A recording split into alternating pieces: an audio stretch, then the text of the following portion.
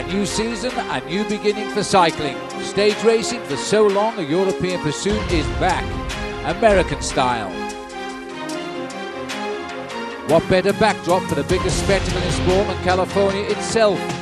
From the bay and iconic hills of San Francisco, through the noble vineyards, along the Pacific coast, and into the urban center of Southern Cal. The stage is set for the biggest thing on two wheels this side of the continent. American stars trying to win their nation's biggest contest are set to challenge the world. And a world champion who has come to sample American racing at its finest. The prelude is a prologue, an individual race against the clock that climbs to the pinnacle of the city by the bay. The Amgen Tour of California begins today in San Francisco next.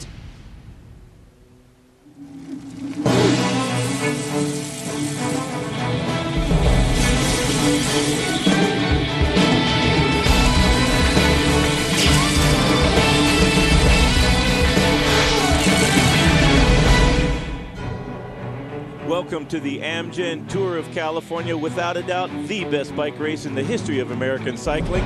We've assembled the finest field of athletes ever on U.S. soil, world champions, yellow jersey wearers, and classics winners, as well as Grand Tour champions as well.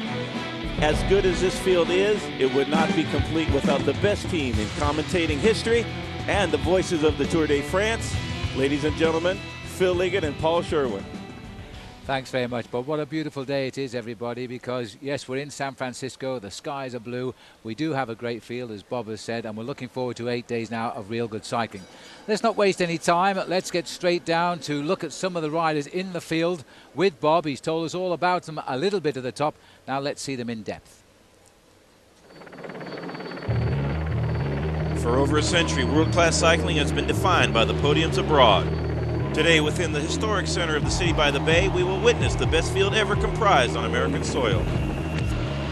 A list of who's who's in road cycling that includes stage winners of the Tour de France, classic veterans, and overall champions. Out of Denmark comes Michael Rasmussen, the perennial contender who has donned the polka dot jersey for mastering the mountains of France. Making his first appearance on the American racing scene is 2004 Olympic gold medalist and 2006 world champion Paolo Bettini. Coming off a turbulent season, Bobby Julich is back again, looking to put what may be the finishing touches to a brilliant career. And then there's California native Levi Leipheimer, who will be making his 07 debut leading the star-studded Team Discovery.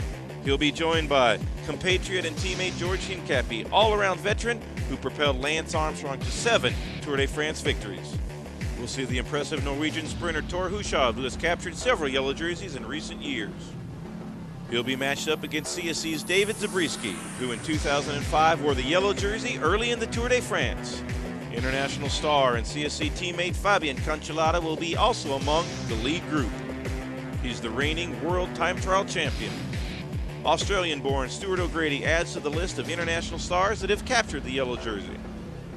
An all-around cyclist in the making, three-time world time trial champion Mick Rogers replaces Jan Ullrich as the new team leader of T-Mobile. The ultimate domestique workhorse Jens Voigt brings with him a stage win from last year's Tour de France. Another one of Discovery's all-stars is American's complete package, Tom Danielson, who may end up leading his team in the final meters of the Tour. And rounding out the list of who's who at this year's event is cycling's biggest name, Ivan the Magnificent Basso. Newly acquired by Team Discovery, the Italian will complement the US-based squad. Yes, and there we have it. And Ivan Basso, of course, it's not just the eyes of Californians here on the Tour of California, but indeed the eyes of the world looking to see how Ivan Basso performs. Here's some of the notables. We've seen them: Leipheimer, Julich, Horner, all Americans, Paolo Bettini, the world champion, George Hincapie. He'll look to get one over in the time trial, I think.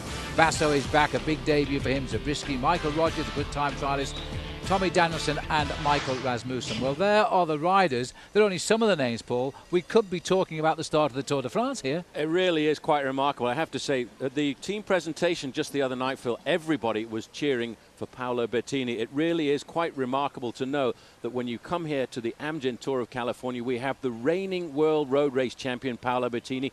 He's also the Olympic champion from Athens. It's phenomenal to have him here. And also the reigning world time trial champion, Fabian Cancellara. He's going to be a tough man to beat when we go right down towards the end in the individual time trial. Bob, apart from those two Italians who got a great crowd, a great cheer from the crowd, what about the Americans? The Americans have brought the strongest field ever in a bike race here on domestic soil. Levi Leipheimer, winner of the Prologue last year. Big George Hincapie. Discovery let this very big race slip out of their hands last year. I think they want to reverse that and get the win in one of the biggest races on their calendar throughout the whole season. All races included, especially the Tour de France. This is the best way to start the season at the Amgen Tour of California. Watch for Discovery to try to win this race.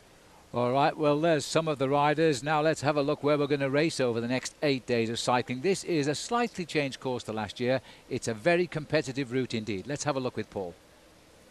This year's Prologue will take the same route as last year's. A total of 2 miles. The riders will start at the Embarcadero and finish beneath the Coit Tower. Stage 1 begins in Sausalito, where the riders will briefly enter Highway 101 and travel 97 miles to Santa Rosa, where the finish circuit will feature a series of nasty turns. Santa Rosa to Sacramento will make up the 116-mile second stage, with a course that consists of a ride through the scenic Napa Valley wine country ending up in Capitol Park. Stage 3 starts from Stockton, where the riders will embark on a difficult 95 miles, making their way through the narrow and winding Calaveras Road and arriving in front of San Jose City Hall. The next day we encounter the heart of the Tour, a stretch of 133 miles of the world's most scenic coastline. Beginning in Seaside, the peloton may face rapid and extreme weather conditions along the Pacific Ocean before arriving in San Luis Obispo. We stay put in the Danish town of Solvang for the individual time trial. 14.5 miles featuring the climb through Ballard Canyon Road and ending with a narrow and twisty descent. Stage 6 begins our tour of Southern California with a 105-mile ride from Santa Barbara. Heading inland on Highway 126, the race finishes with a ride through the Santa Clarita Valley. The final stage of the Tour of California ends with a circuit race along the shores and harbors of Long Beach, where this year's winner will have conquered 600 miles of California's natural beauty. The final day will be a grueling 10-lap test around the city. Yes, that's where we're going over the next week. I think we're in the warmest part of the United States right now, and we're all set for a sunny ride. Bob, you were here last year. It was a good race then. This one, I think, is going to have the drop on it. Absolutely spectacular scenery for the Amgen Tour of California. There's no doubt about that. I think the time trial in Solvang is what's going to define this race. A couple of climbing stages, but watch for the time trialists to really shine here. Yeah, well, Phil, what I think is the organisation this year have done a very clever job in what they've done. They've actually put all of the excitement down towards the end to keep the suspense in this year's Amgen Tour of California. With the time trial down towards the end, it's going to be a lot more difficult. And then to back it up, just the day before the finish, they've got a very hard mountain stage. And that'll be absolutely crucial. All right, well, we'll take a quick break. When we come back, we're going to talk to some of the riders in depth. Riders like Bobby Julich. The Americans really are a force in world cycling right now, and of course, they're all here. There's the beautiful scene as we come to you direct from San Francisco and the Bay Area. We'll see you in just a minute as we continue to follow the second running of the Amgen Tour of California. See you in a moment. The Amgen Tour of California is being brought to you by Amgen. Pioneering science delivers vital medicines. By Union Bank of California. And by AEG. Yes, the tranquil waters of San Francisco Bay here, which is the start of the Prologue time trial, which will lead us into 8 days of racing. The second year running of the Amgen Tour of California. Hi everybody, welcome back to our coverage. I'm Phil Liggett, joined by Sherwen and Bob Roll. There's the facts of the time trial. 1.8 miles, isn't very far, Bob, but it's all uphill for the last mile or so. Levi Leipheimer, the winner in 4:53 last year. Bob, do you think he can better that this time? There will be no sitting on the dock of the bay for the riders this morning. I think that record will fall, and Levi Leipheimer has a great chance to do it again. Paul, 144 riders, a great field. Leipheimer's going to have his work cut out. It's always very difficult, Phil, at the start of the year to come up with a winner, the man who's going to take out the victory, because it's a violent effort at the start of the season. These guys have put in lots and lots of base kilometres of training at 50-60% of their maximum output. Today, to try and win this Prologue, they're going to have to go at 100% of their maximum. I have to believe that Levi Leipheimer is on form right now. He's almost a hometown boy. He's from Santa Rosa, which is just up the road from here, the end of stage 1. He knows what the course is like. But, Phil, it's a very violent effort on the first day of the season for some of these guys. All right. Bob, there are 9 Pro Tour teams in the race, and they've all got good time trial riders on it. Oh, they sure do, and one of them in particular, Bobby Julich, from California, from Oregon, from Colorado, mostly from Nice, Philadelphia. France. Philadelphia. We don't know where Reno. he's from exactly, but we do know what he can do. He can do time trialing. He's an expert at that discipline, such a classy rider. He's experienced a real resurgence with Barney Reese's team, CSC. Watch for Bobby Julich, was 3rd last year at the Amgen Tour of California. I think he'd like to go 2 steps better this year. All right, well, of course, he can ride time trials, but as we'll see, he can also fall off in them. Let's have a look now at Bobby Julich and listen to him. After my crash in the Tour de France last year, I was really disappointed because it happened so early that I couldn't get that ride out of me.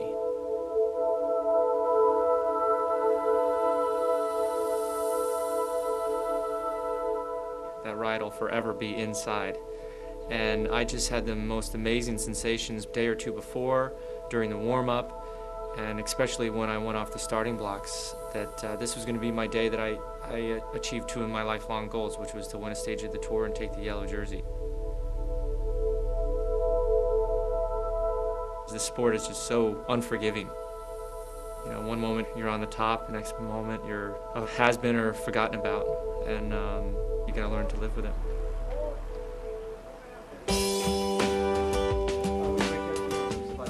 I see myself on this team just, being support, being there to answer questions to the younger riders. I don't really see myself as a leader. I'm bringing sexy back. Yeah. Obviously, I have personal goals that I would like to obtain before I retire. So I'm kind of using this season to take a step back from the pressure of the leadership and just enjoy what could be my last season in the peloton.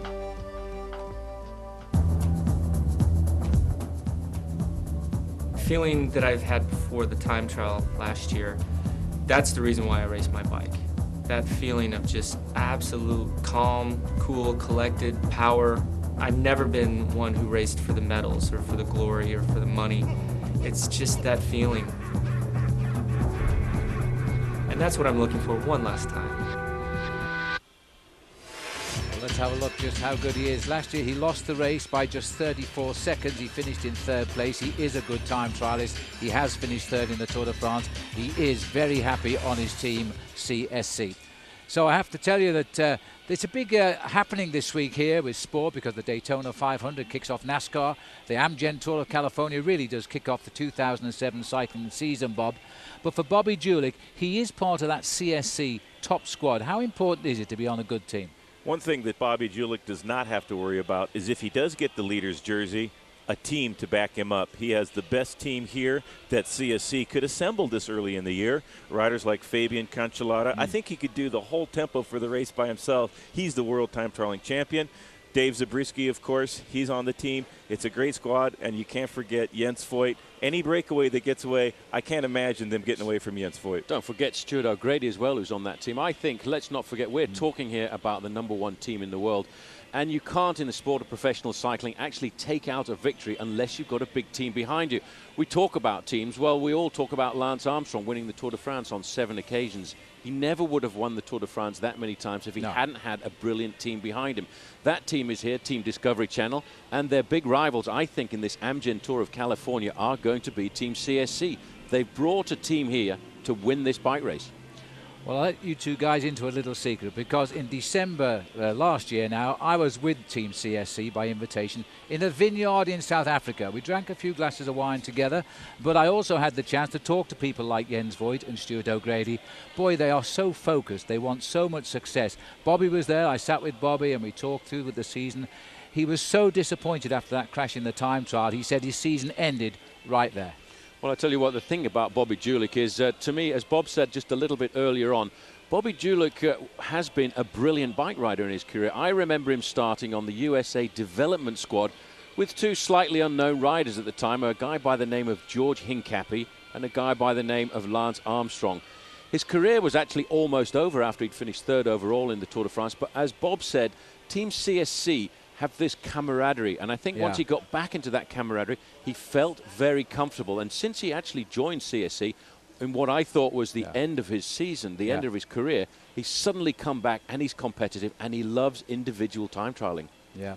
All right, well, of course, lots more to come. As we speak, the sun is getting even warmer here. I reckon we're about 64 degrees now here on the west coast of the United States. This is the biggest race in America, and we're looking forward to it with great anticipation. It'll be starting very shortly, and before it starts, when we come back after the break, we're going to have a word with Chris Horner. He lives a bit further up the west coast, but he's still a great bike rider. We'll just take a short break, come back and rejoin us.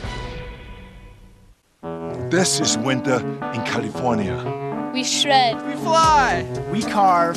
We defy gravity. Convention. Definition. Yo, we crater. We go big. We earn our turns. And we only have one rule. One rule. One rule. There are no rules. So grab your sunscreen. And your party hat. And head to California. Because if you were snow, where would you want to fall?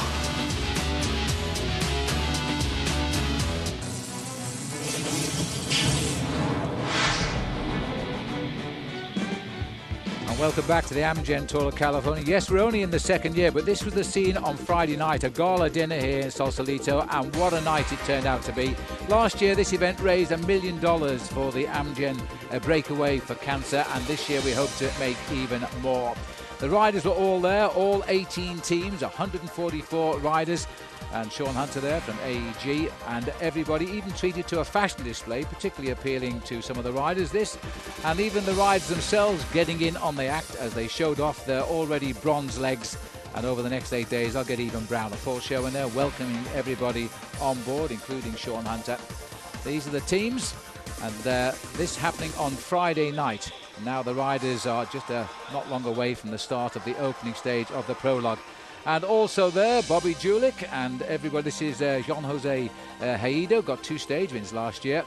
And lurking in the crowd, of course, Bob Roll. He seems to have found himself a couple of riders in the event, but they won't have any numbers. Bob, how do you do it? I don't know. It was a beautiful event, though. It was really, really fun. It's that Bob Roll magnetism. He just brings them all together. Absolutely. Yeah. But it was a good atmosphere, Paul, and $1 million last year, and they hope to better that this year. I think they will. It's $1 million over the course of the week, and they're going to try this week and to raise an awful lot more. They've already started with a lot of bike rides leading up to this event. But what I think was great for the evening was people got a chance to see the world champion, Paolo Bettini. They got a chance to see Ivan Basso and the local heroes, Levi Leipheimer, George Hincapie. It was a great evening. Did the riders make themselves available, Bob? Did they mingle with the crowd or disappear off the back of the stage? No, the riders were there throughout the evening for the whole crowd to interact a little bit before we get into the racing here in the Amgen Tour of California. All right, okay. Well, we've already seen what Bobby Julich is hoping to do in the race over the next week. There is one other rider we expect great things from. He is a surprisingly good bike rider. And so this is Chris Horner. Let's have a look now, Chris, as he talks to Bob.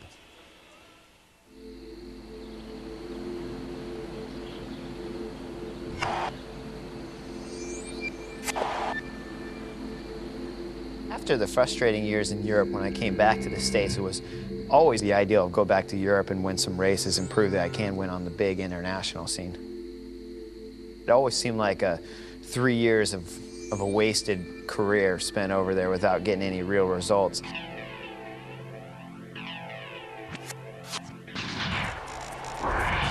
Making the best of his return to the States, Horner won the USA Cycling Tour for 3 consecutive years. And then all the critics are like, yeah, but he can't win in Europe. You have to fight your way over there to make a name for yourself. You have to earn it, because I've won just about everything there's to win in the States. And even though I've done that, when you go over to Europe, they still don't know who you are. And in 2005, he would get another opportunity to prove himself over the pond. I went to the Tour of Swiss where I won a stage, and winning that stage just made all the sacrifices in the States worth it. And then went to Romandie where I won a stage. I couldn't ask for anything more. For me, it was just a huge win to win over there at such a big race. It was just vindication for all the sacrifices being over there to get that win under the belt. Suddenly, fortune has changed. And then going to the Tour de France really completed a career for me. Now Predictor Lotto was offering me a contract to come with them and offered me a 2-year deal, and I just jumped at it because I really love being over in Europe and doing those races. I'm a happy guy with what I've done in cycling. I think I've had a solid career. Look at some of the races I've won, and I look at some of the races I've been part of, and it's all been a fantastic experience and one I wouldn't have traded for anything.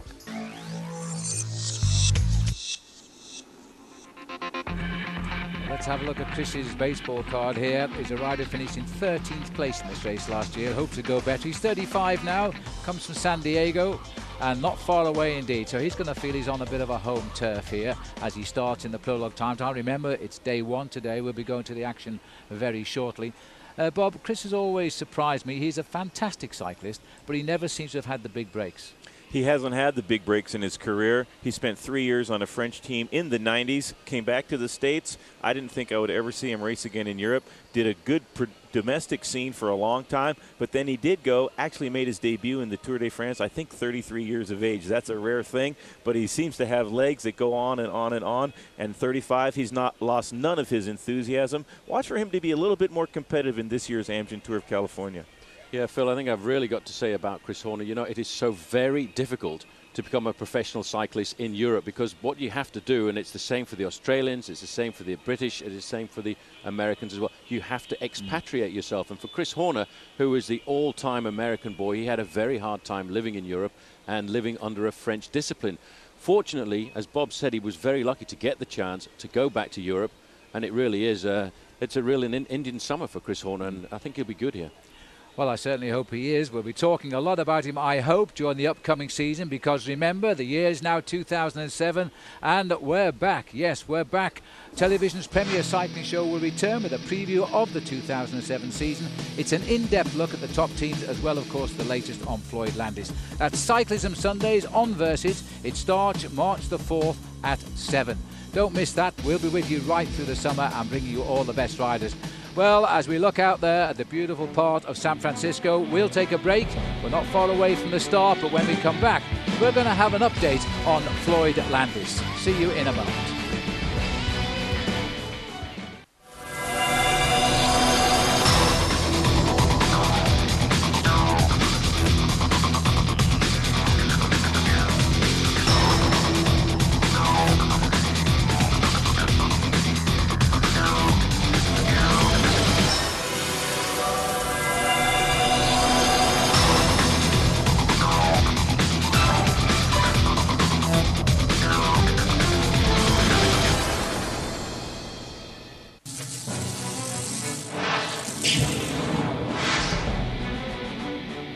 The inaugural Amgen Tour of California reintroduced the idea of a great American stage race in the biggest way possible.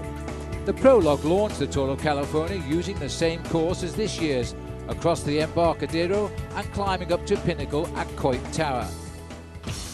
San Francisco came out to watch as each of the race contenders tried to stamp their authority on the race from the beginning. The top 5 finishers were a who's who of the race and American cycling. Zabriskie, Landis, Hincapie, Julich and Levi Leipheimer finishing in the top spot and getting the race's very first leader's jersey.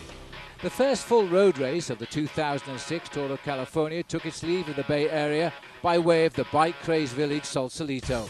The race paralleled the Pacific northward, and then there was a 2-man breakaway that stayed for 40 miles. But it all came back together for the technical circuit around Levi Leipheimer's hometown of Santa Rosa.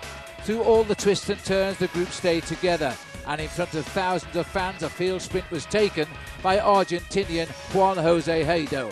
Leipheimer kept the leader's jersey. Stage 2 from Martinez to San Jose saw the first big fireworks and a change in the race leadership.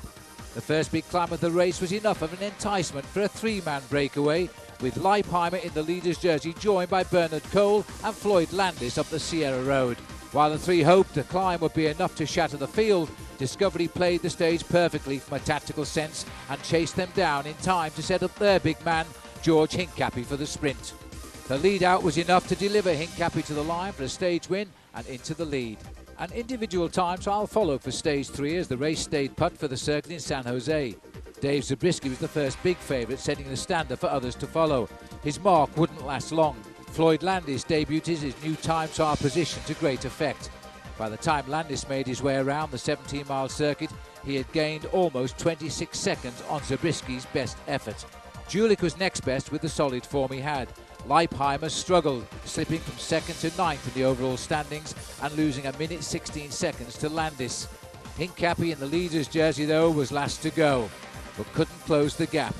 He finished 4th on the day and relinquished the race leader's jersey to Landis. The longest stage of the race began in Monterey and continued south to San Luis Obispo, with the field testing their strengths against Landis and his squad every step of the way. With the race lead less than 30 seconds, everyone made an attempt for the leader's jersey. Chris Horner came close, but Landis' squad pulled the threat back in the Pacific wind. 3 climbs that day weren't enough to break the field up, and the race was all together as they rolled into town. First an S-curve, then a left-hander, and the second stage win for divine sprinter Juan Jose Haedo. Landis stayed among the group and kept his lead. Stage 5 from San Luis Obispo to Santa Barbara quickly became a guessing game, with the contenders watching each other closely and time for any big moves running out. The race included the big San Marco Pass, which was enough for Levi Leipheimer to pull out all the stops, hoping to gain back his leader's jersey. He attacked hard on the climb and was first man over, claiming the climber's jersey in the process. Hincapie was next to test Landis, who has been content to surround himself with his teammates rather than chase Leipheimer. But his team Phonak fell back on the final section of the climb, inspiring Hincapie to launch himself past Landis. All of the attacks had little effect on the race, as he came back together in time for another field sprint and another stage for Hincapie, who outmuscled the group for his second victory. Landis once again held on to the lead. The penultimate day of the tour saw the attacks come one after the other. Gerolsteiner was leading the charge, and their effort culminated in Sebastian Lang making a solo effort and at one point gaining 3 minutes over the field. In the end, it was all heartbreak for Lang as he was passed by the peloton 17 miles from the finish.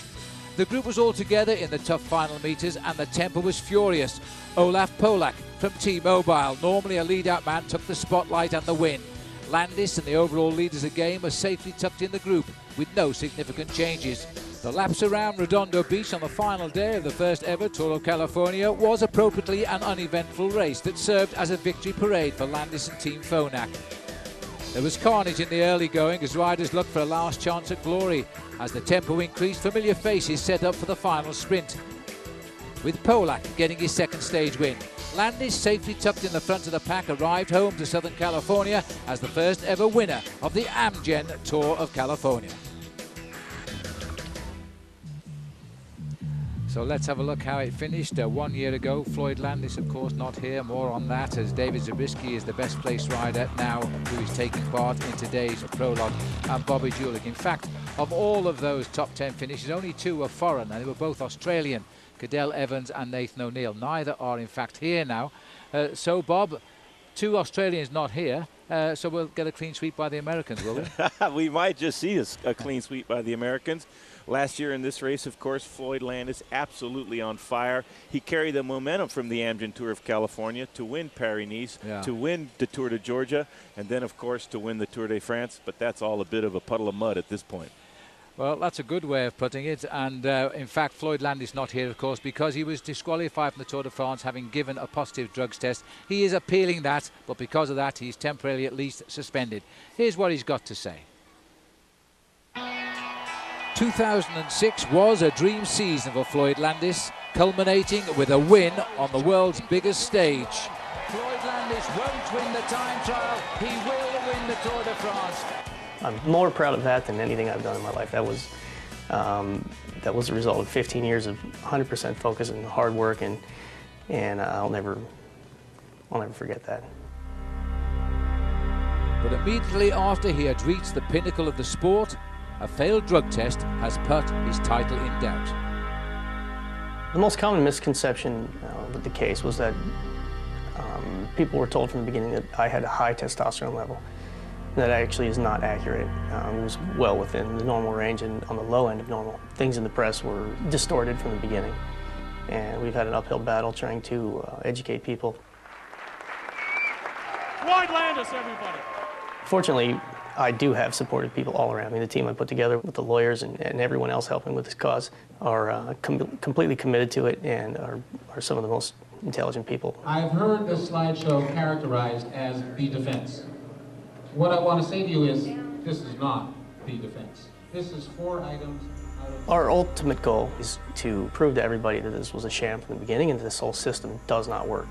The misinformation comes from a lack of leadership at the top of cycling in general, from the UCI and from WADA and the anti-doping agencies. All of them are run by incompetent people who come to conclusions and make public statements whenever a microphone is put in front of them. If they're so sloppy with numbers, it makes me wonder about how sloppy they are with everything else. This case right from the beginning has been nothing less than frustrating on every single level.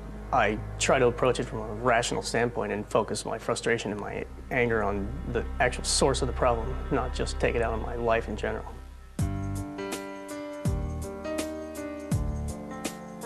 Ultimately, what I really want is to get back on my bike and race my bicycle. It's what I love to do. I spent 15 years, like I said, 100% focused on that, and it really is my passion, and ultimately I'll be able to let this go, but there are some things that need to be sorted out first. Nice to meet you. I made you a t-shirt. And the photos are right there. And I was wondering if you could put these on. Good luck. Good luck.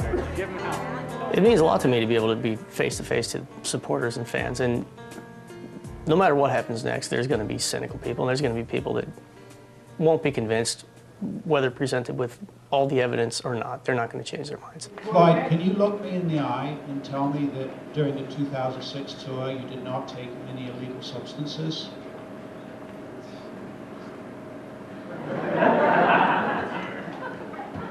Don't laugh, that's serious. No, really, during the 2006 Tour de France, and for that matter for the rest of my career, I've never taken performance-enhancing substances.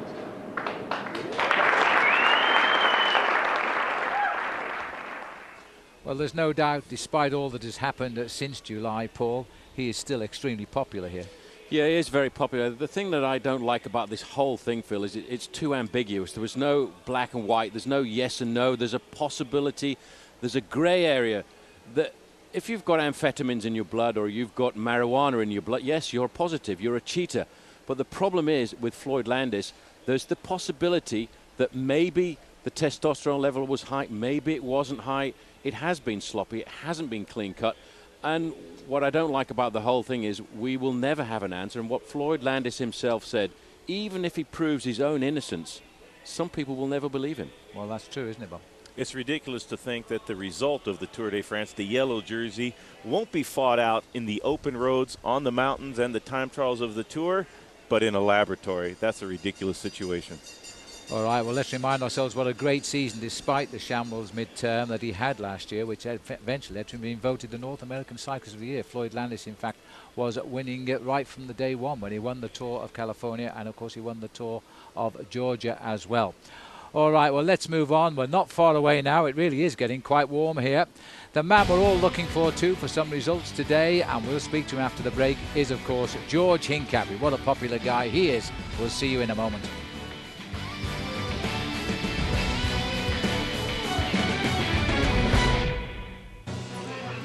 Yes, double celebrations downtown San Francisco today. It is, of course, the start of the second year of the Amgen Tour of California, but it's also Chinese New Year's Day, and it is the year of the pig today.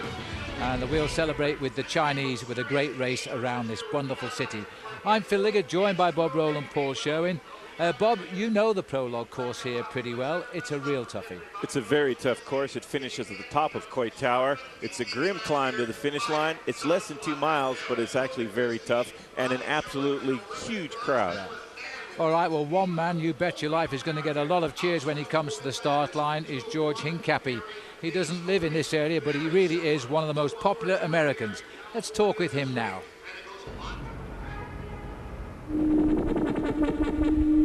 My memories with Lance are still quite vivid. I mean, it wasn't that long ago we were racing together and winning Tour de France's together. Winning the stage in the Tour was huge for me. It was probably one of my biggest accomplishments on the bike. A lot of people have always asked me, why didn't I race for other teams? But the memories and the accomplishments that I share with Lance, I think, are part of a much bigger picture. We created history in the sport. And for me, that's really something that I wouldn't change for anything.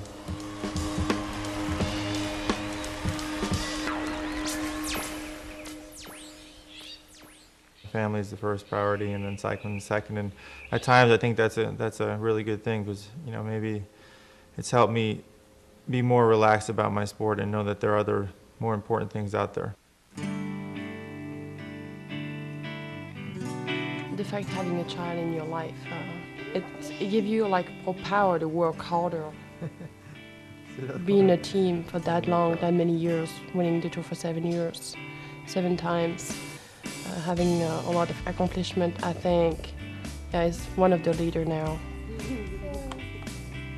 Yeah, Melanie's done so much for me. I mean, not only has she grounded me, she's also given me so much more in life. It makes it a lot easier for me to go out there and suffer when I know that I'm doing it for her and our child.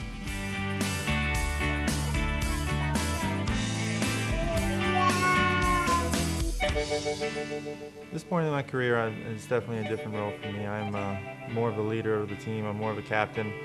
So I definitely have a lot more responsibility, and definitely have a lot more pressure on me in races as well. I've come to a point in my career where if I should show up at a race healthy and fit, I'm expected to be amongst the best in the race. I loved winning that stage of the Tour de France, and I want to win at least a couple more. There are some things that I still need to do before I retire. Yes, and George will be number 99 of 144 riders to start in the Prologue. He's 33 now, comes from Greenville, South Carolina. And indeed, he was 4th in this race last year, just 45 seconds off the winning pace. Paul, you've known him probably longer than most of us. You've seen him grow up, haven't you? Well, I think the amazing thing about George Hincapie is just the other night at the team presentation, my mind was going back to a race called the Tour du Pont when George Hincapie was 19 years of age. He was riding alongside Lance Armstrong as an amateur. He crossed the line in first place in the homestead and was disqualified by the referees because they thought he was a little bit too eager to get through the pack to win the stage. But we have seen him grow up, we have seen him mature over the last few years, but I think the very special thing that he will take out of his career is riding alongside Lance Armstrong for those 7 years on the way to that record-winning number of victories in the Tour. But George, as he said now, he really has become the elder statesman of the sport of professional cycling here in the United States, and he still will race to win this Tour. Yeah, and everybody would be really pleased if George Hincapie did win this year's Tour. He'd be the most popular winner, I reckon. Well, of course, there's plenty of other sport here on Versus, and here's one for you to make a note of as well. Tonight, it's the final ride of the US Smokeless Challenger Tour Championships. Who will hang on at the richest event in PBR history? Well, the action starts tonight at 8 p.m. on Eastern. So remember that. We're on the west coast, though, of the United States, here in San Francisco. Nice and sunny, probably the warmest place. One man who'll start last today of the 144 will be Levi Leipheimer. He will really start the big favourite to capture the Prologue, as he did 1 year ago. We'll have to wait a little while to find out.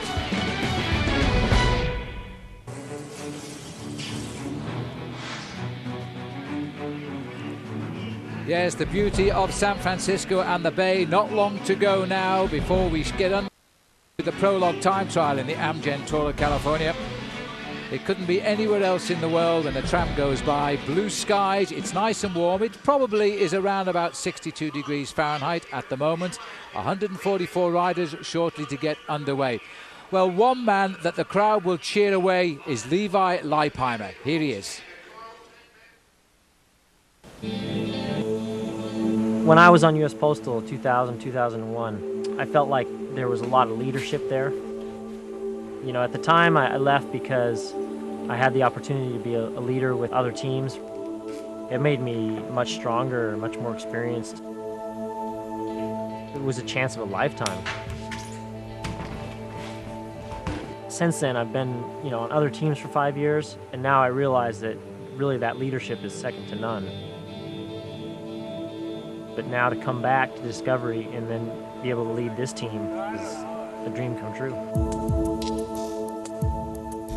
I can't train any better anywhere in the world than in my home. I mean, I'm comfortable here. I know the roads. I know exactly how long this ride takes, how long that climb is. He's just super focused, and he never ever misses a training day or a training ride. I think that's the difference between the guys who are on the very top of the game. They can train really hard and recover, You know, whereas guys on a lesser level, they just can't do that training and recover. And, you know, I think that's what it comes down to. Well, I never would have achieved 20% of what I've achieved without Odessa. She understands exactly what it's like to be a bike racer, to go out and train hard. And when you're really training hard and you're trying to set yourself up for an important race, you don't have any energy to do anything else but train and eat and sleep and recover, and she understands that.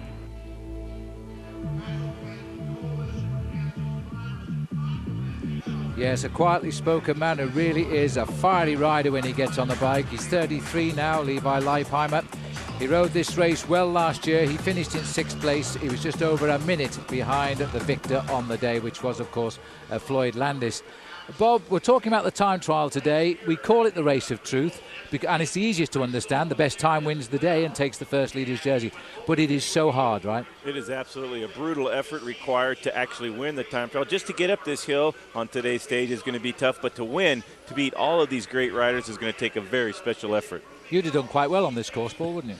Well, I probably would have done quite well on the flat part of the course, but the difficult thing about the race here this afternoon is the riders have got the flat part to begin with, and sadly for them, they turn left at the end of the boulevard here, and they go up this nasty little climb called Telegraph Hill, and they finish in the shadow of Coit Tower, and that really is where it gets grippy. That's where the race will actually be won, in the last 400 or 500 metres. Well, I'll tell you, it's quite fearsome because Coit Tower is just off our left shoulder here, and it's pretty high up, so it's going to be a tough one. But this is a great field, and here's Bob now to show us some of the more likely contenders. The second annual Amgen Tour of California showcases the best field of cyclists ever on U.S. soil, fighting for America's premier race. Floyd Landis set the bar high with last year's win, but with him out, the door's open for 5 other American contenders hoping to keep the title on home turf. Bobby Julich knows that time is running out and 2007 could be his last chance for success. Known as a time trial specialist, Dave Zabriskie will need to dig deep and prove he is an all-round rider and leader. Levi Leipheimer has all the key elements: experience, home field advantage, and the support of what many consider the best team in cycling, Discovery. Seasoned and tested veteran George Hincapie knows what it takes to win on the big stage, whether abroad or in the U.S. Known as the next cycling phenom, Tom Danielson must prove he is not just a name, but has what it takes to be the next American star. The stage is set for the 2007 Amgen Tour of California. Well, this is the time when the experts rather tarnish a little bit, because that's when we predict who will win this race in 8-day time. It's 650 miles, varied terrain. We have a prologue, we have another time trial. So, Bob Roll, who is going to win when we get to Long Beach? I'm going to give you the answer in 2 words. One of them is a jeans company that was invented here. Levi Leipheimer is your overall Amgen Tour of California winner in about a week's time. He's got the motivation. The time trial a little bit shorter this year. Yes. I'm looking for Levi Leipheimer. He's my man.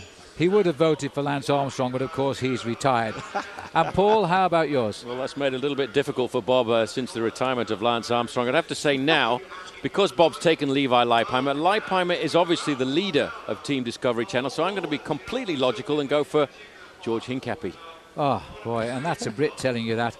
Well, I'm going abroad, I think. I wanted Stuart O'Grady, but the producer wouldn't let me have it, so I've had to settle for Fabian Cancellara. He is the World Time Trial champion, but he is a man who could win a race over 8 days. It's not that hard, after all. Who said that?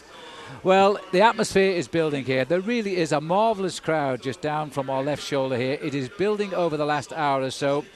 Very shortly they'll be underway. There's 144 riders. They go at minute intervals. The last man to go will be Levi Leipheimer. Will he win? We're going to know pretty soon. Dave Zabriskie, he'll be a hot favourite. He starts midway through. On a spring-like day here in San Francisco, everybody is now ready to get down to the action in the second annual Amgen Tour of California. Where else could we be when you see a scene like this, as the riders now will come to the start line at 1 minute intervals? There are 144, there are 18 teams, there are in fact 9 Pro Tour teams. That's where we'll finish, the end of the road at 1.9 miles underneath Coit Tower. Here's where we are very, very briefly. This is our Garmin-sponsored Prologue map. as we're right down on the base by Fisherman's Wharf to start, then we're up on top for the finish. Well, we've told you everything we can about this race. We hope you now enjoy the coverage here on Versus. Paul and Bob are ready to go to the commentary box. Let's update you first of all on the story so far. And there he is, Ivan Basso, his first race since all of the trouble he had in the Tour de France when he wasn't allowed to start. His last big ride coming back in May last year. 27 to go. Ivan Basso got a big applause from the crowd, comes up to the finishing line with a time just over 5 minutes, 5 minutes 3.351. And 2 minutes behind him, Jens Voigt, who is many people's favourites here. He put in a huge effort, and in front of what is a huge crowd. Absolutely superb, the crowd that has come out here to see this opening stage of the Amgen Tour of California. Jens Voigt, not a bad time, just going inside of 5 minutes. So Voigt still up amongst the leaders here, with the 48 riders to go. Stuart O'Grady put in a huge effort as well, rode very solidly on the flat, and he really gave a very determined finish. He got inside 5 minutes with this ride at a 4:59, and he's up amongst the leaders. But the man who has presented us with the surprise was the 7th man to go, Jason Donald. Bob, what do you think of this performance? This is a great ride. It's 3 seconds faster than Levi Leipheimer, who won the Prologue last year with the course record. New course record, and currently the best time, Jason Donald. That is a huge surprise for the rider from Slipstream. Well, let's go back down to the start house now, because we are now live here with Tom Danielson. He's the 63rd man to go. He'll start just 2 minutes ahead of David Zabriskie. We are all reeling in the commentary box. Let's be honest, guys. The time by Jason Donald of 4 minutes 50 has set a course record right from the go.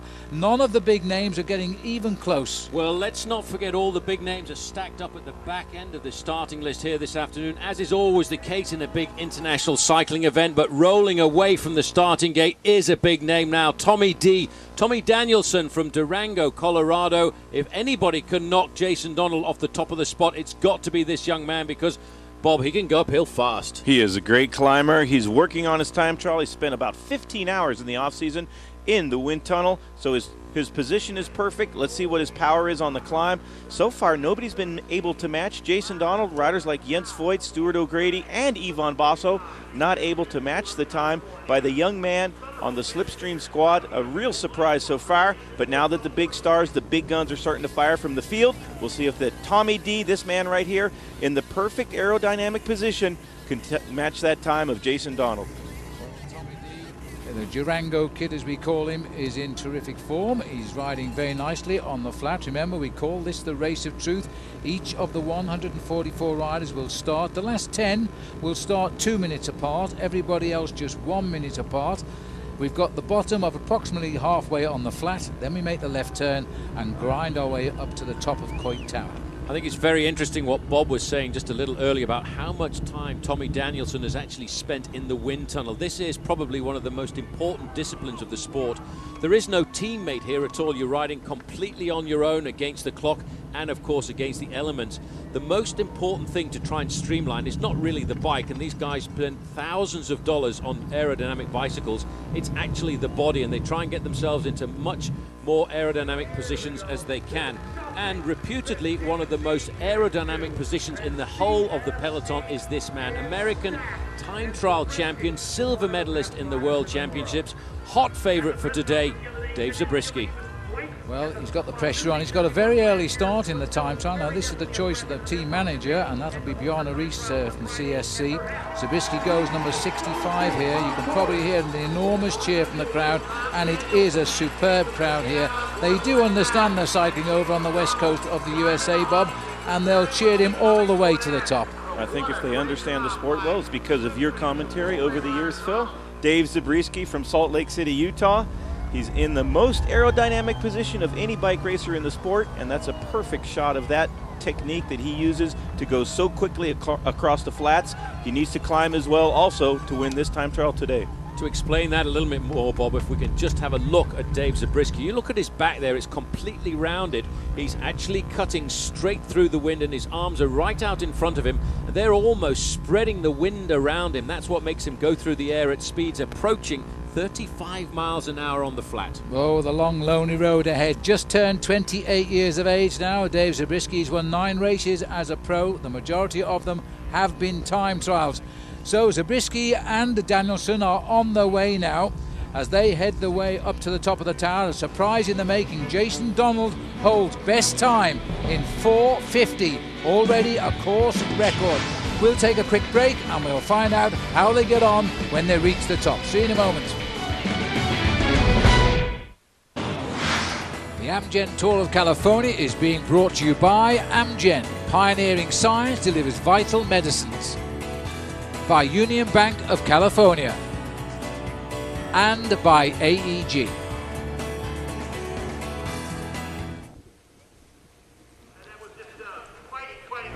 Well, we're looking at Dave Zabriskie here now. He's still going along that long straight mile before he turns left up toward, there it is. A little bit of a wheel wobble there, Paul. A little bit tricky, but all these riders are taking maximum risks to keep the speed as high as possible. Tommy Danielson is coming round the final few corners here, and he's looking at a very fast time. I make it about 4 3/4 minutes. He's not going to beat Donald at all, but this is already a very good time by the man from Durango. Well, as he comes up towards the summit, he'll go over 5 minutes here. No, he won't. Just inside, 4:59.8. So that'll put him up amongst the leaderboard. But Bob, we are still left here with an amazing ride by that young lad, Jason Donald. A star in the making, Jason Donald beating Tom Danielson by 9 seconds. Dave Zabriskie flying across the flats. Doesn't seem to be going quite so well on this climb. We'll see what he does in just a few moments when he gets to the top of Coit Tower. Well, the important thing about an individual time trial like this is you've got to dose your effort. It's so very violent, this effort at the start of the season, for these guys who've been doing long miles. 100 miles is their training regime in the early part of the year. But to violently explode, getting all of your energy out in just 5 minutes is a very difficult call. But this man certainly knows how to do that. Second in the World Championships time trial last year to his teammate Fabian Cancellara. Now Philly's starting to get onto the very difficult part of the course. Well, you see his face. He's come over the steep bit. Now he's got to hang on. Watch his hand reach the centre of the handlebars. That's when he moves the gear shift and seeks for the higher gears. He's really giving it just, there's his gear shift change again as he comes off that right hand bend. We should pick up the clock as we head up towards the line. It is still that ride of 4 minutes 50 seconds by 27-year-old Colorado rider Jason Donald that has stunned everybody. The stars are coming and going. It is looking very quick, this. He's about to, on schedule here, to rival the time of Donald as he gains searches for the leaders. He tries to get into it. There's the clock, 4 minutes 30. The time is 4:50 to beat. He's just on schedule. It's going to be a sprint to the line here. Zabriskie might be the first man to topple Donald, who was number 7 out of the start blocks, but it's a long way round this corner. I think he's going to get there. This is the champion of the time trial, David Zabriskie, still gritting his teeth as he gets desperately close. It has gone by. It has gone by. Zabriskie is now counting down for a high finish, but it won't be best time. He hits the line, 4:59, only 7th. Phil, there are a lot of guys stopping the clock here this afternoon at 4:59. That seems to be the bar this afternoon. I tell you what, Jason Donald's time is really quite phenomenal. We're looking there at the man who is the time trial champion of the United States. But Bob, it is a little bit difficult, the first explosive ride of the year, because after all, it is so hard all of a sudden taking the regime from 5,000 RPM to 7. That's a very good point that you make. Here's a replay of Zabriskie's sprint to the line. Long early season. It's a huge season that these riders go through. The Tour de France many months away, trying to calculate your form to come right here in February. Maybe a bit of a gamble for the riders like Dave Zabriskie who want to peak a little bit later in the summer. And to beat the time by Jason Donald is going to be very tough for anybody in this field. What a great time by the young man on the Slipstream squad. Dave Zabriskie, a little bit of disappointment on today's stage. Well, I have to say, Bob, and I hope I'm not wrong, I hope the judges have got the time right here, because he's not a rider we talk a lot about. In fact, we've never talked about Jason Donald, but if he's done this ride, hats off to him. And there's another young American there in Ben Jacquemain, also there in second place. Then comes Rory Sutherland, who we expect to do a good time, from Australia. Adam Hansen, Hilton Clark, another good rider. And then Jens Voigt, really the first big favourite name is Jens Voigt, 8.5 seconds. So as we look now, that's the situation. Of course, the big names, other big names, are still to come. As we take a break, who's going to topple this young man from Colorado? He's the leader, Jason Donald. Welcome back. This is the Bay here in San Francisco, and there's all sorts of storms are brewing out on the prologue of the Amgen Tour of California. The 1.9 miles time trial, there is a leader, and I must say we've never spoken of him before, Jason Donald of Team Slipstream, the 7th man of 144 to leave the start house, has set currently the best time, 4 minutes 50.497, and that is 2.5 seconds inside the best time recorded last year in this event. And the big stars are coming and going, and they are not approaching that time. Let's go to the start house. Maybe this man can do something. George Hincapie ready to go. George Hincapie knows about time trialing. He suffered tremendously in the prologue of the Tour de France last year and finished second at a fraction of a second. But now he's out on course for 1.9 miles. I have a feeling, Bob, that the crowd are urging this man on to try and get the victory. He is oh so popular, isn't he, our George? He's one of the biggest stars of American cycling and indeed the world of cycling. Big George Hincapie. His list of victories is almost endless. He's getting a little bit long in the tooth, 33 years of age. He's been a pro for 14 seasons. Big George Hincapie, and look at that perfect position. The prologue setting the tone for the rest of the bike race. It's very important to do a good effort here, give the team a little bit of morale, get a good result, and get out on the open road in tomorrow's stage number 1. But the prologue is a time trial effort, each man against the clock by himself. Very difficult prologue to judge, actually, because you start off on this flat course at around about 35 miles an hour for maybe 2.5 minutes. Then you turn left and you've got to go to completely the other end of your gear ratio. You churn the gears down. You've got a big gear, a big sprocket at the back, almost like a mountain bike, and you've got to ride the last 2 or 3 minutes at 20 miles an hour. Well, the last time George won a prologue time trial, you've got to go back to June 2005 when he won the prologue of the Dauphiné Libre race. That was a great race. He won the prologue, he won the last stage, which was a road race as well. But I think if anybody's going to challenge this amazing time, which has come from 27-year-old Colorado rider Jason Donald of Team Slipstream of 4:50, no one has so far come near him. Basso of 5:03, O'Grady of 4:59. Danielson and Zabriskie both 4:59. Let's go back down to the start house, because now it is Fabian Cancellara, the world time trial champion. He is starting, in fact, 2 minutes behind Hincapie. Charles Dion of Canada has gone off behind George, and now it's the turn of Cancellara. Well, this man is wearing a very special tunic there. You see the rainbow bands around the middle. That signifies that he is the world champion of this discipline, the discipline of the individual time trial. Listen to the crowd roaring behind this man. And I suppose if anybody is going to knock that young man from Colorado off top spot, it is this man, because he is a specialist at the individual time trial. Bob, look at the speed he's gone down that first kilometer. Absolutely flying on his machine in the start. The first few meters of this bike race, tactics a little bit important in a hill climb time trial. You want to conserve as much energy as possible for the climb. You can lose a lot more time in the last few meters than you can gain in the first few meters, but this man, Cancellara, starting very quickly. Check out that time trial position. It's actually changed from last year. Look how he's got his arms right in front, slightly tilted up, a little bit like the position of Floyd Landis last year. He wasn't present the other night, Phil, at the team presentation, because, in fact, what he'd done was he'd spent his last few moments in the wind tunnel. George Hincapie now is on the hardest part of this individual prologue. He's on the climb, and you can see it really is starting to hurt. Well, he was going pretty well for the moment. Now he's locked up a little bit, and he's sat back in the saddle to search for those gear levers to just change down and get the lower gear. You can hear the crowd are going to cheer George right to the top of this climb. He wants to get off to a good start. Long term, remember, this race is over 8 days. It's not all decided today. It's an 8-day race of some 650 miles, but time counts all of the way. Here's the world time trial champion. Last year he won 4 time trials in the season, including the world title. Back down to the start house, and this is Chris Horner. He used to be a member of the Webcor racing team, and that's a team based here in San Francisco, so he's got lots of friends.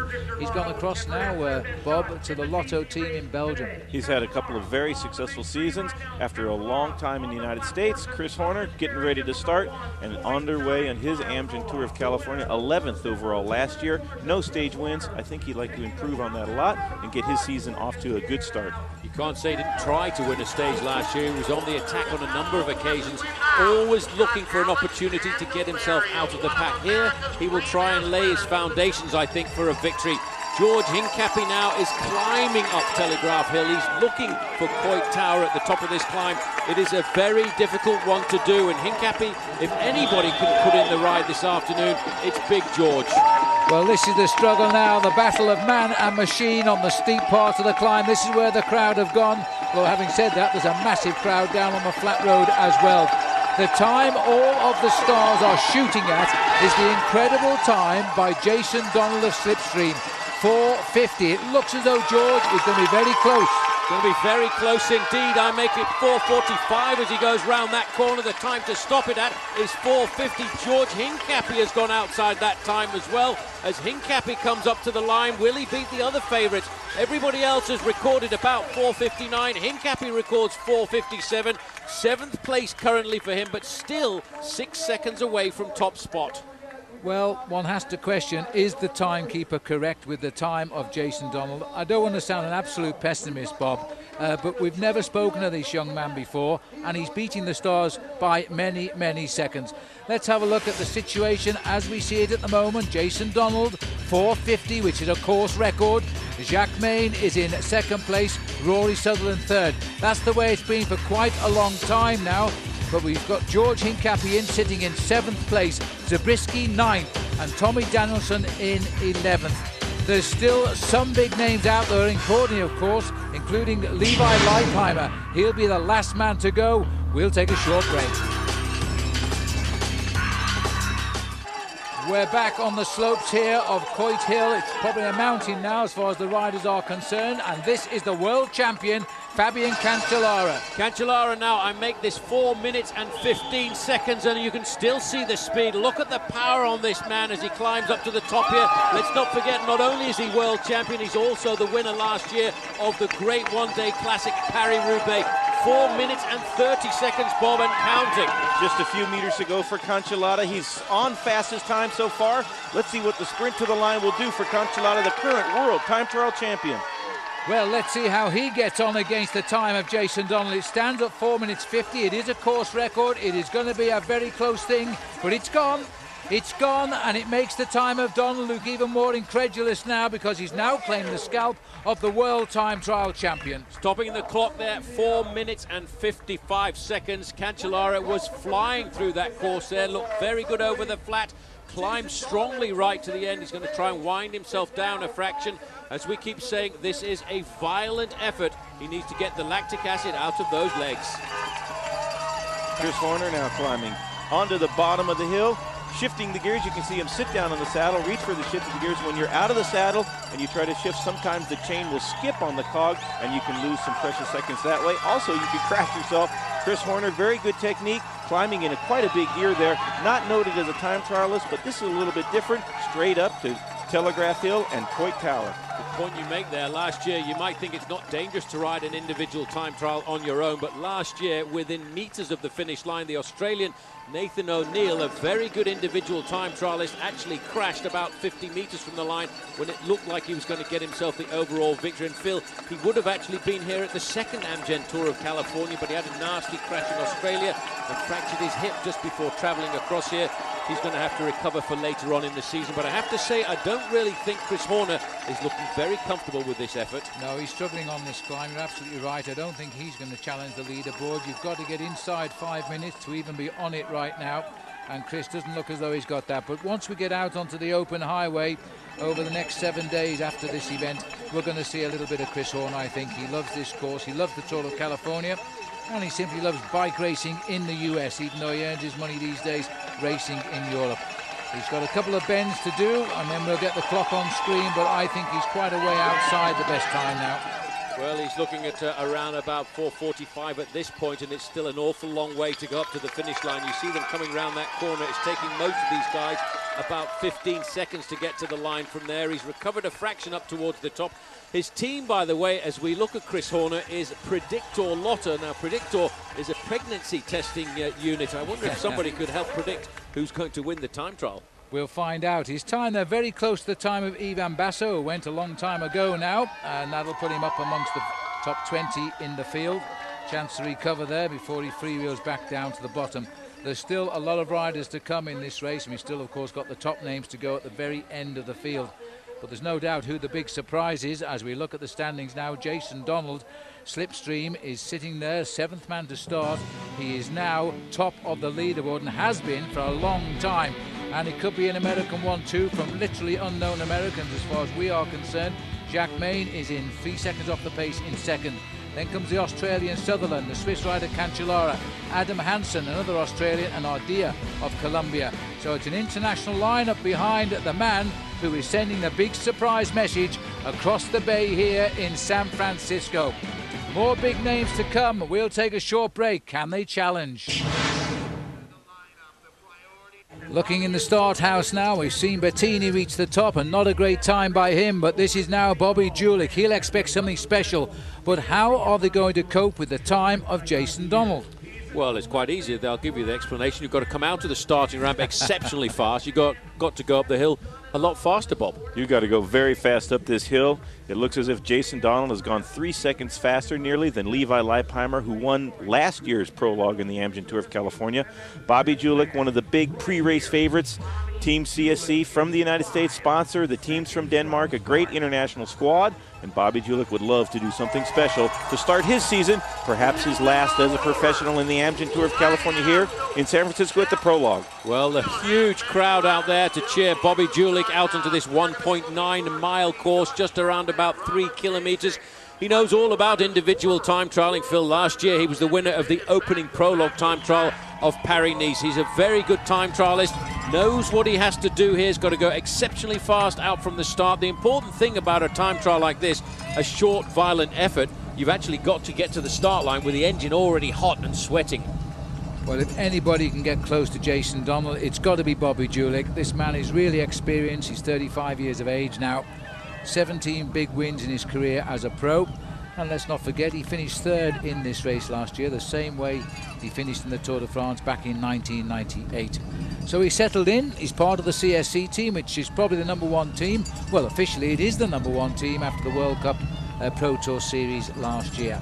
Just a quick look at the choice of equipment there. You can see at the front he's got a wheel with very deep sections. Those are made out of carbon fiber. That's to make the machine very aerodynamic at the front.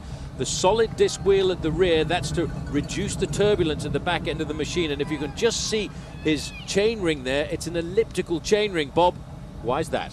It presumably or theoretically, it eliminates the dead spot at the bottom, 6 o'clock and 12 o'clock at the top of the pedal stroke. You can see the circles being turned by Bobby Julich. The knee's very smooth. The ankle is very smooth, very supple, very limber, really agile. Bobby Julich across the flats going quite well. Looks to be conserving a little bit for that last climb. We'll see if that tactic works out. And also to make him that little bit more aerodynamic, just look at that helmet. It has to conform to safety regulations, but it's actually molded to fit into each rider's individual body shape to help them cut through the air that little bit more easily.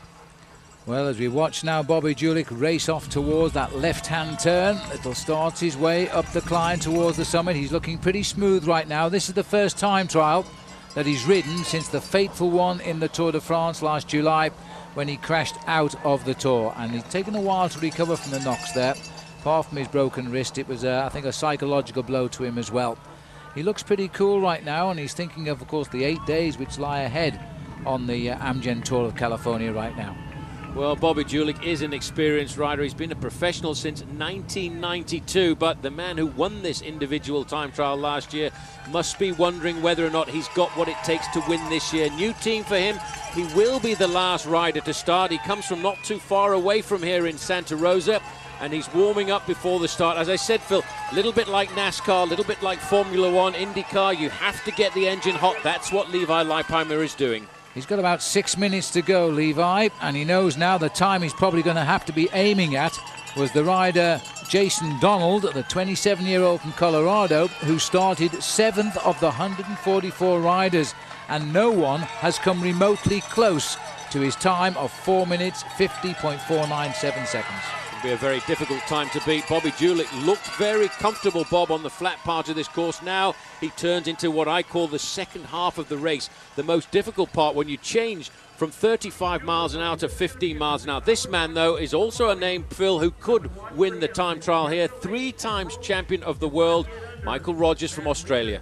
Yes, the first Australian ever to win the gold medal in the time trial, and the first year, of course, it became because of the disqualification of the British rider David Miller. But now we have to say that this man is going to concentrate more on the time trial towards the end of the week rather than this one. He's not really a prologue specialist, but we'll see what he can turn out.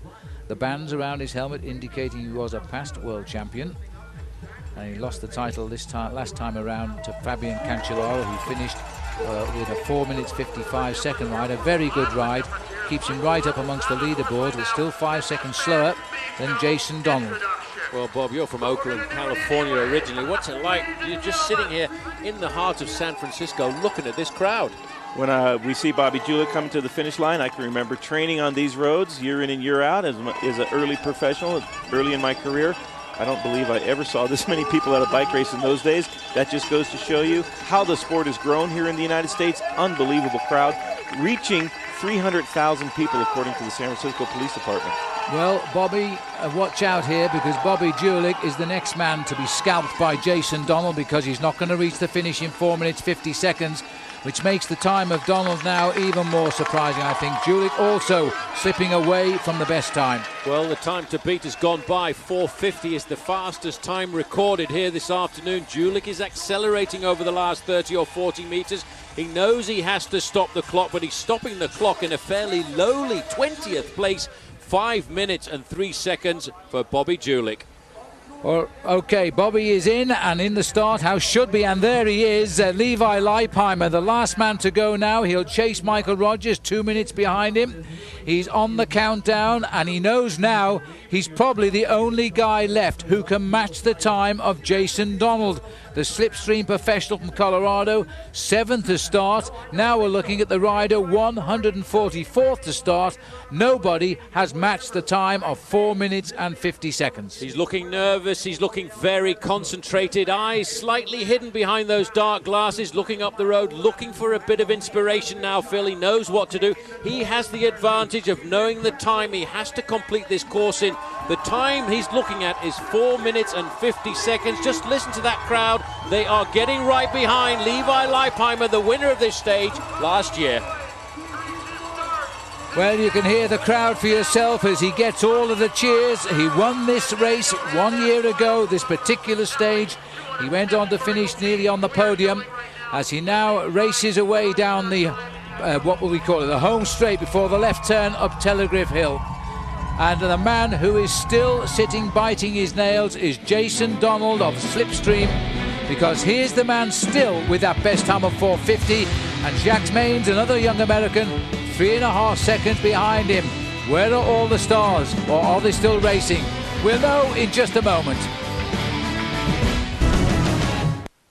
As well for the time trial to come later on in the week. Leipheimer here now, the last man who could dislodge a Jason Donald, as the sun's still high in the sky here in San Francisco. Levi Leipheimer down low in the aerodynamic bars, much like a downhill skier, and that's where they were developed in Idaho by Boone Lennon many years ago, used by Greg LeMond. Now everybody uses them, and Levi Leipheimer trying to get up this hill, going pretty reasonable tempo. A little bit of tactics involved in this particular time trial because it finishes with such a steep climb up to the top of Coit Tower. Here's Michael Rogers, world time trial champion 3 times in his career, climbing up to Coit Tower. Well, Rogers, Phil, is looking very strong on the climb. Look at the size of the crowd. They're phenomenal. It is amazing. I think this year it's really ramped up against last year. As we were saying, 300,000 people are watching this bike race physically at the side of the road this afternoon. That really is Super Bowl proportions in cycling. And in a few minutes' time, they could be hoisting a new name to the top of American cycling, because Jason Donald, there's only 2 men now who can challenge his time. And here's one of them, and looking by the way he's climbing, I don't think he's a challenger at all. The former world time trial champion, Michael Rogers, will have a clock on him very soon. But I would say he's on a ride outside of 5 minutes, only just, but that looks likely. Well, Michael Rogers knows what he has to do. He's a long way, I think, off the mark as well. He's using a massive gear here. He's been in the saddle for just 4.5 minutes, Bob. You can see he hasn't really got the explosive pedaling style necessary to win this short prologue. Coming close to the time already with quite a few meters to go. Mick Rogers of Jason Donald. Fabian Cancellara, we saw just a little while ago, sprinting at this part of the course. and the time just about to go away for Mick Rogers to challenge a time with Jason. And Jason Donald, this is going to be an incredible surprise if his time holds up. One man after Rogers with a chance. Levi Leipheimer still out on course. Well, it's still a very good ride from Michael Rogers because he wasn't expected to do a great prologue, but he has. He's 11th, 4:58. That all's well for the time trial to come later on in the week. There is now only one man left on course. He's last year's winner, Levi Leipheimer. He started 2 minutes behind Rogers. He's the only one now to spoil an incredible day for Jason Donald. But listen to the crowd getting behind this man. He is oh so popular. He lives just across the Golden Gate Bridge, a little bit further up the highway in Santa Rosa, California. And he wants to win this. He won it last year, but this race is a race that is decided by seconds. The whole of the Amgen Tour of California will be decided by half a minute or a minute, but today it's all about seconds, Bob, and even a fraction of a second is all he needs to win. Look at his face, he's hurting. Fantastic technique put in here by Levi Leipheimer. He's given everything he got. Look at that face. He is gritting his teeth, trying to get to the finish line and match that time of Jason Donald, a 4:50. He went a little bit slower last year. He did a 4:53. That might be the only man capable of getting around the man on top of the leaderboard. What an incredible surprise that would be. I make him about 7 seconds quicker than Rogers. That will be very, very close indeed to race victory. But he is absolutely about the same time here of Jason Donald. It'll all go down to the sprint from Levi Leipheimer as he heads up towards the finish. Well, it's looking good. 4 minutes, 20 seconds now. Lifts the bars. He's fighting with his machine. He knows the time he has to be. He's now getting into the zone where his body is saying, stop, please let me have a rest. But you can't. You have to keep pushing now. He comes around the corner, 4:35. Phil, it's going to be ever so close. Leipheimer around the bend. This is going to be so tight here. Jason Donald isn't the winner yet as he now sprints for the line. The banner is just ahead. 4:50 is the time to beat. He comes up to the line now. 4:49. The last man has done it.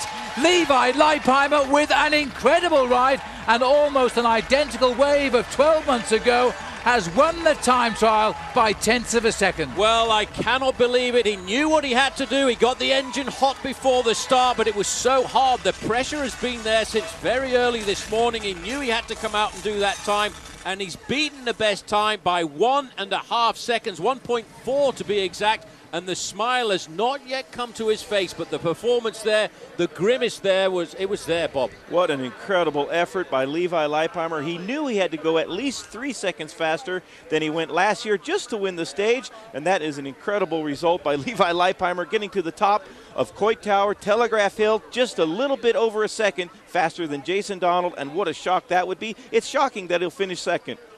Well, you've got to feel sorry for Jason Donald because he's held the lead from the 7th rider till the 144th man to start. He had 4:50.497, and now Leipheimer has just come up with a 4 minutes 49.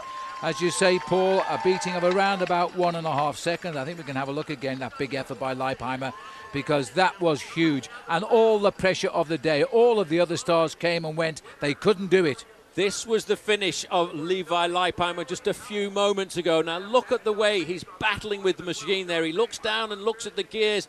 He's got his mouth starting to open, but in fact his body at this point is starting to go into oxygen debt. You can see the grimace now. That looks a little bit like the face of Lance Armstrong many years ago. He knows the time to beat and he lunges for the line and stops the clock 1.5 seconds faster than the man who had led since he started right at the very start, Phil. 7th rider to go, Jason Donald.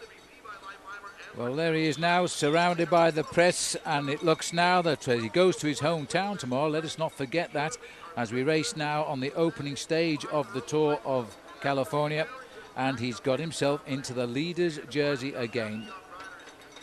Well, there is the beautiful view here as we look down across the bay, and there is the result of the Prologue time trial. Same winner as a year ago, Levi Leipheimer, the USA claiming the top 3 places.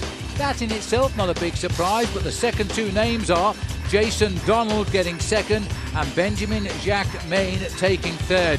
Then it's an international result. Rory Sutherland, Australia, Fabian Cancellara, Switzerland, Adam Hansen of Australia. And I think we can show you a little bit further down too. All of these rides conceding quite a few seconds to the overall situation today. And the world champions have come and gone. There's a bit further down for you. Ardea, once a winner of the Tour of Britain a couple of years ago from Colombia. He's in 7th place. Hilton Clark, another Aussie. He's in 8th. George Hincapie there again, but conceding 8 seconds today. Ben Day, time trial champion of Australia in the past. He's in 10th. And Ryder Hesjedal and Michael Rogers, world champion in the past, finishing in 12th place. This has been an incredible race in many, many ways, and we're not talking about the men we thought we would be talking about as we face up now to 7 full days on the open highways of California. We're talking of a young man who's made his big name today at 27 years of age, Jason Donald. Ivan Basso making his comeback. He's in 23rd place, 14 seconds off the pace. He won't be too worried about that, of course, as he now faces up to a full season here, despite all the controversy which still surrounds the man on the Discovery Channel team.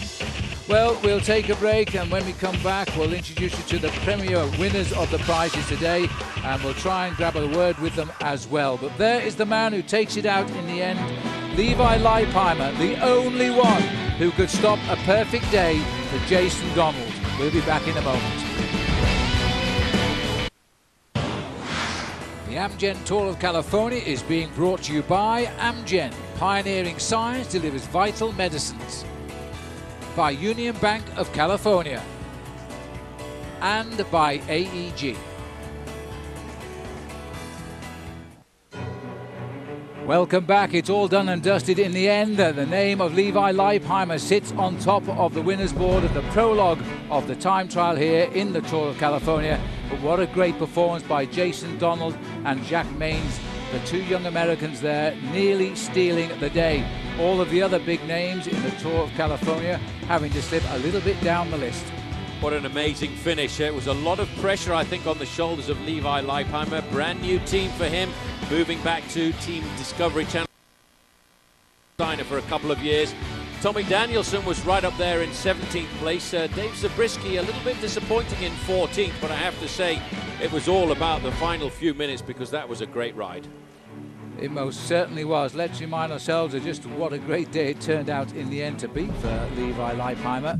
Ivan Basso, his first race since all the controversy of not being allowed to start the Tour de France last year. He shows himself to be a little bit race rusty. He comes in at a time just over 5 minutes. It keeps him up in the top half of the field by the end of the day.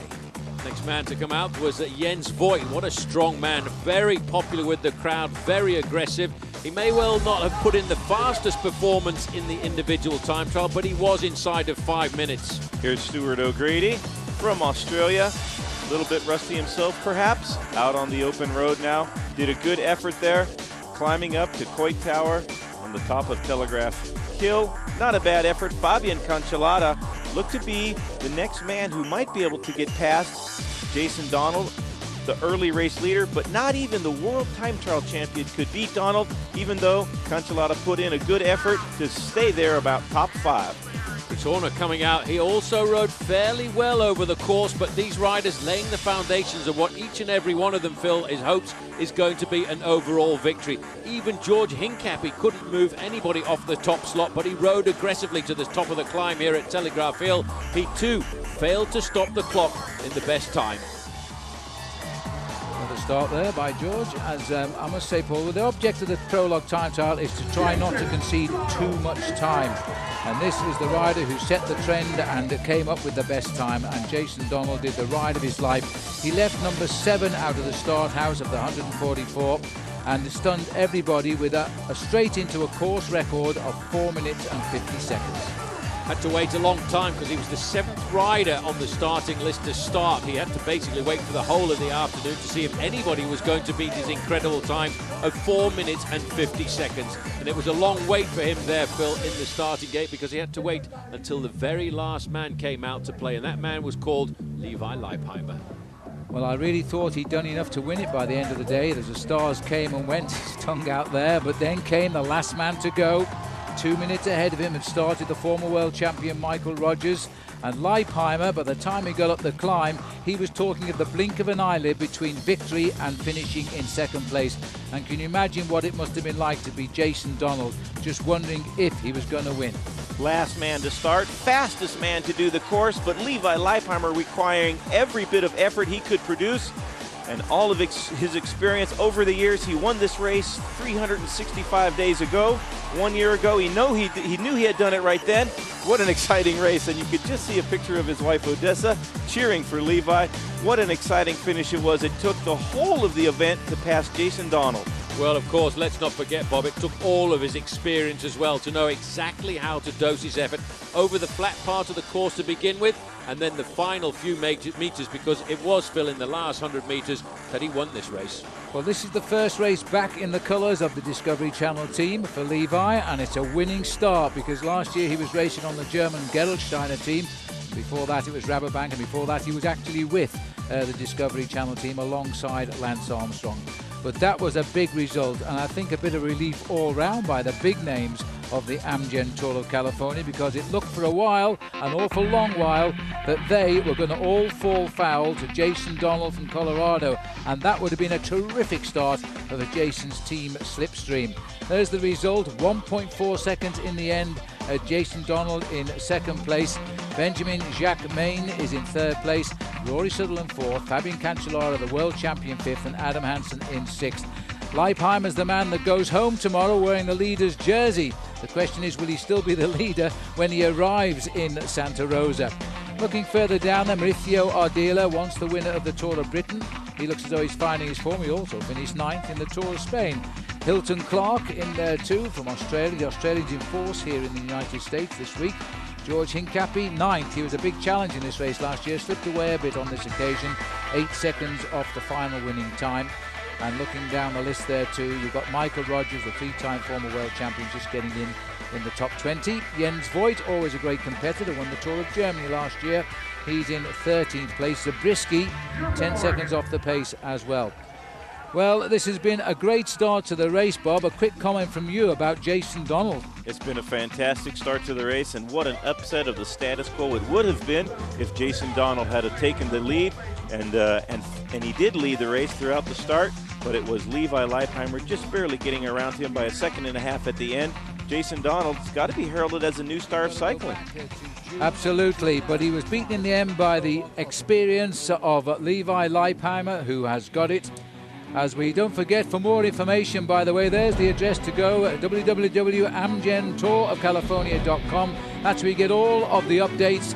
And remember too that tomorrow we're out on the open highway. Stay with us here on Versus, and we go from Sausalito across to Santa Rosa, and that is where this man lives, and he's going to be pretty determined when he races down there. Well, it was a great day. 300,000 people enjoyed the Amgen Tour of California. Stay with us now for the rest of this week. For Bob Roll, Paul Sherwen, I'm Phil Liggett saying until tomorrow.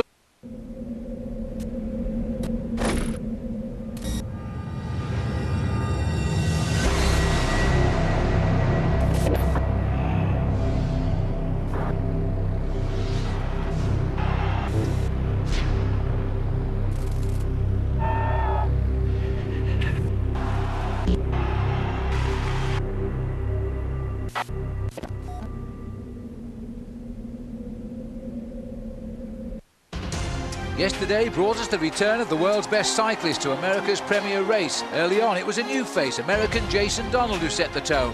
One cyclist after another, nobody could touch the surprise leader's record time.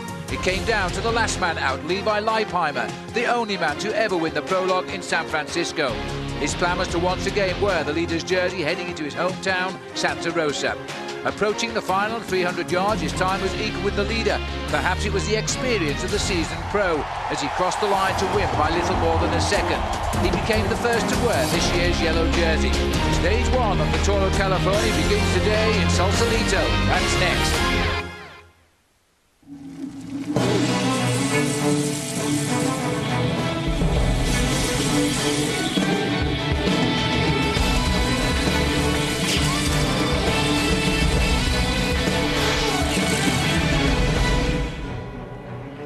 goodbye now to the Bay Area of San Francisco as the riders head towards Santa Rosa and along the beautiful highway as they follow the Marin County route all the way to the finish today. Clear blue skies, and the riders now ready to do battle on the open road. And welcome to our second day of coverage here of the Amgen Tour of California. The riders now going out on the open highway after yesterday's prologue time trial. Paul, yesterday a case of deja vu for Levi Leipheimer. He won also last year, and again he's coming home to Santa Rosa. It really is uncanny because just 12 months ago he rode into the streets of Santa Rosa wearing that golden jersey, and I expect him to keep it this afternoon as well. Even though today the riders go over a fairly testing course, it is one of the most beautiful routes the riders have to offer in this part of the world. It should be a bunch sprint, and we're expecting a huge crowd again. We are indeed. Well, yesterday we got off to a great start. 300,000 spectators in San Francisco. We expect to equal that today as the crowds come out here in Santa Rosa. And on President's Day, they couldn't choose a better day. Let's have a look at the overall situation after yesterday's prologue. Leipheimer leads by that single second over the superstar Jason Donald. And in third place, another American, Benjamin Jakes Meyer. Some of the big stars didn't do so well. George Hincapie only ninth, losing a few seconds. Ben Day, the former Australian time trial champion, there in 10th. Of other notables, Zabriskie, who is also a good time trialist, he finished 14th. Tom Danielson 17th, and Bobby Julich, a former third place finish in the Tour de France, he was in 22nd place. Let's have a look where we go, courtesy of Garmin with our stage map today. 97.1 miles. It's a beautiful route this. We run right up away on the Pacific Highway, and we turn in to see the beautiful redwood forest as well. Health Net move of the day yesterday, well, it came at the very end of 144 riders. We waited a long time, but in the end, Levi Leipheimer taking it by just over a second. That's our Health Net move of the day and our first leader of the race. Let's have a look now at some facts of the stage today as we head out of Sausalito. As I say, 97 miles. As we make our ride along the road, there'll be 3 sprints. Last year's winner was JJ Haido. He won in a big group sprint. Looking down at the start, 144 riders down there, and the riders moving away in beautiful conditions, Paul. They couldn't wish for better racing conditions. They certainly couldn't. Absolutely superb weather conditions. Phil, I had to actually do a little bit of research overnight to find out about this young lad, Donald, who in fact finished second on the stage yesterday.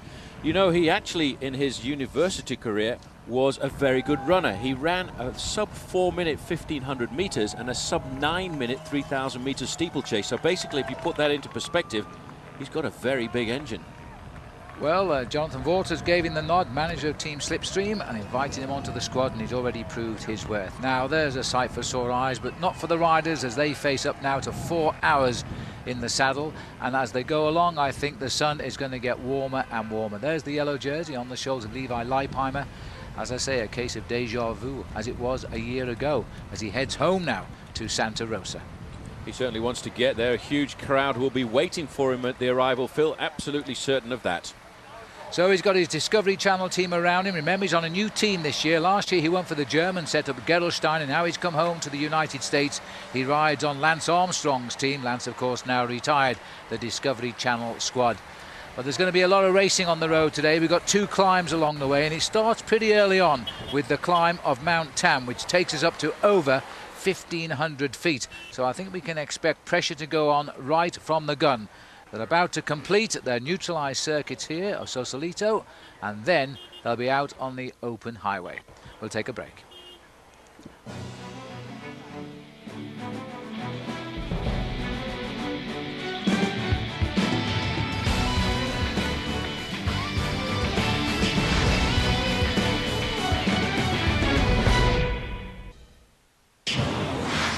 The Amgen Tour of California is being brought to you by Amgen. Pioneering science delivers vital medicines.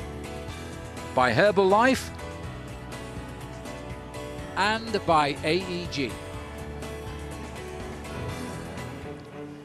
Well, the rides have left town now as they're heading up on stage 1 of the Amgen Tour of California. The field all together at the moment. These are the lower slopes of the long climb of Mount Tam, which will take them up to 1,512 feet. But we've left at the start line Bob Roll, who's now going to tell us the keys to the stage. Stage number 1 of the Amgen Tour of California to Santa Rosa from Sausalito should be a very tough stage. There's a couple of hard climbs out on the race course. Very close between Levi Leipheimer and Jason Donald, just 1.5 seconds separating them. And there are some time sprints out on the course. Look for a pretty tough battle. Levi might want to give up the jersey for a couple of days. Last year, this stage featured a field sprint that heralded J.J. Hayato as a big star of cycling. And this year, we'll see another sprint royale to the finish line. And I think we're in for a very exciting stage today. The leader's jersey is up for grabs, and so is the stage in the Amgen Tour of California. Expect a fantastic day of racing.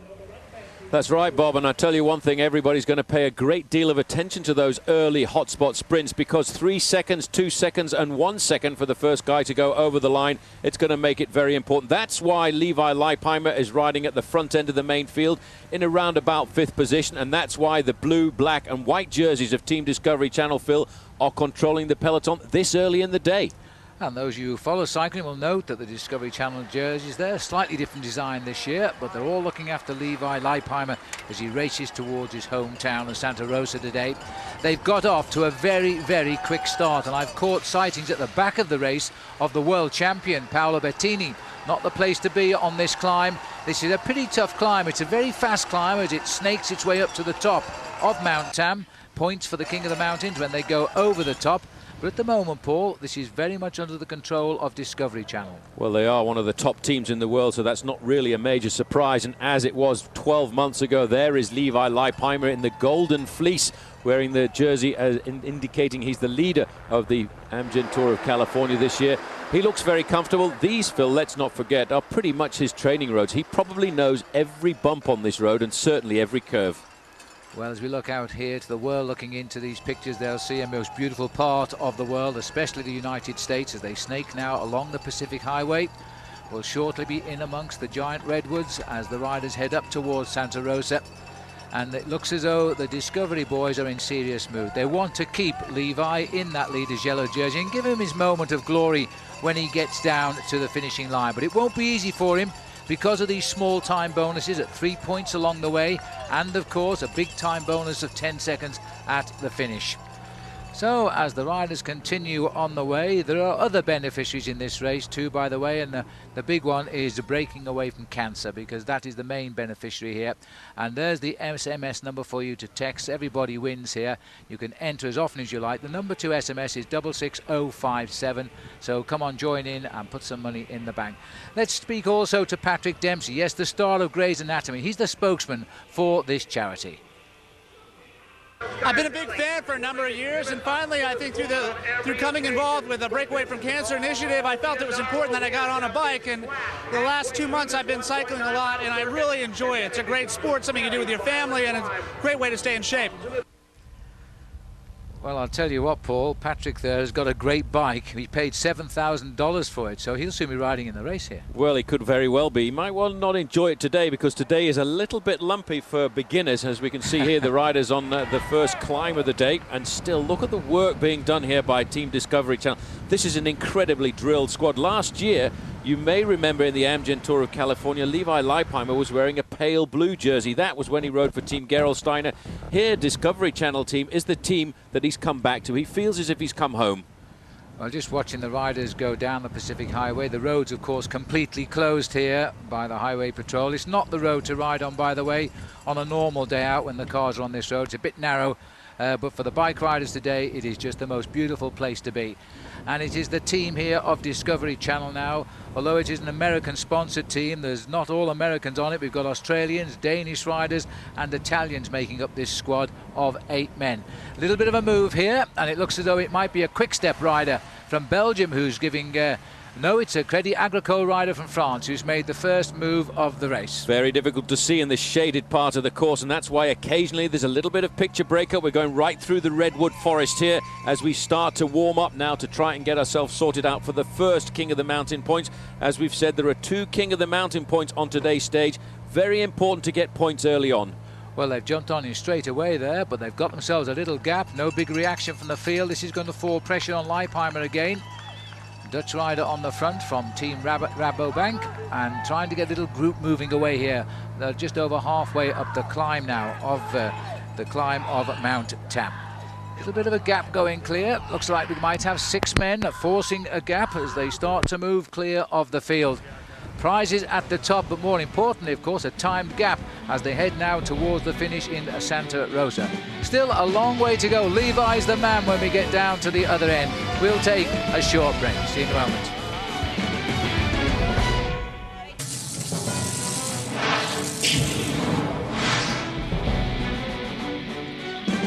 Well, we're just about 10 miles into today's stage of a massive 97. The breakaways trying to hold off a battling field here and working pretty hard at the front there. Thomas Peterson, he's on the slipstream team of Donald, who is 2nd overall. There's the breakaway for you. Chris Horner-Paul, and he's the rider nearest camera here with the most to benefit from this because he's only 14 seconds off the race lead. At the moment, he's the virtual leader on the road. Well, very much like last year, Chris Horner was looking for moves like this, and I think that's going to be his tactic again throughout the event. He doesn't have a very strong team here at the Amgen Tour of California this year, so he'll look for a breakaway if he can, but you can see the chase here is actually causing a little bit of turbulence in the main field. Well, they're coming back. They've tried to stretch it on the way up. They're on the way down the top of Mount Tam now. First over the top, by the way, was Jurgen van der Walle, who used to be on the Discovery Channel team, but he's here now on the Belgian Quick Step team. He got away first. They all jumped on him, but it looks as though the field is closing up. It's been quite a chase, this, because Bettini, I told you earlier, we saw him yo-yoing at the back, was in a back group, but he seems to have got back into that main pack. I don't think Bettini, the world champion, the current world champion, is going to panic too much. He'll try and ride his legs in, I think, over the first couple of days. Probably shocked a little bit, Phil, by the aggressive nature of the acceleration on that first climb of the day. Well, the most impressive team in these 2 days of racing, there they are, Slipstream. They've got 2 riders in the breakaway. They've got 2nd overall with that shock ride yesterday by Donald. They're really driving pretty well. But don't remember, cycling on Versus, well, Cyclism Sunday is back. Television's premier cycling show will return with a preview of the 2007 season. Get an in-depth look at the top teams as well as the latest on Floyd Landis. Cyclism Sundays on Versus starts March 4 at 7. Well, we're going to be treated to these stunning views of the West Coast and the Pacific Highway all day today.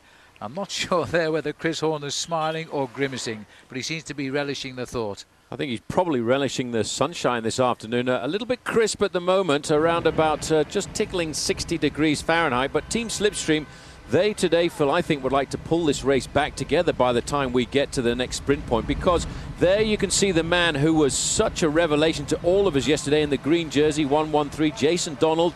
They've actually pulled it all back together. The reason for that is they're thinking about the next hotspot sprint. There are 3 seconds available for the first rider to cross the line there. Jason Donald is living a dream, Phil. If he can get across the line in 1st or 2nd place, he will become the new leader of the race. His little time bonus is the first sprint of the day. It comes at 28 miles today, Port Race. And a little bit of a shunt down there, right in the centre of the field. I don't know how many riders have come down, but most have been stopped by the crash. Amazingly, and that's Christian van der Velde who's down there, the American rider on Team CSC. Omar Kem is down, 144 to the left. Just the 2 riders, Paul. Amazing, because they crashed right in the front of the peloton. Right at the front end of the main field. That's Christian van der Velde on the left-hand side. Serious, seasoned professional bike rider, checking his bike, making sure everything's okay, and then he's up and he'll be ready to ride in a couple of moments. The other rider who went down there as well was Omar Kem. A little bit of a chat going on at the front now, all safe and sound. Team Discovery Channel and the race leader there, Levi Leipheimer, just a 1 second margin over the 2nd place rider, Jason Donald, at the moment, as he races home towards Santa Rosa. That's where he lives. We've already seen Jason McCarthy earlier on greet his family on the way out of Sausalito. So they're on the way as Tony Gruz is looking after him here on the right of our picture. The riders all back together again, and as they say, everything to play for. We'll see you in just a moment.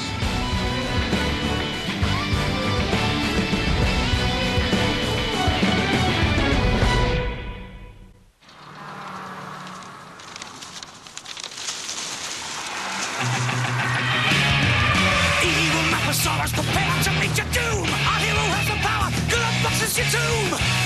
Grab your garment, take on the world. Grab your garment, every boy and girl. GPS, power, speeds the truth. MP3, traffic alert, Bluetooth. the champion of personal navigation.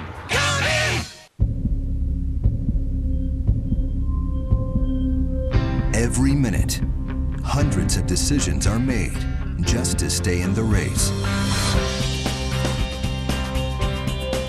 That's why HealthNet sponsors the Amgen Tour of California. Because among the hundreds of healthcare decisions you have to make to stay in your race, it's good to have us riding point. HealthNet, a better decision. The beauty of the Pacific Highway now as the riders all together here prepare to turn inland now as they're bound to the finish in Santa Rosa. All together as they now run down the Pacific Highway here on the west coast. Been a very active race, but it has been hampered a lot today by the headwind, and as they turn away now to the last short climb of the day to take them back up to over 800 feet. Once more, Paul, it's the Discovery Channel who've got the head of the race. Well, they're a very seriously well-drilled professional team. They're climbing up here the Coleman Valley climb, a third category climb. You can always see the yellow jersey of Levi Leipheimer at the front. Everybody is back together in this group. But I have a feeling if you look at the wind there, Phil, it may well very much split up over the top of this climb. Well, the bunch itself has shown signs of weakness, and there's proof of the pudding, Paul, because the back of the race here, the riders are beginning to drop off the back. That was Christopher Stockberger of the USA National Development Team, who looked to be finding the pace a little bit tough, as his more experienced counterparts in the USA stamp on the pedals at the front. There's Leipheimer in the yellow jersey. He knows all about these roads. He's probably spent thousands of hours training on them. As Bob was just pointing out to me, the man right in the middle there is Ivan Basso, the winner last year of the 2006 Giro d'Italia. He's doing a lot of work for the team. It's his first competition, Bob, isn't it, since July of last year, and he seems to be enjoying himself. It's been a long time since he raced. Fresh legs and putting some authority on the pedals there. Stretching out the group, riders getting dropped off the back. This is a tough little climb before the run into Santa Rosa. Very testing course for the athletes today. Yeah, the summit of this climb, Phil, is around about 30 miles to go to the finish. I still think we'll end up with a main field coming into town, and then they will face 3 laps of the city of Santa Rosa, and that, I think, will make for a very exciting finish. Yes, and it should, in theory, be a big bunch sprint, but they may have other ideas here. That will favour, I think, Leipheimer, because the sprinters didn't do so well in the time trial yesterday, so it'll take a small 10-second time bonus if they win, but they won't close the gap to that yellow jersey he proudly wears, and he wants to wear it when he gets down to Santa Rosa because he lives there. And the field, you can tell by the USA flag there just how strong this wind is. As they twist and turn now, they're going to pick it up behind them a little bit, and if anything, this hill, not as steep as Mount Tom earlier, but because it's totally exposed to the elements, this might be a tougher climb. I think it's a much steeper climb as well. You can see climbing away from the Pacific Ocean behind the man struggling at the back here is Brian Sheedy of the Priority Health Team. You get an idea just how difficult it is at the back end of a field which is dominated at the front end by the 9 professional tour, the 9 Pro Tour teams. Well, there's some beautiful views today. The rides themselves have never had a chance to avail themselves. Remember, it's President's Day, a national holiday, so there's been plenty of spectators where there has been possible to have spectators. It's a little bit quiet up here on the top of the hill. Plenty of cars down there.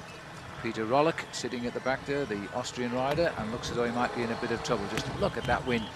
If they decide to really turn the screw tighter at the front, they could well break this field up here. There's Rollich as he now tries to hang on. Little bit surprised he's being unhooked, though. He's a pretty good bike rider. Well, he's actually a pretty good sprinter, I think, in the early part of the year, Bob. Like most of the sprinters, he hasn't yet got his climbing legs.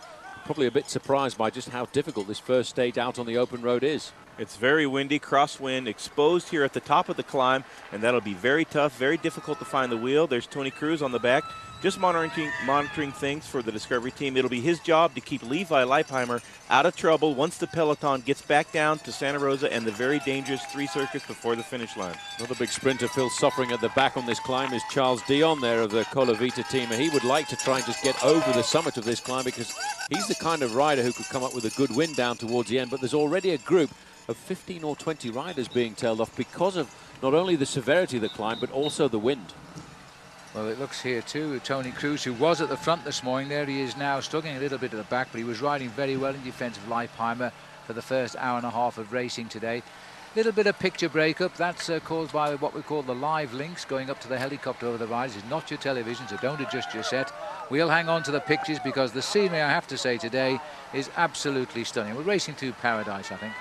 Yeah, Bob knows these roads pretty much. Used to come down here training in the old days, didn't you, Bob, with 7-Eleven and Motorola? You must have been over a couple of climbs like this. I can always remember climbing this particular hill and having Andy Hampston accelerate with guys like Steve Bauer and Phil Anderson, and the rest of us sitting on the back in a lot of trouble.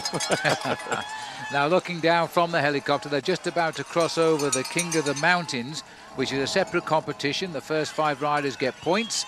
And, of course, the man with the highest number of points at the end of the day gets to wear the leader's jersey in that competition tomorrow. And we'll establish a lead as they go through. I think the line just off to the left. Not too sure exactly where the line is from this height, but it looks as though 4 riders have worked their way off the front of the group here, led by Rabobank. I wonder if that's Michael Rasmussen. Well, they've seen the possibility of a little bit of a freedom ride here as they move up to the front. I would think that is Jurgen van der Walle from Quickstep. He was the man who got the points on the first King of the Mountains classification, and he will be trying to get himself a few more points here, but they've actually opened up a pretty serious gap, and you can see the reaction already by the main field. Earlier on, you could see the main field bunched across the road. Now, when they're stretched out in a big long line like that, Bob, that's an indication that the hammer's down. Serious pressure here. It's a long run into Santa Rosa. We'll probably see quite a bit of regrouping, but for the moment, some desperate men trying to get back on terms with the front group. If you're feeling weak, these are the horrible times of being a professional cyclist. You're on the defensive, and once you're over the top, you've got to close the gap quickly and get back into the heart of the peloton. That's the big pack, because if you don't get in quickly, they simply ride away from you. That's the important thing, but the difficult thing on a climb like this is once you go over the summit, there's no respite for a little while because there's a fair amount of undulations. There's no real descent straight away from the summit of this climb, and with this big crosswind, it's going to make it much more difficult for the guys who've been left behind to get back up to the group or even get back up to the leaders. 65 miles covered of the 97 miles on today's stage. The last few miles of the day will be 3 laps around the center of Santa Rosa. These 4 boys are just trying to get there, and it is Jurgen van der Walle, the rider at the back, so he'll probably be the next leader in the King of the Mountains competition when we get down to the finish. And with him too, Adam Hansen looks as though he's got in too, the Australian. He's sitting at the back here for T-Mobile. A little break, trying to get clear as we head down towards the finish. We're inside, 30 miles to go. We'll see you soon.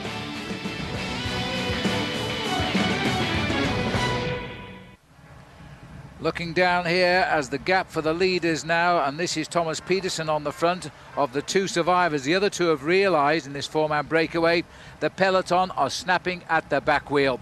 Peterson, though, has done enough today with his 2 second places on the climbs to become the next leader in the Tour of California Tourism, Travel and Tourism, King of the Mountains. There's the other 2.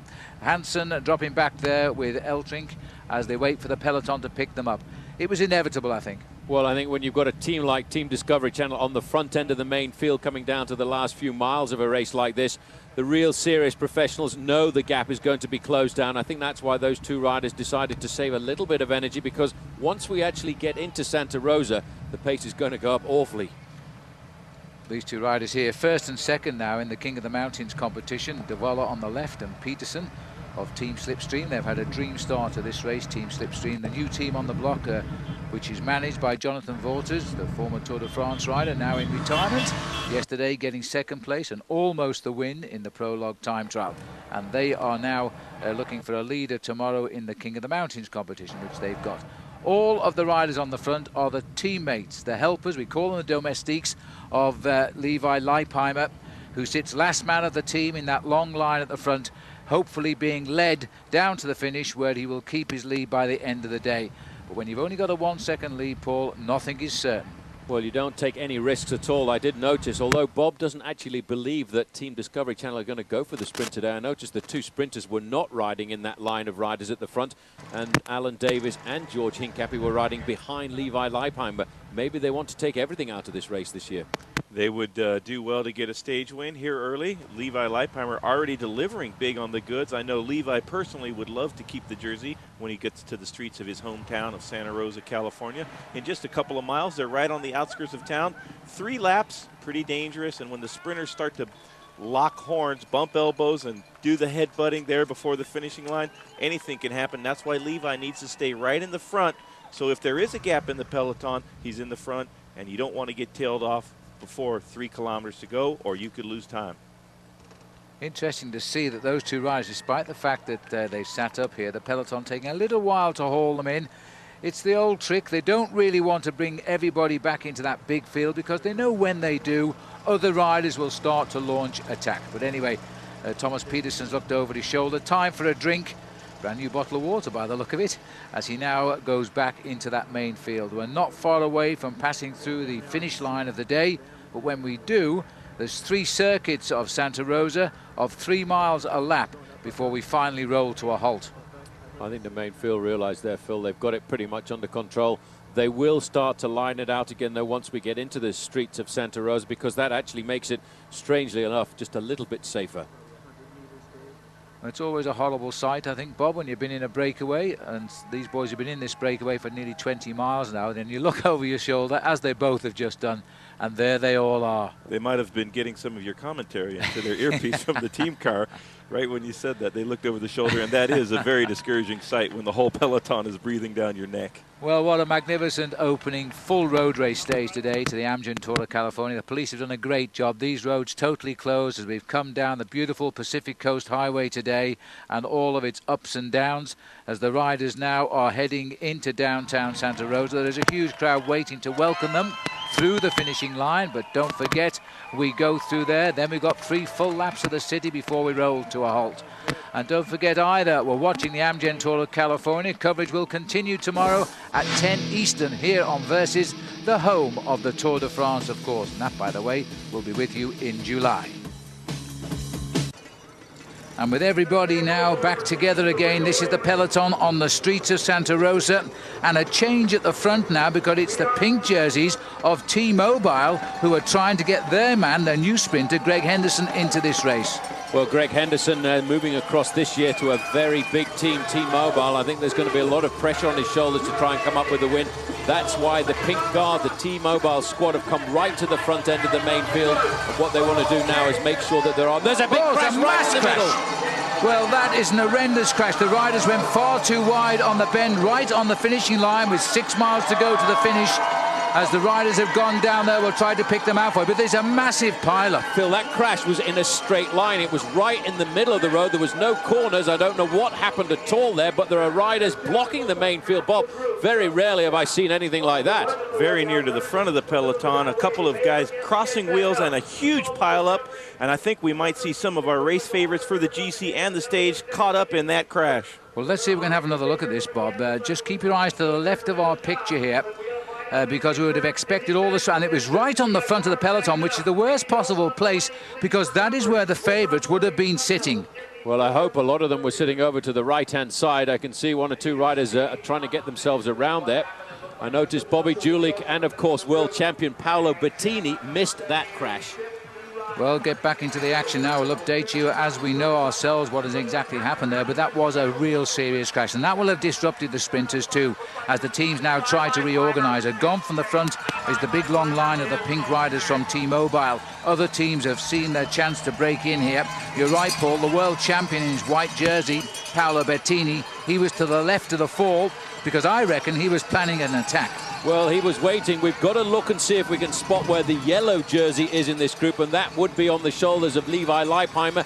He was pretty close to the front end of the main field. There's a T-Mobile rider gone down there very hard indeed. These riders are now getting up. You can see the little bit of chaos as the mechanics try to get their new wheels in. We would certainly like to see if we could spot the yellow jersey. I'm sure he will have been there, Phil, because he was riding pretty much at the front end of the main field. One of the riders down was Rory Sutherland. He sits in 4th place overall, and he will lose time because those riders who fell, the clock now works against them. They are 6 miles out from the finish, as we're seeing the leader here setting the pace, as he was earlier, Jakob Piel, and he's still setting the pace, which indicates to us that his sprinter, Greg Henderson, is probably still safely in the pack. Well, Henderson was riding about 4th or 5th in the line of a lot of T-Mobile riders. Bob, when you come to a finishing circuit like this, there is really only one place to be for safety. You've got to ride in the first 10 or 15 places. And you can see what small group it is. It's been reduced tremendously because of that big crash, covering the road right at the front.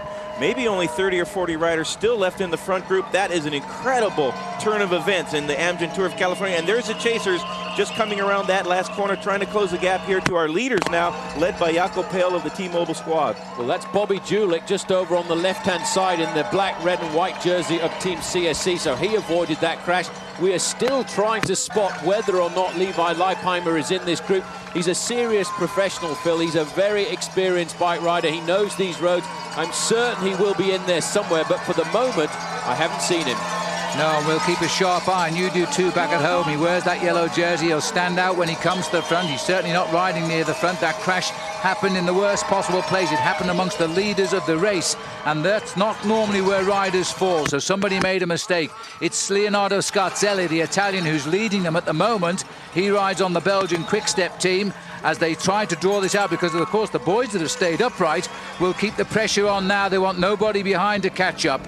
One thing that worries me about the presence of Levi Leipheimer, Bob, I cannot see any riders from Discovery Channel team here near the front, so it may well be that Levi Leipheimer has disappeared. Looking around there to see whether or not we can see him. There he is, but we don't know which camera this is. This could well be further back. I think he may well have missed it. He is behind. This is the second camera here who's picked up Levi Leipheimer, so whether he fell or not, and I don't think he did, but he has been delayed by the crash. In fact, I think he did fall. Look at his leg. He's got a scar there on his leg.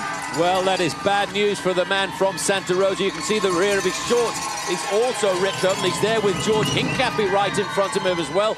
It's going to be very difficult. Another teammate up there as well. That looks like Ivan Basso. But, Bob, when the main field is riding along at 35 miles an hour, it's really hard to come back. An absolute disaster for Levi Leipheimer and the Discovery riders. Right there in front where they're needed to be. Generally, crashes don't happen there, and it's quite a big gap back to Levi's group.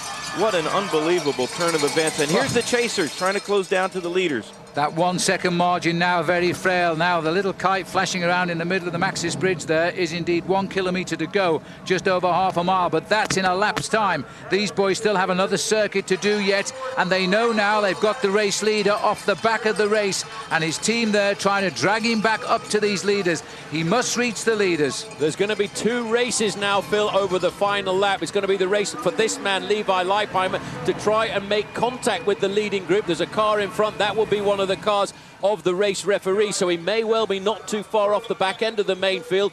The front end of the racer is thinking about winning the stage, and when they cross the line, they've got 2.9 miles to go, or in European language, about 5 kilometres. Well, Scarzelli still drives this for his team, Quick-Step, as they're trying to stay clear of the race. Now the adrenaline will be coursing through the veins of Leipheimer. This was his big moment. He's in his hometown. He wanted to stay in the yellow jersey. His 1 second is through the window now. His only chance of keeping his lead. He's got to rejoin this front group, and look at them go.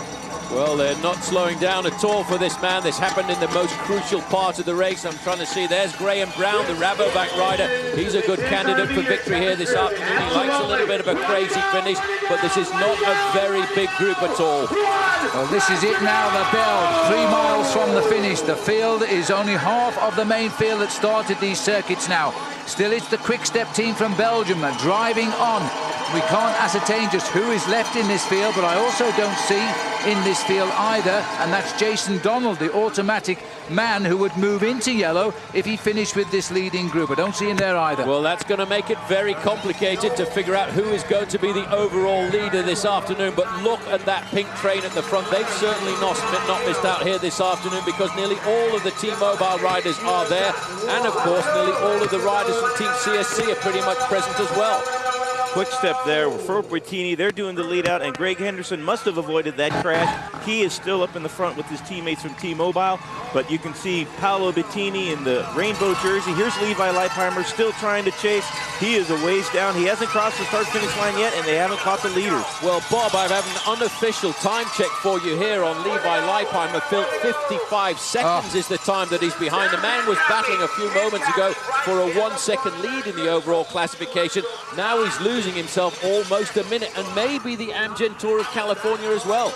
Well, it's not the first time that Paul Levi's been involved in a big crash towards the end of a stage race. It happened in the Tour de France. His injuries then were very serious. He recovered from those, but here we go again now. It's deja vu as it was yesterday when he won the Prologue, the same Prologue he won a year ago. But now he's fighting just to stay in the race lead, and I don't think he's going to recover to it today. Well, it's looking tough at the front. I just saw one of the riders making a little signal with his hand there from Quick-Step. He wanted to swing off the front. It's getting very tough indeed. I don't think Jason Donald is in this group. I haven't seen his lime green jersey as the leader of the points classification, so it's going to be tough to figure out. Let's not forget Jean-Jacques Maine. Benjamin Jack Maine should be up there. He's in 3rd place at the start of the day. Rory Sutherland was 4th. Fabian Cancellara was 5th. So it could be any of those guys who'll run out the overall leader this afternoon. But it's going to be a mad dash for the line for the win. Big tempo being done by the Quick Step team, still on the front. I tell you, Paolo Bettini has lit it up. He did that in the World Championship just a few months ago to earn those rainbow stripes. He's got a fantastic sprint in the line, and there he is, about 10 riders back. Matteo Tossato will be the last man in the blue team before he leads out his leader, and that would be Paolo Bettini in the white jersey with the rainbow stripes as world champion. Well, one thing's for sure, Paul, there's a lot of sprinters here now who will feel this could be the moment, the way this race. The Rabobank are moving up on the left of our picture. They have a great finisher in Graham Brown of Australia. Well, Brownie hasn't had a win so far this year, but he's a man who enjoys this kind of finish. A little bit complicated. You've got to fight to stay near the front. No holes barred in a sprint like this. Over to the left-hand side is Graham Brown. His Rabobank men are getting him lined up for the finish, and they're going to try and get themselves organised. When you slow down like this in a sprint, it starts to get a little bit crazy. Crazy's the word, Bob. I wouldn't want to be in this right now because these boys all want to win this opening road race of the Tour of California. We'll be shortly under that bridge again, leaving them just over half a mile to go. Jakob Peel is doing a terrific job for T-Mobile. I saw a Predictor Lotto jersey up here at the front as well, so maybe Freddie Rodriguez managed to miss that accident that happened just a lap and a half ago. So now the chaos. Now's the moment where you have to be brave. Levi Leipheimer still trying to get himself back into this race. This is the man who leads overall. Looking at his hand there, he obviously went down pretty hard in that crash. Well, there'll be a lot of questions in the house about that when the way the riders fell so near the front. It happened in the 2nd or 3rd ranking at the front of the peloton. It doesn't normally happen there, and on a straight stretch of road as well. But they are out of it for today because they can't reach these riders now. They're pedaling at 35, 36 miles an hour, and they believe, especially the boys in pink, that Greg Henderson will deliver the day for them. Look at them now starting to lift it up. The way you try and win a sprint is you get your team lined out on the front. Each rider then does as much as he can before swinging off. If the recipe works out correctly, your sprinter goes to the front with a mere 200 meters to go. Turning now alongside the highway. They're trying to straighten themselves up. They will surely be coming to the final kilometer. You can see Tor Hushov in the green jersey there of Credit Agricole moving into position now. Pelizzotti there, maybe leading out his man DeLuca. 1 kilometer to go, just a couple of corners before the finish line. Big Jens Voigt, he'll be taking J.J. Hayedo to the line. Well, just look at this now. J.J. Hayedo won this stage last year. We didn't know about him then, but the reason after he won, he was promoted onto this Pro Tour team. This is the rider who won the Tour of Germany last year, but really, he is an incredible helper. He can take the bike race up to 40 miles an hour and try and lead his team out for the win. And that's what Jens Voigt is doing. He's carrying his German rivals here. T-Mobile right behind him, looking to bring Greg Henderson to the line. Look at the way they stretched out now as Hayedo is trying to move up in the rankings. Graham Brown is second wheel and switched out of it a little bit. He drops into 3rd place. Brownie himself is trying to land this one as well for Australia and Rabobank. They'll come under the tunnel and then they'll head in towards the finish. The speed of everybody. Brownie swings over to the right of the road. Tor Hushov is trying to get over to the left. The man who won the green jersey in the Tour de France 2 years ago now. As they race for the line, Graham Brown is going to try and take this one out. And it's between Brown and Henderson. It'll go to the photo. Nobody's saluting. But it looks to me as though it might be Graham Brown. Well, it looks as if Graham Brown may well just have got it in the middle there, but there was a last-minute burst coming to the front there by Alan Davis from Discovery Channel over on the right-hand side. Brownie just happens to be wearing number 13, so maybe today it's going to be lucky for him. He is a man who was a 2-time Olympic gold medalist in 2004 at the Athens Olympic on the track. And if he did get the win there, Phil, I don't think any of these riders are quite certain whether or not they got across the line in first place. It was that close. Well, this is a sad sight, though, here, because this is the arrival. The clock has started counting. The 1 second disappeared ages ago now. Levi Leipheimer, on the moment he comes into his hometown, will be out of the yellow jersey. Exactly where it's going, I can't tell you, because we don't actually know who survived that crash and who is in the front group. We'll find out very shortly, but here he comes, and the clock is counting him right out of the top 20 riders in this race for sure, as they race up to the line to a big round of applause here here. Leipheimer is home and they can take a break now, but I'm afraid he is out of the race lead. Well, that's a massive shame for the man who lives here in Santa Rosa. He's crossed the line. He's saved himself a little bit, but I reckon he's lost himself at least 35 to 40 seconds, Phil, because of that crash. And it's very strange for it to happen so close to the front of the main field. Well, you can see the damage on his shorts. George Hincapie there did his best for him, his teammate. Let's have a look now as they come home. This is the sprint finish, and what a close sprint. I'm not sure whether we can tell. Keep watching the front wheel here. A shoulder-to-shoulder battle. Graham Brown nearest camera. Taking, you know, I think it's Brownie, but it's not easy. Greg Henderson is very close. Greg Henderson is the rider on the right-hand side in the pink jersey, lunging at the line. Alan Davis over on the left-hand side for Discovery Channel. It looks like the Aussies were definitely in first three places. And the Kiwis. And there's the confirmation there, because I think Henderson is going to offer him. Let's have a look at it this angle, because here we will get a chance to see the victory just goes to Graham Brown in the middle. So Graham Brown gets the first victory on the open road and his first win of 2007 against Greg Henderson of New Zealand, Alan Davis of Australia, and Discovery. He gets third. What a race finish that was. One of the world's best cyclists is coming to America. Basso has had a tremendous day. Yvonne Basso leads one of the best teams ever into their first major event of the year. And they're hoping for a Hollywood ending in the Amgen Tour of California. Continues tomorrow at 10 p.m. Eastern on Versus, the home of the Tour de France.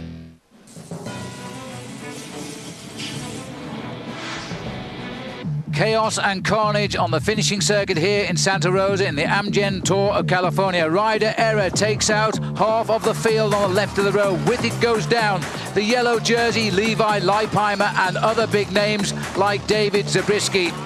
Well, just who now leads the Tour of California? We know the stage winner. When we come back, we'll reveal all. We'll tell you the new leader of the Tour of California. The Amgen Tour of California is being brought to you by Amgen. Pioneering science delivers vital medicines. By Herbalife and by AEG.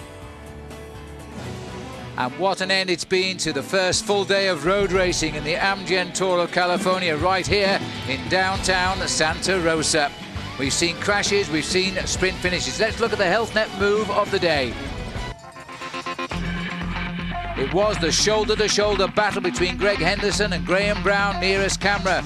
And the camera doesn't lie. Brown takes it on the line from the Kiwi, while Alan Davis, another Australian, takes third.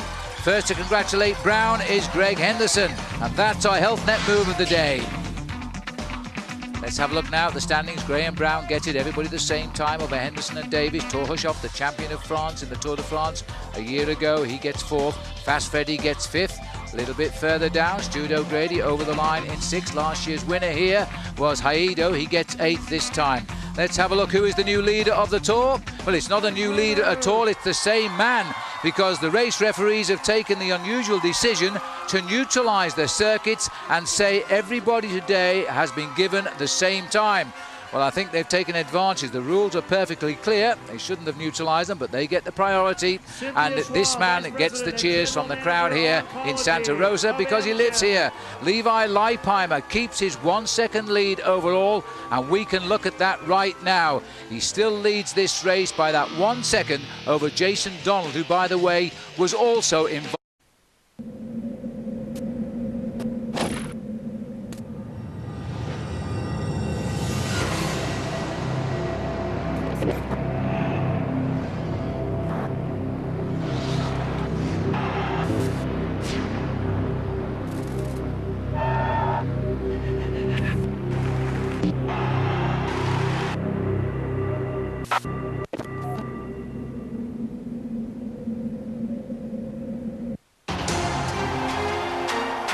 Stage one began in Sausalito, where the peloton rolled through town, heading up the coast and into the Californian redwoods. Levi Leipheimer started where he left off, with his team Discovery stamping their authority and setting the early pace. A four-man breakaway was swept up near the city limits as they raced through the streets of downtown Santa Rosa in a three-lap finish circuit that resulted in carnage, wiping out Levi Leipheimer. In the final sprint, it was a photo finish that had Rabobank's Graham Brown coming away with the Stage 1 win. After a judge's ruling, the leader's jersey was again awarded to Levi Leipheimer. Today, it begins in Santa Rosa through California's wine country and finishes at the state's capital, Sacramento. Stage 2 of the Tour of California is next.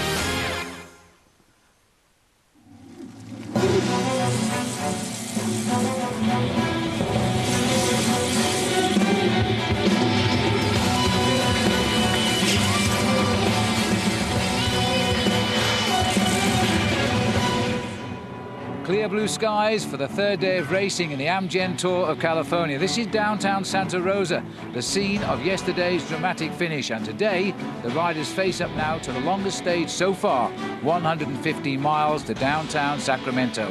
And that's where we're standing right now, outside the state capitol here. Welcome back, everybody. It's our third day of coverage here on Versus of this great race.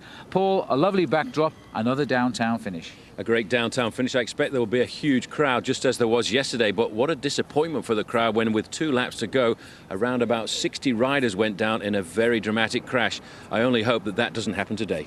Absolutely. Well, today, of course, it is still Levi Leipheimer in that leader's yellow jersey. This is the course he faces. It starts out in the hills. It's quite a rough beginning, actually. We go high into the mountains, but gradually it gets easier as they head downtown here to the finish in Sacramento. Well, let's have a look how Levi Leipheimer came to wear the leader's yellow jersey. It all started 48 hours ago. He was the highest man to conquer at Coit Tower. He got the best time, a course record. He got a 1-second advantage over Jason Donald. That was the start he wanted, and then he started the Stage 1 on the open highway in the leader's yellow jersey. He certainly did, and his team came out with a force on the opening kilometres to make sure they controlled the front end of the overall race. But when they came into town, carnage with 2 laps to go of a finishing circuit around Santa Rosa, and in the middle of that carnage was Levi Leipheimer. He had to get back on his bike and chase, but he needn't worry because at the end of the day, the judges took pity on him and they gave everybody the same time for the stage, simply because they felt the circuit had caused an incident which affected the destiny of the race. So Leipheimer kept his yellow jersey by that single second, and that's how it stands today. So let's have a look now at the overall situation in the race. And there they are, Leipheimer just 1 second ahead of Jason Donald, the man who would have been the leader today but wasn't. Benjamin Jacques Maines, he finished with the leaders, but in the end everybody got the same time.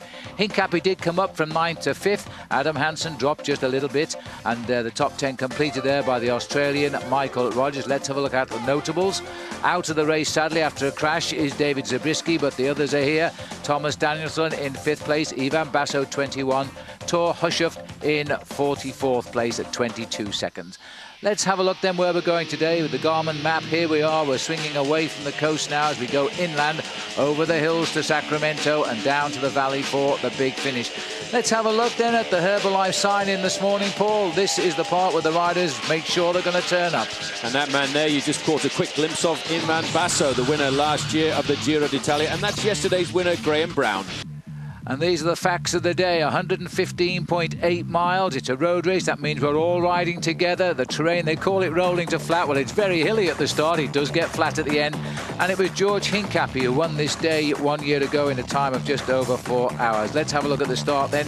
As I say, sadly without Dave Zabriskie. In fact, he crashed about 25 miles from the finish on a descent yesterday. He went to hospital. News is good, but he's out of the race. The rest of them are on the way. And the man who lives here in Santa Rosa is Levi Leipheimer, waving to all his fans. Well, he was very lucky, I think, yesterday with the judges' decision. They deemed it rather dangerous, the finishing circuit, so decided to extend the rule and give all of the riders exactly the same time. A little bit of respite then for Levi Leipheimer, who still holds on now to a 1 second advantage over Jason Donald at the front end of the main field. The man in the middle there wearing the CSC jersey is Fabio Cancellara, the world individual time trial champion and, of course, Phil, winner last year of the great one-day race Paris-Roubaix. Well, this was the neutralised section of 2.5 miles, by the way, as the riders here roll out towards race start proper. This doesn't count, by the way, in the 116 miles that they'll face up, more or less. George Hincapie, the champion of the United States, looking quite cool and relaxed after having to look after Levi Leipheimer in that prang up yesterday, which he was part of as well. They're all looking in pretty good spirits, actually, Paul. Well, that was Christian van der Velde, the other CSC rider. Certainly Discovery Channel will, I think, try and dominate again today, Phil, because they want to keep Levi right at the top. Well, they should have a reasonably helpful wind today as we go from a west to east route as we head towards Sacramento. The field here are on their way now as they start stage 2 and day 3 of the Amgen Tour of California. We'll take a quick break. The Amgen Tour of California is being brought to you by Amgen. Pioneering science delivers vital medicines. By Olivia. And by AEG. Well, the riders have left Santa Rosa now. Are winding our way up towards the first climb here on the second full road race stage of the Amgen Tour of California. We expected a quick start, Paul. I think we've got it. Well, everybody, I think, was expecting a quick start after the excitement of yesterday. And there you can see a couple of riders moving off the front. That's Dave McCann, one of those riders. He is a rider who is, in fact, the national time trial champion of Ireland, a very strong rider. Coming across there, one of the riders from Crédit Agricole, and that's going to be Christophe Laurent. So we've got Omar Ken, who's just up the back. There he is there. Dave McCann and Christophe Laurent. 3 riders clear now as they start to move away. Looking down from the helicopter there. And it looks as though Team Discovery Channel, no surprise in this now, are just going to monitor the chase. They won't immediately react, I don't think, to this breakaway of 3. As we start the climbs here now, very early on today, and it looks here as though the man in charge is the Frenchman. He's riding very strongly. A very strong bike rider. Never actually won a race in his career. He's been a professional since the year 2002, but here he's showing himself to have a very strong pair of legs as the riders, Phil, start to go up Trinity grade, which is actually a second category climb.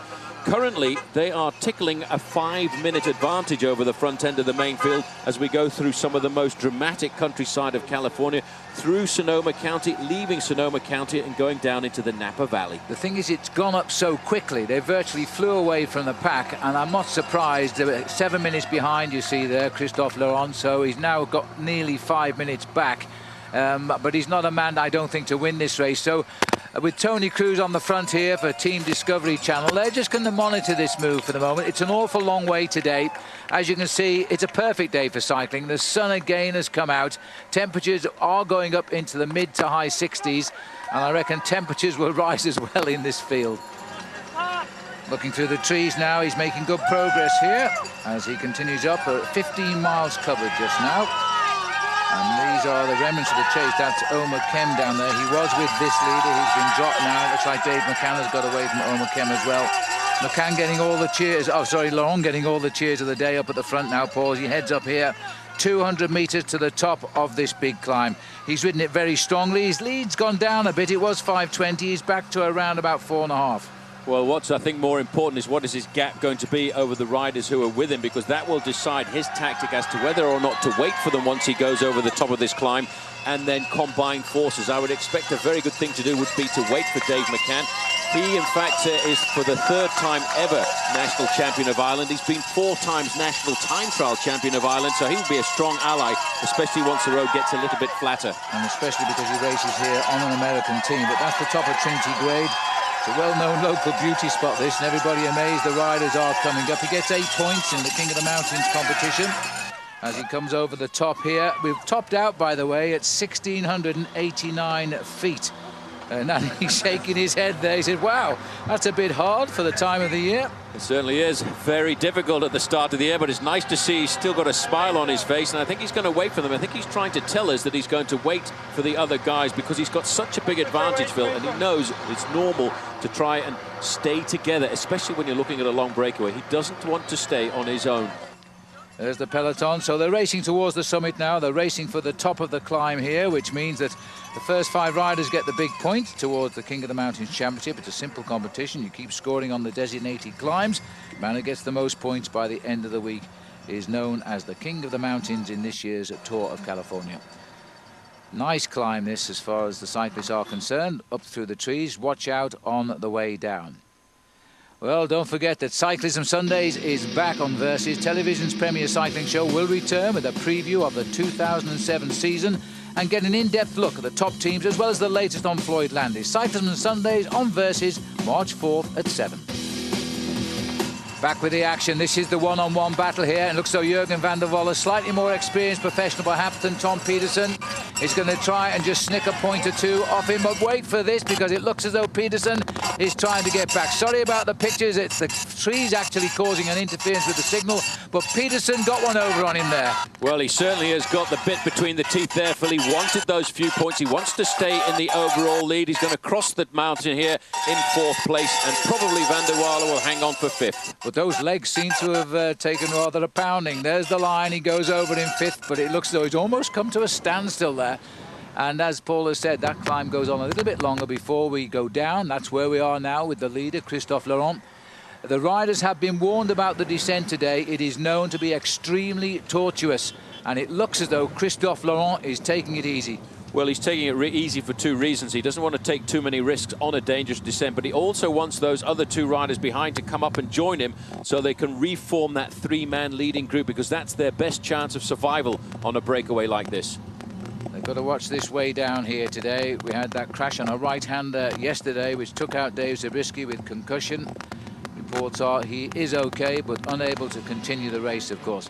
Well, we're on the way down. We'll take a break. When we come back, there's every chance we'll have 3 boys back in the front here. Laurent heading the race at the moment. We'll see you in just a moment too.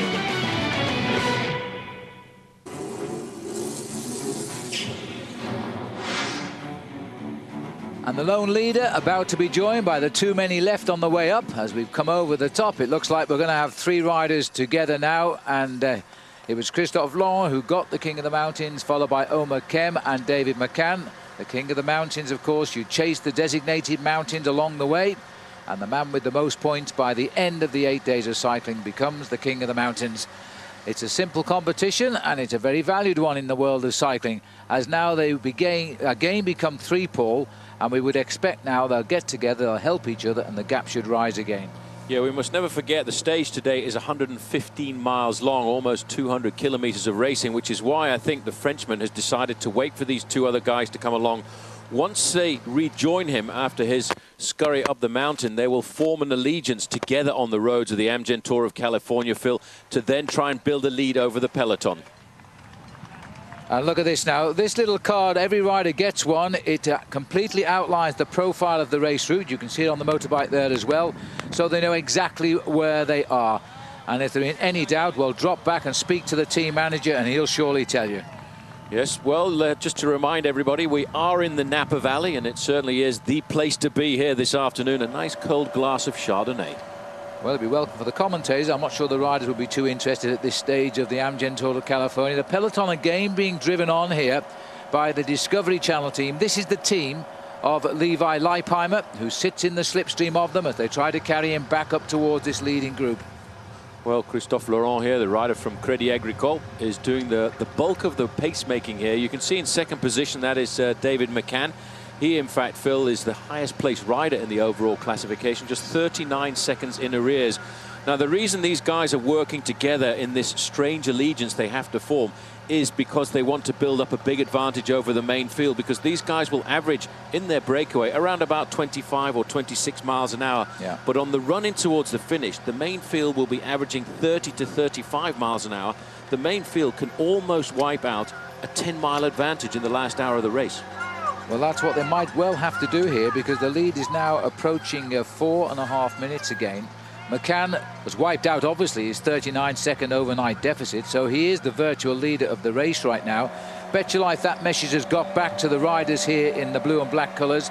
They are Levi Leipheimer's teammates, and they're making sure they are keeping in reasonable shooting distance here. Still a long way to go, as Paul has said. A lot of tactics involved here. What the Team Discovery Channel are doing are trying to make sure that that gap doesn't get too big, because they know on the run in towards the finish in the last hour of the race, they will get help from some of the other teams, because the teams of the sprinters who want individual glory will come forward and push the pace high. Green jersey there is Alan Davis, the Australian who leads the points classification for the most consistent rider on every single stage. And of course, the yellow jersey is Levi Leipheimer, the rider who has the shortest aggregate time. He's the man who leads this race overall. So 2 leaders at the moment on Team Discovery Channel. The most important jersey in any international cycle race is the yellow one. because that's the one everybody wants. The other ones are secondary to it, but of course to the individuals they're very important as well. We're on the climb here. Nice crowds where they can get out onto the course here out in the Napa. This is Highway 128 and we're coming up to the King of the Mountains. They've got no real reason to sprint this out because they don't feature in the overall classification just now. And I think that the Frenchman here, Christophe Laurent, will go through in first place as he did up the earlier climb. Yes, you can see him going over the top there. No challenge at all to this man, because after all, Phil, let's not forget, he is the man doing the bulk of the work. He has set the tempo, and I think those other two riders were quite satisfied to let him really go over in first place. Yes, they're thinking long term here, and it's still a couple of hours ahead, let's not forget.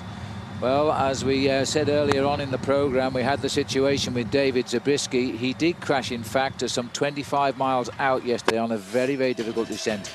There's his details. He comes from Salt Lake City, and we don't quite go that high up the West Coast. They call him the Green Hornet. He is a very fast guy. He led the Tour de France for a few days briefly a couple of years ago. I think he was probably the outstanding favourite for this race after finishing second in it last year. But yesterday he fell slightly unconscious, and here's an update for you right now. Dave was on a moderate stretch of road, not terribly fast section of the road, and had an incident where he went off to the side and hit his head when he went down, and was confused enough at the scene that his team and the medical team felt that it was best not to go on. We had a brief trial back on his bike, and it was clear that he couldn't ride his bicycle. Most of the time, shortly after a mild concussion, people are neurologically normal, behaving relatively normal, but there's some things that we'll observe him over the next 24, 48 hours and make sure he's okay. That's a wise decision, of course, because it's a long year ahead and it's only just beginning with this race, and it leads to the Tour de France in July. As we're looking at Will Fishgorn here now, the Team Slipstream are having a tremendous race so far under the management of Jonathan Waters, as he is now trying to race up the hill and get fourth place on the road, because the big bunch are not too far behind him. So we're looking at the three leaders now. They're over the top of the climb, so they're getting slowly down towards sea level. And it looks as though Will Fishgorn stayed away there, Paul. He's got fourth. Now, the reason he's done that is to take the points away from the rivals of his teammate, Thomas Peterson, who leads this competition in the King of the Mountains. Well, that's the important thing to remember about this sport. It looks, at the end of the day, like an individual sport, but it isn't at all. It's a team sport. You need to have a solid team behind you, and that's why the teammate of the overall leader of the King of the Mountains race there, Peterson, he went out there to take that pressure off his own teammate so he could have a little bit of rest, and he didn't want to battle it out for a single point. Well, we're back with the leaders. The time gap staying exactly the same as it was at the start of that climb. 4 minutes and 30 seconds the advantage. We've now raced through the 53-mile point of 116. These three boys need more time, I think, to keep this man off from trying to defend his lead. Levi's looking good. We'll take another short break.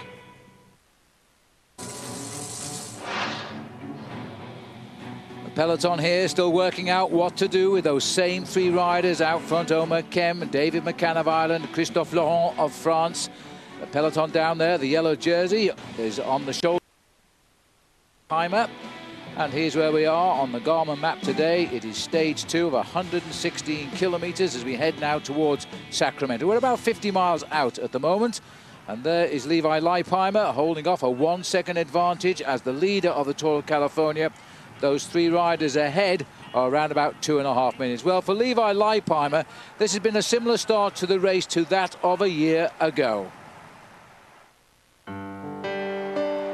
It's like deja vu for me, except it's even that much sweeter because the pressure was really on, and I could really feel the enthusiasm from the crowd, and I could see people putting their arms up, and I had a feeling, well, maybe that means I'm going to win, and then the pain goes away, and it's just like I'm floating to the rest of the way. It's a great feeling.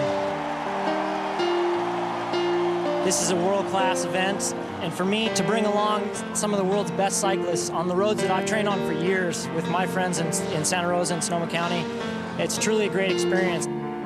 The Discovery boys are in serious mood. They want to keep Levi in that leader's yellow jersey and give him his moment of glory when he gets down to the finishing line.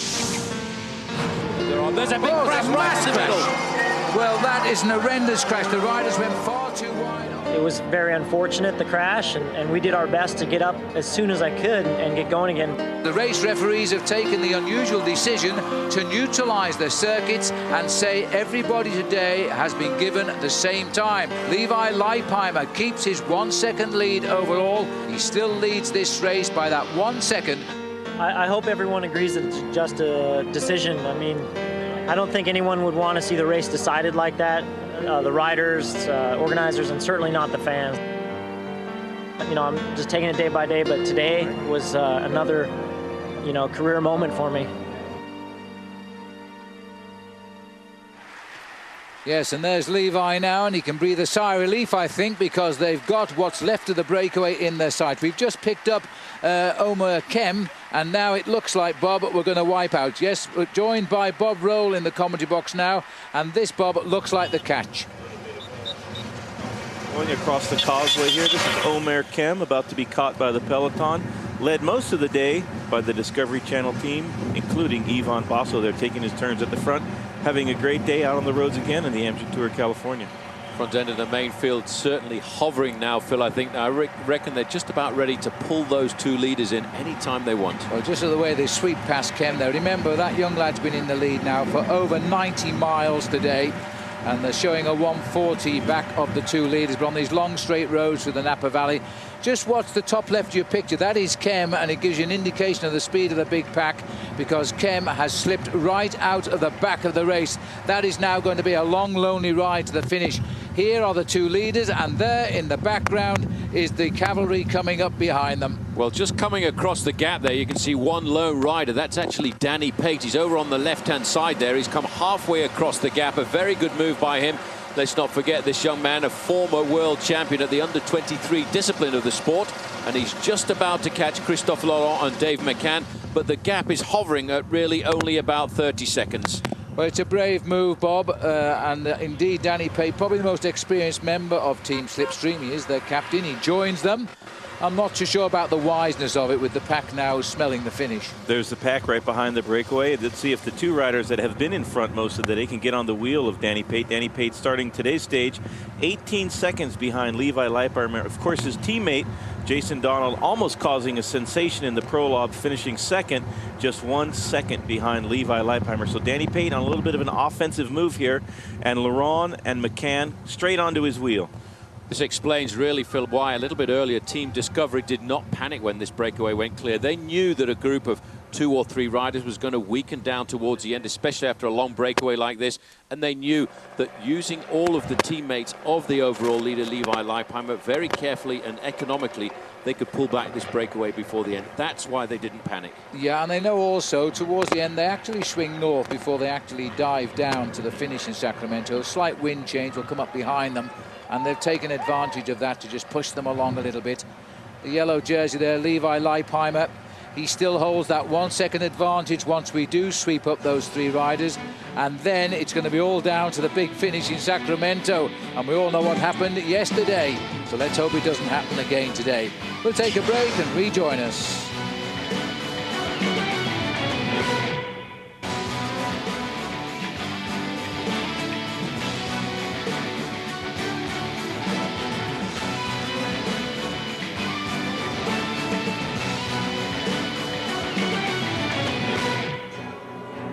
This is the finish line in Sacramento, where the riders are now heading. Well, not too far away, about 15 miles out from the actual finish of the day. One man is trying to survive from the leaders. Remember, we had 3, then we had 2, then this happened. Coming up at the back was Danny Pate, a former world time trial champion, and then it was David McCann who launched an attack. Well, Pate was having none of that, and he showed them a clean pair of wheels. Never forget that this man comes with a very good pedigree. In 2001, he was an under-23 world time trial champion. So if anybody can ride alone to the finish, it's going to be Danny Pate. And this is a very good move. And in these windy conditions, he looks rather good. He goes away. The other 2 decide enough is enough. Almost 100 miles in the lead today. At one stage leading by 5.5 minutes. Now they're wiped out. There's the big field. And only Danny Pate has replaced them, and perhaps with fresher legs at the front, is building a lead of around about 1 minute. Just looking at the weather conditions here, Bob, the wind, I think, is going to play a major factor over the last 15 or 20 kilometers, 12 miles of the race. Those two riders, Laurent and McCann, back in the field. It looks to me like the main field is just about getting themselves ready to turn up the gas. It shouldn't be too long before the big finale. Chasing this man, the peloton will have to do Danny Pate. If you're Jonathan Vaughters, the team manager of the Slipstream team, you love seeing your riders go out on the breakaways and have some heads-up riding, and that's what Pate's doing today. Well, latest news coming from the race to our ears is he has now just 35 seconds lead. So remember, Thursday is Fight Night. It's live with two big bouts. Champion Gilberto Soto defends his super featherweight title, plus Buffalo Sensation and heavyweight knockout king Baby Joe Messi. He fights to stay undefeated. That's Fight Night, live Thursday at 9 Eastern on Versus. And look at that, as we're in the streets of Sacramento. We are about 8 miles from the actual finish line, but there is the catch. It was a brave move by Danny Pate, and at one stage he took a very quick minute's advantage. Well, I think the main field that we're looking at here, we're just waiting for the moment to pounce, and I have to take my hat off this afternoon for the job of work that has been done by Levi Leipheimer's teammates. The men from Team Discovery Channel, Bob, they've been all over this stage this afternoon. Tactically, they've played a very good game. Put their effort in just when they needed to. Especially when you have a guy like Ivan Basso doing the tempo, and right in the middle of your screen, there he is, the great Italian champion, winner of last year's Giro. If you're Levi Leipheimer, you couldn't have a better workhorse than Ivan Basso. Hey, but watch out for trouble here, Bob, because those boys in pink, they are T-Mobile, a big German #1 team. And they're trying to get Greg Henderson one better. He thought he'd won yesterday. He was beaten by the photograph up against Graham Brown in the sprint, but he was deflated when they told him about 15 minutes after the race had finished. Today, he's out to go one better, and the team is moving up. And so did Alan Davis, the Australian rider on Team Discovery Channel. Thought he started his sprint just a little bit too late. He came up very rapidly towards the end. But Bob and I think today, the kind of finish we're looking at with a long finishing straight could be the sort of finish for Thor Hushoff, the big man from Norway.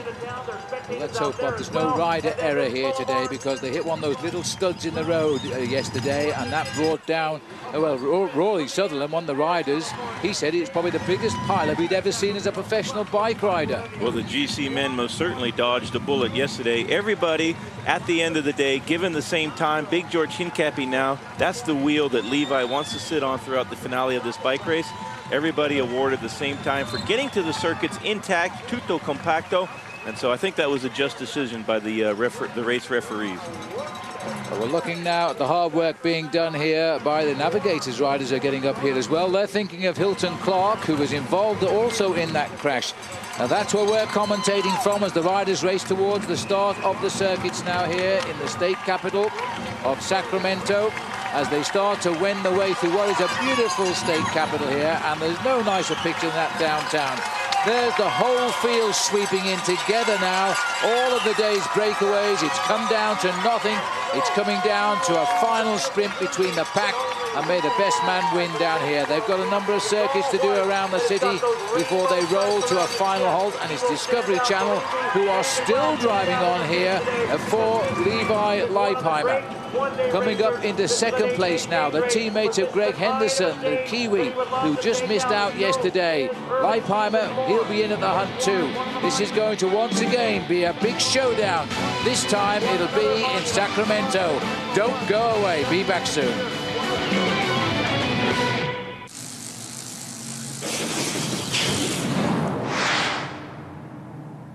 The view from the helicopter now, the whole field coursing in the streets here of Sacramento. And this, Bob, is now, and you've been in this situation as a tour rider, this is when the sprinters now try to stay out of trouble, and the people we call the domestiques try to keep the pace up. You see the quick-step riders on the front of the peloton doing the big lead-out for the current world champion, Paolo Bettini. He'd love to win a stage here. There's the riders in the dark blue. That's the quick-step riders. They will be doing the tempo, doing the work for Paolo Bettini, and the T-Mobile squad also in the hunt there. They saw that their man, Greg Anderson was just about as fast as Graham Brown, who won the stage. That gives you a lot of morale as a teammate of one of the sprinters, and you can make exceptional efforts. They're just coming up now to the finish line. They have a couple more circuits before the riders do the big, huge bunch gallop. We love to see in international cycling is the whole field thundering towards the finish line, and the very fastest and most fearless men come out on top. And another huge crowd here as now the navigators get control at the front. That's Legutin, Sergei Legutin, the champion of Russia, who's driving at the front here now as they go out on the circuits of the city. Well, the crowd have had a long day waiting, but I'll tell you, they've waited for 4 hours and watched the action on the big TV screen. But now the field is here to show everybody just what they can do. Well, what a crowd has turned out for this stage as well, Phil. Look at the crowd all around this 2-mile circuit, right in the middle of the state capital, Sacramento. The favorites we're going to look for here, the big sprinters, are riders like Hilton Clark, the Australian. I have a feeling today maybe Stuart O'Grady may well mix it up. You can see the yellow jersey of Levi Leipheimer riding up towards the front end. This now on the right-hand side, the orange jerseys, that is Team Rabobank. Those are the guys who've got the experience from Europe. That long line of riders will be trying to lead out their man Graham Brown, but now it's Team CSC, #1 team in the world. You can see their white jerseys and black shoulders there. They're trying to lead out their fast man JJ Haedo. Well, there we are. Sergei Legutin takes them around the corner here. The man who is the champion of Uzbekistan, in fact, which is part of the old Soviet Union. He bases himself here in the US at this time of the year, and he's leading the race right now for the navigators. Looking over his shoulder, look to see if there's any more help coming here for a bit more pacemaking. Watch out now for CSC. They're sending men up, and their leader is Juan Jose Haedo, who got 2 wins here last year for a different team. Watch out for that dark blue jersey. You might not know that jersey, but that was the most aggressive bike rider of yesterday, Jurgen van der Walle. He's not riding for himself here. He's actually working for a man who wears a white jersey in the middle there with the rainbow stripes around it. He is the current world road racing champion, Paolo Bettini. Bettini, Bob, I thought yesterday was trying to get himself a victory. He may well try and bounce out of the pack today. Saying after the race that his teammates were doing a fantastic lead out, but as the train came sweeping across the peloton, he was blocked in the last tunnel just a couple of 100 meters before the line. He'll try to prevent that from happening again today, and he has Jurgen van der Walle on the front of the peloton doing the tempo now. Looks like could be Christian Vandevelde, their CSC rider, trying to lead out JJ Haedo. Let's not forget about Freddie Rodriguez either. He has Chris Horner doing the work for him. Halfway around the finishing circuits here now, and this is when the sprinters will start to look for the back wheels of their strong lead-out men, the men who will do the initial acceleration and then launch them towards the finishing line out of their slipstream. This is now going to be a clever piece of riding by some of the teams. Van der Walle drops back from the front. He looks to try and find a place in the line because he knows what he has to do is keep the speed up. The reason to keep the speed up at the end of the race like this is to make sure it's not confusing behind, so the weaker riders get filtered to the back of the pack, and it keeps it nice and safe at the front for the team sprinters, and there is no chaos. Although many sprinters like Graham Brown, Phil, they thrive on chaos in the last 200 meters. Well, the BMC team, that's the team in red. They're a new USA team here, but they're led by Alexander Moos, a former champion of Switzerland who's racing here. And they also are moving towards the front on the left. CSC are dead center. They're the #1 team in the world. Fabian Cancellara is right up there. And they're looking to lead out Haedo today for the win, if they can. Here we are, round again on L Street, outside of the state capitol building. The bell rings. They are 2 miles from the finish.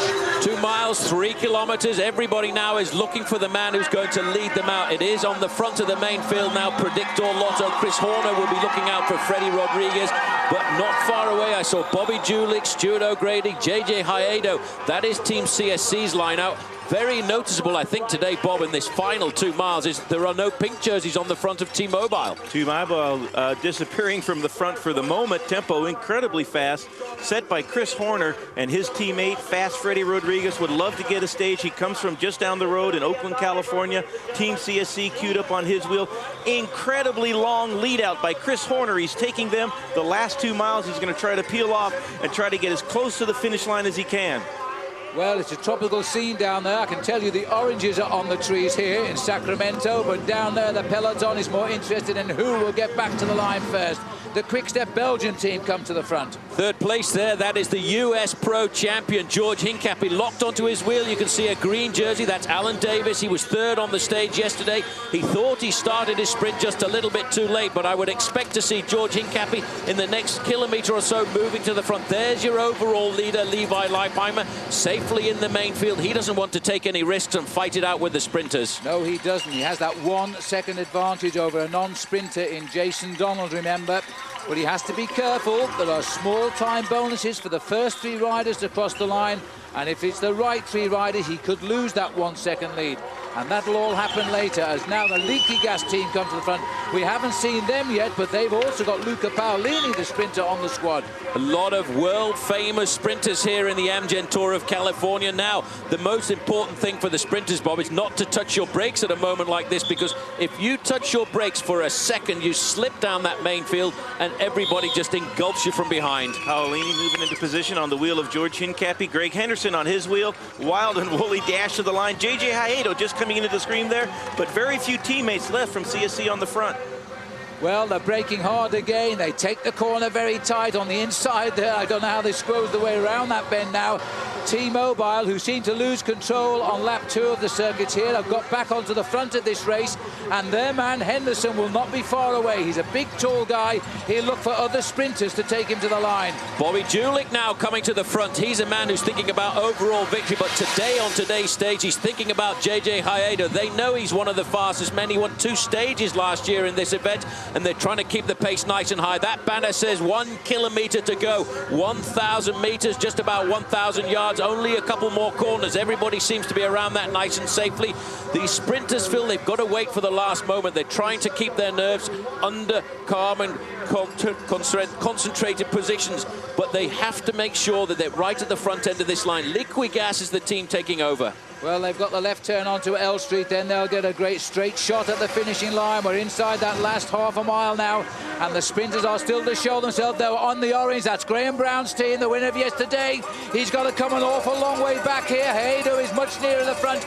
George Hincapie himself is having a go for the line here now. Is Hincapie going to pull off a big surprise? No, Hayedo's coming through on the inside of Hincapie as we come dead center. Bettini trying to get on. It looks like Hayedo as they run towards the line. This is going to be a big win for JJ. That's a clean pair of wheels, and Alan Davis trying to get up for second. He's not going to do it. JJ Hayedo gets it on the line. History in the making, and that was a big result. And a big thank you. You just saw lifting his arms up behind there. He was led out at the last possible moment by Australian Stuart O'Grady.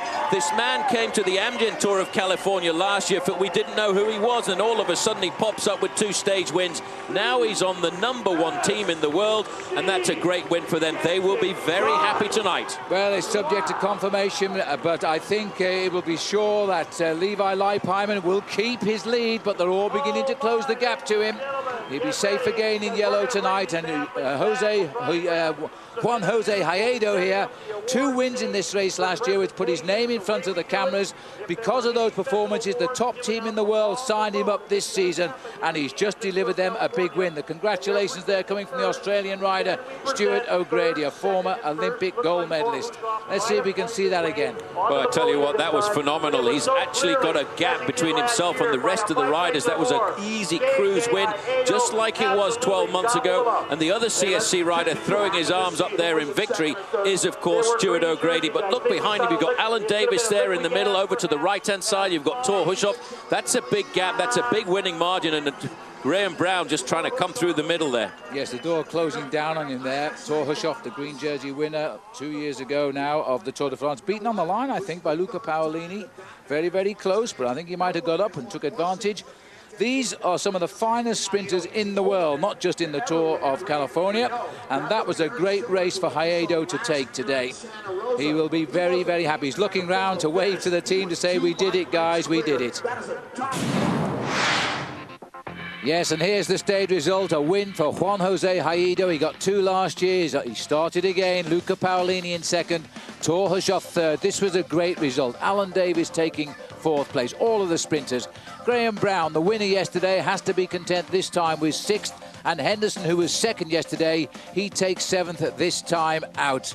Well, there it is, coming to the line here. What a turn of speed Haedo has. He comes right clear of the field. We'll take a break now. Congratulations to him, and Levi Leipheimer next. The Amgen Tour of California is being brought to you by Amgen. Pioneering science delivers vital medicines. By Olivia. And by AEG. Here's the Capitol building in Sacramento. Has seen many things, but it hasn't seen the Amgen Tour of California before. Here's our HealthNet move of the day. Today, that move really has to be the move of a teammate. Watch this man in the white jersey coming up on the right-hand side. That's Stuart O'Grady. He's actually catapulting his teammate, JJ Haedo, into the lead. Just like in NASCAR, you come straight out of the slipstream and roar up to the line. And O'Grady crosses the line, saluting just as his teammate did. That is the HealthNet move of the day. And this is the man who benefited from that great lead out by Stuart O'Grady. He gets a win for the team CSC, the #1 team in the world. Because of his 2 stages last year, he got his place on this squad. Let's have a look how they all crossed the line today. All the riders in that big pack arriving in the same time of 4 hours, 40 minutes. And this really is a veritable feast for the sprinters. Luca Paolini second, Hushoft is third, Alan Davis fourth. Further down, the winner yesterday, Graham Brown, he's in 6th place. Greg Henderson is in 7th. That's the result. Now let's go down to Bob Roll, because he's talking to the man who has kept his yellow jersey, Levi Leipheimer. Levi Leipheimer, another day in the leader's jersey. A little bit less hectic than yesterday. Maybe the team's a little bit more tenacious about doing a reasonable lead out. Yeah, today was another great stage here in Northern California. We started off with Trinity Grade, which I know very well, in Santa Rosa. Some of the guys were pretty surprised how hard that was. And then, you know, the last half of the course was quite windy. And the team did, you know, I got to tell you, I've never been on a team so strong, because they handled it perfectly. It was kind of like a ticking time bomb. It was made of crystal, and they didn't drop it.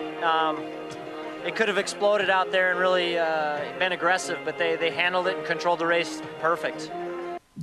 Yes, a happy return there for Levi Leipheimer, because he has come back to the Discovery Channel team this year, and that's how it stands tonight. 1 second ahead of Jason Donald, the 1 second he gained in the time trial on day 1.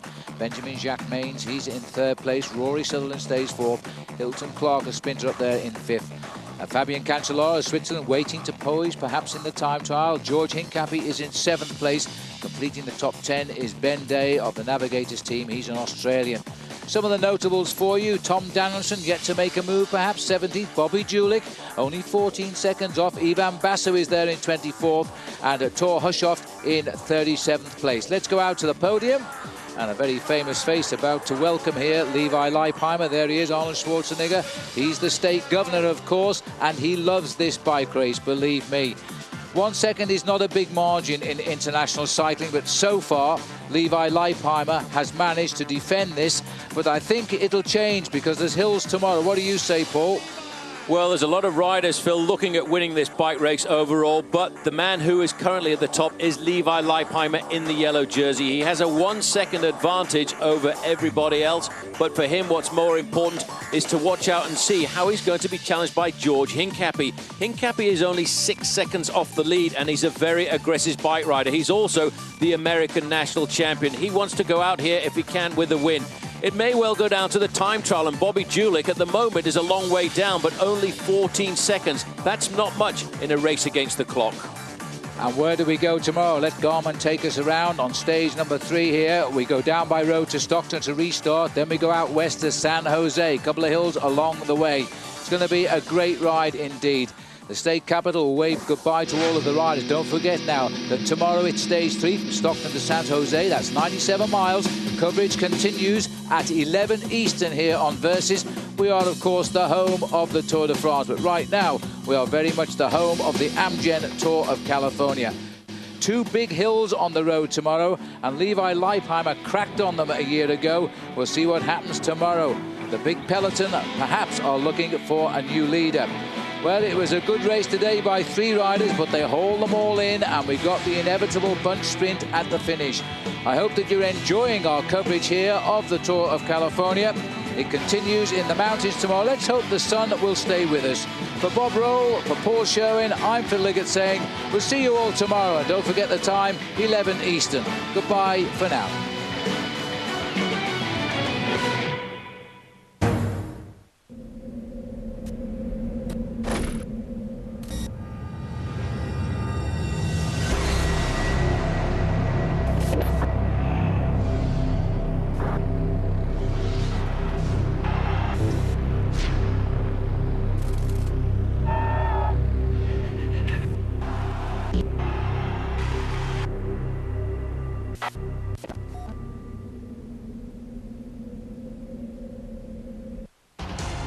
The ride towards the state's capital began in Santa Rosa and up the narrow Trinity grade. 3 riders broke away early, with David McCann making an attempt for the overall race lead. Heading the chase again was Discovery Channel, with Levi Leipheimer sitting and playing a waiting game. Through the vineyards, Laurent and McCann battled it out, but were inevitably swallowed by the peloton just 12 miles from home. As they crossed over the Sacramento River, the field sprinted through the city streets at 35 miles an hour. Another circuit race through the throngs of fans made a crash seem likely, but Team Discovery played it safe, keeping their leader Levi Leipheimer ahead of any potential danger. In the end, it was Argentinian sprinter from CSC, JJ Haido, who catapulted from behind for the stage win. Leipheimer keeps the overall jersey. We have the most beautiful place in the world. There's no two ways about it. France cannot even hold a candle to us. Today it's 95 miles from Stockton to San Jose through the narrow and windy passes of the Calaveras Road. Stage 3 of the Tour of California begins now.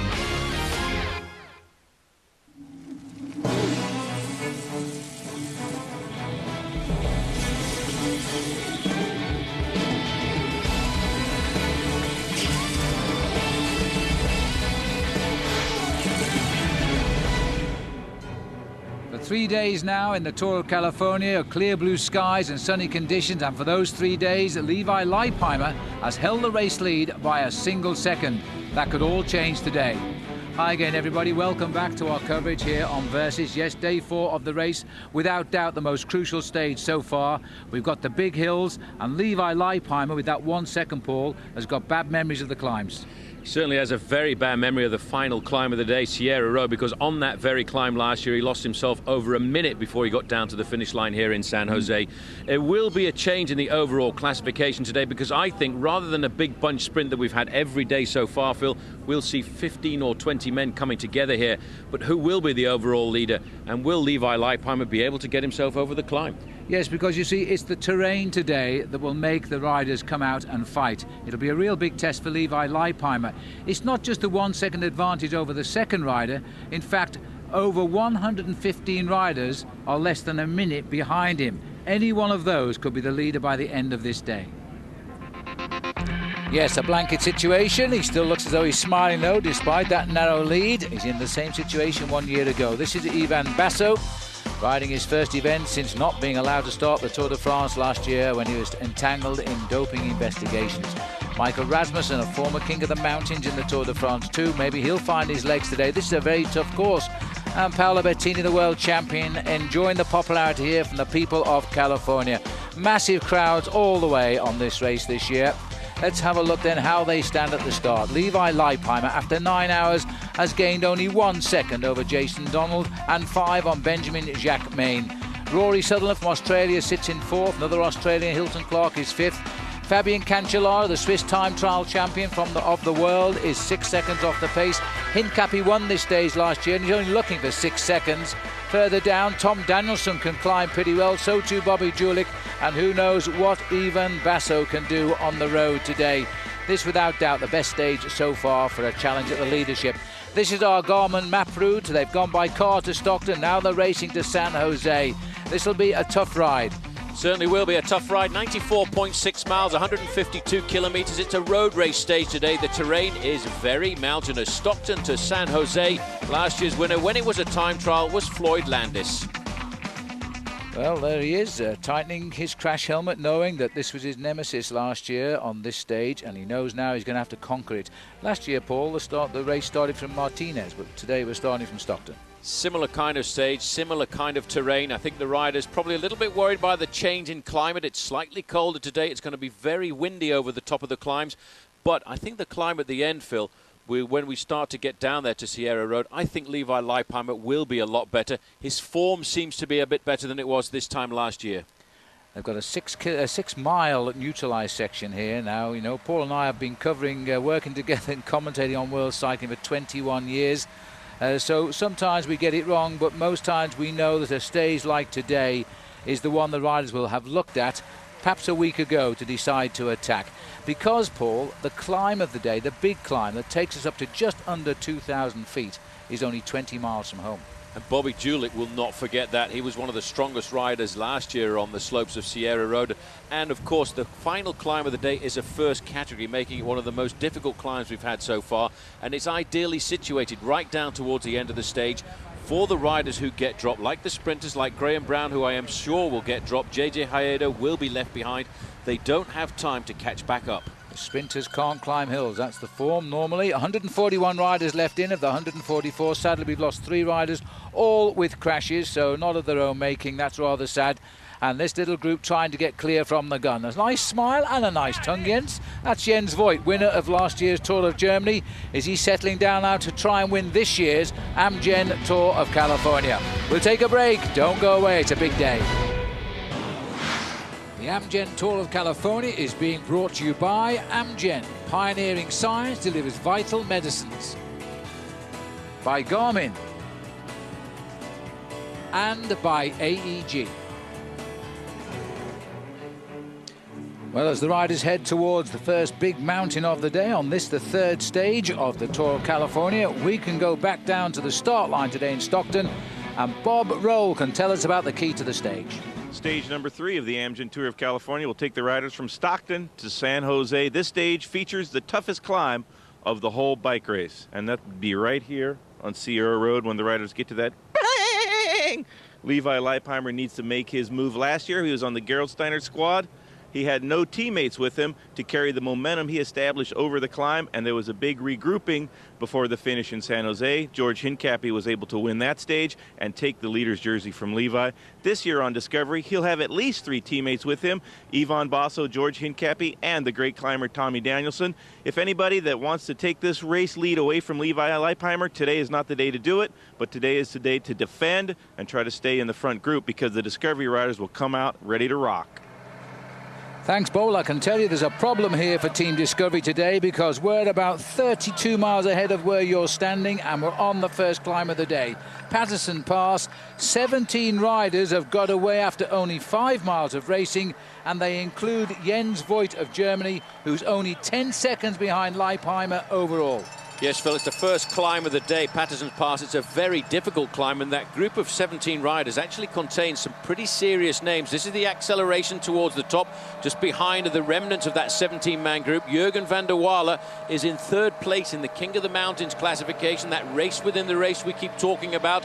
He's looking to get himself some points here, but in fact the man covering him is a teammate of the overall leader. That's Frischkorn of Team Slipstream. Yeah, they've ridden very well, the Team Slipstream riders. These are the riders in white. They're managed by former Tour de France rider Jonathan Vaughters. He tells them what to do. Now, Frischkorn doesn't really need these points, but he's trying to stop Van der Walle taking them, because his teammate back in that main field, some 3 minutes behind, Thomas Pedersen, wants to make sure at least the top of the mountains points don't go to Van der Walle, because he's heading up to be the new leader if they do. Just looking at the wind farm there at the top of the pass here, it's an indication this is normally a very windy part of the world. This is the summit. There's a huge crowd turned out to see these riders come over the top here. Phil, I'm waiting to see who's going to come through the crowd.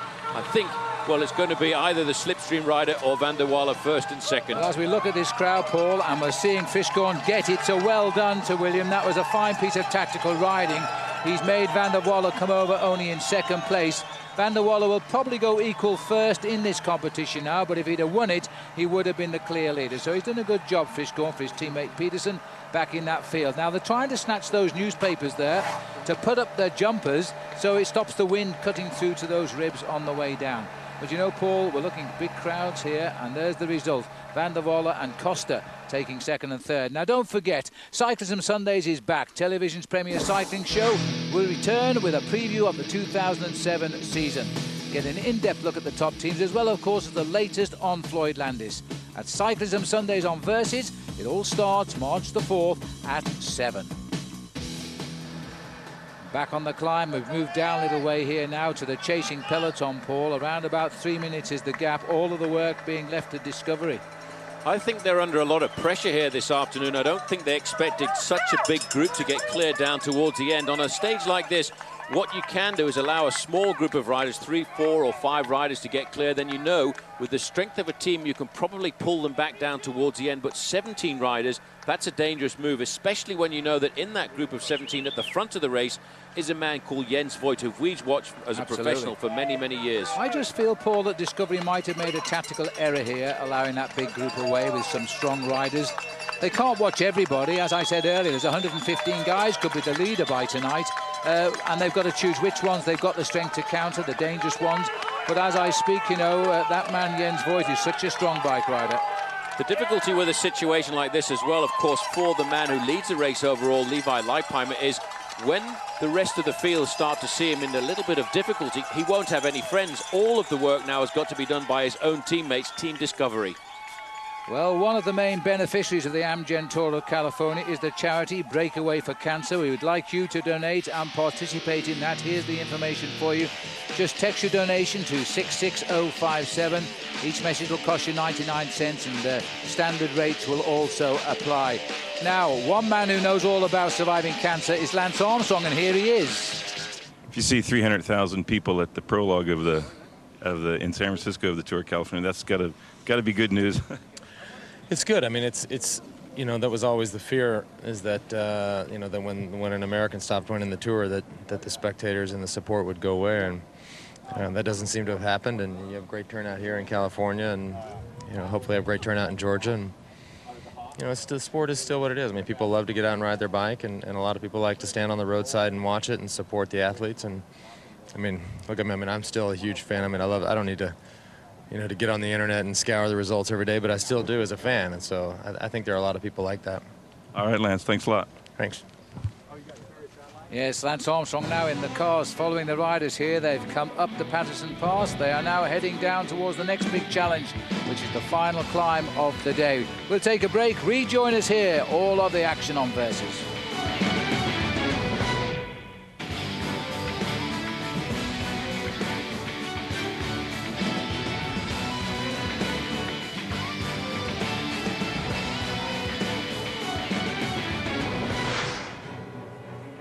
Welcome back, and yes, stage 3 now. After only 5 miles today, 17 men have escaped the big field. They've now put Levi Leipheimer's 1 second overall lead in great doubt. He's having to chase, and these 17 men, Bob, are making the most of it.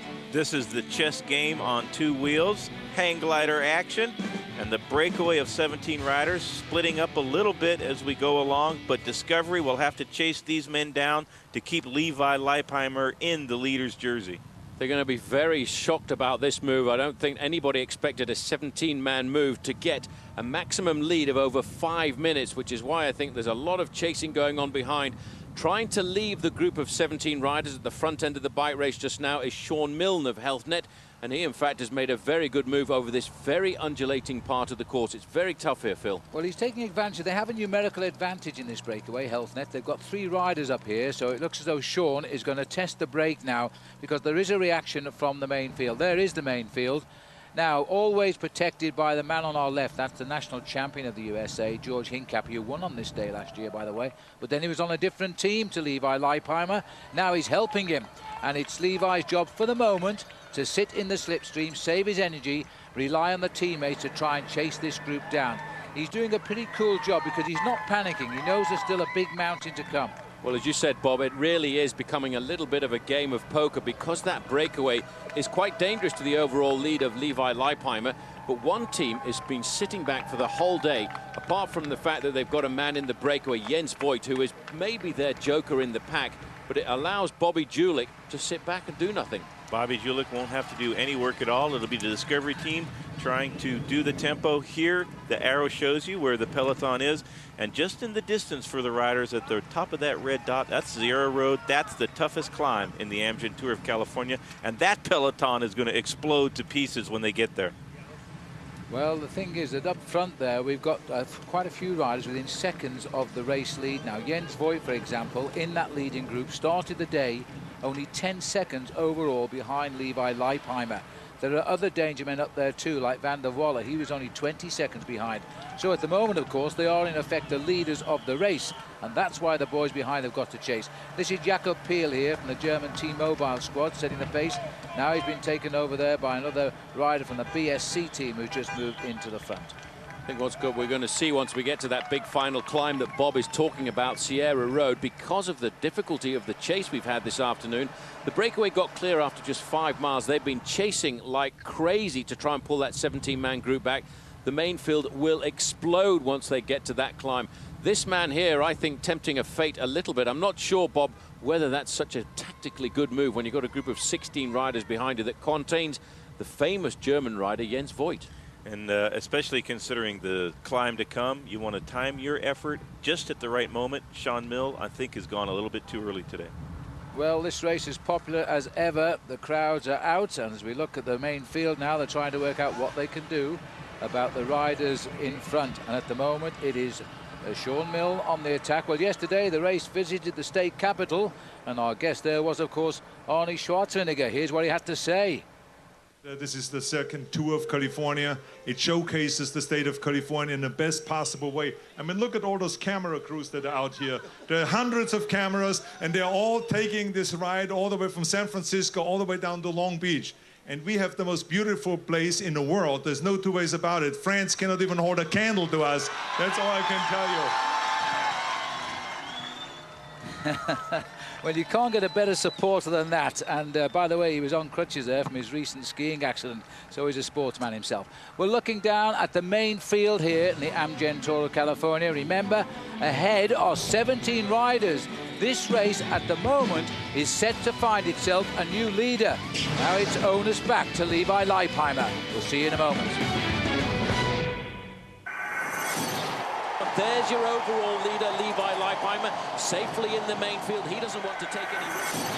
Levi Leipheimer! Never been on a team so strong because they handled it perfectly. It was kind of like a ticking time bomb. It was made of crystal, and they didn't drop it. As we make our way into stage 3, the overall leader, Levi Leipheimer, is in familiar territory. It was this time last year when we saw him leading the early stages for Team Gerolsteiner. But in a breakaway attempt up the Sierra Road, Leipheimer failed to keep the yellow jersey. Chased down by Discovery Channel and George Hincapie, who took the final sprint in San Jose. Now, with the support from Hincapie and Team Discovery, he hopes to conquer the same climb that defeated him a year ago. Welcome back. We're in the town of Milpitas, and that means the start of the climb, and the peloton have simply flown across the gap. There is Levi Leipheimer in the yellow jersey, and as they've entered the town here, that gap has tumbled down to about 45 seconds. They are on the climb. This is the leader, Sean Mill. He's the first man to see the start of the climb. The climb of the Sierra Road, by the way, is 3 miles long, but it's all over. They have just wrapped everything up here. Now we are going to see a free-for-all, Bob. An absolute free-for-all is right. Here's the breakaway, catching the lone man off the front. Big Jens Voigt in the center of your screen. Immediately to the front with Jason McCartney from the Discovery team. And the explosives now has begun. The attacks are on the front, and the peloton is chasing hard. They haven't made the junction yet to the breakaway. Those are now the remnants of that original 17-man group. But they are the strongest members of that group, and they must be taken seriously. Jens Voigt is now setting the pace at the front. So we go back down the road, probably no more than 30 seconds here, as Basso tries to drag that man in yellow up to the leaders. Looking at some of the riders at the front, Basso obviously sacrificing himself for the team here, and the yellow jersey of Levi Leipheimer. Third place is Bobby Julich, the man who last year was well up here in the overall classification. Then in the pink jersey of Predictor Lotter, a Belgian team, an American cyclist, Chris Horner. On the far side, Michael Rasmussen. These are all names, Bob, that we talk about at races like the Tour de France. This is a tour quality field right here of riders in the front of the group. Levi Leipheimer perfectly positioned on the wheel of his teammate, Ivan Basso. This is what we call doing the teamwork. And Basso just shredding through the remnants of the breakaway there. Just a few moments behind the leaders of the group. As we pan forward from the helicopter, you can see our 4 leaders just up the climb, and they're just coming into view right now. Here they are, Jakob Pale, Jens Voigt, Jason McCartney. Great riding here by the Discovery team. Jason McCartney needs to stay in the front to help Levi over the top of this climb as they get back into the streets of San Jose for the sprint to the line, and we're going to see some more disintegration from the field as Ivan Basso does the hard tempo for Levi Leipheimer. The strongest man in the breakaway has to be Jens Voigt. He's done all the work on the flat. He's pulled it away, and look how he's pulled himself back to the freshest man in the group. McCartney there, he's pulled it back, I think, Bob, there with absolute and utter courage. Looking a little bit further down the road, if we can, we'll get a chance to see what the gap is. Those are the 4 leaders on the left-hand side. That is the yellow jersey group now, and the attacks are sure to come thick and fast. Phil, that's only about 20 seconds now. It is, but 20 seconds on a gradient like this here. We're about halfway up the climb, and Levi now, you see, the last man is the leader of the squad. He's got to do it all on his own now. That's why he's the leader. He's got to finish off what his teammates have set him up to do. And now he goes, taking Chris Horner with him. It looks as though he might be getting Rasmussen alongside the king of the mountains in the Tour de France. He can climb. 3 boys trying to go away. Levi Leipheimer doing a great job. One thing that has to worry you if you're the team manager, where are his teammates? Only Jason McCartney, who is up the road a little bit with Jens Voigt, is still in the picture for the Discovery team, but what a great ride so far by Levi Leipheimer. Last year on this climb, he dropped everybody except Floyd Landis. Floyd Landis was dropped at the top. He fought his way back on the descent, but Levi knows he can do one thing, and that is put the hammer down on Sierra Road. Climbing now, Phil, through the eucalyptus trees on the right-hand side of the road. He looks over his shoulder to see what sort of damage he's doing in this race. He's just caught himself there, the Crédit Agricole rider in the green and white. He was in the breakaway a little while ago. That was Hagstad, and he was going to disappear from the front end of this bike race. Leipheimer now not looking for any friends, any help at all now. All he wants to do is put time between himself and the rest of this field. As Voigt tries to just contain Jason McCartney here now, Discovery Channel, they were on the defensive for the first 2.5 hours of the day, but they seem now to have got this race back under their control. Another superb effort by Jens Voigt, who refuses to be caught, and he races back to the back wheel of Jason McCartney. The other 2 are slipping away, and if you look behind the motorbikes, you'll see the yellow jersey of Leipheimer, who's lifting this race right out of the bag, and there he is. Well, from a tactical point of view, Team Discovery Channel have absolutely turned themselves upside down, Bob. A little while ago, they were on the defensive. It looked as if they had a terrible day. Everything was going wrong, and now things are going their way. They've got a man in front, McCartney, who is going to be nice and fresh. That's him in the dark blue jersey, because he hardly did any work in the breakaway.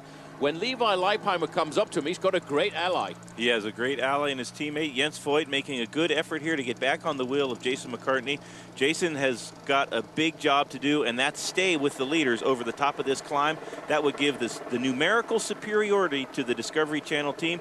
Chris Horner hanging tough, having a great day, and Michael Rasmussen, coming back from that really debilitating broken femur that he had last fall, is also putting in a great climb. But look at Levi extending his lead over all of his rivals on the Sierra Road climb. Yes, let's not forget, Phil, last year on this stage, Chris Horner was in 2nd place at the end of the day, but that was behind George Hincapie. Hincapie, I think, today may well be having a little bit of difficulty with this climb because he and the Discovery Channel team have been forced to do a lot of work to bring Levi Leipheimer back into the race. But it's paying great dividends now. Here comes the pick-off. Leipheimer riding by. Another 2 riders in a break. It leaves now only 2 of the 17 men, and there they are. One of them is a teammate of the yellow jersey of Leipheimer. There's only one to worry about, and Leipheimer is forcing his way back in. When he gets up alongside the rider in red here, Jens Voigt, this is a rider simply doesn't know the meaning of the word to surrender. He will fight all the way to the top. He's ridden 9 Tours de France. He's won 2 stages of the Tour. You'll never see Jens Voigt give up, and they'll make him race all the way to the back wheel of him here, Leipheimer. Well, Jens is a tough character, the German rider. Not only does he ride on strength very often, he also, Bob, I have to say, rides on an awful lot of courage. He's been a professional since 1997. If you want to try and speak to him in English, he speaks with an Aussie accent because he started his career off riding for Australian teams. It's beautiful to watch Jens Voigt race. Also Levi Leipheimer at the Amgen Tour of California. This will be 6 in the front, and Michael Rasmussen is hanging tough with Chris Horner. Jakob Pale is there. Look at Jens Voigt still making the tempo, and a great ride by Jason McCartney for the Discovery team. Jens Voigt doing what he does so well. When he tastes blood, when he gets a sense, you can see him go for the jugular. So Jens Voigt, right here in the front of the group, we'll just have to see what kind of damage is being done to the rest of the peloton when they get over the top of this climb. And if we have a regrouping on the descent, we'll see who that favors. But CSC a little bit outnumbered right now by the Discovery team. Well, once over the top, we've got about 17 miles to race down to the finish, and this could be the leading group of the day, and it might well be from this group that the final winner will emerge on Sunday in the Tour of California. We now have 6 riders together. Peel has done well to hang on to the tail. He must be very tired, but he has hung on. It's going to be a massive chase from the top of this big climb, Sierra Road, Phil. It's 16 miles from the top of the climb down to the finish line. And I'm really surprised today to see that Team CSC have actually been caught unawares. They were the team who had the easiest ride of the stage. They weren't doing any work at the front. They were sitting in the main field, sitting in the slipstream of everybody else.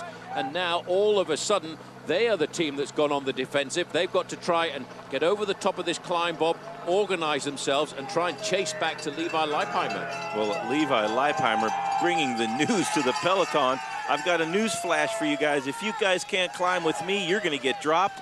And he has really shown that he is the best climber in the field and the best athlete so far in the Amgen Tour of California for the GC.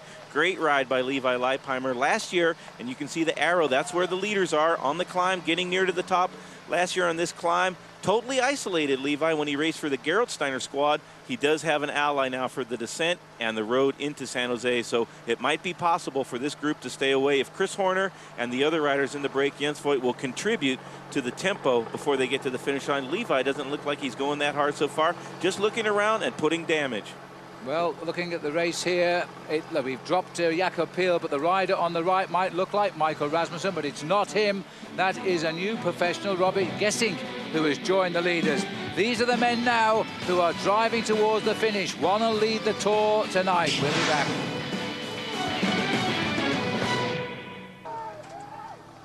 We're back with the leaders, and they're still all there. We've just lost to Jakob Peel moments ago, but we're now seeing these 5 men go clear, and Leipheimer has now got all the confidence in the world. He's conquered the mountain, he's conquered the race, and now he's driving it on. Well, the only way to defend, I think, is to attack, and that's exactly what Levi Leipheimer is doing now. He's gone out on the attack to put as much time as he can between himself and the rest of the riders in this race. You just saw Jakob Peel there, but this is a very select group of riders now starting to form behind him. I'd like to see if Bobby Julich is present in that group.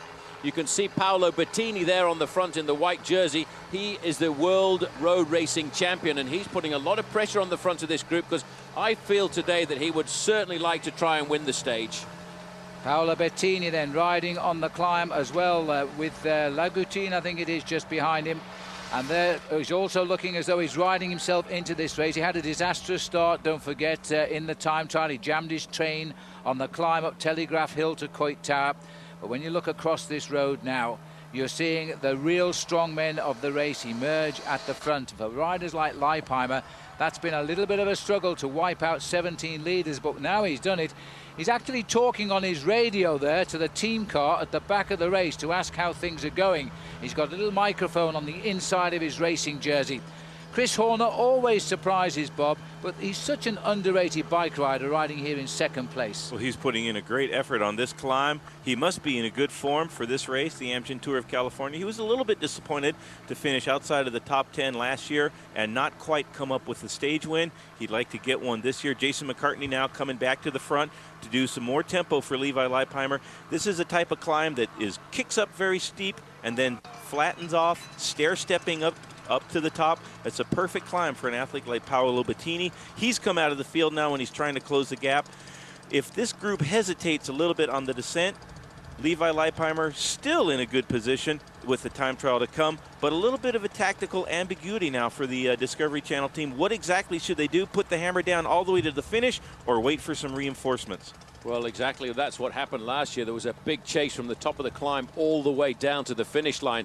It looks to me as if we're starting to get a very serious gap. There is Jakob Peel still stuck in the middle. He is at around about 15 seconds. I make the gap down to the rest of the group there, Phil, around about 35 seconds. It's still not a done deal. There's a long way and a long chase off this mountain down to the finish line in San Jose. You get some idea here of the gradient of this climb as we watch Jakob Peel. He's not as smooth as Leipheimer and co up front now. This man was part of the original 17. He did a lot of work in that breakaway. Now he's paying the price. All he wants is to get to the top, get rid of those aching legs, and then use the downhills. This is the next group on the road now, led by the world champion here, Paolo Bettini. He's a great climber too, but he's not quite in the class of riders like Levi Leipheimer on the mountain. But even so, and that's Theo Eltink, is just there for Rabobank as well. As these riders now try to repair the damage. They know they can't catch these riders on this climb, but if they can limit their losses, once it tips downwards, then they might well chase back up. And who's going to win the stage is very much in doubt. But if it were to arrive at the finish with this group, then Leipheimer would likely keep his yellow jersey.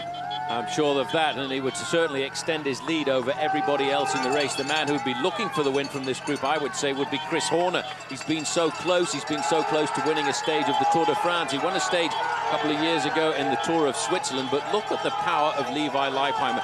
Now shows you why he's the leader of a race, Phil, because he has to take the responsibility of doing the work himself. Well, as they cut through the crowd here, they're estimating already, officially mind you, 750,000 spectators have watched this race so far since we started with that 300,000 on Coit Hill down in San Francisco. We're heading to Long Beach, remember. That's where we'll finish on Sunday. But at the moment, it's the Battle of the Mountains, and it's beginning to tip down a little bit now as the riders will start to search for those gears and use the biggest one they've got. On the descent of this climb now, once they've breached the summit, Phil, they will be pushing speeds of around about 60 miles an hour on a bicycle tyre that is not very much more than an inch in width. And still Levi Leipheimer has taken the responsibility of setting all of the pacemaking at the front of this group because his team has done such a great job for him. Look at the face, Bob. That is the face of a man who's decided now what he wants to do. We're now on the descent. Just over the KM now for our leaders. Chris Horner tacked onto the back, and that's what the Discovery team will have to decide if they're going to tow this group to the line or they're going to wait for reinforcements. Paolo Bettini and his group, Mauricio Ardila was right on his wheel from Rabobank. They are just behind. I make it about 30, 35, 40 seconds behind. We'll see what kind of regrouping we have on this descent and the flat roads into the finish line. Well, I reckon, Bob, they'll try to drive and get as much time between them and that chase group, because you never know with the time trial coming up in 2 days' time. That's the race against the watch, where you ride alone, where you can gain or lose huge amounts of time. So they'll try to get what time they can here, and then they'll live to fight another day in the time trial. That's why Leipheimer drives on now. He'll be feeling very, very confident as he heads towards the finish in San Jose. Well, the search to find the next leader of the Tour of California is certainly on now, and it looks as though it might still be tonight, Levi Leipheimer. He has ridden superbly to join the leaders, and he's now about a minute ahead of the main chase group in this group of 5. I think the big advantage he's got is having number 26 there, Jason McCartney, up alongside him, because McCartney was in that leading breakaway of 17 riders, and that, I think, is going to give Levi Leipheimer a very strong ally. This is the chasing group now of what was 17 riders, moved up to 21 riders, is increasing in numbers all the time. Well, as the riders continue to chase here, here's a little bit of support coming alongside him. Johan Brunel, the manager. But look on the far side, Lance Armstrong, the 7-time winner of the Tour de France, there to shout encouragement to his Discovery Channel team. Well, another man who's also showing interest is last year's winner. He's at the finish. Floyd Landis talking to Bob Roll. Last year you had a tremendous battle with Levi on the Sierra Road climb. You're looking forward to watching Levi's progress today on the stage. Yeah, I didn't see what's going on out there. Last I saw, there was 17 guys in a breakaway with a decent lead, and it's a hard course, and I wouldn't want to be the guys chasing, but he's got a strong team, and we'll see. I think it's a long way to the finish line from that last climb, and so it depends how they play their cards in the front, but it's 17 guys is a big group. And the time trial in Solvang, do you think that favors Levi or some of the other riders that are near the top on the GC? Levi's a very good time trialist, and last year he, for some reason, had a bad day on the day that mattered, and I think that he's the strongest guy here. I mean, if he can go that fast for 4 minutes, he can do it for 20. Again, the other guys, I don't know their fitness level, but I clearly see that Levi is very strong, and if he has a good day, he'll win the race. Well, I think he's having a good day, that's for sure, Floyd, because he got across to these leaders, remember, in company with Chris Horner. As now it looks as though Jens Voigt, he's the big danger, by the way. Without sounding too complicated, if Jens Voigt wins the day today, then Levi Leiper must finish second or third over the line because of small-time bonuses. Otherwise, he will lose his race lead. Jens Voigt knows that to absolute perfection. And look at the way the situation is now, because we're now looking at no longer 5 riders. We're looking at 3 riders. Chris Horner, Jens Voigt, and Levi Leipheimer, with the Rabobank rider Hessink being dropped. Well, that's very sad, because young Robert Gessing is only 20 years of age. He caught us off guard early. He rides like Michael Rasmussen, tall, thin rider. But that was a great ride for him to reach, in this quality of field, to reach the leaders. Now we are left with 3 very well-known international bike races. Jens Voigt from Germany, Leipheimer, the US leader, and Chris Horner, who is also on terrific form. Well, doing the math, I think Bob is nice for Levi Leipheimer. He doesn't have to win the stage here, but he is going to finish in the top 3 if the race finishes like this. And that means he will retain the overall lead, but only by a number of seconds. I think what his goal will be to try and finish in front of Jens Voigt at the finish. Levi Leipheimer now, he has got to watch Jens Voigt like a hawk. He cannot let Voigt get anywhere. There is a time bonus of 10 seconds. That will come off of the time of Jens Voigt and Levi Leipheimer, depending on who wins the stage. Chris Horner there, he's the wild card in this breakaway. He had a decent prologue himself, so it is 3 miles to the finish, just 5Ks to go. And Jens Voigt attacking to split up the front group. McCartney was dropped along with the Dutchman on the Rabobank squad, Gessink. And so it's a 3-man bike race. Now let's see if McCartney and Gessink can get back in the frame and chase down the leaders. But one has to imagine, after all the teamwork that McCartney's done, he has got to be really tired at this point. Yes, and what it means also, by the end of the day, whatever the result over the line, this race tomorrow morning will go out onto the highway, still separated by seconds, at least amongst these 3 riders. And we're looking at some very famous names. Levi Leipheimer's a name we know. He's finished in the top 10 of the Tour de France on a number of occasions. Chris Horner in the pink jersey at the front now was aggressive last year in this race, but maybe didn't quite get the success that he wanted to. Jens Voigt is always aggressive. He's always out on the attack. You can just see the orange jersey in the distance there of the Rabobank rider, Robert Gessink. He's having a very difficult time, but Bob, he's only 20 years of age. He really has been caught out. Well, there they are as they twist and turn down towards downtown San Jose and the finish in Santa Clara. And that is now the chase group behind, which is swelling all of the time as riders rejoin off the mountain behind them. They are now 31 riders in this group, and they're being driven on by the Belgian team Quickstep. They're trying to catch them, but they're still holding. They can't shut down that minute. Well, everybody now is riding at basically the same speed. That's why the time gap is not coming down. It's locked in at around about the 1 minute mark. I'm amazed, and I'm always amazed when I look at this man on the front in the black and red jersey of Team CSC. Jens Voigt is such a strong character, on the attack all day and still got power. Levi Leipheimer, much smaller rider, much more aerodynamic, and he still, Bob, looks quite punchy. He does look great so far in the finale of this stage. He's been the strongest man on the climb, leaving the peloton, catching the breakaway. Chris Horner, a great ride to do the same on the wheel of Levi Leipheimer. With the help of Jason McCartney, the teammate of Leipheimer, they've been able to get into the streets close to the finish line with a solid advantage, and these 3 men are now trying to fight out the GC for the Amgen Tour of California when we get to the finish in a few days in Long Beach, California. Well, this is a huge performance by this rider here, Jens Voigt. He's won 55 races as a professional. His career began a long time ago, back in 1997. And they often say that a top professional cyclist only has a career of 8 years. Well, Jens is proving that wrong. But this rider now, whatever happens, has a real chance of a top 3 standing tonight. He can't get the lead now while there are only 3 of them left, unless he gains real time by jumping away from these other 2. Well, I think I just saw that the riders have gone inside the final kilometre there. I could still see Gessink at around about 15 or 20 seconds, but the main field was actually starting to mass. They're not too far behind. They're doing a great job. These 3 riders should survive, Phil, to take out the stage victor. But which one of the 3 is it going to be? I think I'll put my money on Horner. All right, well, he's the rider in the pink. There's one of the dropped riders, that's Gessink, trying to get back up. If they slow down and shadow box, he will get back up and might even steal the race. But the whole field are there. They've cancelled all of that time gap of 1 minute. We didn't get the message from the race that they were closing. Guessing is nearly back on terms here. What a dramatic finish. The hills have done nothing to open up this race today, but it should still see the yellow jersey on the shoulders of Leipheimer, but only just. He's got to get over that line. He needs any gap between those and the chaser behind. Here comes the sprint for the line now, and it's Voigt who opens up. That could well go to Horner, but I think Voigt's going to win it. He's in the lead for 90 miles. He takes the victory. Second is Leipheimer. Well, that was terrific. Unbelievable, Phil. That man is one of my heroes in the sport because he can go out on the attack early on. He looks for the victory.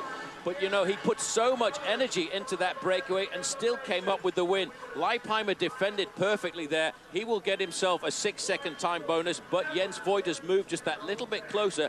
My quick calculation is that Jens Voigt will be at 3 seconds behind Leipheimer this afternoon.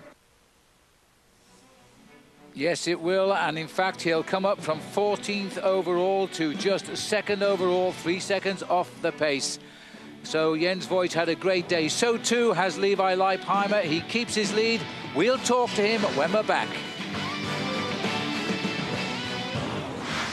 The Amgen Tour of California is being brought to you by Amgen. Pioneering science delivers vital medicines. By Garmin. And by AEG. And today it was San Jose, the destination, after the riders left Stockton 95 miles earlier. What a day of racing it turned out to be. Levi Leipheimer put on the defensive when 17 riders slipped the field. He had to bridge a gap of 5 minutes. He did it on top of the high point of the Tour of California. Jens Voigt, the man in red and black, was his big rival. Then they pulled a little group clear as they raced towards the finish in the last 20 miles, but down towards the end, Voigt was still driving. Leipheimer, limpet-like, was just sitting in his slipstream, and that's the way it stayed as they raced to the line. Victory for Jens Voigt. And let's have a look at our HealthNet move of the day. HealthNet move of the day has to really belong to Jens Voigt, the ever-popular German rider. In the first breakaway of the day, stayed away for 95 miles and even down towards the end when Levi Leipheimer tried to attack, the German was ever present. That is why we've given him today the HealthNet move of the day. And there he is, all smiles, Jens Voigt. He's never happier than when he's winning. He's a man who never gives up. I make it 56 victories in a long career for him. Let's have a look at the stage result. And at the top of the pile, Jens Voigt wins in the same time as Levi Leipheimer, 1 second ahead of Chris Horner, 4 ahead of the tenacious Robert Gesink from Holland. World champion there, Bettini in 5th place. Further down, O'Grady comes home in 6th. The top 10 completed by Sergei Lagutin of Uzbekistan. Let's go to Bob Roll with Levi Leipheimer. You got some encouragement on the run-in by a ex-teammate from a long time ago, now in the team car, Lance Armstrong. Definitely. Before the last climb, you know, I dropped back to the car once to talk to Johan, and seeing Lance there, it gives me a lot of motivation, gives the team a lot of motivation. And I tell you what, today was a bike race. It was all-out war right from the gun, and my guys really deserve all the credit because they suffered, and they suffered hard. Thanks a lot, Levi. Congratulations. Another day in yellow. Yes, thank you. So Leipheimer gets to keep his yellow jersey. He had 1 second this morning. Well, he's got 3 seconds now to a different rider. Jens Voigt is up into 2nd. Rory Sutherland from 4th comes up to 3rd. Horner down or in the frame on 4th. Looking further down, the top 10 completed here by Stuart O'Grady, another teammate, in fact, of the winner today. Let's have a look at the notables. Bobby Julich still very much in with a chance, sits 13th, 24 seconds off. Van der Velde at 27 seconds, while the 3 riders there, Discovery teammates, they slipped a bit today because they were helping keep Leipheimer in yellow, and that's what he's doing here on the podium. Levi now leads this race. He'll feel a little bit happier with his ride today, but Paulie now has new rivals. He has some new rivals. One name to conjure up is Chris Horner, the American rider, moving up to 4th place, just 16 seconds down on the overall leader, Levi Leipheimer. Still looking solid, though, in his yellow jersey as he faces up at the end of the week to a very important individual time trial. But maybe a little bit of a tactical mistake because this man, Jens Voigt, is not bad against the clock. He is now 2nd overall at just 3 seconds behind. And where do they go tomorrow? Here's our map from Garmin, and the riders now are going down from Seaside, running down the most beautiful highway, Highway 1 to San Luis Obispo. It's a long, long way of 133 miles. Don't forget, continue to enjoy the Amgen Tour of California with us. Our coverage continues tomorrow at 11 Eastern, here on Versus, the home, of course, of the Tour de France. The longest stage of the race tomorrow, perhaps the most beautiful, but the riders won't be looking at the scenery with a 3-second gap between the top two as we near the end of this race. There's going to be some huge battles along the road tomorrow. We saw a real race today, in the words of Levi Leipheimer. Tomorrow, I think we'll see another one as we course down the beautiful Pacific Highway. I hope you're enjoying the coverage here. A win today from Jens Voigt of Germany. For Bob Roll, Paul Sherwen, I'm Phil Liggett saying stay with us all the way to the finish in Long Beach. Tomorrow we'll be in San Luis Obispo. See you there. Goodbye. By Jens Voigt. Great challenge, but you know, it explains why we look at this sport as a sport of individuals supported by a great team. Yesterday we saw Team Discovery Channel look after Levi Leipheimer in the first part of the race, and then when it came crunch time, he came to the front and had to assume responsibility all by himself. Tomorrow is a very important strategic day. It's the individual time trial. So today, I think what we will see is Levi Leipheimer trying to rest. If you can rest on a 130-mile bike race, he will try and stay out of the wind, try and stay out of danger, and keep himself as fresh as possible for tomorrow's big day. Well, the motto today is keep the Pacific on your right as you race all the way down Highway 1. But I bet by the end of this day, the riders will be pleased to have arrived right here. Well, here they are. The world champion Paolo Bettini is about to find the reign of California, and the king of the mountains in the Tour de France last year too, Michael Rasmussen, also looking quite content with the way things are going as part of their training. This is the start of yesterday, though. He won the stage, Jens Voigt. He now leads in the sprinters competition, but he wants the yellow jersey of Levi Leipheimer. Well, Levi Leipheimer knows it's going to be a very long day in the saddle for him here this afternoon. It will be a day of defense, I would think, and hoping to try and make sure that he doesn't tire himself out too much. Well, let's have a look how they start today in the overall standings. And here it is, after 12 3/4 hours, only 3 seconds the advantage of Leipheimer over Jens Voigt. 15 on the Australian Sutherland. Chris Horner now in 4th place. And further down, the top 10 here completed by Stuart O'Grady, another Australian on Team CST. You see only 20 seconds covering the top 10 riders in the race. Let's have a look at the notables. Bobby Julich only wants 24 seconds. George Hincapie and the other two riders, Basso Danielson, all Team Discovery. They're committed now, giving all their energies to Levi Leipheimer. Here's our map brought to us again by Garmin here. We've moved to Seaside for the start, and it's simply keep the sea on the right shoulder, right down to San Luis Obispo. This is the signing in this morning. Well, this is something all of the riders has to do, Phil, every day, just to make sure they're legal and just to make sure they get out onto the open road. Levi Leipheimer very happy to sign in today, still though with a very slender advantage.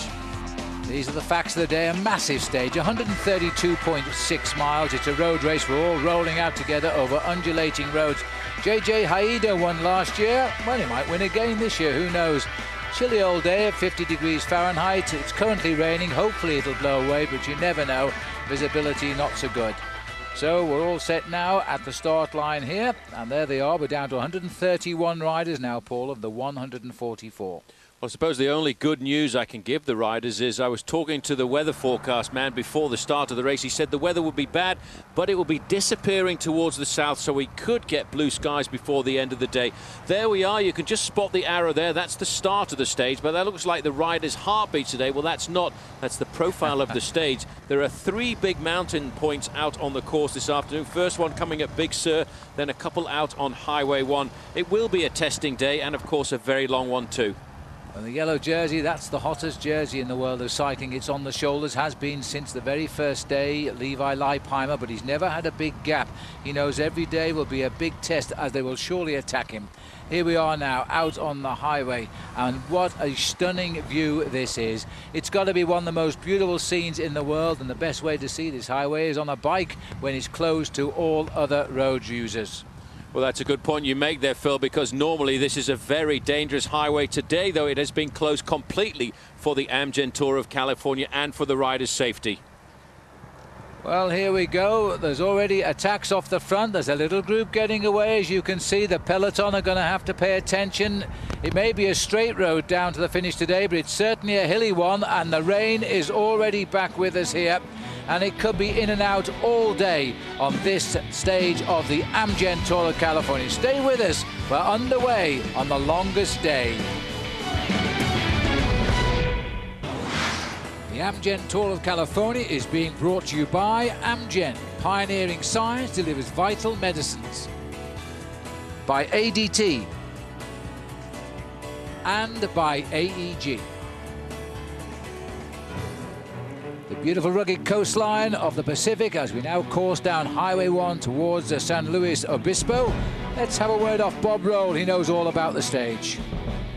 Stage number 4 of the Amgen Tour of California will take the racers 132 miles along the Pacific Coast Highway from Seaside all the way down to San Luis Obispo. This stage about endurance and enduring the miserable weather conditions facing the racers today. Lots of rain, lots of wind out on the race course.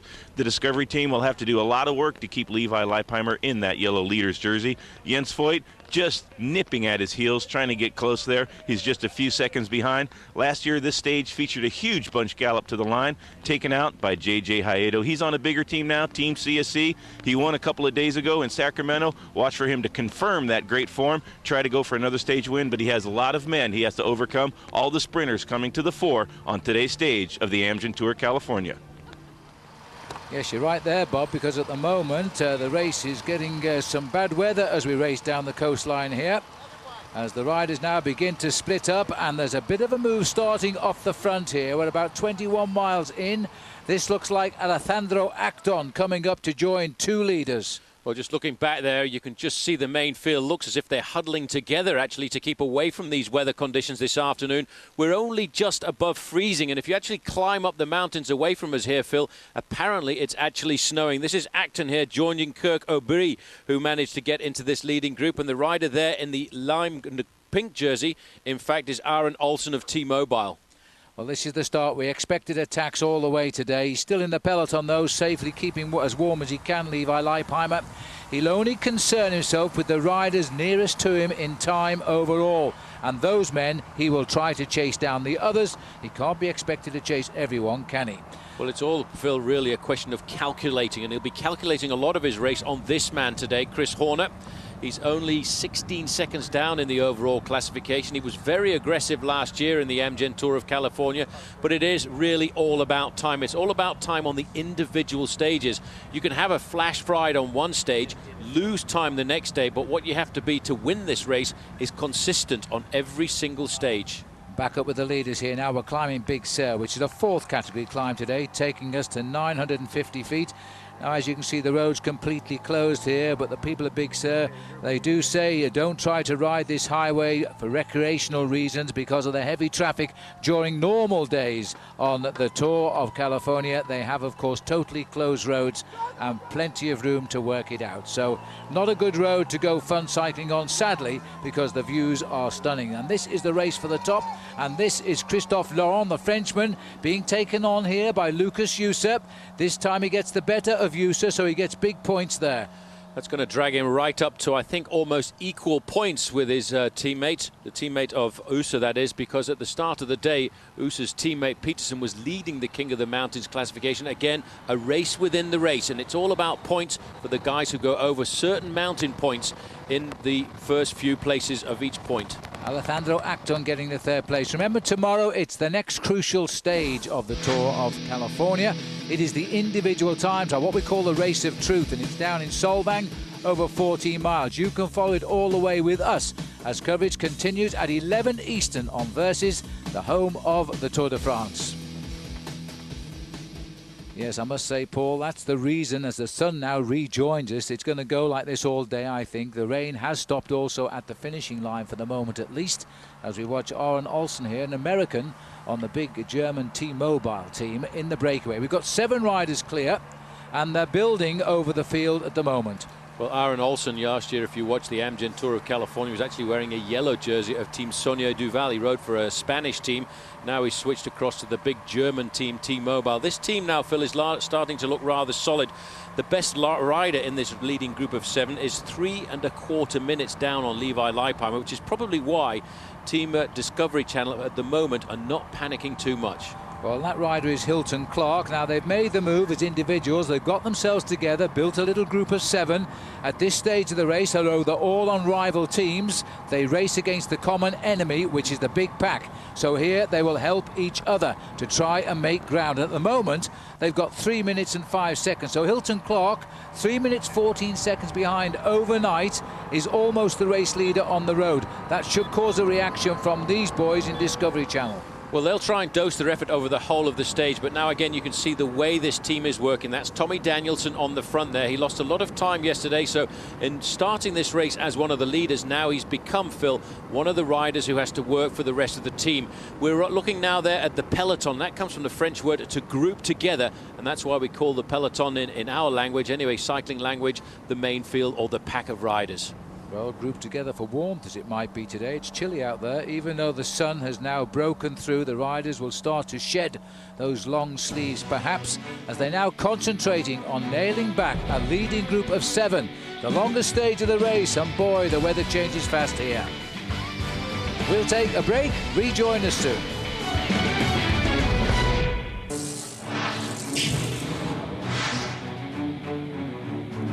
Well, these are the leaders today. They've been out in front now since the 21-mile point. They're just coming within half a mile of the summit of the second challenge today, taking us back up to 732 feet. There's all the names for you.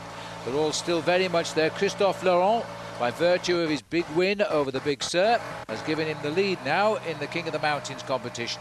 Very good chance for the Frenchman today to build up an unassailable lead in the King of the Mountains classification, which is the race within the race. It's a race where at certain points during the course, points are awarded to the first riders to go over those summits, and so far the most consistent rider in that competition now has been the Frenchman in the green and white jersey, just at the backfill of this group of 7 riders.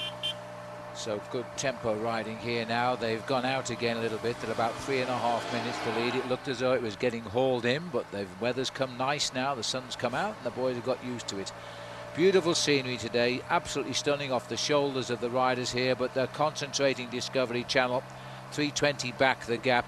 They've no time to admire the scenery because this breakaway has to be monitored here. Levi Leipheimer deciding there'll be no more rain today. So like all team leaders, it's the poor helpers on the squad who get to do the donkey work. They have a very hard day on a day like this. They have to look after Levi Leipheimer because tomorrow he has to ride completely alone in the individual time trial. So today he's trying to use as little energy as possible, which is why we see the team riding on the front end of the main field. Team Discovery Channel today, Phil, have done almost every inch of the way, setting the pace on the front end of the main field. They're controlling affairs. They're not trying to chase down the leading group of 7 riders right now, but they're trying to make sure that the gap doesn't get too big. Well, here we are with the leaders up at the King of the Mountains here. This is Hilton Clark, the Australian. He's actually a sprinter, but he's riding a good race today. He's gone out in this move, and he's pretty happy with that. There are 4 different categories which are numbered. Category 4 this is, makes it the easiest of the slopes.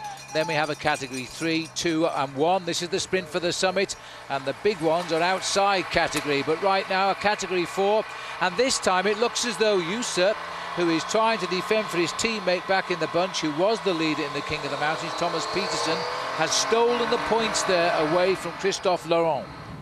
But it's another Chris who put in a big challenge yesterday in that race for the leader's yellow jersey. He's now just 16 seconds off it. Chris Horner, 35 years of age. He's had his ins and outs with European racing, but he really does seem to get better and better every year.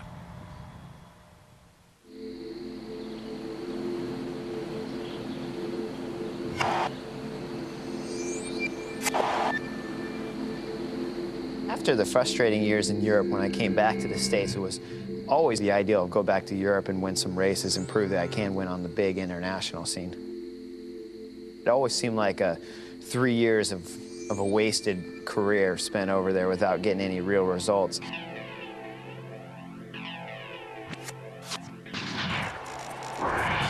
Making the best of his return to the States, Horner won the USA Cycling Tour for 3 consecutive years.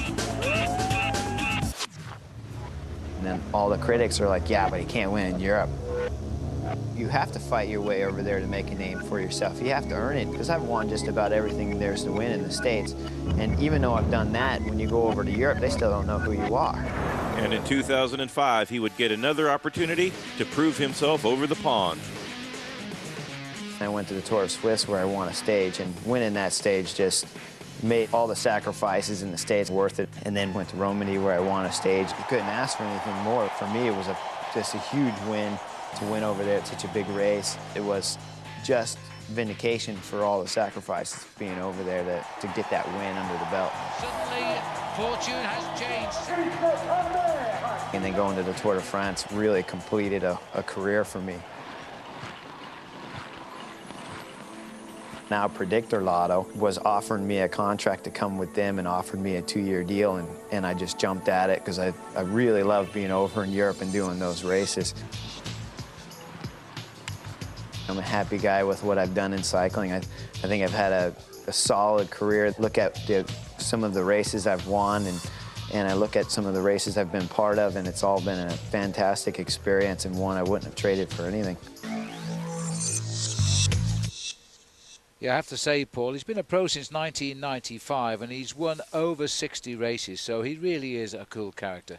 He's a very cool character, but what I think is very impressive about Chris Horner is the way he's actually gone back to Europe, and he's actually been able to come back to the top end of the sport. He was 13th overall last year in the Amgen Tour of California, and it was an incredible win a couple of years ago in 2006 when he won a stage of the Tour of Romandie.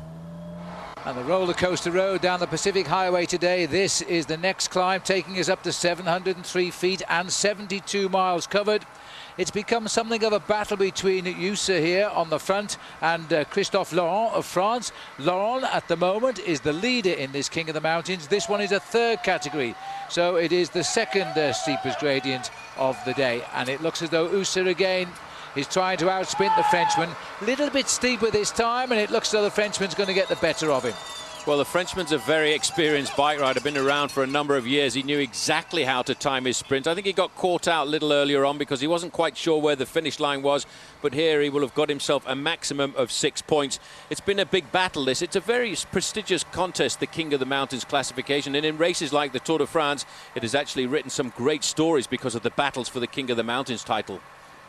Well, the King of the Mountains title here, sponsored by Travel and Tourism in California, and you won't get a nicer view than the riders have seen today down Highway number 1. Back to the main peloton now. They're still under the escort of the Discovery Channel team.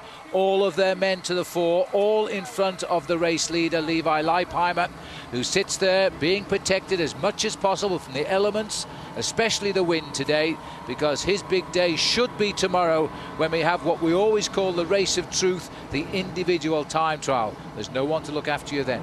Not at all. These riders at the moment currently riding on a road that was built in 1937 after 18 years of construction. But coming back to the point you were making, Phil, it is all about teamwork. These two riders we're looking at here, Christophe Laurent and Lucas User, are not really dangerous at all in the overall picture of the race because they're a long way behind. This day today for Levi Leipheimer, you can see him, he's the smallest of the riders there on the Discovery Channel squad there. He's sitting in the slipstream of his teammates, trying to save as much energy because for him, tomorrow is D-Day. And the man just behind him is George Hincapie, the national champion of the USA, also on Team Discovery. He's set position just behind him so that should Levi have a problem, George will know and they'll tell the other riders. This is the pack then. Not over worried by the escape at the moment. Those 7 riders still out in front by about 3.5 minutes, and they're not causing too many ripples because the main contenders for final victory really are still trapped in this field here, including Chris Horner and Jens Voigt. There's the scenery on this beautiful road as the riders are over the halfway distance on the longest day of the Tour of California. They've still got 2 hours to go.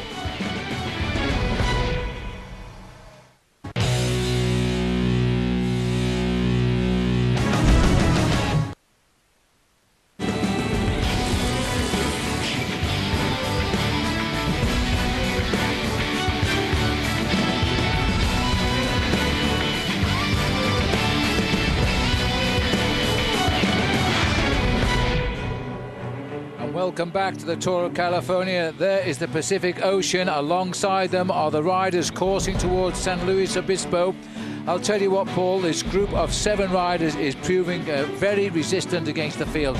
Just a reminder where we are on our Garmin map. We started at Seaside, we quickly joined the ocean. We're shortly breaking away from its shores, heading into San Luis Obispo. And the gap is coming down, but not very quickly, Paul. Not very quickly at all, but I think it will come down because we've seen a change at the front end of the main field. Different teams now starting to come to the front. You can see Levi Leipheimer in his yellow jersey, surrounded by his teammates, looking nice and comfortable. They've played a very good tactical game here this afternoon because they've kept that gap at a decent size.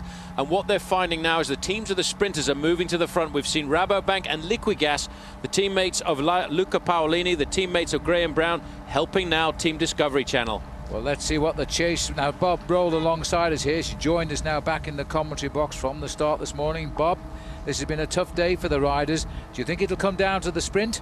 It looks like a big field sprint is waiting, and that's what many of the fans here in San Luis Obispo at the finish line have come out for. You got to cry for these very bad men trying to sneak away from the peloton. Don't do it, baby, when the teams are on the front chasing for the sprinters. Well, that's exactly what is happening now. Hilton Clark at one stage, he's the rider on the front here, was the leader of the Tour. He got back all of his lost at 3 minutes and 14 seconds. But now the field are only just over a minute behind. Well, just to explain what's been going on, you see these guys, I think, Phil, have been left out to dangle a little bit on this very long stage, the longest stage of the race in this year's Amgen Tour of California. They build themselves up a maximum advantage of 4 minutes and 45 seconds. Now, there are a lot of different people organising the chase behind them, which is why suddenly the gap is starting to come down rapidly. Well, leaky gas are the riders on the front too, so they're also working. Well, on the Tour of California, there is one big benefactor, and it's all about the fight for cancer. Here's a little more for you. Similar to professional cycling, where it takes a solid support team to help a rider break away from the pack, it takes a strong support network to help a person break away from cancer. Amgen sponsors a breakaway mile at the finish line to help raise awareness for its Breakaway from Cancer initiative, which supports those who help people fighting cancer. In honor of cancer survivors everywhere, the Breakaway Mile features a cancer survivor riding tandem with an Amgen scientist who plays a critical role in developing innovative medicines, as well as the survivor's key support team, which includes caregivers, family members, and healthcare professionals. I just thank God every day that God put a brain in our heads to make us solve problems, like how to make people well. And Amgen is just, I just can't believe the things that they're doing for cancer patients. It's just incredible. And don't forget, you can help too by making a donation here. Simply SMS 66057. Calls cost 99 cents, plus standard rates apply. Well, Phil, as we get back to the race here, I think what's also interesting, you might have seen those people signing a card. They designed a card last year for people to send messages to their loved ones. Well, strangely enough, they made a message for the whole of the Tour, and it got used up in one day. They had to this year make sure they had a card for every single stage. Well, this race, only in its second year, remember, is now the most popular and well-spectated bike race in the United States. Massive crowds are turning out. You won't see too many from this shot, of course, because we're right out on the highway. The little red dots indicate where we've been over the high spots. Now we're heading to the flashing arrow on the right. And as you can see, Bob, the hills aren't over for the day. There's still a couple of more rollers before the finish line. The last one coming within the last 5 miles, and that's a little tough climb, but I think the sprinters will be able to get over that one. So the long line slowly but surely closing in on the leading 7. They're being driven here now by the new leader in the mountains competition, and that is the Frenchman Christophe Laurent. So he's gained something even if they do get caught. The question is, when will they be caught? As shortly they'll be heading downtown in San Luis Obispo. That's where we finish today. Well, this is going to be a dramatic finish today. We'll take a quick look here to Hearst Castle. The riders passed it about half an hour ago. That took 28 years to build. Well, the breakaway today has taken over 4 hours to assemble, and it could all be going wrong in the closing miles of the race, Paul. That's the amazing thing about the sport of professional cycling, how often these riders in the main field are able to judge the catch. We're looking here at the 7 leaders. At one stage, they had an advantage of 4 minutes and 45 seconds, and now it's hovering around the 1 minute mark, but we're getting closer to town here. We're around about 7 miles from the finish line, and when we pull back like this, Bob, it's always an indication, isn't it, that the main field is going to be the next thing we see in the picture, and there they are. There's the field breathing down the necks of the riders in the breakaway. 45 seconds back to the peloton, and that will contain Levi Leipheimer of the Discovery team, trying to defend that leader's jersey. No time bonuses today. He shouldn't have too much trouble at all, unless, of course, Jens Voigt gets a little bit of a breakaway before the finish. I kind of doubt that. Today is all about the big sprinters. Well, it's Rabobank who've now come up to the front for good reason, Paul, because they have a great sprint finisher there. We saw him in action on day 2 of this race when he won the stage. Graham Brown has told them to catch those leaders. That's what Graham Brown wants. He's one of those strange riders who can't get his big body over the mountains, but as soon as the race is flat, as soon as he can see a race finish line, he unleashes everything. He's the kind of rider, as we look at the little attacks going on at the front in this group of 7 here, Phil, Graham Brown is the kind of rider who can sprint at speeds approaching 44 miles an hour. Well, look at the desperation here. This is the breakaway as they try to get everybody through here now. Everybody, that break is splitting up, Bob. These are very desperate moments right now, but the sprinters can smell the kill. Kirk O.B., they're launching that last attack, covered by Christophe Laurent. And the sprinters teams, you can see them just on the wheel of the men in the breakaway. This is why the breakaways get caught oftentimes just before the finish.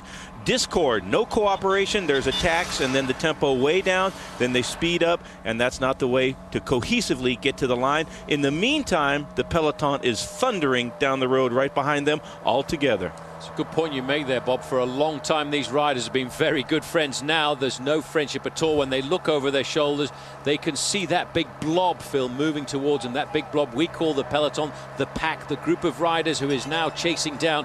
It's as if we were looking at the California Condor here, trying to pounce on the prey. The prey is those 7 riders in front. 103 miles these boys have headed the race today. At one stage we had a new leader in the Tour, but again the teamwork by Team Discovery has shut it down. Now there's the counter-attack from Alejandro Acton. This is a last moment of desperation by the rider who was amongst the early movers in that breakaway. He's hoping that the field will pick up the rest and forget about him. It doesn't work like that, Bob, does it? No, it most certainly does not work like that very often unless a rider has an incredible amount of power. Even if you did have the power after more than 100 miles in the breakaway, you got some very tired of legs of the men in the break, and the men in the field been saving their legs, getting ready for the sprint finish, and it won't be long before it's all back together. Certainly won't be long before it's all back together, because we will see a different number of teams come to the front. And that's why Team Discovery Channel today, Phil, have again played a very tactical game.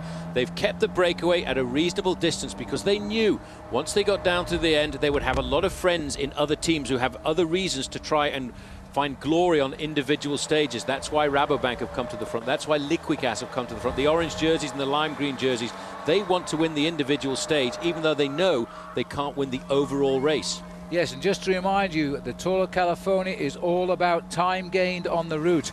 But in cycling, if you're in the big pack, you all get the same time. So this is now a good move for Levi Leipheimer, because tomorrow is the individual time trial where you're free to go and look for time gains. It's all about yourself. It's a very lonely pursuit tomorrow that these riders will face. But look at the pack there. You can see the different colours of jerseys actually starting to come together. The lime green jerseys, they're all one team. That's the Italian Liquigas team.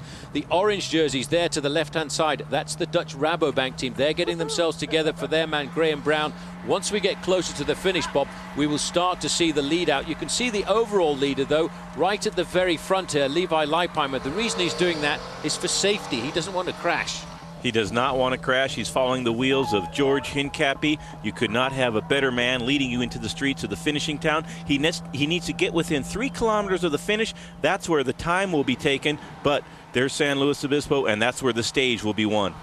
It's a tricky old finish downtown too. We have a very sharp bend just before the line. Thank heavens the rain has stopped. That was a big worry for the organisation.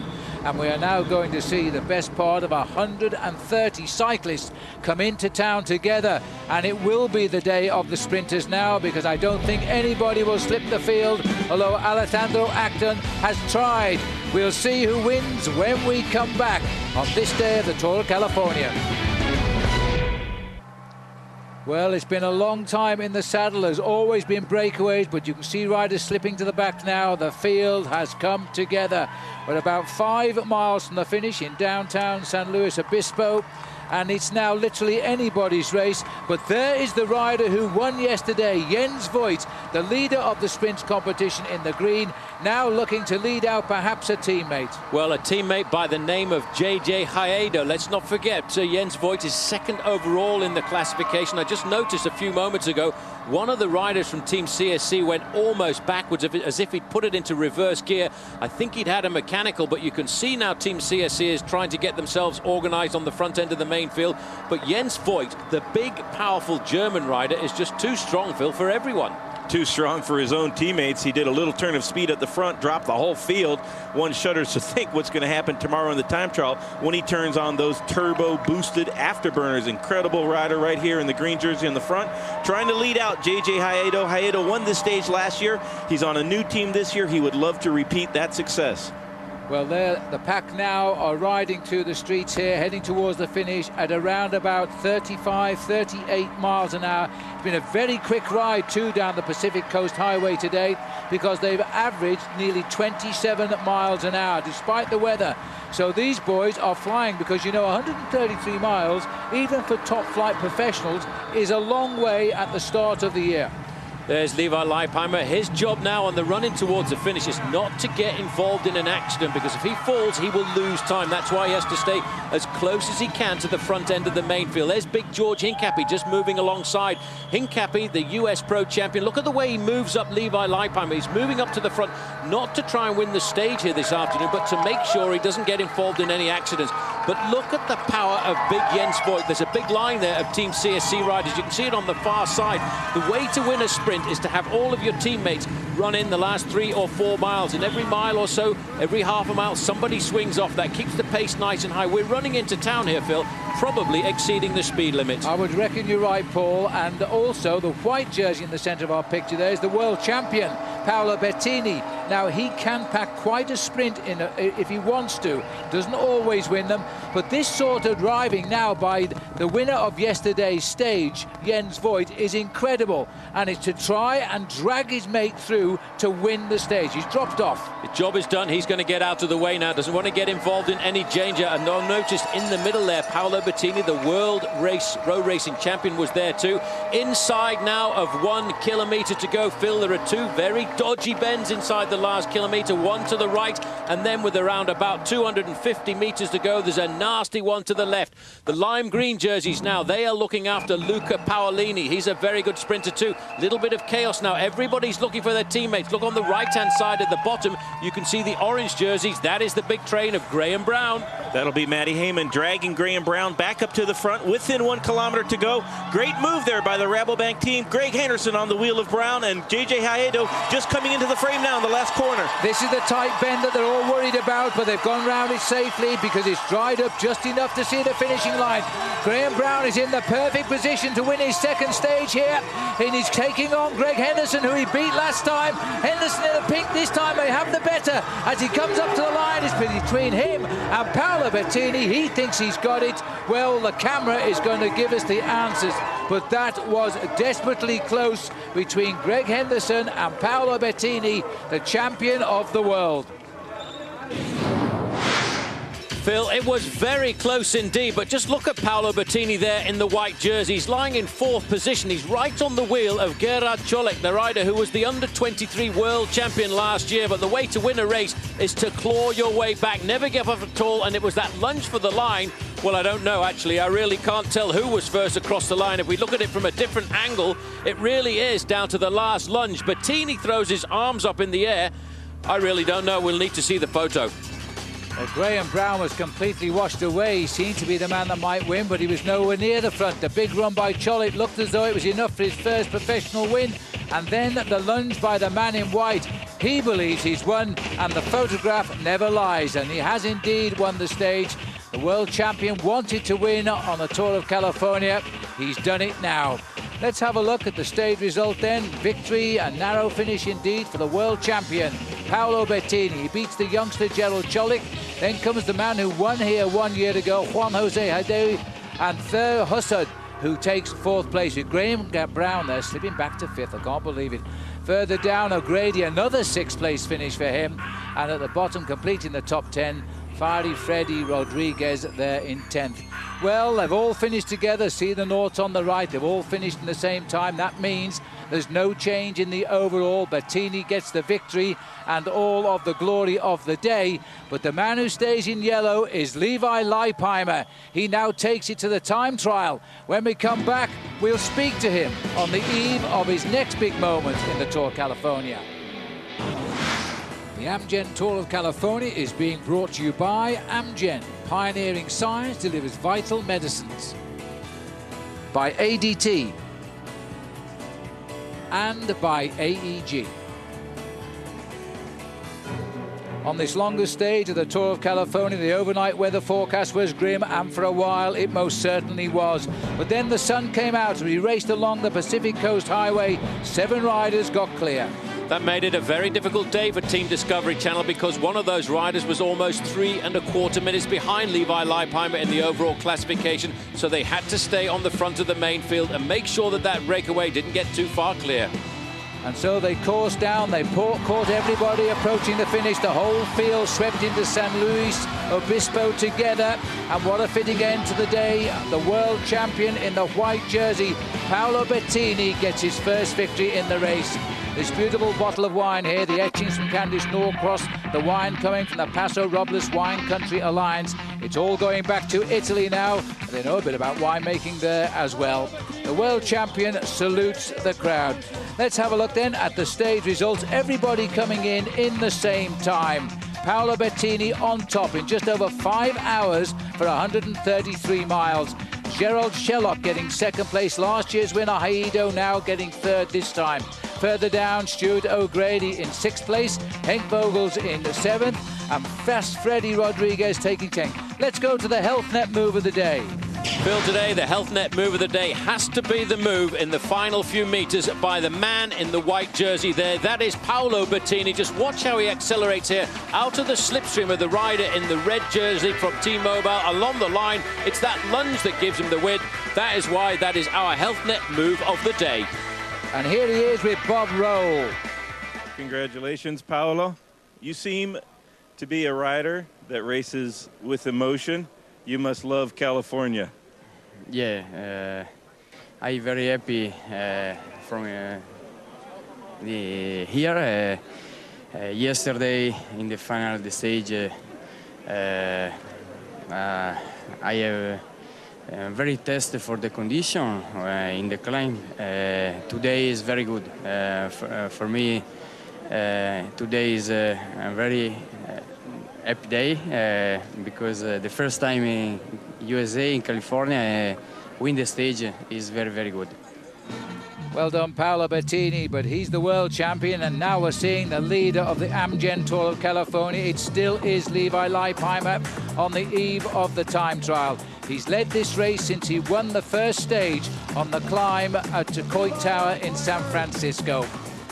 Let's have a look then at the overall standings on the eve of this time trial. A massive crowd again here. Levi Leipheimer leads the race by those 3 seconds he had this morning over Jens Voigt, yesterday's stage winner.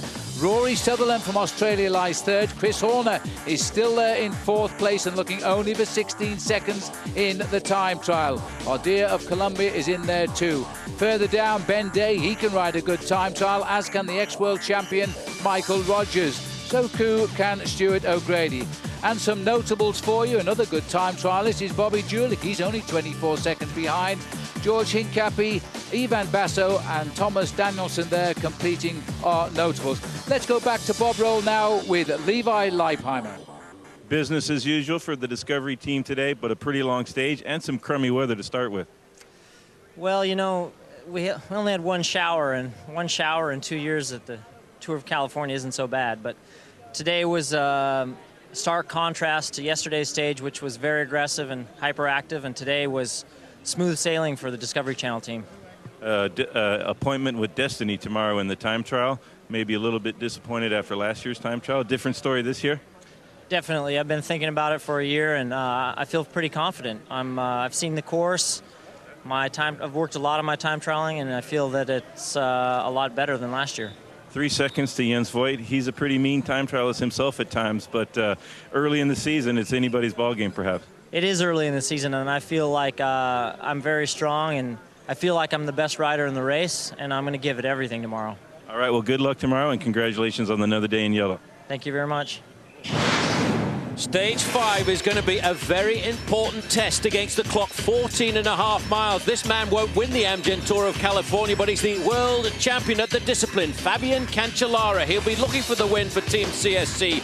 But there are other riders looking for this time trial, Phil, to actually take out the overall victory.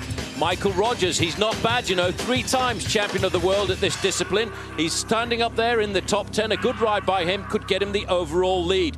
But there are other riders too, not looking for very much time. Chris Horner is only 16 seconds off the lead in this bike race, and over 14.5 miles. Anything can happen. A good ride by him, and he can get himself right up there with the victory. But of course, the man who's probably the closest and probably the most dangerous has got to be big Jens Voigt. The German is only 3 seconds down on the overall leader, Levi Leipheimer, and it can go any which way you want. At the start of the season, he's a man who you could never count out because he's always got the form, and the big V8 is firing. And of course, the last man to start will be the man who everyone expects to win the Amgen Tour of California this year, Levi Leipheimer. He won the first stage, but that was only 2 miles. He's now going to try and win this one, Phil, at 14.5 miles. It's going to be tough.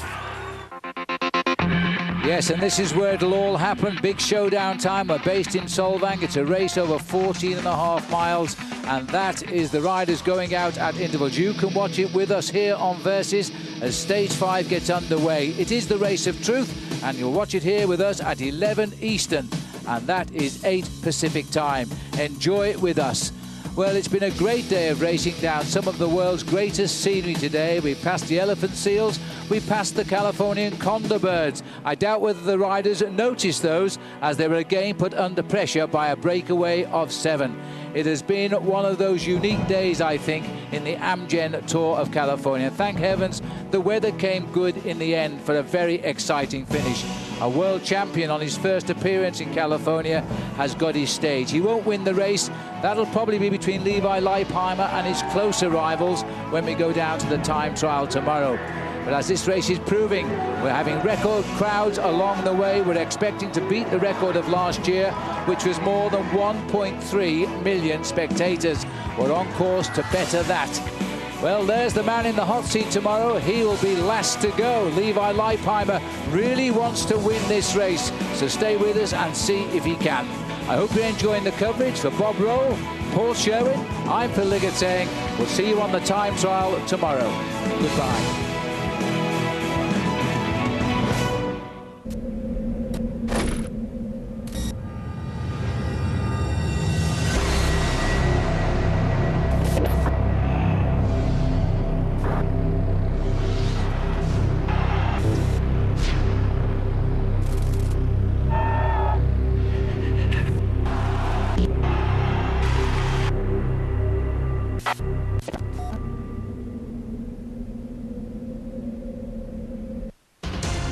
Stage 4 provided us with the Tour's first signs of extreme conditions.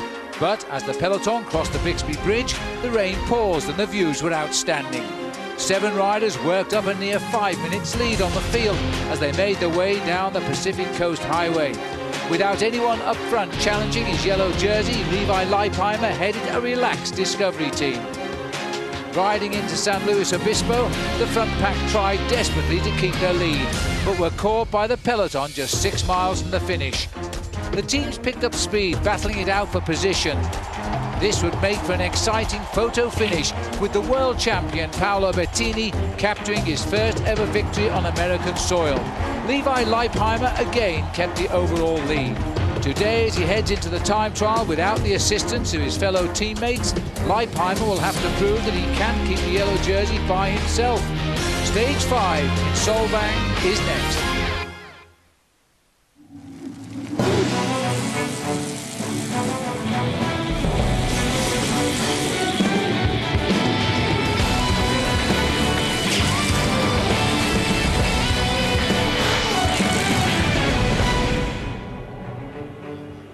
you couldn't ask for a nicer day for the time trial stage, the most important stage of this year's Amgen Tour of California.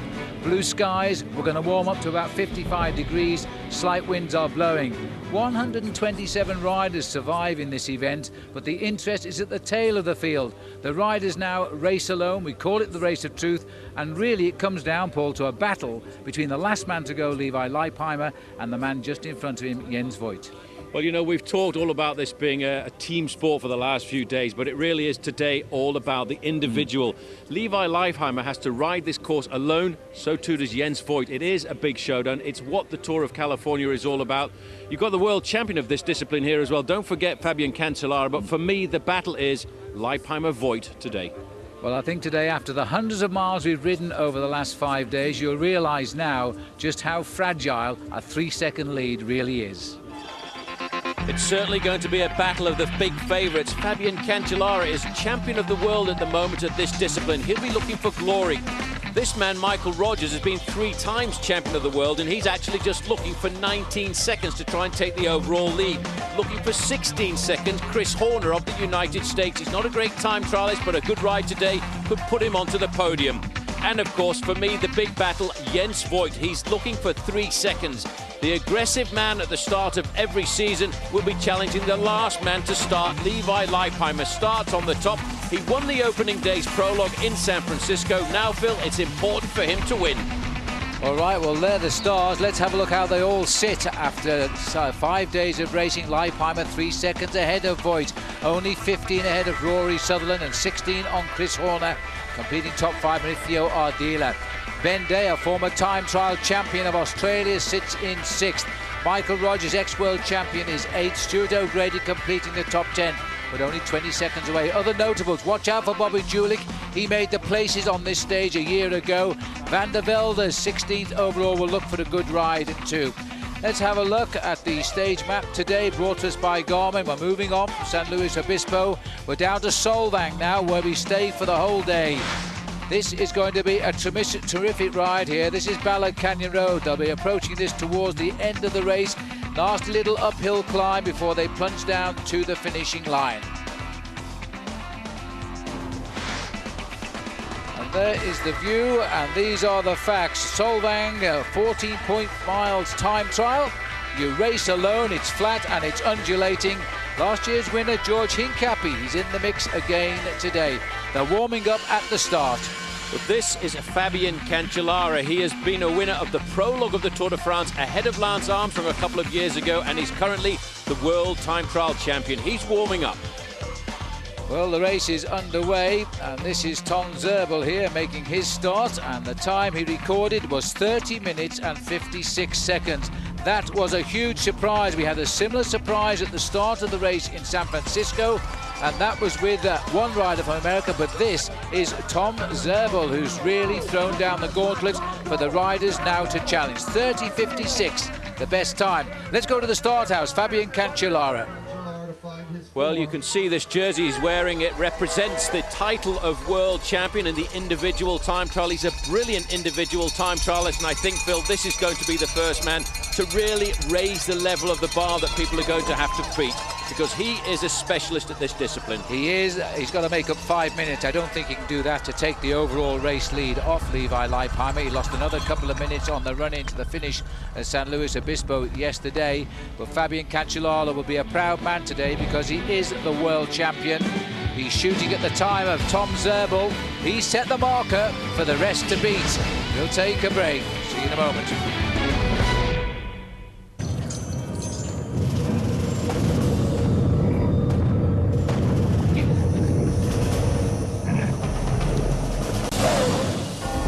There's a showdown every weekend on Versus. The best cowboys, the bulls who want to wreck them. The PBR from St. Louis. This weekend at 8 on Versus. The Amgen Tour of California is being brought to you by Amgen. Pioneering science delivers vital medicines. By CSC. And by AEG. Donald.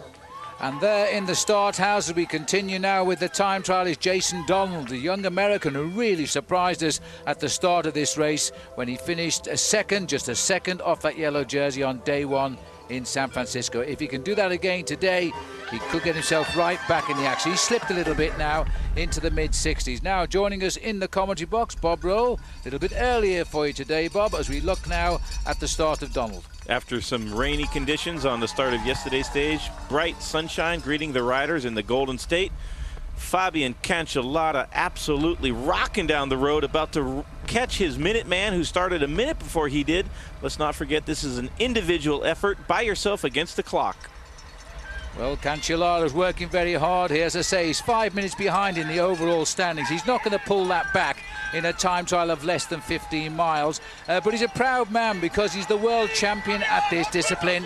And you can hear from the crowd there, they recognize the rainbow jersey of a world champion. Well, that jersey that he's wearing is recognized all over the world. It's a jersey that is sported by the man who is the world champion in that discipline. This is the profile of the route that the riders start. Of course, in an individual time trial, 14.5 miles today, you have to judge your effort to perfection. This is rather difficult because climbing up to half distance, and then after the top of that climb, it's pretty much downhill to the finish. The average speed I'm expecting today, around about 28.5 miles an hour. All right, well, as we're looking at the boys here now, how do we know where all of the riders are in the Tour of California? Well, here, CSC reveal the secret. JJ Aedo gets it on the line. That was a big result. Voigt's going to win it. He takes the victory. Yes, Voigt, CSC. We've been sponsoring cycling for a number of years and sponsoring a team. What it means for CSC is incumbent upon us to be able to bring technologies to the fore to make cycling more interesting. The Tour gave us a great opportunity to be able to take the existing technologies and bring them together in a dynamic platform. What I mean by that is that we create a wireless GPS solution for tracking an entire field of objects simultaneously. In this case, all of the bikes within the race. This particular device is small. It's about 80 grams in weight. Basically, it's using the GPS technology that would track riders, and it can then show them in near real time on a mapping program. And that mapping program can be Google, it can be Yahoo Maps. The view will automatically zoom, and you'll see for the tagged riders, literally a round icon that'll have 2 to 3 different colors in it that represent each one of the jersey combinations. You'll also see a ticker along the bottom of the screen. That ticker will constantly be updated to show how far the lead group is on the entire course. And then it'll also show the riders that are tagged by team, by name, and by speed. That will give the viewers a lot more information on the race as it proceeds. Yes, and you can follow all of that. Go to the website, amgentourofcalifornia.com, and keep right on top of technology. Now, just look at this, Paul. Cancellara is catching the rider in front of him, and he's absolutely flying here. He certainly is. He's a class act, this man. I think maybe some of his major goals will be a little bit further down the season. But what's more important is, at the moment, he is, Bob, recording the fastest times at the individual points out on the course. You can see the power of this man, although he doesn't really look exactly comfortable. Doesn't look comfortable, but he's going very fast. Went wailing past Andrew Bajadali right there. Well, I'll tell you what, he's setting all the fast marks at the checkpoints now, so I think we'll see a new leader when we get down to the finish. We are at the start here, which, by the way, is only about 200 yards from the actual start, finish rather, as we're watching Ivan Basso now. A man who's won 38 races in his career. He's 29 years of age. He's on his way back after losing most of the season last year by being involved in a doping scandal, which, as of yet, is far from proven. Well, Ivan Basso is out on course. I have a funny feeling Phil may well try and test his legs here this afternoon, because for him it is rather important. Well, as he goes off into the distance, let me remind you the coverage continues of the Amgen Tour of California, because tomorrow we're on stage 6. It'll be raced from Santa Barbara to Santa Clarita. That's 105 miles. We'll be with you at 5 Eastern or 2 p.m. Pacific time, of course, right here on Versus. Enjoy the final weekend of what is turning out to be a terrific bike race. And this man here, coursing the roads for the first time in a World Champion's jersey as time trial champion, he is setting the best times, and when he gets down to the finish, we're going to see a new marker. I think we're going to raise the bar fairly high this afternoon. Not very many in this field, I don't think, can rival this man, Fabian Cancellara. And still he's got the power. Still he's got a very punchy pedaling style. And Bob, this is pretty much the purest form of the sport. This is the purest form of bike racing, the man against the clock all by himself, and the race of truth. Well, here he comes when he makes the left turn, and it's not easy on these time trial bikes. These are special machines, ultralight the riders keep just for the time trial. They're not allowed to use these bikes in mass start riding. He makes the turn, 200 meters now to the line, and there is the finish. Now this is going to be a great time by Fabian Cancellara, a new best time. Watch the clock. He's aiming at a time of Zerbel, and at 30:56 is the time to beat. He's way inside, 30:17. That is the ride of a world champion. Well, that's why he is a world champion. That's a huge beating of that time. Terrific performance, and so there's still to come. Watch out down at the start. This is the national champion of the United States. George Hincapie is warming up. He rode and won this time trial last year. And Cancellara is in with the best time. What can the world champion do against this man? Into the start house, the 88th rider to go is George Hincapie. He's the road champion of the USA, and he started last in this event last year because he was the race leader. Now he's in 40th place, and Bob at 3 minutes 15 behind his teammate Levi. I don't think he'll put his heart into this today, but you never know. He'd love to get a result on today's stage. Hasn't quite come up with the goods so far in the Amgen Tour California after winning 2 stages last year. He could do it perhaps, but he'd need about 100 miles of road, only 14.5 miles in the solo race against the clock today. Let's go back to the start house. There's the situation, by the way. Cancellara, we've seen finish best time, considerably good time, ahead of Zerbel and Tom Danielson, another teammate there of George Hincapie. This is now Paolo Bettini, who's never won a time trial, Paul, but as you know, he's the world road race champion. Nickname is Il Grillo, the cricket, but he's won on almost every other terrain possible. Current world road racing champion, he's the Olympic champion.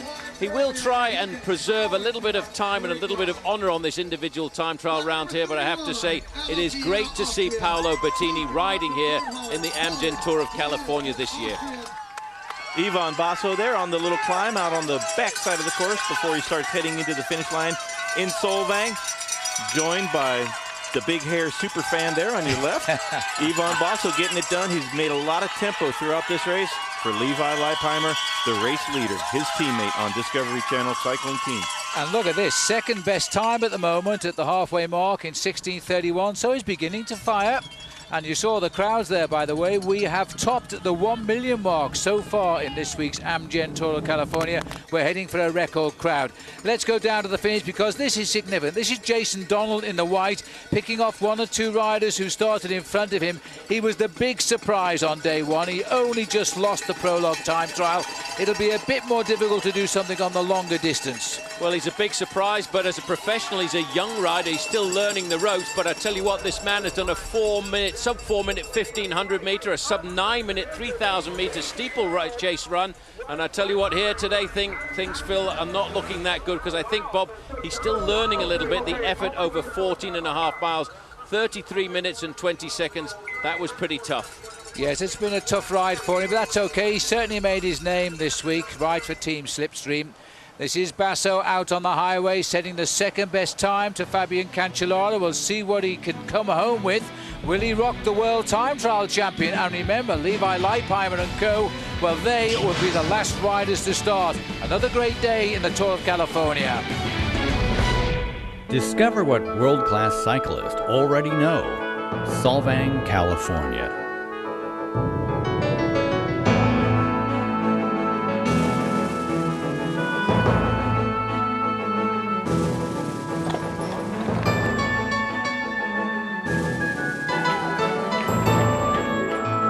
Nestled in the heart of Santa Barbara's acclaimed wine country, experience the old world charm of Solvang, California.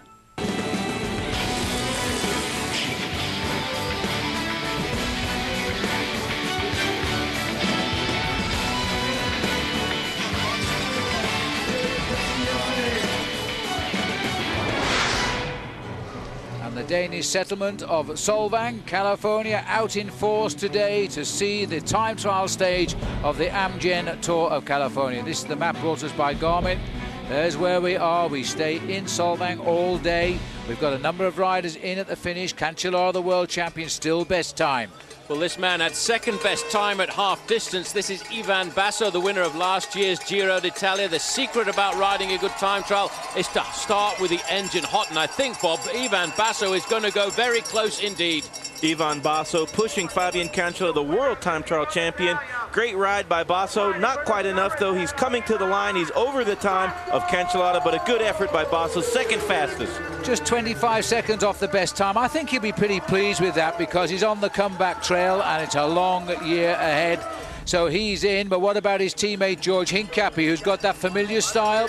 George rode a great time trial last year. Even though he lost the race lead, he turned in a great ride.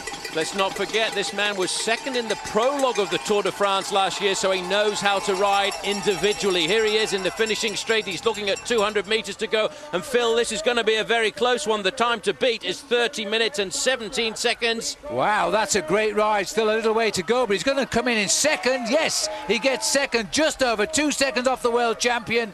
George, that was a very good ride, and I think he knows it.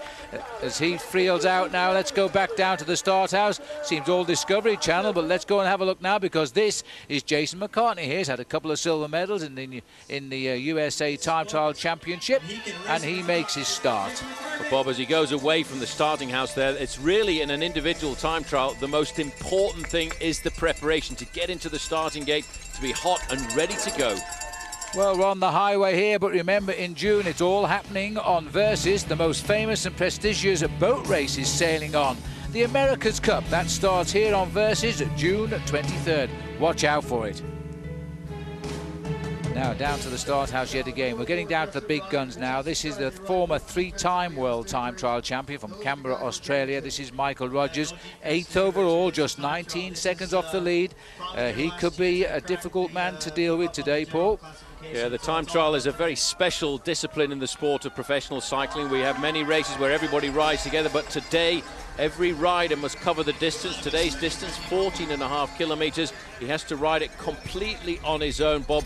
There's no team support at all, is there? It is a very special discipline. Like you said, it's one man by himself against the clock. It's a solo effort. And Mick Rogers, one of the very best in the world, 3 times world champion in this, the time trial. Well, he's gone out, and just to his left shoulder is the arrival of Paolo Bettini, the world road race champion, the winner yesterday in San Luis Obispo.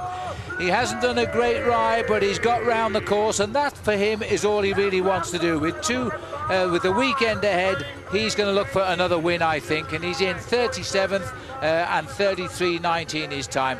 That was just about average, I think, for Paolo Bettini, and we expected it. But this man, we expect big things from. Well, you get a chance here just to see the kind of style these riders adopt in this individual test. The time to beat 30.17. You look at that strange helmet he's wearing. It conforms to safety standards, but Bob, the reason for that is to make the head and the body almost a single unit. That helps the rider go through the air a lot easier. With the aero bars, this is the perfect position to make an effort by yourself against the wind and the clock. Michael Rogers, a specialist at this discipline. And look, you see how narrow his arms are. Not great for control of the machine, but perfect for slicing through the air.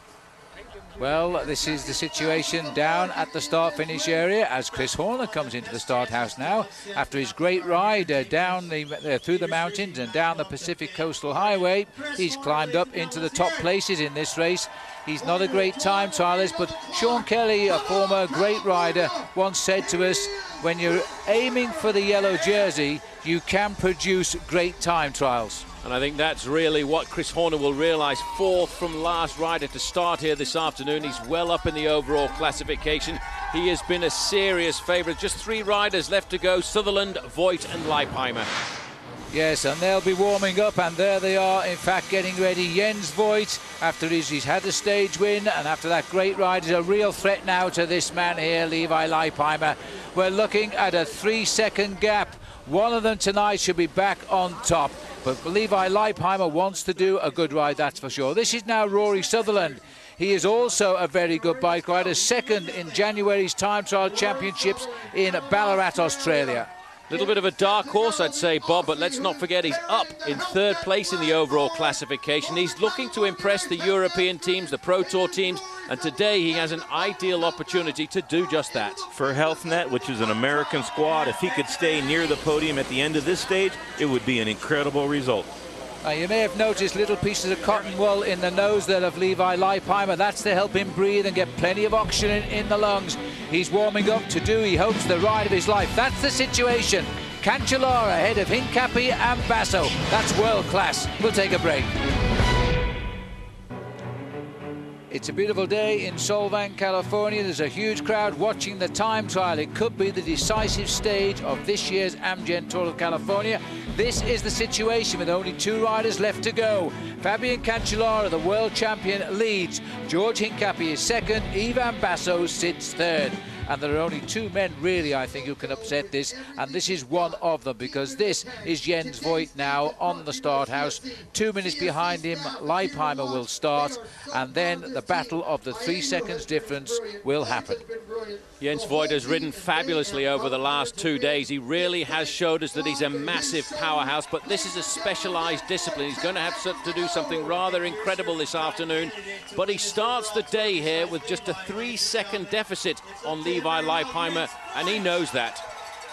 Going into this final stage, Jens Voigt only needs 3 seconds faster than Levi Leipheimer, depending on what the other riders in the top 10 have done, to take that leader's jersey off of Levi Leipheimer. Team CSC's headquarters are not that far away. It's a very international squad run by one of the finest directors, Bjarne Riis, and Jens Voigt would love to deliver the goods. He's already got 1 stage win. He'd like to move up 1 more spot on general classification. So he's out on the road, picking up a tailwind at the moment to make a good start, while back in the start house now is Levi Leipheimer. And there he is. Remember that so far the story has been all good for Levi Leipheimer, as we'll now find out. Levi Leipheimer of Discovery. From the onset of this year's tour, Levi Leipheimer has been simply unstoppable. The last second win at the Prologue gave him the initial lead. While a crash at the Santa Rosa finish looked to slow him down, the judges ruled that Leipheimer still the leader. Since then, it's been a game of strategy, with the star-studded Discovery team supporting him every step of the way. 37 minutes, 14 seconds. He has lost a whole chunk of time. He's fading away. It was at last year's time trial where Leipheimer struggled, slipping from 2nd to 9th and losing 1 minute and 16 seconds to Floyd Landis, who would ultimately win the overall title. Now it's his lead to lose. With stage 3 winner Jens Voigt 3 seconds behind, it'll be a daunting task for Leipheimer to keep the yellow jersey. I feel pretty confident. I've seen the course, I'm very strong, and I feel like I'm the best rider in the race, and I'm going to give it everything. Well, he's certainly going to have to give it everything this afternoon. The wind is starting to rise in the latter part of the afternoon, and the last few times that he's come out to defend his position in a time trial, he's choked a little bit. But today, this week, he actually seems to be a man who is inspired by confidence. And is he determined or what? Just look at that face. He knows 3 seconds means nothing at this level of cycling. He is a known good time trialist, but Jens Voigt has won many races in the time trial as well. They are very, very shortly going to both be out on the highway, and they are going to be running head to head. This is the man who's known no peer so far this week in the Amgen Tour of California, but today will reveal the truth. Listen to the crowd here. Leipheimer knows now. Let me out of this box, he's saying, because it's time to get on with the show here. There can't be a more determined face than that as he builds now. He'll go off the ramp and then he'll make a right turn, and he picks up a very strong tailwind. An important day for him, Phil, now. He's got to keep himself high. He's got to get out there. He has the advantage, starting last man, of being able to judge his performance on the performance of the man starting right in front of him, because 2 minutes up the road is Jens Voigt, and he will be getting time checks. He can judge his effort. Well, he's gone away, and listen, we are getting from out on the course here big news. Let's get down to the finish, Bob, because this is Jason McCartney, and his time is eating up the time of Cancellara. I don't believe this. Absolute magic magical Amgen Tour of California for Jason McCartney so far, and he is putting in a fantastic effort in the individual time trial, rivaling the world champion Fabian Cancellara on time so far. Great ride by McCartney. Well, look at this as he hits the line now. Jason McCartney has gone on top of the leaderboard with the best time. I make it 30 minutes, 5 seconds. The world champion has rocked there because McCartney has dug in and given us a huge surprise, which means now the Discovery Channel have the top of the leaderboard ahead of Cancellara. Boy, these boys are good, aren't they? And remember, too, that Cyclism Sundays is back. Television's premier cycling show will return with a preview of the new season, an in-depth look at the top teams, as well as cause of the latest on Floyd Landis. It all comes to you, the first programme, on March the 4th, and enjoy it. Well, we are stunned here by that ride. He's delivered a very special blow as we go back out on course here to look at the former world champion. Well, I'm still a little bit surprised on that performance because I don't know in the past if he's ever ridden quite so well against some of the top professionals. That was a quick glimpse there of Mick Rogers on course.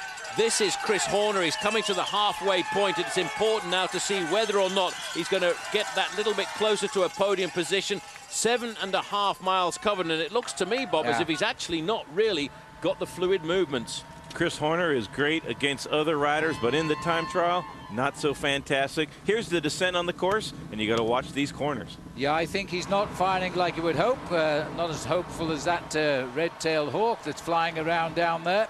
It looks to me, though, as though he's gone. This is Rory Sutherland from the helicopter, too, and he's also not finding his big time trialing legs.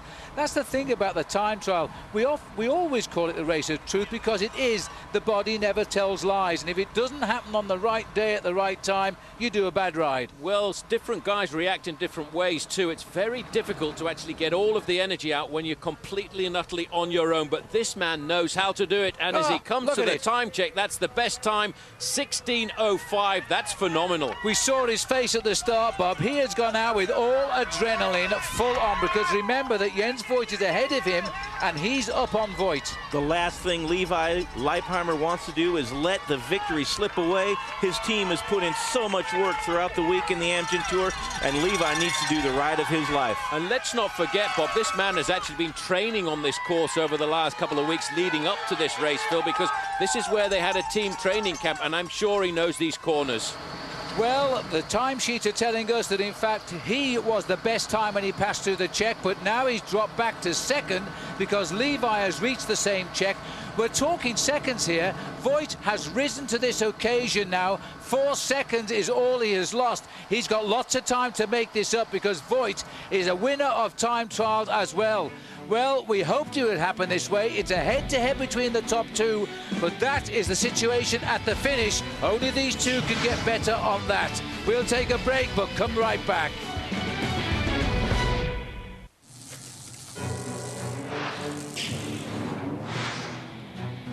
Well, we know now that the battle of the time trial is between two men who are first and second in this race, and this is the leader, last man to start. It is Levi Leipheimer. Look at this, best time at the 7.2 check, 16 minutes 5 seconds, but Paul, Jens Voigt is breathing down his neck. It is oh so very close. You know, in the past, this man we're looking at here, Levi Leipheimer, has crumbled because of the pressure in individual time trials, but this afternoon, I'm looking at his position here, Bob, and I think it's become a lot more aerodynamic. Very lean, very low on the machine, and absolutely flying down the road. Levi Leipheimer getting it done in the time trial. Let's get back down to the start because the arrival of the former 3-time world champion, Michael Rogers from Australia, is coming forth. We can see the timing board, and I'll tell you, it's not going to be a great time by the world champion, ex-world champion. Well, let's not forget, 3 times champion of the world Michael Rogers has been. I'm looking at the way he's pedaling here. He doesn't look very powerful. Let's not forget, though, a lot of these riders in the Amgen Tour of California may well have goals a lot further down the season. Mick Rogers, of course, is looking at the Tour de France in July. He doesn't want to be on form, but that clock, Phil, is not going to be a very sight for him. No, 30.05 is the best time, and 30.55, that's a 50-second defeat there. It's not about the position, which is 9th. It's about the time you lose now in a stage race. And Rogers will lose his high overall position, I think, as he finishes, though, back out on course now. This is the man we've told you all week. He refuses to lie down. Jens Voigt has won a stage. It's put him right up as a challenger. And we're still talking seconds between Voigt and just behind him by 2 minutes on the road, this rider here, Levi Leipheimer. They're head-to-head. Well, look at Leipheimer. His body hardly moving at all. He's rock solid right in the middle of the handlebars. He tries to get his arms as close as possible without actually closing his chest, because he still needs to get lots of oxygen in there to keep the pressure, keep the tempo up as high as possible. We're looking at almost 30 miles an hour average speed for these riders. That solid disc wheel you can see at the back, by the way, that reduces the turbulence of the bicycle, but the most aerodynamic part of the thing we're looking at in front of us is actually the body. Of course, it's the body. That's where the drag is aerodynamically. That's why Levi's trying to get as narrow as he can. He has his hands just in front of him. Knowing the course critical when the bike machine and the time trial is used, because it's not very easy to control these machines. Well, he continues to clip those corners. A little bit of a speed wobble as we go down now to see the arrival of Chris Horner. Well, Chris was a big player at the start. He might slip a little bit here because, again, his time is not going to be among the leaders here. I think we kind of expected this. He's not a great rider against the watch. He's more at home on the mountains in the road race. But Chris will get a lot of cheers off the people as he comes up. Thing about a rider like Chris Horner, he likes to feed off the energy of the other riders around him. It's very difficult to do this solitary effort on your own. He's going to lose himself a huge chunk of time. 22nd position. Wow. He's lost himself 1.5 minutes and probably a top 10 finish. That is for sure. He looks at the clock there. He knows what he's done. And now this just behind comes Rory Sutherland coming in now.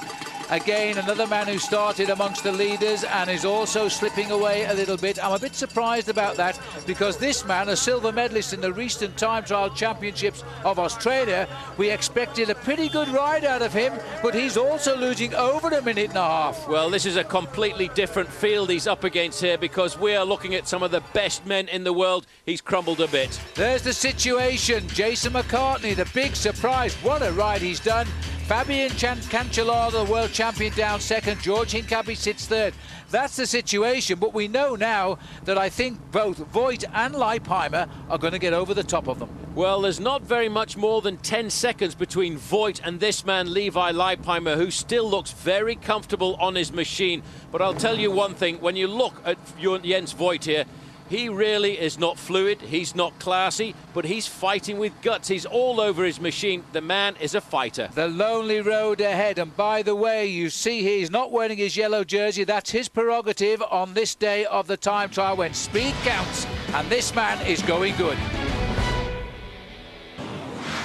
The Amgen Tour of California is being brought to you by Amgen. Pioneering science delivers vital medicines. By CSC.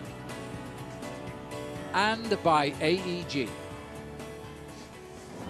And there really couldn't be a tighter end to the time trial today. This is Jens Voigt. He's not far away from the finish. He is recording best time at all of the checks, except for the man behind him, Levi Leipheimer. His bike is all over the place. His body's all over the place. He's lunging for the line. That's going to be an incredible time, Phil. That's the first man to go inside of 30 minutes, 29 minutes and 58 seconds. That is throwing down the gauntlet. It most certainly is. Jens Voigt has delivered another great time trial. Only one man can spoil his perfect day now. This is Levi Leipheimer.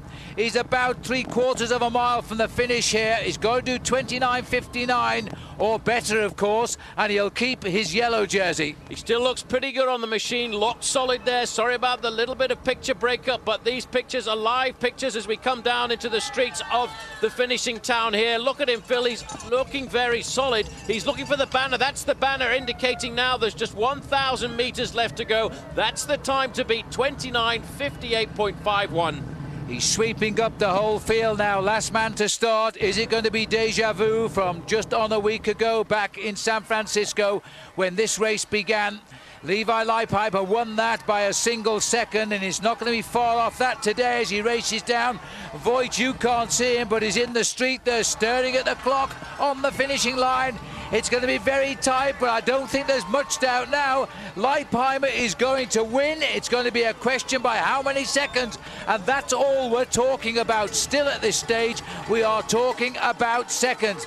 The final touch of the brakes, leads into the corner, just 200 meters up to the line now. Remember the time to beat, only one man has broken 30 minutes, Jens Voigt. Leipheimer is going to break it by quite a few more seconds than this as he comes up to the line now. This is going to be number one. Levi Leipheimer has done it again with one of the best time trials of his life, an 18-second beating of Voigt. He's just been told, I think by his race radio in his helmet, Phil, that he's won the stage, and he will now know that he leads this race overall by 21 seconds. He's going to be a very happy man this afternoon because that was a phenomenal performance. A massive crowd here in Solvang has enjoyed a great day, climaxing with a great winner. Let's remind ourselves how it all began. Midway through the field, it was the World Time Trial champion, Fabian Cancellara, who set the time for everybody else to beat. Well, he's the man, the champion of the world in this discipline. He set the bar at 30 minutes and 17 seconds. Then, a little bit closer towards the end, a little bit of a surprise. A rider from Team Discovery Channel going out, Jason McCartney, and he stopped the clock in 30 minutes and 5 seconds. That was the new time to beat for everybody. We had to wait right until the last two riders came out of the starting gate, and it was Jens Voigt, the big German, battled to the line, stopped the clock inside of half an hour, 29 minutes and 58 seconds. Only one man left on course and one man on a mission who wanted to do better than that. Levi Leipheimer getting down into the handlebars, making himself as aerodynamic as possible. When he came to the line, 29 minutes and 40 seconds. That was the win of the stage, and that was extending his lead in the overall classification. Yes, Paul, and how fitting. The top two men in the overall classification have taken the top two places in the time trial, again split by seconds, 18 seconds. In fact, Leipheimer wins over Voigt. A great ride by Leipheimer's teammate, Jason McCartney, who's slotting in third. Voigt's teammate, Cancellara, fourth, and another teammate of Leipheimer, George Hincapie, there in fifth. The top two Pro Tour teams, in fact, taking the top 9 places. We'll take a look at the guy in 10th, Benjamin Jacques Maines. He has done a superb ride for Team Priority Health Cycling, losing 1 minute and 14, but what a great ride. Let's go down to the podium. Solvang is really alive with this today. A huge crowd cheering Jens Voigt onto the podium. He'll take his place on the opposite side to Jason McCartney there, who's already received his flowers, and then just the winner to come on board. Oh, what a wonderful time trial between these guys. And there is the trophy awaiting the man who has won the time trial today. And just look at that crowd. We've topped 1 million spectators now since this race began last Sunday in San Francisco. And they've been cheering one man, it seems, Levi Leipheimer, who is now right there on the podium. He's opened the gap a little bit. So as he salutes the crowd now, we'll just take a little bit of time out and have a look at our Health Net move of the day.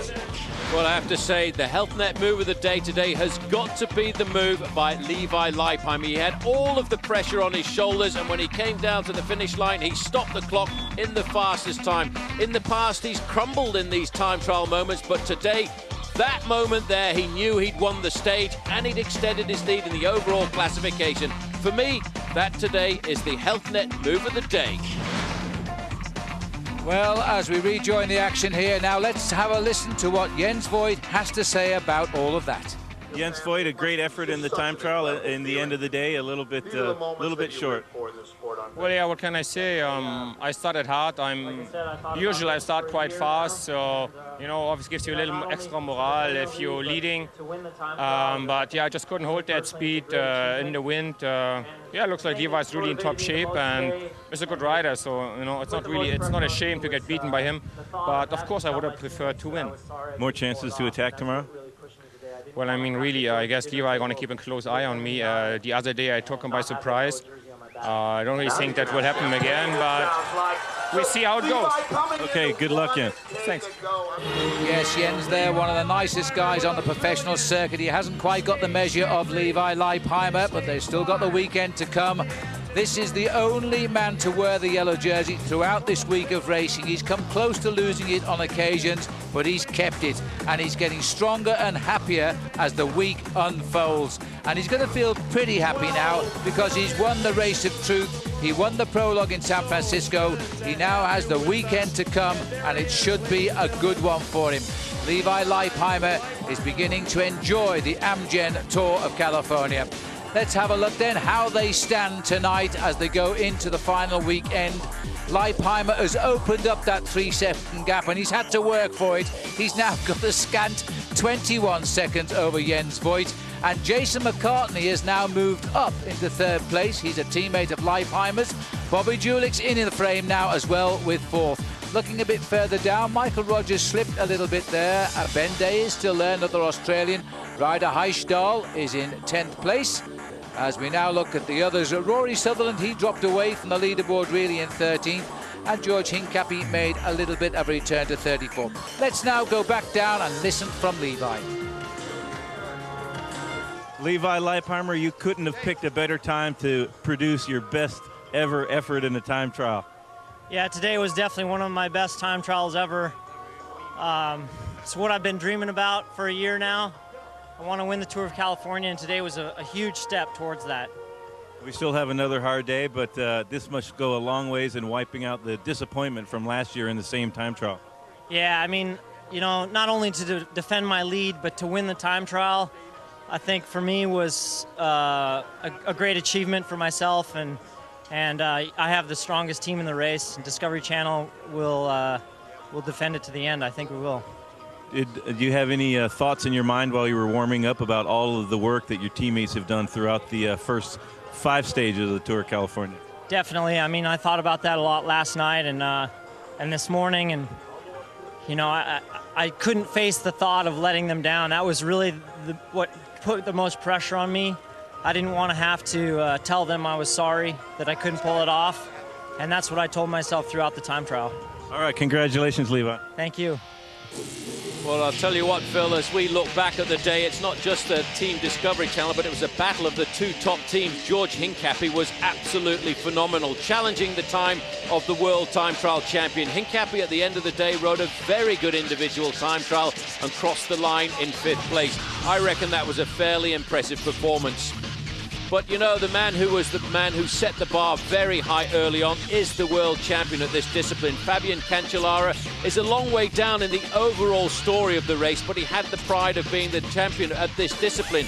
He faded a little bit towards the end, but still stopped the clock in 4th place. But this man surprised me and everybody else today. Jason McCartney then set a brand new best time. He ended up the day in 3rd place with what I thought was a phenomenal performance. And Jens Voigt is always the battler. He was looking to try and get himself right up there in the overall classification. He was looking for the race, but at the end of the day, he faltered a little bit when he came up against Levi Leipheimer, but he still finished in 2nd place. But this finish, this charge for the line by Levi Leipheimer, he was pushed on, I think, by the pressure of his team, by the pressure of having Lance Armstrong in the car behind him. And at the end of the day, when he stopped the clock, he got the victory just as he did on day 1. And that was a phenomenal ride. But don't let's start popping the champagne corks just yet. There's 2 days of racing to go on the map here, brought to us by Garmin. We now swing inland. Santa Barbara's the start point, out to Santa Clarita for the finish. It's a long way too, of 105 miles. Stay with us all the way. Tomorrow we're with you at 5 Eastern and 2 Pacific as the Amgen Tour of California certainly goes on. We're still only seconds in it. Just over 20 now is the gap, not the 3 we've had for a few days. But I have to say, Paul, that as we watch the guys go out the start house today, this beautiful town of Solvang, boy, did they turn out. Everybody turned out in style today for this individual time trial. The atmosphere was here, the crowd was here. It was certainly a European Tour de France flavour. Well, these are the big riders, not just here in the Amgen Tour of California, but in the big races around the world, like the Tour de France. And Levi Leipheimer has come here all guns firing. Last year, you know, Floyd Landis won this race by 29 seconds over David Zabriskie. Zabriskie's already out of this race. Landis never started. And now Leipheimer has just that 21 seconds lead. It's It's always been a close race, but now I think tonight Levi Leipheimer will feel that maybe, just maybe, things are going his way. We'll know more tomorrow. For Bob Roll, Paul Sherwen, Phil Liggett saying so long for now.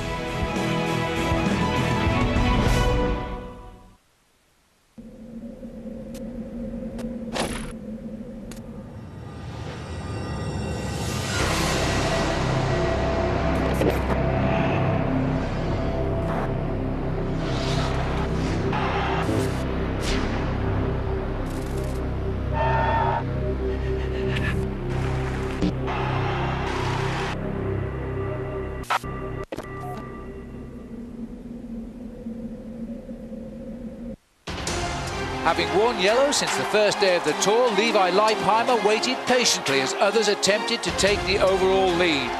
127 riders took place in yesterday's time trial, but only a handful would have the chance to shoot for yellow. The biggest threat came from Team CSC's Jens Voigt, who trailed Leipheimer by just 3 seconds. And as he crossed the finish with the best time of the day, it looked as though the yellow jersey was to be his. It was now up to the final rider to defend the lead he's held since day one.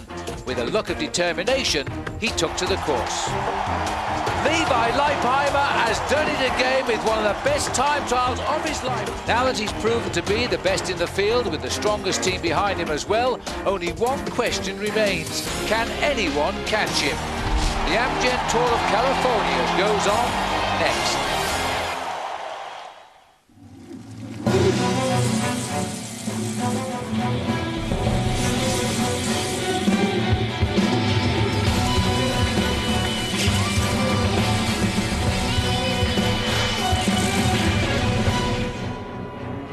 Beautiful blue skies above Santa Barbara, the Pacific Ocean, all of the ingredients today making it a great build-up for this last 2 days of racing in the Amgen Tour of California. And what a race we saw yesterday, everybody, in the time trial. Welcome back to our coverage here on Versus. Phil Liggett alongside me, Paul Sherwen. This is a head-to-head now for sure between two great bike riders. Jens Voigt sits just 21 seconds behind the race-long leader here, Levi Leipheimer. They're on the two biggest teams in the world, Paul. The rivalry is going to go down to the line now. Well, I think we need to explain the rivalry, because it's not just simply the rivalry between two riders. It's actually the rivalry between two teams, Team CSC and Team Discovery Channel. Last year, Ivan Basso used to ride for Team CSC, and over the winter season he actually switched camps, and I think that rivalry will be witnessed today on the road. It's going to be a huge battle, and the terrain today actually lends itself to a good battle. Well, 21 seconds at this stage of the race really isn't very much at this level of cycling. Jens Voigt will try to attack for sure because the course is conducive for attacks today. The hills come right throughout the first part of the course, then they race down here to the city of Santa Clarita. Yes, gentle winds. Just look at that sky, Paul. It is like a spring day. Fabian Cancellara here. He's one of the strong men on Team CSC. They've come head-to-head with Discovery. There's the man who's doing such a good job for Discovery Channel, Ivan Basso, and the National Road Race champion, George Hincapie. They are going to look after Levi Leipheimer today, if they can, keep him out of the wind, protect him, nurse him like the mother bee, and hopefully get him down to the finishing line in that leader's yellow jersey. Well, let's have a look before they get underway how the standings are. We're still talking of seconds, of course. That small second is 18 seconds, the gap, 21 seconds rather. 18 seconds, the winning margin yesterday. Jens Voigt in second place. McCartney did a great ride yesterday to come into third at 54. All of these riders on either Team CSC or Discovery Channel for the top six. Then we go to Michael Rogers in seventh, and the top 10 complete there by Hesjedal. Some other notables for you. Rory Sutherland, he plunged yesterday, I'm afraid, and I thought he would have made a good ride there. George Hincapie, his job is to help the race leader, as is Basso, and as indeed is Tom Danielson. Quick reminder then as to where we're going on this penultimate day of the Tour of California. The map brought to us by Garmin. There we are. We've moved off from Solvang overnight by public transport and cars, and then we're restarting from Santa Barbara, heading inland to the mountains. And there's some facts and figures for you. It's a long stage, this, on the eve of the big finish in Long Beach, 105.5 miles. And the rolling bit comes right out at the start. Last year's winner, not riding this year, was Olaf Pollock. And the weather, Paul, is simply great. Ideal racing conditions, 63 degrees Fahrenheit, very sunny, hardly any wind at all at 3 miles an hour. Let's get to the action as the flag flutters gently in the breeze. Well, even to us foreigners, I think Santa Barbara is known to just about everyone in the world. We're just outside the big city of Los Angeles. Tomorrow we'll be south of that big city for the big finish. This is the rollout. It's just on 3 miles, as always, neutralised. The yellow jersey getting a chance to show it off to the crowd. Just looking at the two Discovery riders on the far side, Leipheimer and Basso. Fabian Cancellara of Team CSC closest towards us, Phil. I just get the feeling today there's going to be a massive battle between these two super teams of the world circuit, because after all, there's a big rivalry too between the two team managers. We've got Bjarne Riis on one side, who's the manager of Team CSC, and of course we've got Johan Brunel, who's the team manager of George Hincapie here. And actually there is absolutely no loss between those two men, so I think we're going to see that on the road today. That's right. Bjarne Riis won the Tour de France in 1996, still is the only Danish cyclist ever to win that race. And Johan Brunel, well, he guided Lance Armstrong to those 7 victories. Chat amongst the Rabobank rider on the right, won one stage, Graham Brown. He's still looking for another one. As we go down into the field, number 56 is the leader in the California Tourism King of the Mountains competition. He'll be in action today, I'm sure. He'll have to fight. There are 21 points available out on the open road here this afternoon, so he'll have to be very attentive. But I still think the battle, as we look at the race route here, that is the profile the riders face today. The little arrow shows where we are at the moment. But if you look at all those peaks and troughs, you get an idea of just how difficult today's 105-mile stage is going to be. That's why Levi Leipheimer is keeping himself pretty much topped up with maybe not the tastiest bar in the world, but certainly one full of energy. Absolutely right. Well, there's the beaches they're leaving behind, of course. We'll see plenty of those as we head out, as the riders now make their way out onto the race course proper. We're on the penultimate day of the Tour of California. See you in a moment. The Amgen Tour of California is being brought to you by Amgen. Pioneering science delivers vital medicines. By HealthNet. And by AEG. Well, we're looking at the riders here, and what a lovely day it is now. It is spring-like as the race begins their ride down towards the city of Santa Clarita. Let's join Bob Roll to tell us all about the day.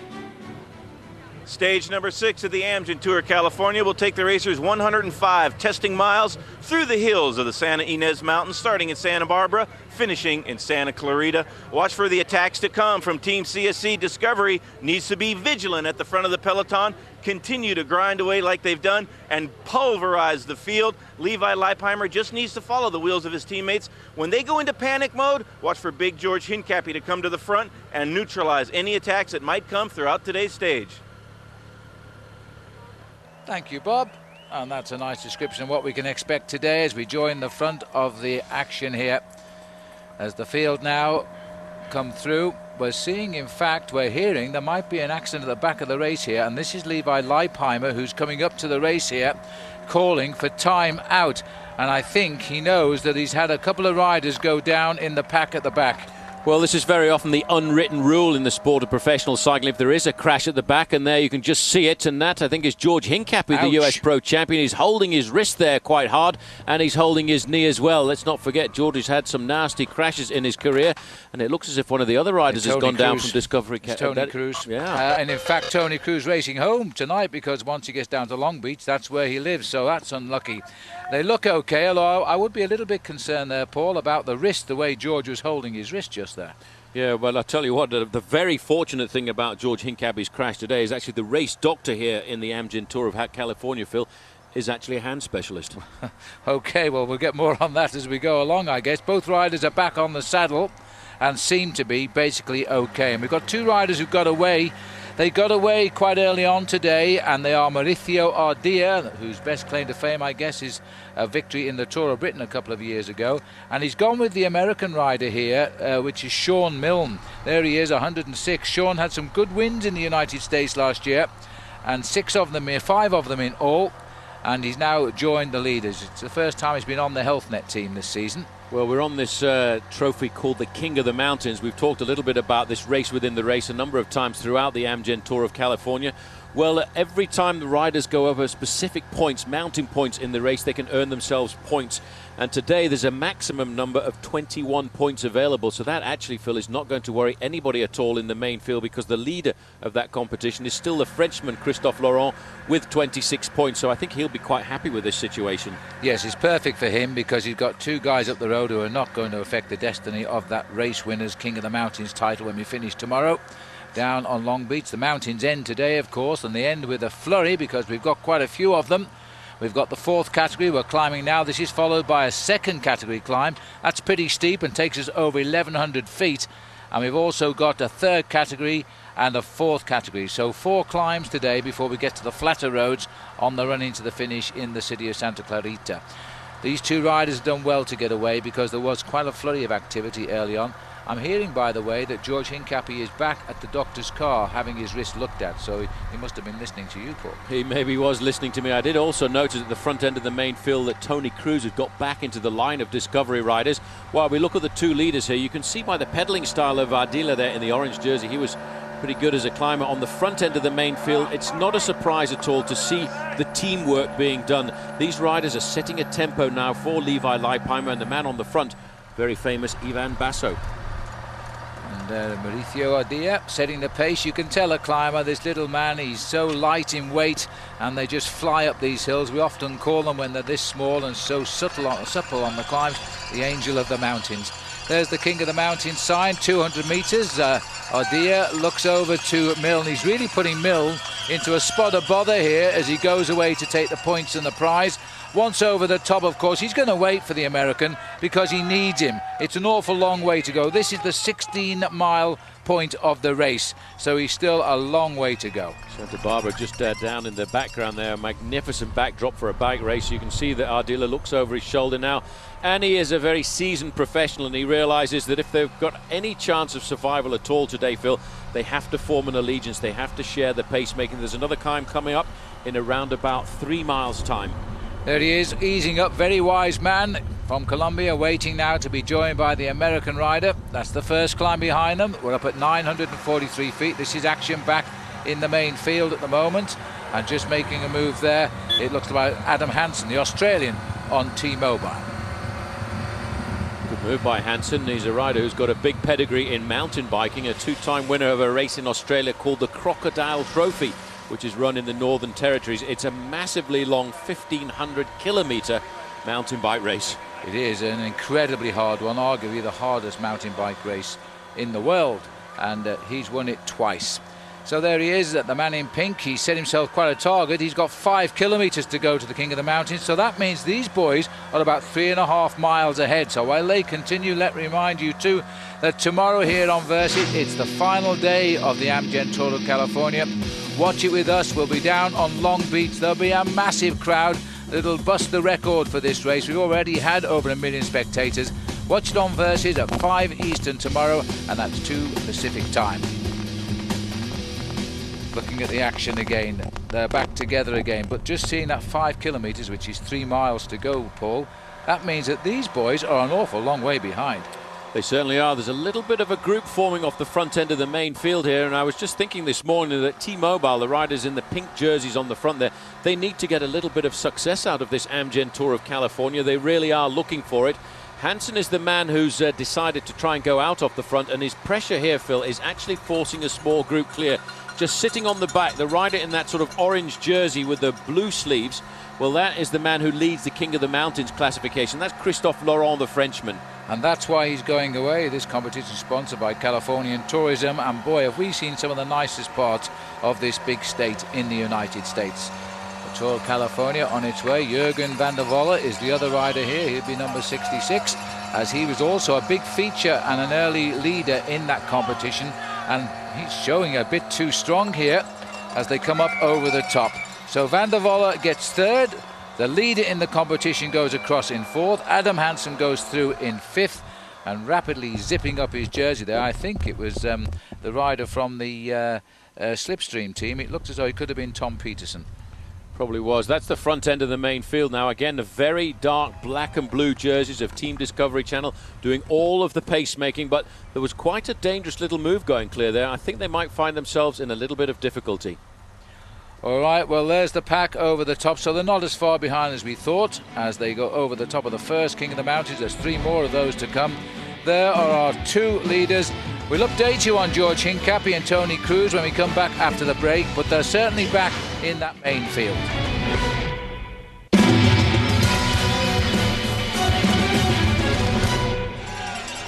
And moments ago, this rider has left the American rider behind now. Sean Mill has been dropped. He's a little bit weak on the first climb. We've only gone about 2 miles down the road, and over the top of the climb goes Mauricio Ardila.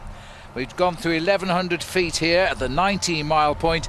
He's on his own now. Now, we're into a section of the course here. It's an absolutely beautiful piece of countryside, but these riders now in the mountains for about 40 miles, and that may mean he can't afford to wait for Sean Mill. Well, he may well be getting assistance coming across pretty rapidly, because that man there is the leader of the King of the Mountains classification. The rider in the blue jersey is Jurgen van der Walle, and these riders have actually slipped off the front end of the main field. And what we may see happen, Phil, in fact, is a group of 6 or 8 riders forming at the front. So going back to the main field, here is George Hincapie. He's resplendent in his US Pro Champions jersey there. But he's got the green light, that's the important thing, Paul. He's been back to the doctor to have his wrist looked at, and the doctor's given him the green light to get on with the racing. So nothing broken. He must have taken a bit of a knock on it, and now he's rejoined the field. The funny thing is about the sport of professional cycling, sometimes it's the crashes, Phil, that happen when you're going at a slower speed are the more dangerous ones. When you're at high speed, you tend to slide and you don't quite get the injuries apart from a little bit of road rash. But I think that was a very difficult crash for George Hincapie, but he realizes the importance of staying in this race, because he's got to help Levi Leipheimer get down to the finish in Long Beach tomorrow. Well, he looks okay there, but his wrist is probably hurting him. As well as Paul said, it's probably a silly fall and not expected. Well, he's up and riding. That's all that matters right now. The current champion of the United States. He's won that title before as well. And he is a very strong man to look after Levi Leipheimer. That's why he's in the race now, of course. Now let's go back up to the leaders, because Jurgen van der Walle has gone away again. He was 3rd up the first hill. He's now challenging to be 3rd up the second climb. Remember, ahead is still Sean Mill.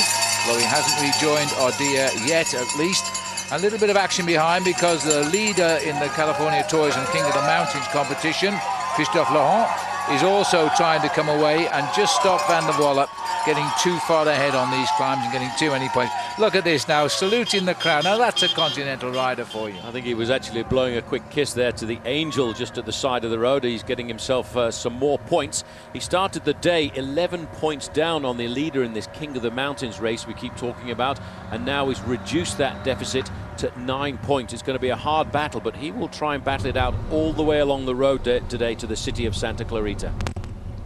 Well, this is Mauricio Ardila, little rider who is an absolutely magical climber, free at last to just show us how well he can climb. That's where we are, the flashing blue arrow. We're over the second red spot of the day. The red spots are the time points for the King of the Mountains, for the points distribution. The green spots there are the sprints along the way, which carry very small time bonuses, which comes off your overall time. So the first rider there gets 3 seconds off his time. Of course, as Jens Voigt started to snapple up those time bonus sprints, he will close the gap on Levi Leipheimer. That's unlikely now, as this breakaway trying to reform. Van der Walle has slipped back to the back. The rider in the pink is Adam Hansen, the Australian. The rider in the slipstream is Danny Pate, the former under-23 world time trial champion. We've also got up here Christophe Laurent, and I think we've got Darren Lill. I haven't quite seen him for Navigators yet. Well, in fact, there's another rider slipped across the gap there, probably slipping across on the King of the Mountains, and 2 more riders you can just see in the distance too. So a lot of action here, and this could start to get very difficult for Team Discovery Channel to actually control this race. And let's not forget George Hincapie, although back in the main field, Phil, is a little bit injured with that wrist. Yes, and that he wants to recover. He needs to get through the hills and get onto flatter roads, and he's still got about 35 miles to go before we start to get onto the flatter roads. As we look here to Mauricio Ardila, he's an absolute perfect choice to get away from the field as far as the race leader is concerned, because he's too far behind. He's lost too much time in the week of racing to challenge Levi Leipheimer. So Leipheimer can relieve some pressure here, and there is Leipheimer at the head of the bunch as they start to whip it up a little bit. Oh, sorry, this is the chase group here. I'm just wondering who the yellow jersey is tucked in there, as we can see the riders here coming through, and a lot of hard work being done here. That is Leipheimer there, Leipheimer has seen the danger of this move, and he's jumped straight across there. And he's seen how precarious this part of the course is going to be. You know, sometimes the best way to defend your overall position is actually to go out on the attack. But the main field are not really very far behind, only about 10 or 15 seconds. This is an absolute amazing move here. I wonder if Levi knows that his whole family has turned up at the finish line today in Santa Clarita. Mum, Dad and his brother. And there behind him is Jens Voigt. In front of him, rather, is Jens Voigt as well. So the top two riders are not laying down this stage on the Tour of California. They are going to duke it out as they race towards the finish in Santa Clarita. See you in a minute.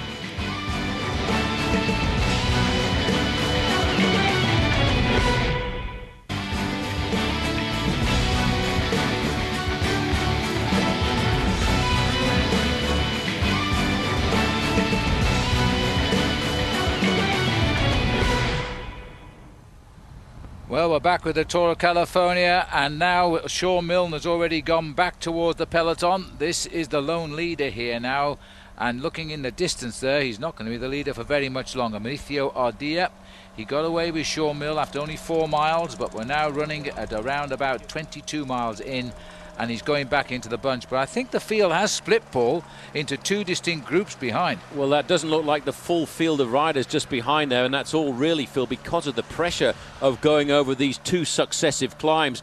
Ardilla has decided, well, they're not going to let him go this afternoon, and he knows he's going to get picked up by the main field, and he zigs across the road here to try and get into the slipstream of these two riders who are looking to move forward. It looks to me very much like Jurgen van der Walle looking over his shoulder. That's Stuart O'Grady. Team CSC, you see, Phil, are today trying to put riders into the breakaway, and the idea of that is to put a little bit of pressure onto the shoulders of Levi Leipheimer and Discovery Channel. Yes, because O'Grady himself is not that far away overall, just over a minute in the overall situation, minute 20. He sits in 5th place in this race, so he has to be considered a danger if he can get into a move. This is another ploy from Team CSC, and Discovery Channel are going to have to counter it. Looks as though we've got a little bit of movement behind now. We've got an Italian rider on leaky gas in that lime green colour coming across to join the leaders, I think it is. And there's a definite split here. The field has split into two, and the riders behind are falling away. We're getting time checks already of 30 seconds. So it looks as though that little flurry to catch up with the two breakaways has pulled out the strong men very early on today. Well, I might have said that was, in fact, Jurgen van der Walle. It's Bram Tankink who's come across there for a quick step, but it's still a dangerous move. You can see the reaction at the front end of the main field, making sure that no big gaps actually form. Well, these riders fit and healthy, but remember the main beneficiary from charity on the Amgen Tour of California is a breakaway from cancer. And if you wish to donate, and we hope you do, we raised $1 million last year. There's the number for you to SMS 66057. Remember, calls will cost you 99 cents, and standard rates will also apply.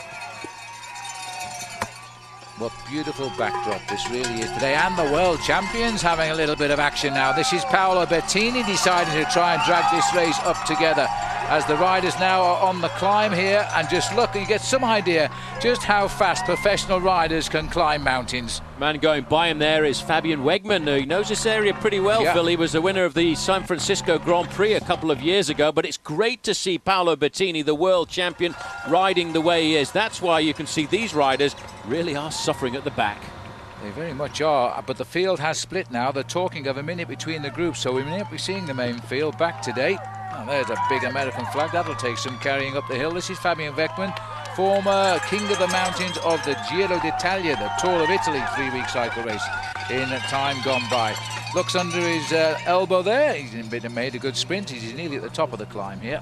Well, I tell you, the difficult thing, I think, Phil, about these two early climbs is that the riders very often, after they've been over a couple of climbs, like a bit of respite and a descent down into the valley. Well, that's not going to be the case here this afternoon, because basically, having gone over a couple of climbs, they're on a plateau which undulates for about 20 miles, and that's going to make it very difficult for the legs, but it's ideal terrain for a breakaway to form off the front. And look at the way the front end of that main field there is starting to splinter. Now, this is a bit of a surprise, because at the back end of the peloton, one or two riders from CSC, and this looks very much as if it's Cancellara is in difficulty.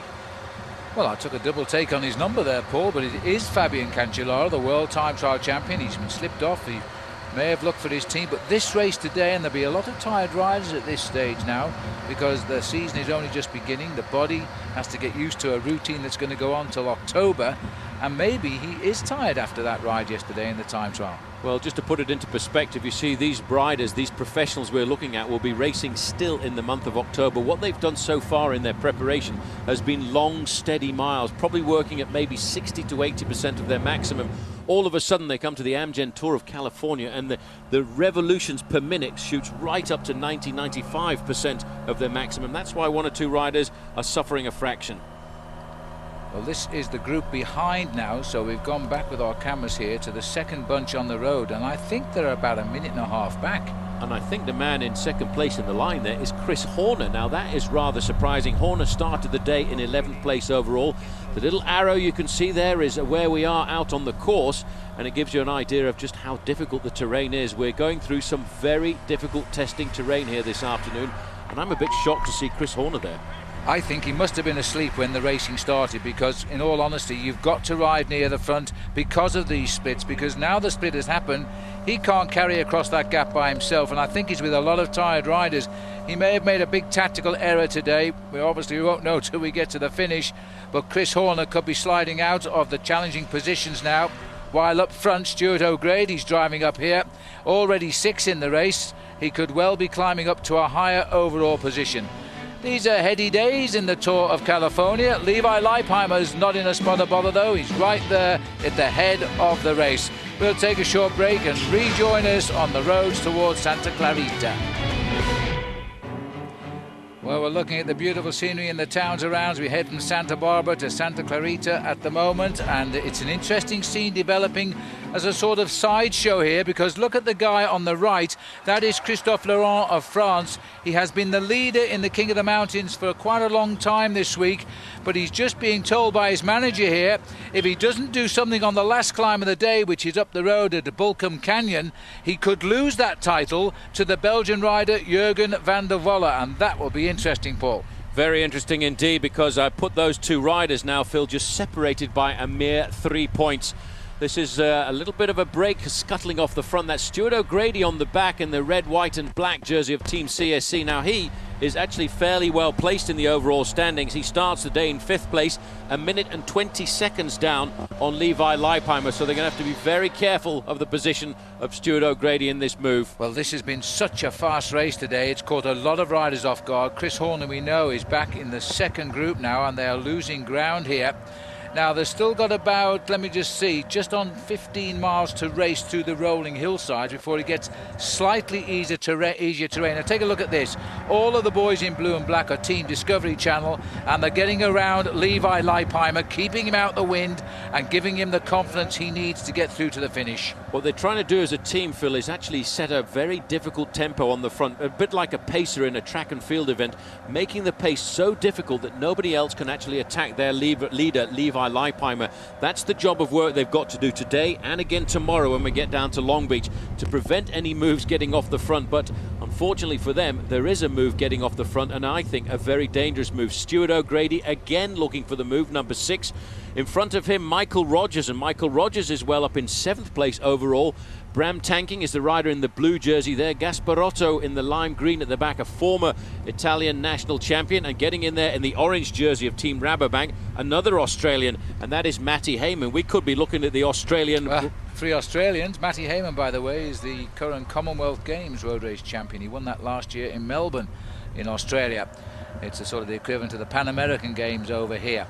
Well, we're looking back at the main field. Well, it is the main field, but it's only half of it. The other one is somewhere in the countryside. There is Leipheimer. He won't be over concerned by this move just yet, but he will be concerned if it gets more than about a minute, because Stuart O'Grady has started the day 1 minute 20 seconds behind Leipheimer. I'm also just looking at this group, Phil. Let's not forget, around about 30% of the main field has been dropped behind in that group, which is currently at around about 2 minutes in arrears.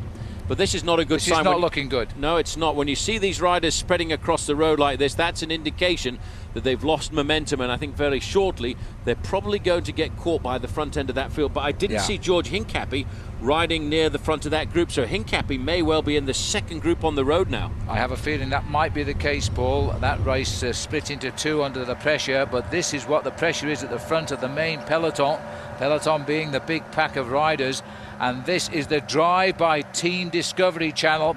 They really want to bring back that breakaway. They don't want Stuart O'Grady to slip away. It's a great tactic by Team CSC because, after all, Team Discovery all distracted, watching Jens Voigt in second place. So they put a man who sits fifth place overall into the front group, and it could work. If he gets out of sight, miscalculation, he could suddenly win the Tour. And I think they're onto this one. Well, they know the best thing they can do is to isolate Levi Leipheimer away from his teammates, because after all, as you say, Phil, Team CSC are in an ideal position. They're second overall, fourth overall, fifth overall, sixth overall. They can throw any one of those numbers into the move to try and put Levi Leipheimer into difficulty. This is a tactic in the old days of the Soviet Union. We used to call them the Red Guard when they raced around the world. That was the sort of tactic they employed. You watch the man they had in the lead, they'd send a man lower down and win the race. There's the composition of that breakaway. O'Grady, Heyman and Rogers, all Australians, but they're on rival teams.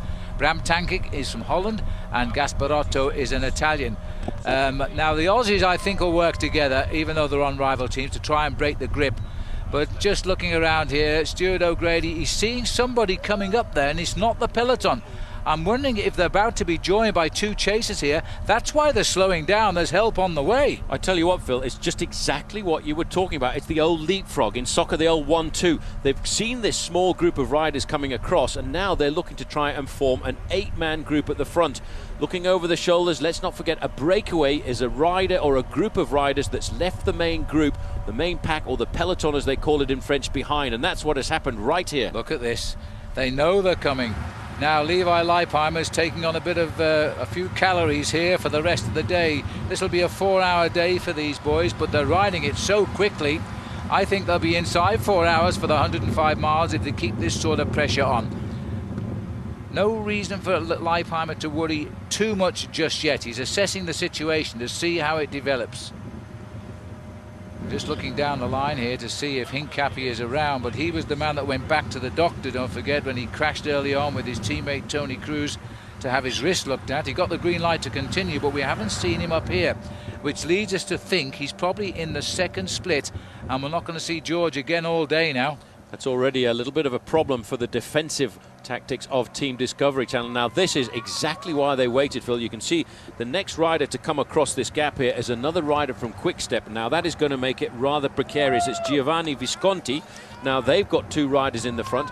This now to me is starting to look rather dangerous. The other rider who's got across the gap there as well is Danny Pate. This, I think, is going to put Team Discovery Channel really on the guard. Well, this is a most interesting day. You see, bike racing never lies down. This is a superb day of cycling today. We've been talking all week about Voigt and about Levi Leipheimer. Leipheimer now is going to have to worry about another man, and his name is Stuart O'Grady, and he's in the front group, and he's looking to win this race. We'll take a break.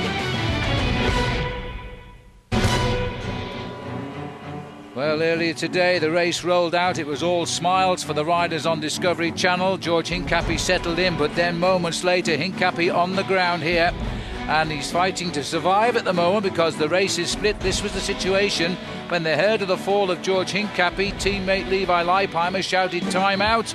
George got back to the field, but then the attacks came from Mauricio Ardilla, and the field has been split, and George is in the back half of the split. These are all earlier out on the climbs. Then they picked up Mauricio Ardilla, and the front half of the race came together, and there's an attack underway now, and it's a serious one. 9 riders are clear. We're looking at Michael Rogers here. The man that they really want back is Stuart O'Grady as well as Rogers, because O'Grady could steal this race on the penultimate day.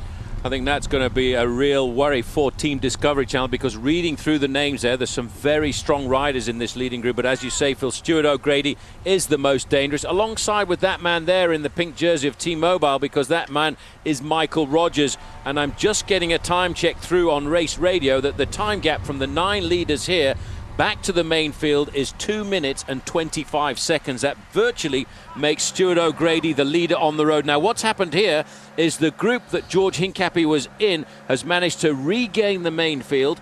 This is actually going to tilt the advantage back to Team Discovery Channel, because a few moments ago, that was amazing, they were down to 3 riders only. Now they've got a chance of trying to pull this race back, but it's going to be a mad dash, a mad scramble to try and catch that group of 9. Well, the reinforcements have arrived, and George has got straight to the front and he's driving now because word has got out. Number 6 here, and this is the feed from Bjorn Ries, the man who won the Tour de France in 1996. He's playing an ace card here with O'Grady, who sat 5th overall at 1 minute and 20 seconds this morning. He's in a breakaway now, putting him virtual leader of this race, and that is a typical move by Bjorn Ries. He's a great tactician, and he's playing a strong man in an Olympic track champion.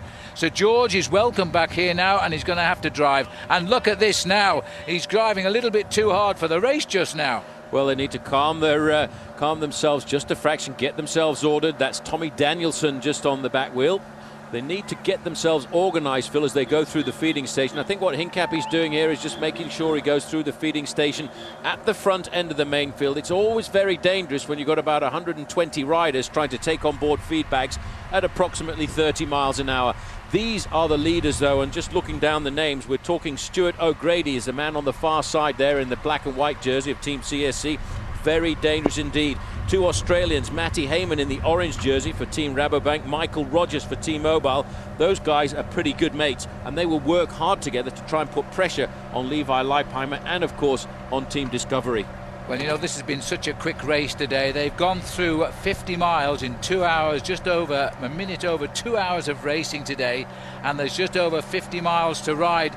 And so the Discovery boys, they've got everybody they possess now to the front of this race. Now, this is an international American team as we watch Levi Leipheimer sit on them, but one of the top domestic American teams is HealthNet, and as the sport gets more popular around the world, so too does this team, HealthNet.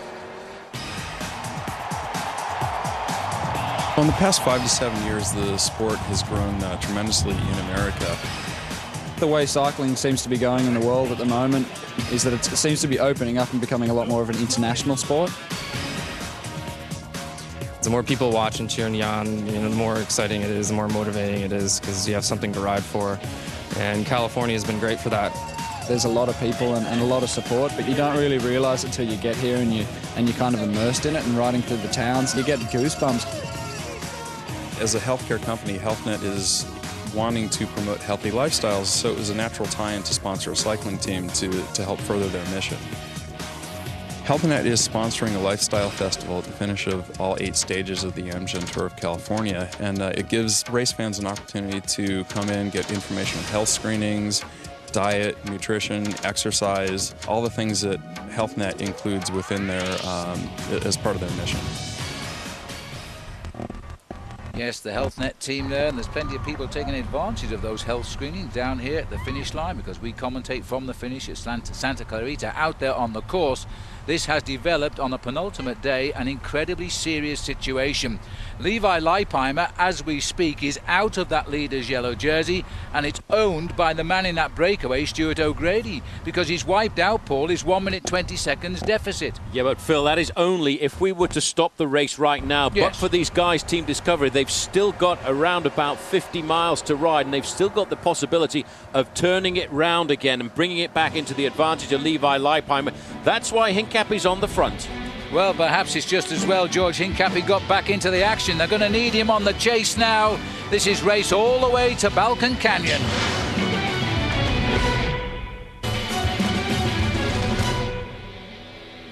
We're looking at the leaders here, and a possible big sensation in the Amgen Tour of California, because a breakaway of 9 have established a lead of almost 3 minutes, which means that the rider in the red and white on the inside, Stuart O'Grady, is now the leader of this tour on the road. We're about 45-50 miles from the finish. The thing is, this is a very solid breakaway as well. It's not just Stuart O'Grady. The guys in the breakaway with him are all very seriously strong professional bike riders. Bram Tankink is in here for Quick-Step. He's got a teammate, Visconti. I think the 2 Australians as well, Matty Heyman and, of course, Michael Rogers. They're 2 strong riders on the flat. And, of course, throwing in there Gasparotto. He's the rider in the lime green jersey who you might see. He 2 years ago was the Italian national champion, so this is a breakaway of serious men. They're driving with one intention now, to win the race for CSC, and Stuart O'Grady is up there. Michael Rogers, if it stays like this, would finish the race second, and Levi would drop down to third. And that's why these riders now know they're on the defensive. Luckily, George Hincapie, who fell earlier, got back in a chase group, and he's able to drive the pack here. George's own position is not important now. They've got to drag the rider in yellow back into this race, and the chips are down.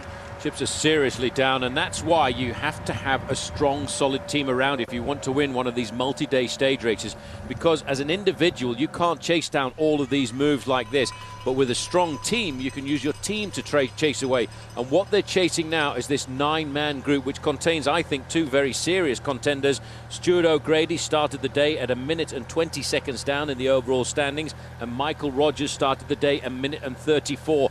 There you can see the little flashing blue arrow. That's exactly where we are. We're actually starting the final categorized climb of the day, Phil, and you can see just how difficult this climb is. This is the last categorized climb of the Tour, and because of the breakaway, the close battle that had developed earlier between the mountains leaders, which was Christophe Laurent of France and Jurgen van der Volle of Belgium, that's negated now because neither of those two riders are in the front group, which means that Christophe Laurent doesn't need to contest that last climb to become the king of the mountains. This is Volcom Canyon now. It's a nasty, steep climb, and the breakaway is finding it tough going.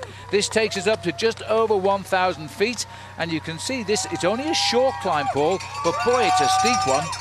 I tell you what, that's the way the cookie crumbles sometimes. For one guy, he's actually seen this breakaway be an advantage for him, and he's got himself a win in the King of the Mountains competition, which is that race within the race.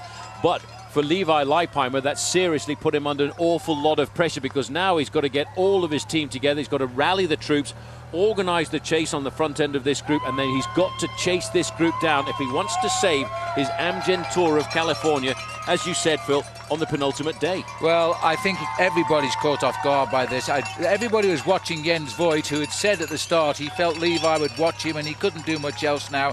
He felt Levi would win the race. And then they send the man who sits in 5th place in this race into a breakaway. He starts the day 1 minute and 20 seconds behind. He's now in a group almost 3 minutes ahead. And just look how this hill is hurting. This is a very steep climb, which has actually caught all of these riders unawares. They've looked at the race profile and thought, oh, well, this is a 4th category climb, so they've probably got themselves a fraction over geared. This is Gasparotto on the front 2 years ago, Italian national champion. And look at the backdrop there. I think all of these riders didn't expect this climb to be quite as steep as it is. When they go over the summit, they are facing 50 miles to go down to the finish line. What they need to do if they are looking at winning this race overall now is get themselves organized once they've gone over the summit of the climb. It undulates for 10 miles, but then after that, it's a long, steady climb up to the finish line here in the city of Santa Clarita. Well, the Italian flag, there's the Irish flag flying there at the moment. There's no Irish riders in this breakaway as they continue to climb, but you're right, the gradient here has caught these riders with the wrong gears today. They've just gone onto an easier stretch of road with Gasparotto, and coming up behind him is Jouffre on the Belgian Predictor Lotto team. Wants to get over the top. It'll be interesting to see how the peloton handle this climb, because they too are going to get caught out now. It's going to really hurt Team Discovery Channel when they come here, because before they get to the bottom of this climb, they're riding on the front of the main field, setting the tempo for Levi Leipheimer, but all of a sudden their legs are going to go, ooh, I don't want that anymore, and they're going to be literally shattered all over this climb. They need to then regroup the troops, get to the front end of the main field again, and start to organize their race. And there's our old hairy friend again, the big hairy supporter. He's been flying around for the last week as the crowds have turned out yet again on this, the final listed climb of the Amgen Tour of California this year. And Jouffre is the man who's gone over the top first. He gets the maximum points and a small prize as well, but he won't try to win this race alone. He needs those other 8 men around him. Still 2 hours of riding to go to the finish. Now you can see it's still Discovery Channel pretty much on the front end of the main field. Levi Leipheimer knows this climb. He's been over it before. as we can see the Pope on the left-hand side. He's making an appearance here at the Amgen Tour of California today, and he's probably going to bless all of these riders, and they'll be blessed if they get over the top. The way this time gap is opening, a little bit of divine help might be what will save Levi Leipheimer right now, because they didn't plan this counter move that came from CSC. It hit them very, very hard, and they're taking an awful long time to recover. And there's a big question mark now whether they will recover, or will there be a change of leadership when we get down to the finish. Jouffre's gone away. Gasparotto's the first to rejoin him. Then comes Michael Rogers. This is the breakaway. Rapinski from the Navigators team is up there as well. And then comes Bram Tankink. There's Stuart O'Grady, the man with the most to gain. He is the virtual leader of the tour right now, number 6. But this had to be something that Team Discovery should have been aware of, because when you look at Team CSC, Phil, they started the day with 2nd place overall, 4th, 5th, 6th. This was the recipe. This was what they were going to look for. Put a different rider, and you cannot just watch every rider from Team CSC. Team Discovery now are actually slowing the pace down a fraction because they want to keep themselves together. They know once they go over the top of this climb, they've got to start organising the tempo again. They've got another 2 hours of very hard work to try and save this race. Absolutely amazing, and the perfect strategy coming from Team CSC. They all watch Jens Voigt, and off goes Stuart O'Grady. They could have all watched Bobby Julich, but they chose to watch Voigt, and O'Grady went. And this is the steep part of the climb now. They are climbing with good tempo here. Tom Danielson trying to drag his team up. Basso is there, George Hincapie is there. Now that man from Norway needs to move off the course here as the peloton comes right up towards the top of the climb. Danielson said something there to George Hincapie. It might be we're nearly at the top, because the chase down the other side is going to be pretty fierce. They're very lucky that Hincapie has actually recovered a fraction, Phil, because let's not forget in the early part of the stage today, Hincapie was on the ground. He injured his wrist. He was in a group behind, but true to the man's character, he fought his way back into this race. He fought his way back to the front because he knows how important today's stage is. That's why we can see him doing all of that work on the front end of the main field, and they've still got a long way to go, Phil, if they want to save this race. Here's the top of the climb. They're over, and most of the riders from Team Discovery Channel are there. Well, we reckon the gap on our watches as they go through camera is about 2 minutes and 17 seconds. So they have come back a little bit on the climb. It was out to 2 minutes 50. The race is on. What a great day of racing for us. But it's a real nervous day now for Levi Leipheimer and Team Discovery Channel. Back up with the leaders here. This is Jouffre now, and all of the boys have come back around him.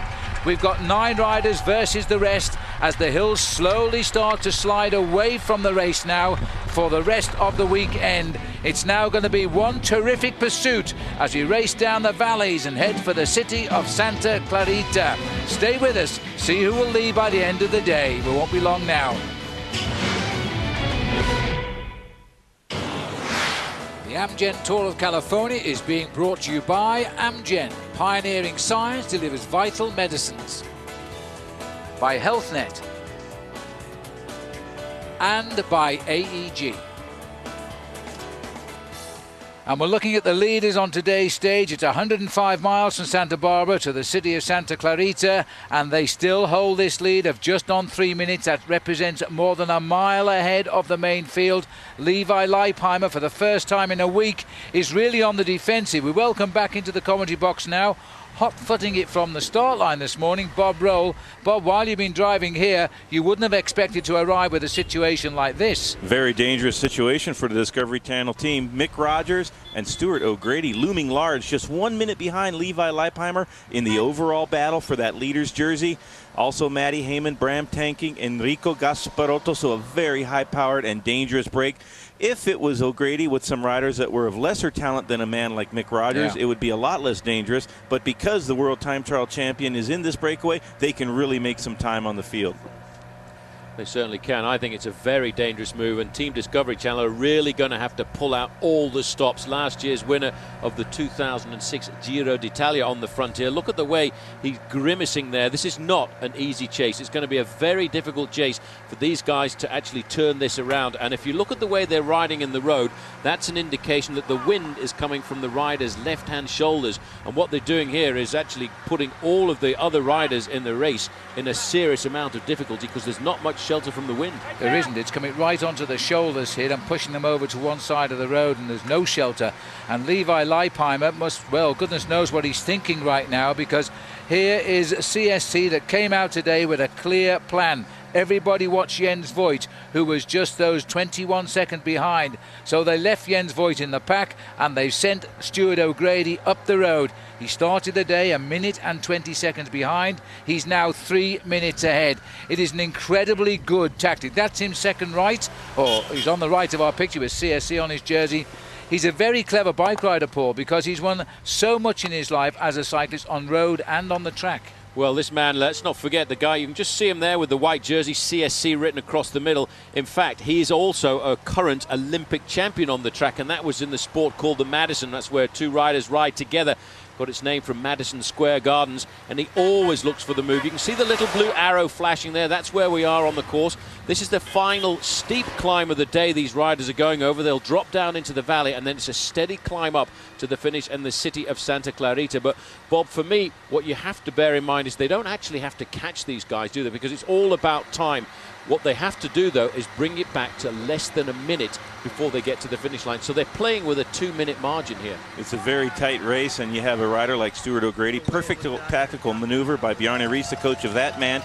Big Jens Voigt starting the day second overall, 21 seconds behind our race leader, Levi Leipheimer. But Stuart O'Grady, at the moment, the most dangerous man for the Discovery team, and he is 3 minutes ahead of this group right here. Jens is going to, well, goodness knows what he's thinking sat there, but he must be thinking this is a great move by the team.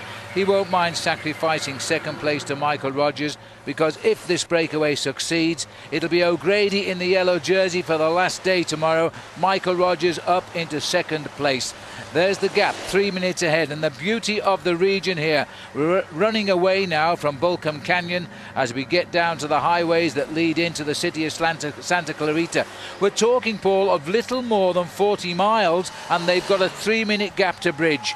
Going to be very hard. They don't have to pull back, as I said before, Phil, the whole 3 minutes, because it's the addition of time on every single stage. What they do have to do, though, to be safe, is bring it back down to at least the 1 minute margin. And that's why Team Discovery Channel are really under pressure this afternoon. But they mustn't panic. They've got to keep all their forces together. Every rider has to give as much as he can for the team leader. What a great race this is turning out to be. Well, perhaps we need some more tranquil waters, perhaps. Well, in June, the most famous and prestigious boat race is sailing on to Versus. It's the America's Cup, and it starts on June the 23rd. Watch it live at 8:30 a.m. Eastern Time. Well, that's something to watch for. Right now, though, the waters are rather turbulent out here, because 9 riders have got together. They've ganged up on the race leader, and for the moment, Team Discovery Channel are on the defensive. That's Danny Pate having a bit of trouble hanging on to the tail of the breakaway as they now top 50 miles an hour on the way downhill. We'll take a break.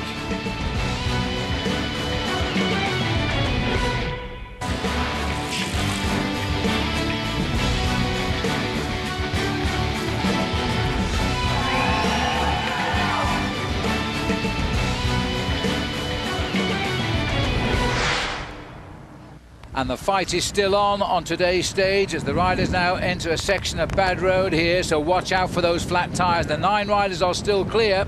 The gap was 3 minutes. The last time check we're getting, Paul, is 2 minutes and 10 seconds. They've pretty much got it locked in at the moment. They now are looking to bring back a further 1 minute to save the yellow jersey of Levi Leipheimer. A little bit of rough road there, Bob, but fortunately all the riders in that leading group of 9 have got themselves through safely. Might not be the same in the main field. No, it might not be the same. It might be quite a difficult section for the peloton to traverse altogether. Of course, the breakaway, only 9 riders, over 100 miles coming to that gravel section. And that is an arroyo, very tough to keep pavement on those when the water comes down during the torrential rains that we have in Southern California, washes out the roads, and that'll be a tough obstacle for the peloton in just a couple of minutes. Well, I'm hearing it as you were speaking, Bob. They pulled back another 5 seconds. Oh, the breakaway, not the peloton. It's now 2 minutes 15 seconds. So they've started to reverse what seemed to be like a backward trend for the leaders. So it's not over and done with yet. There we are. 2:15 is the gap between the George Hincapie-led chase here.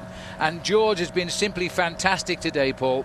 Yeah, he's an unbelievable contender. Let's not forget he was out at the back at one stage, fell off, injured his wrist, and he's now back at the front of the main field now working for his teammate. And that kind of explains a little bit the mechanics as to how this race is going to end up, because at the front we've got 9 riders. But of those 9 riders, Bob, 1 or 2 of them towards the end are going to start to slowing back, not doing quite a hard turn at the front because they're trying to start to think about winning the stage. Whereas in Team Discovery Channel, every one of those Team Discovery Channel riders will give 110% for Levi Leipheimer. It is truly amazing the type of momentum that the peloton can generate and just gobble up the lead of any type of breakaway as we get the peloton led by George Hincapie coming into that very tough gravel section. Let's see if this produces any flat tires in the group. So far, no problem for Discovery Team. Well, they're battling over the gravel, and you can hear the wheels thunder through here. More than 100 cyclists have got through. It looks as though things are good. Sometimes it takes a mile for things to work through. 32 to go. Talk about real professionals. I'm not sure if you noticed, but just on the front, that is big Brian Van Borg. He looked over his shoulder to make sure that none of his teammates had any mechanical problems, and then all of a sudden looked straight up the road again, back to the business. Well, we're looking down at the helicopter. From the helicopter here, the 9 leaders. We pan back. Do we see the other riders? They're the team cars directly behind the breakaway, and nothing seen yet. So we're panning left. That's the bad road coming up shortly. It's a big gap still to close this as they snake their way through the valley now, heading towards the finish. And we're running out of time. Just on 30 miles from the finish and a gap of 2 minutes and 15 seconds. I don't believe, Paul, that Discovery Channel dreamt for one moment they would have their backs against the wall today like this. They've had their backs against the wall on a number of occasions this week in the Amgen Tour of California. Fortunately for them, in the individual time trial, Levi Leipheimer came up with the goods and did the work. That's why I think they'll still have a little bit left in the bank for when it comes down to the last hour of racing. Well, this is going to be an amazing finish to the race today. It has been a great race all week, and even us as the so-called experts never expected such a move to work like this. There he is, the rider on the left, Stuart O'Grady, still the virtual leader of the race as we race towards the finish. And still, it is the boys behind who have to chase it down. There's still time.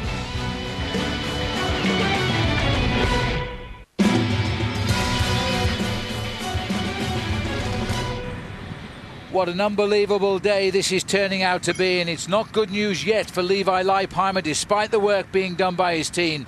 The gap on those 9 leaders is 1 minute and 30 seconds, and that has just come through.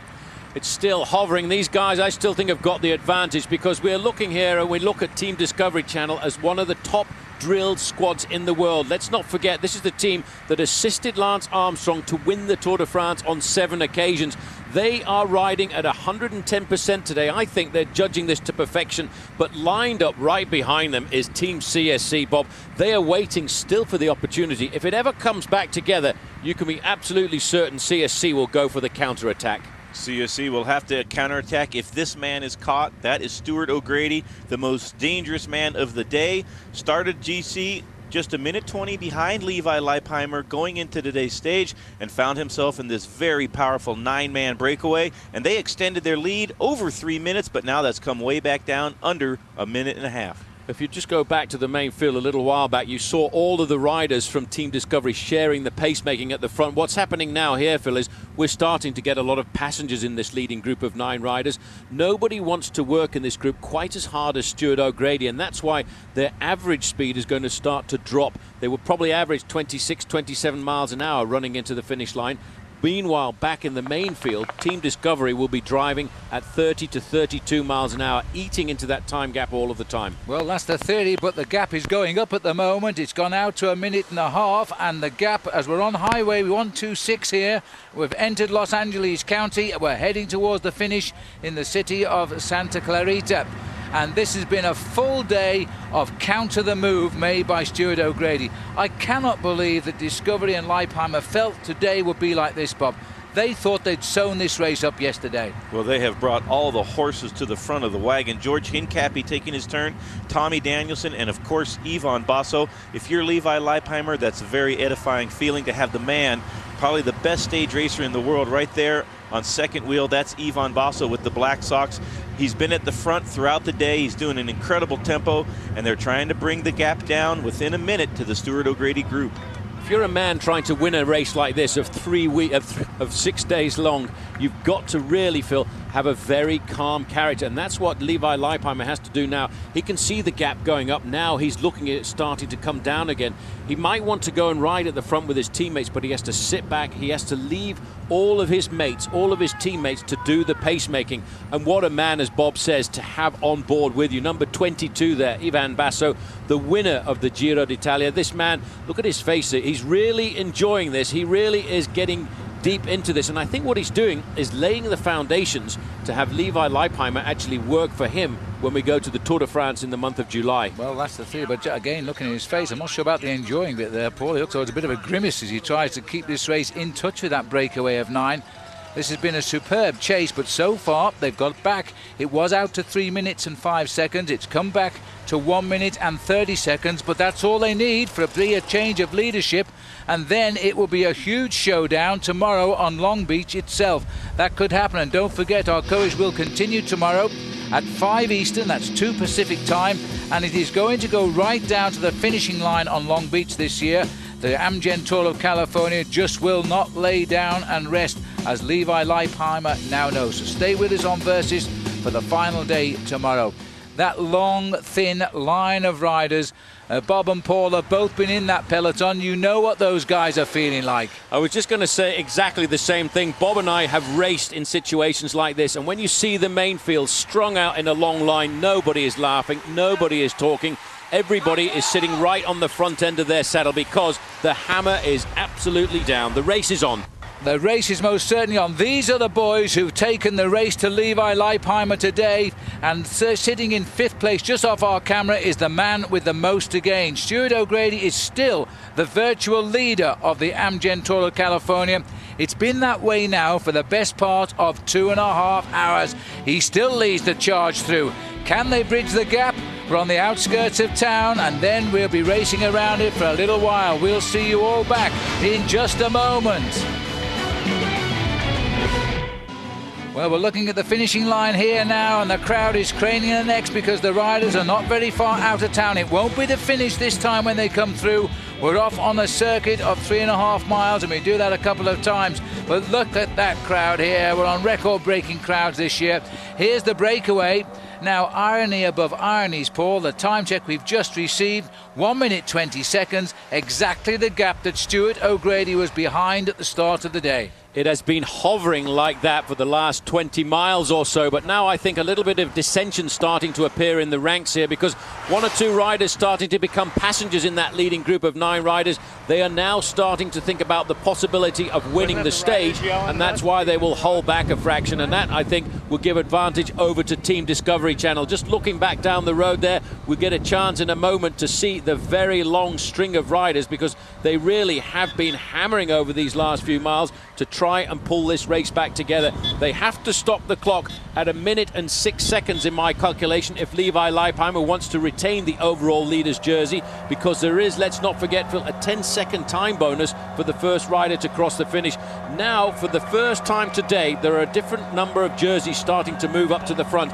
Team Discovery Channel have finally found themselves a few allies. HealthNet is the team coming to the front. They haven't got a win yet in the Amgen Tour of California. They would love to do that. They've got some fast sprinters, Hilton Clark there, and this is the breakaway. Just over a minute now to these leaders as they come through the start-finish line before they head out. 300 meters to go before the line, but let's not forget there's some circuits before the actual finish of the race. And bringing them through now is Jouffre on the Predictor Lotto team from Belgium. The man with everything to gain. The crowd cheer them through. They've been watching this, don't forget, already as the race comes into town. They know who is in the lead. And O'Grady knows now he's got to keep this breakaway alive, because some of those riders, as Paul has said, will now be thinking of winning the day, and they won't be worried about gaining time. O'Grady has one ambition here, that's to win the race, and he needs a minute plus to do that. That's the disadvantage now that Stuart O'Grady has got. The guys who a few moments ago were his allies and his friends in trying to make this breakaway succeed are now becoming his enemies. A completely different tactic starting to play through. The big advantage he has is it's actually quite difficult to organize a chase on a circuit like this. These riders will face 3.5 laps, or 3 laps, I should say, of 3.5 miles around the city of Santa Clara. But As Bob noticed, a number of different teams are starting to come to the front because a lot of guys here are trying, Bob, to get themselves the victory of the stage, which in itself is a glory. It's been CSC and Discovery dominating most of the proceedings so far in the Amgen Tour of California. Of course, time is running out. Only 2 stage finishes left for any other team to get a stage win. Well, we'll see now the gap, if we can see the gantry just above the riders there, because that is Leipheimer going through. There is the gantry. As they come through now, it looks as though they're counting it down. And I'm looking at 1 minute, 3 laps to go. 1 minute, 10 seconds. So they pulled back another 10 seconds on the running off the highway. It's going to be a very fast run around the city of Santa Clarita here, because these guys now are starting to whip it up.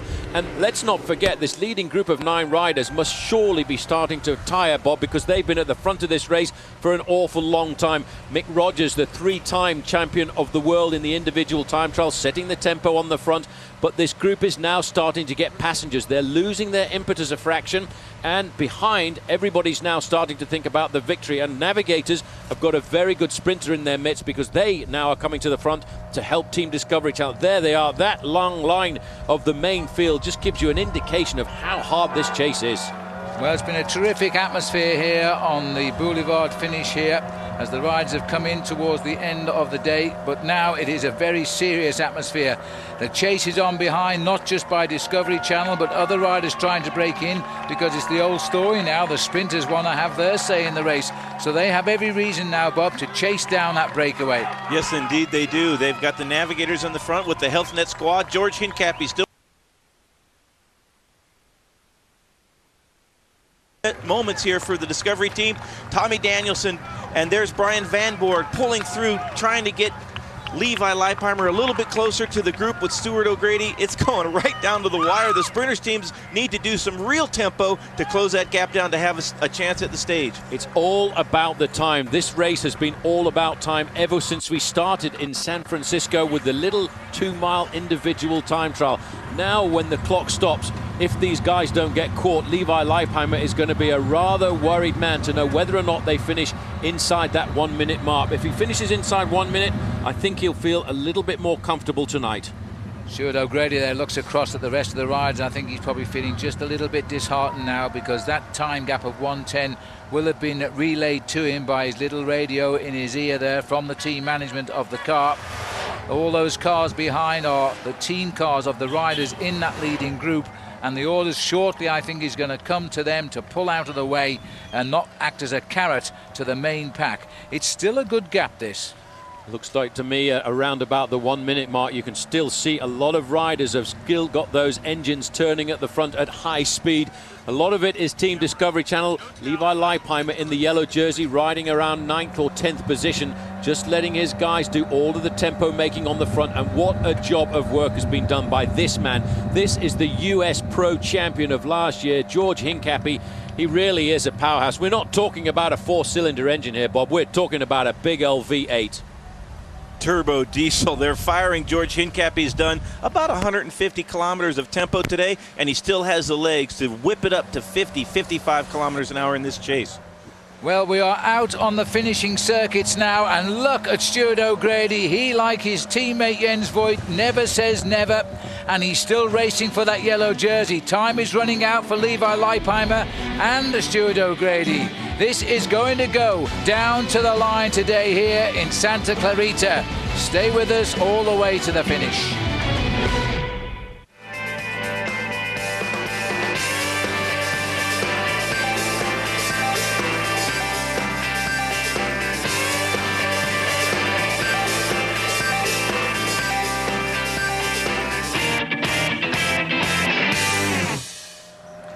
Levi Leipheimer thought he was safe, but he's fighting for his very survival in the Tour of California, and the rider on the front here, spearheading the charge, is still there. Stuart O'Grady of Australia. The lead, the last check, is just about 1 minute now. This has been a 60 miles pursuit.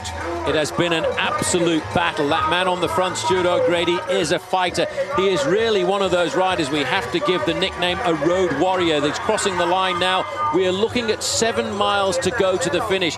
These riders, I think now, Phil, realise that they're not going to change the overall classification. Now they've got to try and survive and stay off the front end of the main field because they want to get something out of this long breakaway, Bob. That's a problem for the riders in the break. If they start thinking about the stage win for Stuart O'Grady, they're not thinking about gaining time on the peloton. Mick Rogers has been doing a tremendous amount of work, so Stuart O'Grady still has a couple of allies left in this breakaway, but most of the men will start looking for the stage win, and they will try to save as much energy as possible, sit on the wheels, not do the work. In the meantime, here's the peloton charging. They have one mission in mind, all these men on the front. They want to catch that breakaway. Well, clearly closing in on the gap. I didn't see the time check on the gantry, but I reckon it's inside a minute now because the Team Discovery Channel have got themselves some other riders on the front now. Team HealthNet are getting going as well now. The reason being they want to bring the sprinters through. They've got 2 circuits, just 7 miles to the finish now. There's still the race to race for the day, of course, from that group up front, and they won't ride as a group of 9 to the finish. Wait for the attacks to start. Well, that's important as well because we talk about the individual race, the race for the man who's the most consistent over the whole of the Amgen Tour of California, but actually just taking out one of the special stages like you would in car rallying is important too, because if one of the riders in the race can take the stage, he's actually saved the race for his team because he's got themselves a little bit of extra publicity. Again, O'Grady, Phil, will not give up. O'Grady driving, Mick Rogers on his wheel, Gasparotto on the wheel, and Bram tanking, who's just swung off after his turn, struggling a little bit to get back with the 3 men he's been in the breakaway with throughout the stage. Well, I know one thing, guys. If we see racing like this for the rest of the year, we are going to see some great bike races around the world because this has been a tremendous Tour of California. It's had the same leader from start, and we're not yet at the finish. Levi Leipheimer, there he is. But he's really been under total pressure today. He's relied heavily on his team to do the job because without his team today, he would have lost that lead. He would have lost it completely, but let's not forget the team that he has is a very special team indeed. Team Discovery are made up of some big, strong bike riders. Ivan Basso's done a great job today. Tony Cruz, Tommy Danielson started this race, as Bob said, as one of the favorites. He's had to work his heart out this afternoon. George Hincapie, Jason McCartney, and of course Brian Van Borg, who finished in the top 10 in the World Championships last year. Jens Voigt today, Bob, has had to just sit back and watch. Pretty handy sprinter himself. It wouldn't surprise me if he came out of the pack, assuming the breakaway gets caught, and try to chip away the 21 seconds only he's behind Levi Leipheimer, and that would bring him 10 seconds closer because that time, if you win the stage, comes off of your overall. And that man, Jens Voigt, that was in the pack, here's the breakaway. Matt Heyman still pulling, Jufre still working. We'll see if it is his Jens Voigt coming out of the peloton to try to steal some seconds back from Levi Leipheimer. Well, there's a little bit of discontent in that leading group, I think, now, because they know that the race is coming up. Let's look at the relationship from the leaders. That's inside a minute for sure now. They are down to around about 45, 50 seconds, and it's the HealthNet team now who are driving on the front, and it looks like Rory Sutherland sitting in the driving seat. Well, I noticed one of the riders from that leading group of 9 actually sat up and waited. I've got a funny feeling that was actually Victor Rapinski, the rider from Team Navigators, and he was probably thinking about trying to go to the front end of the main field and work for his team because they've got a good sprinter, Team Navigators, Hilton Clark, the Australian. But Bob, when you look at a main field strung out in a long line like that, you know what it's like. The legs are popping. It feels like somebody is stabbing your legs with knives and daggers, and it's unbelievable amounts of pain, especially at the end of a very tough week of racing this early in the season. We're still in the month of February. A lot of pain out on the roads today. Phil, it was Rapinski who's disappeared from this group. 8 riders now lead the race. He's disappeared, but he's trying to catch up, actually. He's just off the back there, you see, so I have a feeling he must have had a problem there. Anyway, they've now got 8 riders, and there they are. The one that's missing, Victor Rapinski. He's just slipped off the back for whatever the reason, as they continue to chase here and hope they can still survive. They are about 4.5 to 5 miles now from the actual finish of the day. That's Mick Rogers now in the pink jersey of T-Mobile on the front, followed by Gasparotto in the lime green, but this is a big organisation. HealthNet, presented by Maxis on the front here, are doing a magnificent job of whipping up the pacemaking, and I think Bob, you've got to admit that a big team like Discovery, they must be quite happy with the help now. Oh, absolutely. This is heaven sent for Levi Leipheimer, and you can see him tacked on that train of the Health Net riders. They want to win the stage, and that would be a huge result for the domestic-based Health Net squad. A couple of fast men, Carl Menzie and Sean Milne. Kirk O'Bee as well is pretty handy in the sprint, and we'll see what exactly happens here in the closing kilometers of this stage of the Amgen Tour California. They've got a pretty good British rider on the team this year too, Bob. Russ Downing. He's a first sprinter, former champion of Great Britain. We haven't seen much of him yet. Maybe today is the time to emerge here as we now race around the new city here of Santa Clarita.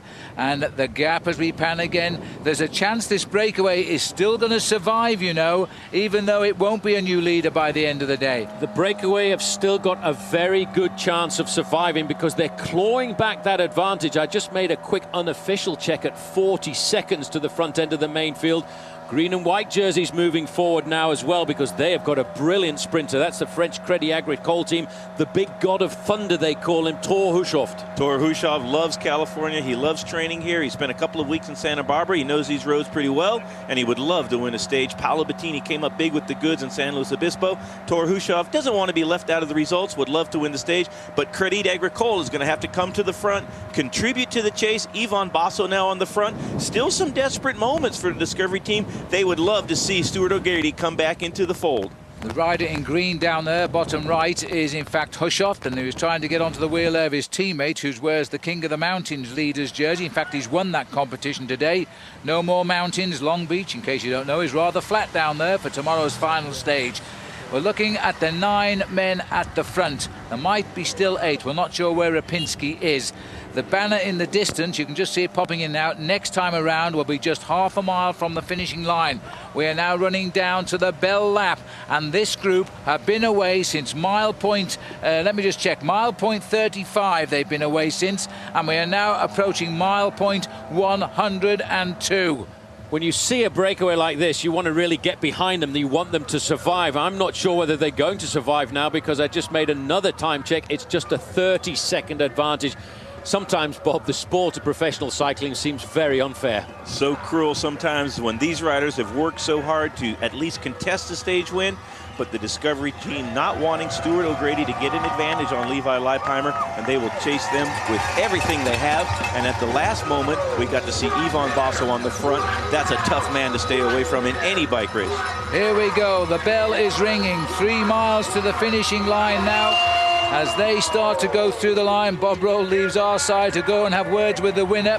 We think that Levi Leipheimer has done enough now to keep his lead. If the gap opens again, of course, he'll be in desperate trouble once more. The peloton, the big bunch, are racing up towards the line. They're there now.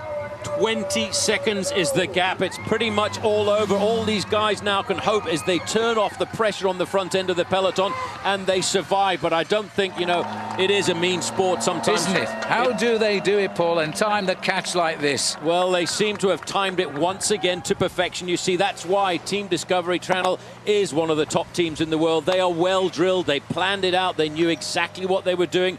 They have dosed their effort over this 70-mile chase to pull it all back together right in the very sight of the finishing line.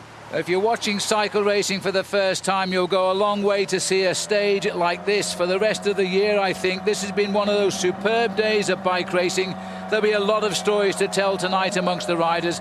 They have had their backs against the wall for over 60 miles because one man, Stuart O'Grady, refused to say no and he went out on the attack. For a while he caught everybody off guard. This is an attack here coming now, and this I think is Tanking who's making the move. Yeah, that's Bram Tanking, the Dutch rider on Team Quickstep. He thought this was a very good moment. It's always a good idea to wait until the last possible moment. Giuffre takes over now in the pink jersey of the Lotto squad there, stretching them out, but it's Gasparotto in the lime green jersey of Team Liquigas Forma, Italian national champion, bringing it back together. Still 8 men. There's big Thor Hushovd on the far side of Levi Leipheimer. He is a great sprinter. He was the best sprinter in the Tour de France a couple of years ago. Now Levi Leipheimer is licking his lips a little bit. He's had to sit back and be very patient here this afternoon and let his teammates do all of the work. Well, as Levi came through the start-finish, he's done it twice already. I wonder if he caught sight of his wife, of his brother, of his sister-in-law, of the kids, and of mum and dad, because they're all here today. They've all arrived down from the far north and the chilly snows of Montana, and they're here to see him take on another yellow jersey, and they must have had a very nervous day today. Very nervous day indeed. They've all moved down from Montana, where in fact Levi Leipheimer is from. We know Levi Leipheimer lives in Santa Rosa. He's lived there for the last 12 years. The gap now, Phil, is not very much more than 5 or 6 seconds, and O'Grady still wants to have a go. That's O'Grady on the front. Look at the peloton, the pack, they're right there now. They're 10 seconds, if that now. O'Grady looks over his shoulder. His heart must have hit his boots, because after leading this race by 3 minutes, he was the leader of the Tour. It's now down to this, and the whole pack are on them. They're amazing, the pack. They are just like predators waiting to pounce on their prey. Their prey has been this 9-man breakaway, which shrank to 8 on the finishing circuits, and now the predator has caught its prey. The whole of the main field is back together pretty much in one pack. 2 miles to the finish. The race is back together for the first time since mile point 37. And now it is the sprinters who will have the day, and because everybody who finishes together gets the same time, that is why Levi Leipheimer now will keep his race lead. He might, but he's got to be very careful of the man riding just in front of him, because Jens Voigt won't give up. Jens Voigt is only 21 seconds behind Levi Leipheimer in the overall picture of the race. He's got to be very careful that the German doesn't jump away on the run in towards the finish and grab himself a few seconds. He must not lower his guard right now. He has to remain attentive, and it's very dangerous to do, Phil, at the front end of the main field, because the sprinters, they take no prisoners. And T-Mobile have got control now. They're smarting a little bit this week. They want a stage win. They had second at the early start. They've had another second with 2 different riders here. Choluk and Henderson are the sprinters. They both had narrow seconds. The camera didn't tell lies and put them into second place. Now can they get the win? It's free for all for the sprinters now. Watch how those riders, despite the fact they are in a big pack, how much room they actually make for themselves in that group. Look at the zigzags. Look at the riders moving all over the road, trying to find the slipstream of the rider they want to use for the final sprint to the line, because it's very much like NASCAR racing. You've got to use the slipstream of the rider in front, and you can catapult off that wheel and get yourself up to 50, 60 kilometers an hour. And that in English money is about 38 miles an hour as they come down towards the line. The CSC rider who was on the front has swung off now. So it's all down to who wins the day now, because the leadership will stay with the man who kept the yellow jersey all week, Levi Leipheimer. All of these guys will get the same time. Should, in theory, be no change in the overall classification on the eve of the final day. But that's the first time in 4 hours we've been able to say that. The Gerolsteiner team from Germany are moving up with their men. They've got some fast sprinters like Robert Forster, who's also a very fast finisher. Well, I think Robert Forster would like to get the win, because strangely enough, tomorrow we go down to Long Beach, and the mayor of Long Beach is called Rob Foster, so he's probably rooting right now for that man in the light blue jersey of Team Gerolsteiner. But Phil, this is a moment when these riders show us why they are special men, the sprinters. They're inside 1 kilometer to go now. You know, the fastest man in the world a couple of years ago, Mario Cipollini, was recorded in a sprint at going at 42 miles an hour. They might need to do that to win again today. Now HealthNet forcing their way back into the picture. This is for the moment a lead out for Robert Forster. He is the 3rd rider in the blue here as he tries to get through. He specialises in winning stages late in a 5-day race. Maybe it's going to be his day. The boys in pink of T-Mobile have gone onto his back wheel, and I thought I saw Graham Brown there, who's also a good sprinter. Now where is JJ Haido? Because he is also the man who needs to break into this picture, and I don't see him just at the moment. I can see Freddie Rodriguez, though. He rides for Team Lotto, and he's a guy from California too. He would certainly like to get himself the win. Freddie Rodriguez is lying in 5th place. Right behind Freddie Rodriguez, the green shorts there are on the shoulders of Thor Hushoff. Now look at the men fighting for position. They're trying to battle to stay right up there. They really are lifting up the pace as they come into the last few meters. We come to the end of a brilliant day of racing, and it looks as though Robert Forster might pull this one off as he's launched to the line by his teammates. This is his big moment now. Choluk is on his back wheel as they race up. Henderson, in fact, is on his back wheel, and Henderson has also tried once before. It's a little bit too far for Forster, and a lot of switching around, and at the end of the race it has gone down to, I think it's Fabian Cancellara It's gone down to the rider from CSC who's come out of absolutely nowhere. One would suspect, though, that is JJ Haido. I forgot he's changed teams in all of the excitement. That's Haido. He's got his stage win, number 3. CSC, at the end of the day, had a great moment. It was a big battle. It was all about today, really. Team Discovery Channel versus Team CSC, and they came up with the victory. Looking a little bit further back here, this is George Hincapie still coming into the finishing straight, and there he's having a little chat with Fabian Cancellara. But the victory on the day, the big battle, well, they won one of the wars, but today they've won themselves the battle of the city of Santa Clarita. It was a wonderful day out. Yes, they lost the real battle because they went to win this race overall tomorrow when it finishes, and for a while it looked good for them, but in the end, Levi Leipheimer gets all of the congratulations. I reckon that's Levi looking for his team to say, guys, thanks for everything because you saved my race, and that is exactly what has happened today. Leipheimer knows now that tomorrow he can have, well, not a day off. He's down on Long Beach. He'll be in front of many thousands of spectators, but it should go well. There's the rider, looking rather dejected, Stuart O'Grady.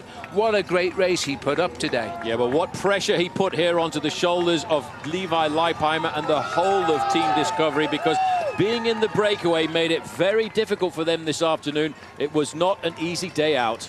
Let's have a look again at how that sprint was finally run out. It was really a battling sprint. Something happened. Somebody pulled the foot off the pedal. Wait for Freddie it. Rodriguez, I think you can see in the pink, he's looking for a way through, very, very nervous. But then all of a sudden, from nowhere, look at the rider over on the left-hand side. That's JJ Haido. He really has got an incredible kick for the line. He's a rapid rider, and it looks like Forster was the man who pulled his footer as Freddie Rodriguez goes across the line sideways almost. That's right. Freddie lost control of that sprint, and Forster had to take his foot off. He almost got knocked off. Well, have a look there. You can see a very easy win there going to the big man, JJ Haido. I think Team CSC are going to be very happy with that rider when we go out towards the end of the season. And Phil, look at that. I never even saw him in the sprint. Third place, the world champion, Paolo Bettini. Again in the frame. He won the stage in San Luis Obispo a couple of days ago. So let's have a look then, if we can find the standings here. There's a fabulous crowd down there today. The situation, there they are. Juan Jose Haido gets his second win of the Tour. He got 2 last year as well. Different team though. Greg Henderson, a second place for Greg. Paolo Bettini gets third to match his first of 2 days ago. Hushoft in the frame again in fourth. Freddie Rodriguez, despite his little wobble, got across the line in 5th place. Looking a bit further down, the time the same for everybody there. As we now see here, the crowd enjoying the spectacle of the arrival of the penultimate day of the Amgen Tour of California. There's the rider at last breathing a sigh of relief here, as I think he's trying to get an interview with our Bob Roll down there. We'll take a break, and when we come back, I'm sure we'll have the words of the man in the maillot jaune, the yellow jersey. What a day he has had, but it's all worked out okay, except if your name is Stuart O'Grady on the right there. We'll be back in just a moment. The Amgen Tour of California is being brought to you by Amgen. Pioneering science delivers vital medicines. By HealthNet. And by AEG. Well, look at the crowd here. They've just witnessed a dramatic finish to the penultimate stage of the Tour of California. Let's have a look how they crossed the line. Just to remind ourselves that that pack hurtled into the finish today. A win for Juan Jose Haido. We missed him because for some reason he wasn't wearing his green points leaders jersey. Greg Henderson in second place, and the world champion Paolo Bettini crossing the line in third. Further down, Robert Forster almost won but slipped away to finish 6th. Luca Paolini 7th. Let's have a look, Paul, at our HealthNet move of the day. I tell you what, Phil, you don't always have to win to get the HealthNet move of the day, because today I feel this is probably the move. There on the ground you can see George Hincapie. He crashed very hard onto his wrist. Teammate Levi Leipheimer called for a timeout, but George Hincapie chased to get himself back into the main field, and what a man he was for the rest of the team. Team Discovery Channel, it was like having a massive, great big V8 on the front of the main field. That's why today he's got the HealthNet move of the day. Well deserved indeed. Let's go to the podium now. There he is, Levi Leipheimer. At times today he must have thought he'd lost this race, but he can breathe a sigh of relief again because he's still got his overall lead intact. He's held it from day one, And that's the end of the full week of racing now. Today, tomorrow, of course, we go on to day 8, and it's another day down on Long Beach. What a happy man he is now, but I bet it wasn't the case earlier. Let's have a look then at the overall standings, which changed on the road but came back together to remain as they were this morning. Jens Voigt still needs 21 seconds. Jason McCartney, Leipheimer's teammate, sits third. Julich is in fourth. Stuart O'Grady in the end stays in 5th place. Further down is Christian van der Velde completing a great tour. Michael Rogers could so easily have been second, instead he stays in 7th. As we look down at some other names, Rory Sutherland there in 13th. Let's join Bob Roll with a relieved Leipheimer. Absolutely brutal day out on the roads. Could you win the Tour of California with any other team? No way. I mean, I don't even have any words to describe what the team went through today. I mean, it was the whole world against us, and there's a lot of strong riders out there, and they did not hold anything back today. And the team, I've never witnessed anything like it. It was, I mean, we were down, we were out. We had some bad luck in the beginning. 2 guys went down, George and Tony, and the rest of the field didn't stop. They kept going, and the attacks were relentless. And we were, at some point, you know, down to 2 of us, and they held it together. And then at the end, they dug super, super deep. What a great day of racing, though, they provided for us, and tomorrow it all rolls to an end. This is our map from Garmin. Down in Long Beach is where we are for the final. Well, the race is done and dusted as the riders now travel by bus and private motor car down to the other side of Los Angeles. And make sure you're with us tomorrow for the Amgen Tour of California finale. It all happens at 5 Eastern Time, 2 p.m. Pacific. The last day around Long Beach, 77.5 miles, and then by the end of it, Levi Leipheimer should be able to say, I led this race from start to finish. What a great race. How the crowds have turned out. This has been a wonderful week down the western seaboard of the United States. California has done this race proud. For Bob Roll, Paul Sherwen, Phil Liggett saying, see you all tomorrow. Goodbye.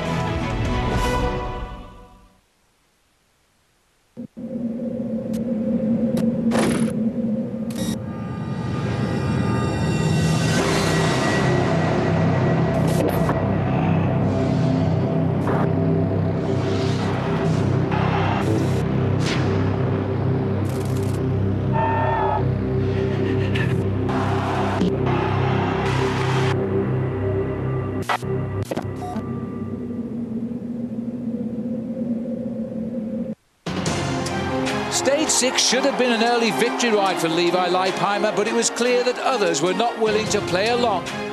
9 men broke ahead with a final effort for the overall lead. Over the mountains and through the dust, the front group rode strong, heading for the circuit race through the roads of Santa Clarita Valley.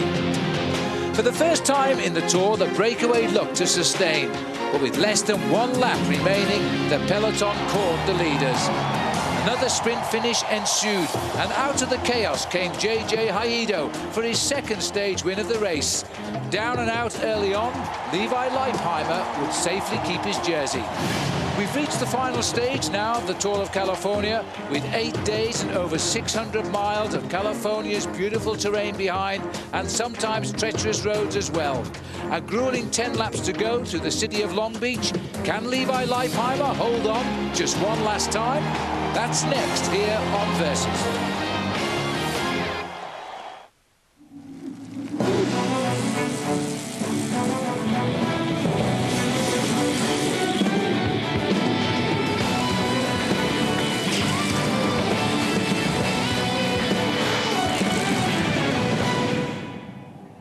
Long Beach, California, the end of a long road of 8 days of cycling for the riders in the Amgen Tour of California.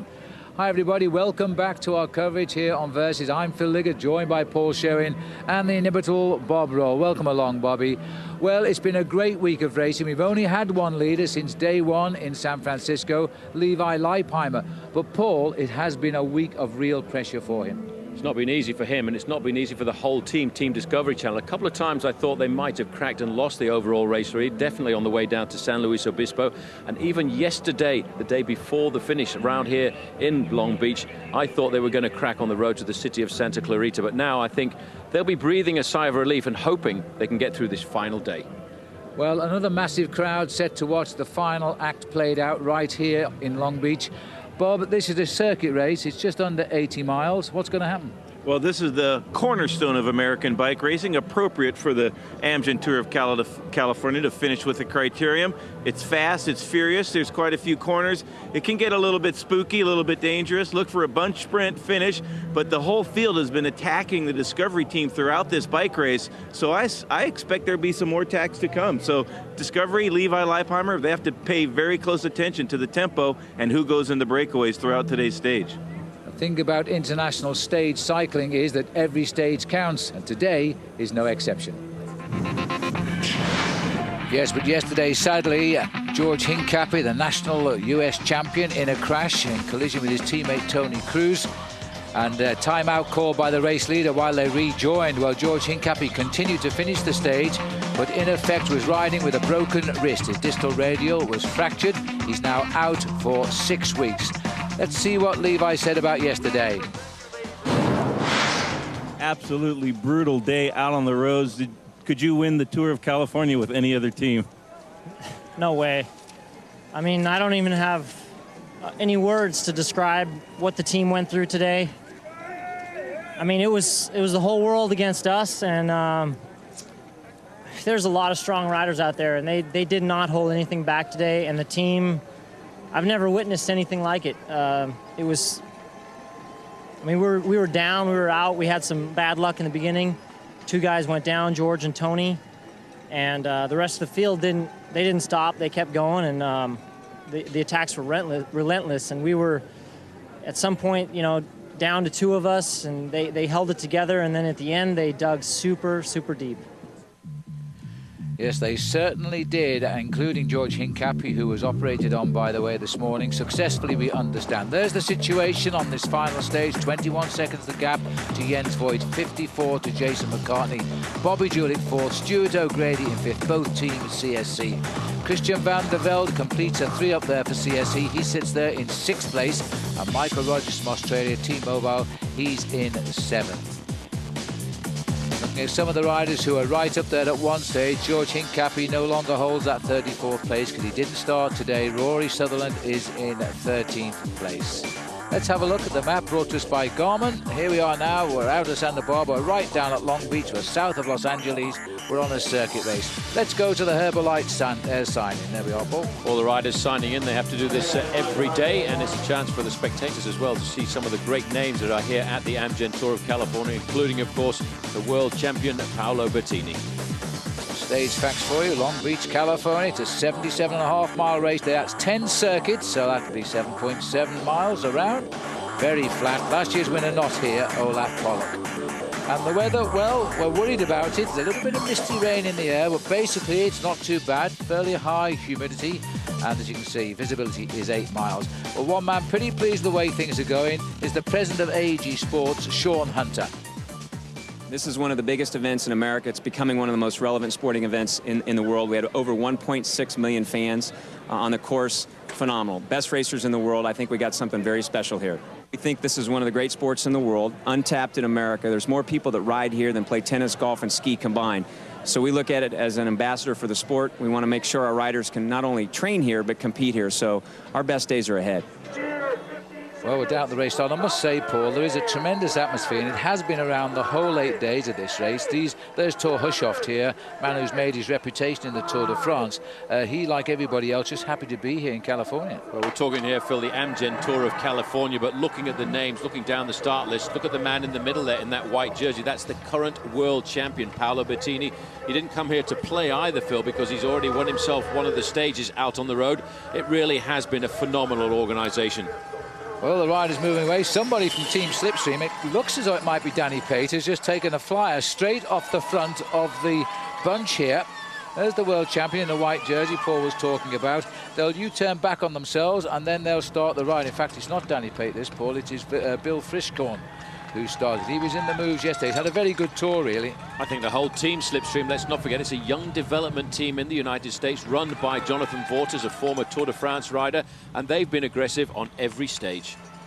Well, the boulevards, we race down Long Beach here with the famous British ship the Queen Mary in the harbour, where it stood for many years now. As the race starts its circuits of Long Beach, Levi Leipheimer thinks only of the finish today and his final yellow jersey. But there's still this stage to go. We'll take a break. See you in a moment. The Amgen Tour of California is being brought to you by Amgen. Pioneering science delivers vital medicines. By the Breakaway from Cancer Initiative. And by AEG.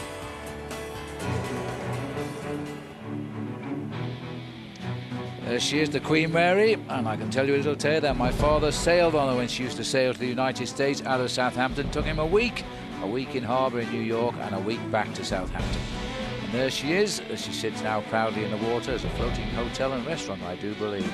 We're with the Tour of California and we're out on the road here now, and these are the leaders, 7 of them, establishing a lead of 2 minutes and 55 seconds. Now, it's worth noting, Paul, the highest placed man in this breakaway is young Danny Pate. He was 2 minutes 31 behind before the start of the day, and they're leading by 2:55. So he's the virtual leader on the road. He certainly is. That's only, though, if we were to stop the race now. But unfortunately for Danny Pate, there's still a few kilometres to go, a few miles to go before we get down to the finish. There's the composition of that leading group. Ben Jackmain, aggressive since the start. Stephen Koza, Timothy Johnson, Adam Hansen, Carl Menzies, Sean Sullivan of Australia, and Danny Pate just at the bottom there. It is, though, still a long way to go. But once again, Bob, it just goes to show that there's a lot of pressure on Team Discovery to chase this down. It's amazing that they have slipped away from the jersey at the moment. I'm sure there'll be a big, huge chase, not just from the Discovery team, but also the teams of the sprinters that are trying to win a stage. T-Mobile have got to win a stage to have a successful Amgen Tour of California. Obviously, this is their last chance. Well, there is Danny Pate, and the Slipstream team are having a great tour. They're guided by Jonathan Vaughters, a former Tour de France rider. And in fact, I don't think the team behind Discovery is going to be too worried about this move. Danny Pate, although at the moment, yes, he is the new race leader on the road, they've got plenty of time. We're around about 33 miles in. We're on lap number 5 here. And there on the front of the main pack are all of the team of Discovery Channel. Don't forget, they've been weakened now by the loss of George Hincapie because of that broken wrist yesterday. But they should still be able to cope here. Levi Leipheimer, he has to sit back and stay as calm as he can and use his teammates to do all of the pacemaking at the front. But Bob, I was talking to 1 or 2 of the riders on other teams just before the start, and they said yesterday Team Discovery really had to dig deep to do that performance and pull the race back for the man in yellow. One of the most courageous rides we've seen in a long time, coming from George Hincapie, breaking his wrist in a crash early in the stage, chasing throughout the day.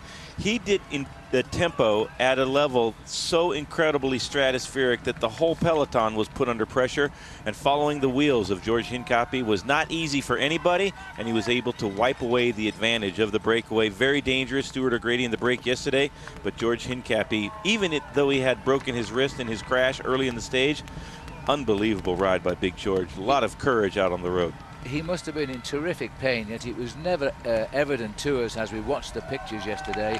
Yet when George got to the end, he shook his head and held his wrist. It was really very sad, especially for George, because he had a similar situation last year when he crashed in Paris-Roubaix, ripped his shoulder apart, and here he is out again. Out again, and now wonders whether he's going to ride that famous one-day classic, the Paris-Roubaix, which goes over some nasty cobblestones in the north of France. Bob, looking at the breakaway here, they can't let this breakaway go away again once again because of the position of Danny Pate. But I wonder if all of the work that Team Discovery Channel have had to do here at the Amgen Tour of California, it's actually going to hurt them for later on in the season, because a lot of the big professionals, they're not yet ready for this kind of work. Incredible amount of pressure on the team. They don't have a sponsor yet. They need big wins, and it's early in the year. This is a very prestigious event. Team Discovery desperate to win the Amgen Tour of California. Tommy Danielson on the front of the peloton, the Durango Kid. Yes, and he's put in quite a lot of work this week in defense of his leader, Levi Leipheimer. Tommy D, who would have started this race as a candidate for a likely win, has found himself helping somebody else on his team, and there he is, Leipheimer, who doesn't look at all concerned about this breakaway at the moment. But if he continues to gain, and it's not far off getting 3 minutes, I think they will become quite concerned. Well, on the last day of a race like this, it's also quite interesting to note that he will, I think, Bob, get a little bit of assistance in the latter part of the race, unlike on previous days, because there's a different strategy. There's a lot of the teams of the sprinters. CSC would obviously like JJ Haedo to get himself another win number 3 here, but also Team Rabobank would like to see Graham Brown win. So a lot of stuff is going to happen in the latter part of the race, so they are not going to have to do all of the work themselves. Well, we're looking at more help coming to Team Discovery now, so they'll be very pleased to see the BMC team here starting a little flick of the elbow to bring through the next rider. And don't forget, we're not far away from the ocean right now, are we? Well, in June, the most famous and most prestigious boat race is sailing in on Versus. I'm talking about, of course, the America's Cup. It begins June 23 and it's live 8:30 a.m. Eastern Time. The long, thin line with a little bit of fat in the middle. It's like a snake that's just taken down a big antelope. As the riders continue on the way. The riders in the red jerseys of BMC, they've got their own reasons for working, and Alexander Moos of Switzerland leads that team. And I think Discovery Channel will be quite happy that somebody's come up to give them a hand out, because in the breakaway is Danny Pate, and he could yet win the Tour of California if things go well. We'll see you in a moment.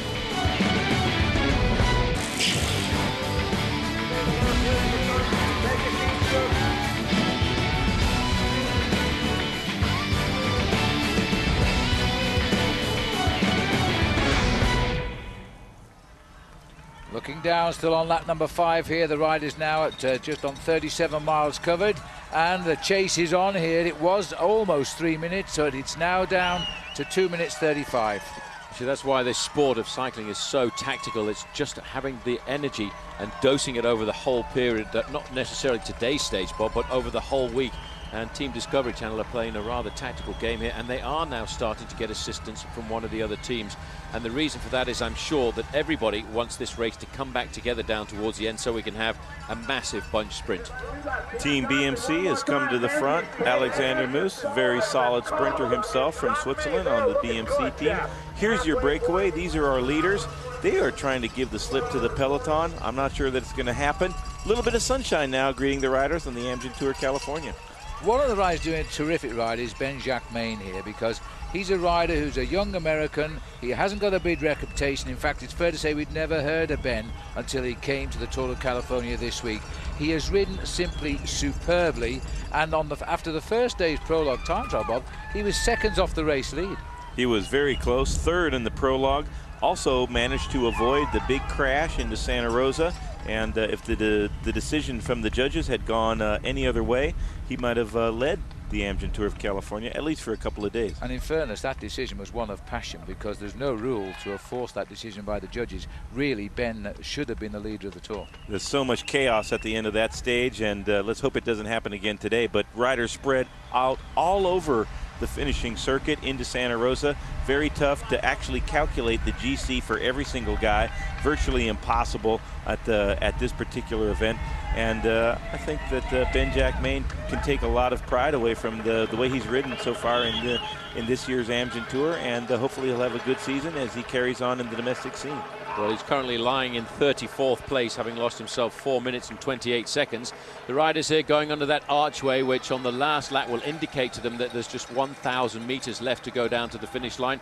And if you look at the main field stretched out in a big long line like that, Bob and I, as former professional cyclists, understand that the hammer now, Bob, is certainly down. When we see the riders swarming to the front, we know that the tempo is coming down a little bit, softening a wee bit. But when they are in one long, thin line, Indian file as it were, you know that there's some very sore legs going on right now in the Amgen Tour California. Well, the old elastic stretching a little bit. It's just gone out 10 seconds now. I think Race Radio just told us 2 minutes and 45 seconds.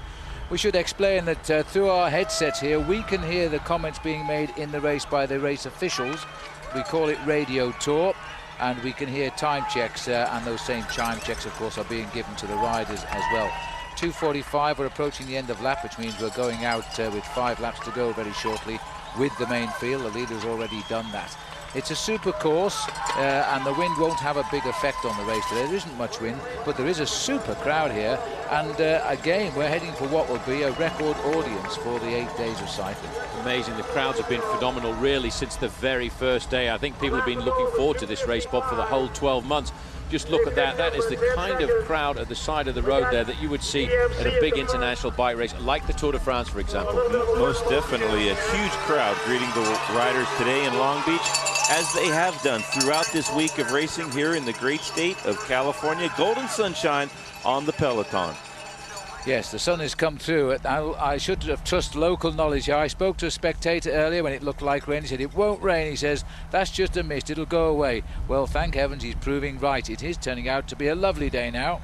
Well, he's probably a Frenchman, because most of the time the French would say that the weather changes with the tide, and it certainly does down here in Long Beach. The riders going back down here on most of the circuit here today, Bob, or a certain portion of the race is actually based on the Formula One circuit around here in Long Beach. Long Beach Grand Prix coursing through these streets as well. Slightly faster velocities generated by the race cars, but I don't think you would see any more passion from any fans for any sport that we've experienced here on the Amgen Tour of California.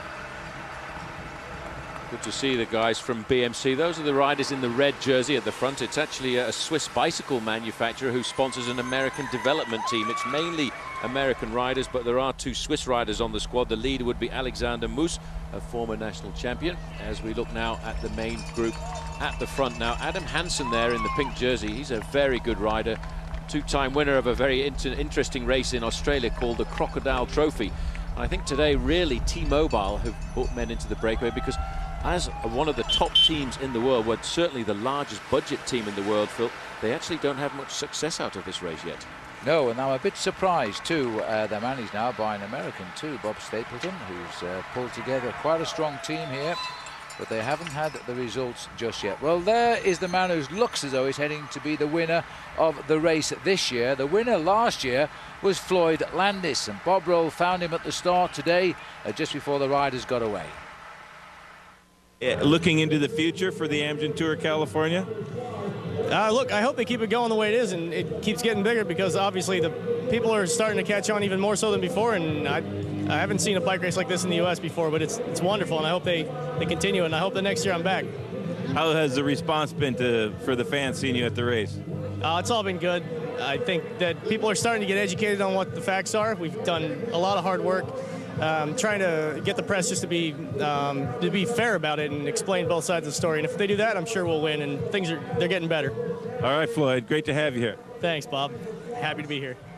Yes, Floyd Landis there looking fit and well, but of course he's having to fight an appeal against his likely disqualification from last summer's Tour de France, when he allegedly gave a high testosterone level, and he's taking that appeal very, very seriously, and he's making a lot of friends too, I might add, here in the United States. Well, he's having to watch this year and sit it out, and what he's seeing is a very, very competitive Tour of California.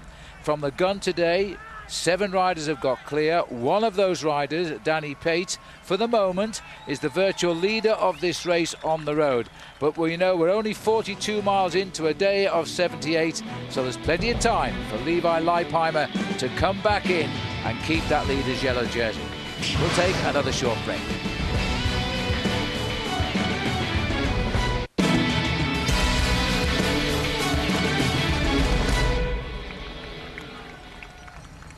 Welcome back as we look down here on Long Beach, the long straight road.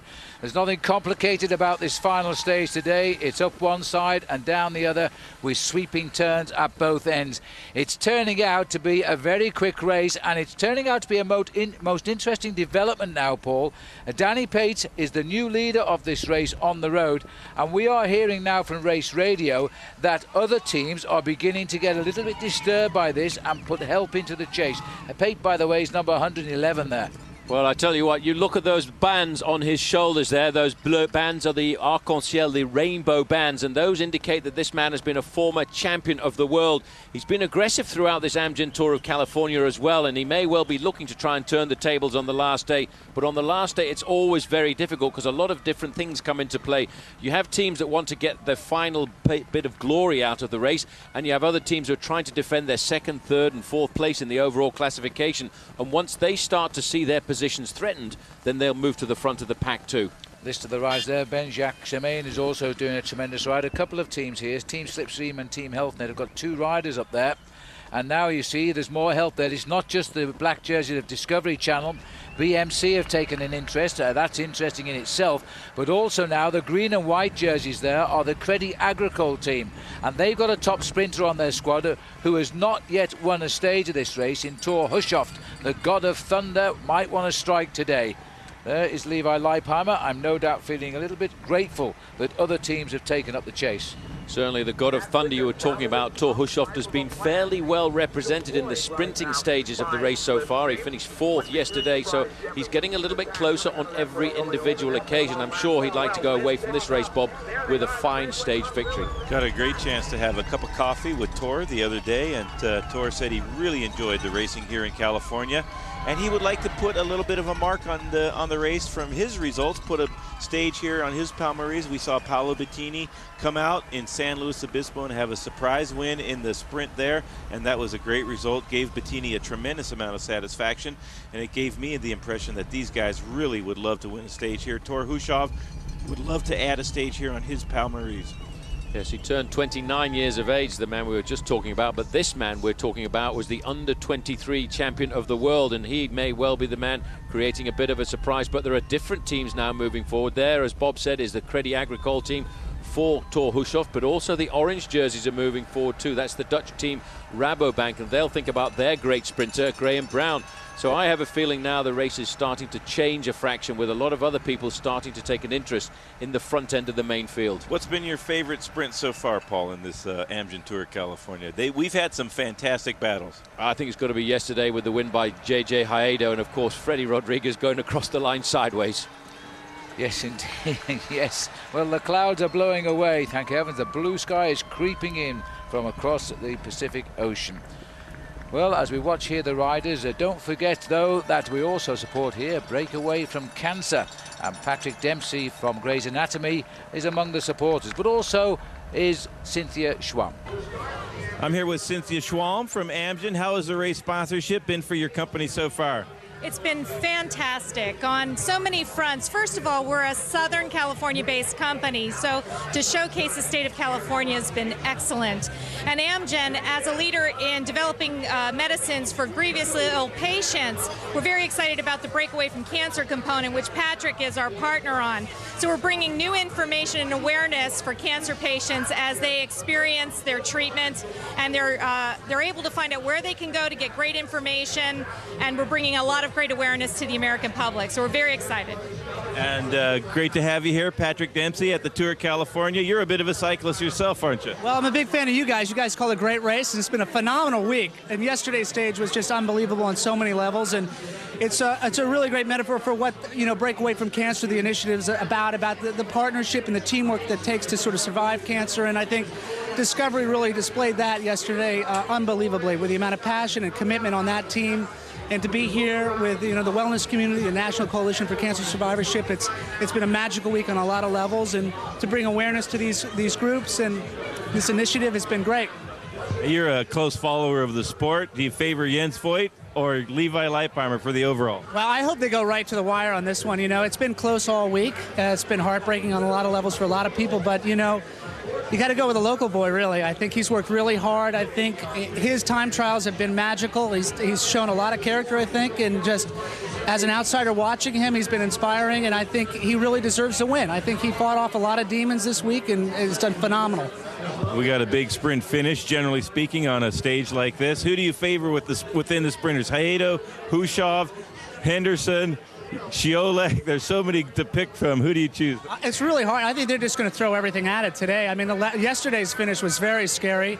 Hopefully everybody comes across safely, but I hope it's going to be a great finish, really. All right. Thanks a lot. Great to have you guys. Thank you to Amgen and Patrick Dempsey. Thank you. Thank you.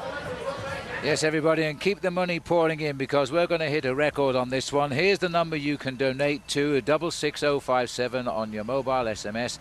Don't forget, the calls will cost you 99 cents. Local rates will apply, but keep sending that money in. It goes to such a great cause. Breakaway from Cancer. Back with the breakaway in the Amgen Tour of California. Now, most interesting move, this one. 7 riders going from the gun. One of them is an American, Danny Pate, and he is currently the leader of the Tour on the road. There he is in the white, and he's going to be feeling pretty fired up as the race enters its second half of the stage.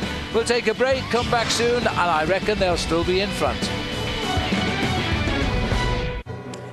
We're looking down the long straight here. On the right is Long Beach Beach, and here we are on the last day of the Tour of California.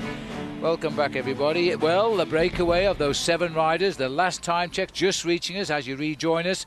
2 minutes 30 seconds. That means that Danny Pate is no longer the leader by a single second, Paul. It's all about calculations. We're looking here at the leading group of 7 riders, and I tell you what, their average speed so far this afternoon has been 39 kilometers an hour. Roughly translated, that's 25 miles an hour. You can see Danny Pate there on the right-hand side. He's the rider in the white jersey. The reason why Levi Leipheimer is not too worried, I think, Bob, is because really he knows that his team has the firepower to pull this breakaway back to a safe level before the end. Well, if he puts Ivan Basso on the front like he had to do yesterday, it would be possible for Basso to take a couple of minutes out of this group without too much trouble at all. These riders working well together. On the front, BMC of the peloton. Rabobank coming in the front now. That's got to worry you from the breakaway. Levi Leipheimer, so far, he's ridden safe. He's ridden in the front. He's stayed out of trouble. There have been some spectacular crashes in the finale of these very dangerous stages, and that's why you see Levi Leipheimer right there in the yellow jersey, just going across the start-finish line. Leipheimer, all he has to do is just sit at the front end of the main field, keep a little bit of a gap on the main field. You can see the gap now at the finish line is 2 minutes and 18 seconds. But for Levi Leipheimer, really all he has to do is to sit back and just keep a close eye on affairs. And mainly, he has to keep a very close eye on Jens Voigt. But today, I think the race has all of a sudden taken a different picture at the front end, because we've got a number of teams, Phil, want that breakaway back, not just Discovery. And the reason is purely, as you say, Paul, it's to get their sprinters over the line first and try and get something out of this race. A lot of teams haven't done anything in this race, and they want a result. Teams like T-Mobile, Crédit Agricole. Yes, Crédit Agricole's had some success because they wore the California Tourism King of the Mountains competition. That concluded yesterday because there are no mountains on Long Beach, so that competition ended yesterday. We talk about yesterday, and we've heard an awful lot from you on yesterday's coverage, how much you enjoyed that race.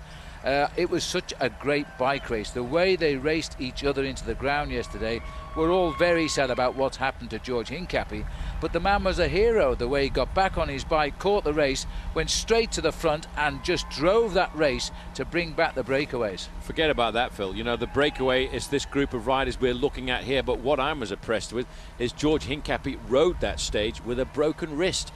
It's just amazing to think the pain he must have been going through, but he wasn't thinking about any of that pain at all. All he wanted to do was get on the front and ride for the team. I don't think he was too happy to see the peloton leave him behind after he had crashed out in a place of the road that was not a strategic part of the bike race. So once George collected himself, got his machine going again, got back into the group, he went straight to the front and started to do a grinding tempo that absolutely pulverized this field and brought the breakaway back into the fold just a few kilometers before the finish. Good chance to have a look here at just how the riders work in a breakaway group like this. So we call this an echelon, or we call this bit and bit. Basically, you do a bit of a ride at the front, then you go to the back. Now, what happens if you look at the riders? We just go past that little house there. Bit unlucky there, weren't you? I was very unlucky there, but the house was very nice. Unfortunately, it didn't give us much chance to see the operation. What happens is the riders on the left-hand line, they move to the front and set the pace for 50 or 100 meters and then drop back down the right-hand side until they get into the slipstream of the rider at the back of that line. And by doing so, what it means is a rider only sets the pace for a short period of time, and then he goes and has a little bit of a rest, because you do actually ride a lot easier when you're in the wheel of a rider in front of you. Absolutely, and when you're sitting behind, you're saving energy. Well, I know that the mayor of Long Beach, I was talking to him earlier, he was hoping for 200,000 people today, and just looking from these pictures around about, he mightn't be far short, because they're lining pretty much the whole of this course, which is nearly 8 miles around. So I think he might be happy with what's happening today. I'll tell you one thing about the mayor of Long Beach as well. He's actually hoping today that one of the riders from Gerolsteiner is going to win, and he's looking really for Robert Forster, because the mayor of Long Beach just happens to be called Bob Foster. Well, he was nearly there yesterday, Robert Foster, because he got a good lead out. Things went a bit wrong when he tangled with Fast Freddy Rodriguez in the sprint, and they bounced back into the lower places at the front of that bunch, 5th and 6th from memory. Looking down at this little working breakaway, you see how they go through, move to the left, let the next man come through, and that's very typical of top-class professional racing. And you're going to see plenty of that now on Versus as the season gets underway, because Cyclism Sundays has all of the biggest races, from the Spring Classics to, of course, the big one, the Tour de France. And next week it starts with a preview of the 2007 season and also an in-depth look at the top riders and their teams. Cyclism Sundays is back. Bob Roll, Paul Sherwen will be there to give you the first one, the preview, and that's next Sunday at 7 on Versus. There's the little group of 7, still causing more than a little bit of consternation back to the big pack at the moment as they continue now. That's Sean Sullivan, number 126. He's a Tasmanian, and that's in Australia, in case you're wondering, as he is in the group there trying to keep this break away from the rest of the field. We're on at lap number 7. There's the big field on the other side of the road. That's daunting, isn't it? We'll see in a minute. The world of cycling is still up for grabs, and Cyclism Sundays will chase down the best in their pursuit of yellow. Who will lead? Who will attack? Who will be dropped? From the classics to the Grand Tours, Versus sets the pace. Cyclism Sundays, presented by Hampton Hotels. Season preview show next Sunday at 7 on Versus.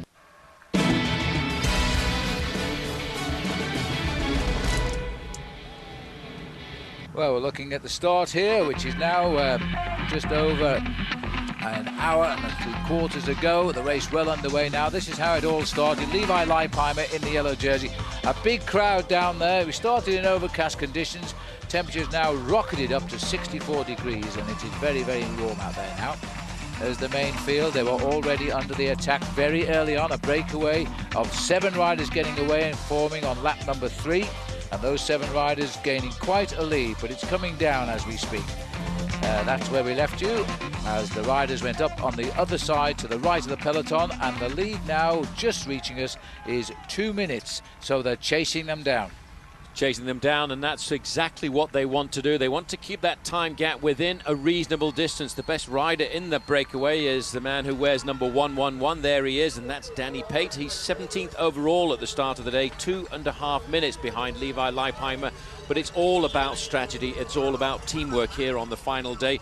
And we've seen a lot of different teams coming to the front. We've talked about a lot of the sprinters over the last few weeks. But in fact, the man who's been the most successful sprinter has been JJ Hayedo. The other sprinters, Bob, have really not had a chance to win. Hayedo in Sacramento, and again yesterday, it was an unbelievable display of power in Sacramento. He had clean wheels to the whole group of sprinters. He had 4 or 5 bike lengths in the last 50 meters and was able to coast across the line in Sacramento just a few days ago. Seems like a lifetime ago that JJ Hayedo won that stage. He reminded us again yesterday of how fast he was. That was a beautiful stage as well into Santa Clarita. And he's looking set to win this as the most consistent daily finisher. We call it the sprint competition. We might catch sight of him with the green jersey on. The motorbike upset the riders there a little bit, Paul, but we're back as a status quo. This is Team BSC working hard at the front now, and the whole team. And it's I can't actually work out, Paul, exactly as to why BMC want to drive this race on. Well, I can only think of one proper explanation, Bob, and that is because they want to get the name on TV, because it's good for the sponsor. It's no good sitting in the back of the main field. And a lot of team managers will actually do that. They'll tell the guys, look, get to the front, show off the team jersey, because at least, even if we don't win the stage, we get some advertising out of it. Also, if you miss the breakaway, you can bet you're going to have to do some work to bring the breakaway back. If you miss the break and you don't chase, of course you don't get a chance to win the stage, and that's the way it goes in bike racing. Well, that's absolutely true. They're being led by the former champion of Switzerland, Alexander Moos, who joined the team this year. As we now looking at Jens Voigt here, he has had such a good week. He won the Tour of Germany last year, but look at that. He's locked on to the yellow jersey, the man who sits 21 seconds ahead overall. Now that's what you do when you're at this level of professional cycling. You mark the men and you ride close to them and you attack them if you can feel or see any sign of weakness. This week has been a rivalry between two teams. I mean, there are 18 teams in the Amgen Tour of California, but the rivalry has been Team Discovery Channel against Team CSC. And I don't know if you noticed there, Bob, you had a long line of Team Discovery riders and they were followed directly by Team CSC, as if they were taunting them, saying, we're still here, we're going to try something down towards the end. We'll see if that happens. Here's the breakaway on the streets of Long Beach, California. They've been working very well together. Fantastic cohesion in the break. Nobody really sitting on, nobody shirking their responsibility, everybody driving in the break, and that gives you a little bit of morale if you're in the break. Of course, when you're chasing in the field behind, it doesn't matter what they're doing in the break. You give it everything you got. Absolutely. You saw the names in the lead. These two riders coming through are both on Team Slipstream. Steve Kotzer and also Danny Pate. Well, Pate was the leader on the road. It's come back to 2 minutes now, so he's no longer the leader on the road, but they're finding it hard to get it back to a chaseable distance. They're not yet in sight of the big bunch, and that's the thing. Stay out of sight and hopefully stay out of mind. Well, the big main field are also very clever and very tactical. They don't want to chase down too hard. They actually want to try and chase to catch these riders around about 4 or 5 miles from the finish, because if they do that, what it does is stops any further attacks happening, and it's actually a lot easier, isn't it, Bob, to control the race. Leave a group out there and it nullifies any attacks. Much better to let the breakaway keep on grinding away and tack that advantage back in the last few miles of the bike race. That's the ideal scenario. I think they almost got it wrong yesterday, however, when the Discovery team just barely caught the breakaway before the finish line. You know, just thinking back, this is the 8th day of racing for these guys. It is the start of the cycling season. It's a long way to go to October. By the end of October, the majority of these professional cyclists will have pedaled in the region of 30,000 miles, and that's many times more than many motorists drive. And so they're going to be feeling the pressure now, because it's been a very good, well-balanced course this. We started in San Francisco, had the hill climb, we've had the beauty of the Pacific Coast Highway, and now they're riding these very fast circuit races, and they can see each other as well here. That's actually what is very difficult, isn't it, Bob, about a circuit race, because the main field also gets to see their prey all of the time, and they can actually judge as to whether or not they're pulling back the breakaway or they're losing it. Once they see that they're starting to pull back that breakaway, they're going to get a little bit more morale, and we've seen again different jerseys coming to the front now. It's Rabobank from Holland moving forward, thinking about their sprinter Graham Brown, and that will be a big plus for them to see that their work that they're doing is actually being successful. It's reducing the benefit of the 7 men in front. Also, you can look at the expression on the faces of the men in the breakaway, and when you see them starting to suffer, that enables you to ratchet up the tempo a little bit more and gives you a bit of morale. Sometimes in a bike race, morale is the only thing that gets you through. Of course, George Hincapie using all the morale that you could even imagine having to get himself to the finish line with a broken wrist and do the tempo he did for his leader, Levi Leipheimer, in this, the Amgen Tour of California. Well, talking to George, we understand that George was operated on quite early this morning, and he may even be back here at the race watching the riders, because when we came on air, he was back at the hotel, and it was all good news. The job had been done correctly. He had a plate inserted in his injured wrist, and so George might well be down here to cheer his mates on now. Well, I think he probably will be down here for maybe the last lap of the race with his fingers crossed, hoping that after all of the work these guys have done throughout the Amgen Tour of California, they're going to come up with the win. You were talking a little bit earlier, Phil, about a rider called Ben Jack Main. Well, that's him there with the black and green shorts on. He was very good in the opening day's Prologue time trial, and he's ridden very well here in this race throughout. He's 34th overall, but what's more important, I think, about the Amgen Tour of California is it gives the American riders a chance to ride against their European counterparts, and they can measure themselves and realize how much they have to do to improve to get up to the top level of the sport. It's always great for the domestic pros to have the Pro Tour teams and European riders here on home soil racing.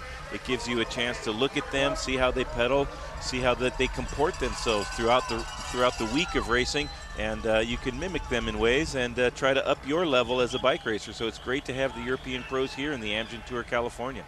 3 laps to go for the leaders. I don't know if you saw the flag flying there on the Finnish gantry, slightly off centre, so it's a slight tail crosswind for the finish. In fact, it's getting higher, and that might be the reason for the weather change. It's blown away the misty clouds and blown in some nice sunshine, and so it looks as though they're going to have a slight tailwind finish now, and that could be crucial. The gap coming down, the latest gap is 1:45, and we are now 3 laps from the finish. I think what the main field is going to do here is they're actually going to try and judge it. They'll try and rack it up, I think, on the next lap. Maybe not this lap, Bob, but with 2 laps to go, all of a sudden they'll take the pace of their chase up 2 or 3 miles an hour and wipe away that advantage. At the moment, they're working well at the front end of the main field, but once they feel that they're starting to get that little bit closer to the sprint finish towards the end, they'll start flying here in this main field. And that's Team BMC on the front, followed by the Orange Men on the Rabobank squad. Just on their rear, they have a great sprinter in Graham Brown. A couple of teams now, besides Discovery, working at the front. Snappy blue and black jerseys for Discovery this year. Very, very distinctive with the yellow wrist, the yellow band on the sleeve. And I think they're the most handsome jersey in the peloton. I do kind of favor the Argyle, though, Phil. How do you like the Argyle of the Slipstream guys? Very, very nice, Bob. Look at the clock count as they come through. 1:55. We pulled back. My old eyes couldn't read that, but I think it looks about 1:55, 1:56. There's the peloton as they streak away. Everybody enjoying the hospitality in those tents of various race sponsors. And it's nice here at Rabobank, who have hospitality there because they're a Dutch bank opening up here in California. This is their team riding very, very hard. They're hoping they might get the winner today in Graham Brown, but before they can sprint out the win, they've got to catch those 7 leaders, but they're closing in, and Levi knows it. We'll see in a moment.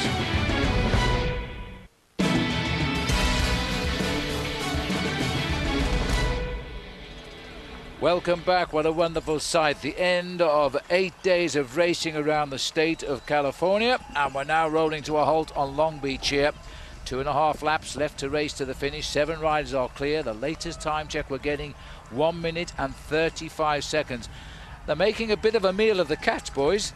Well, they're doing the job that they need to do. They're bringing them back slowly. We got up at one stage to almost 3 minutes, and it's now coming down a lot more rapidly. 1:35 is the last official time check we got from the race radio, as this man a few moments ago was looking at taking the overall lead away from Levi Leipheimer, but now Team Slipstream, Phil, are just thinking about maybe a stage win.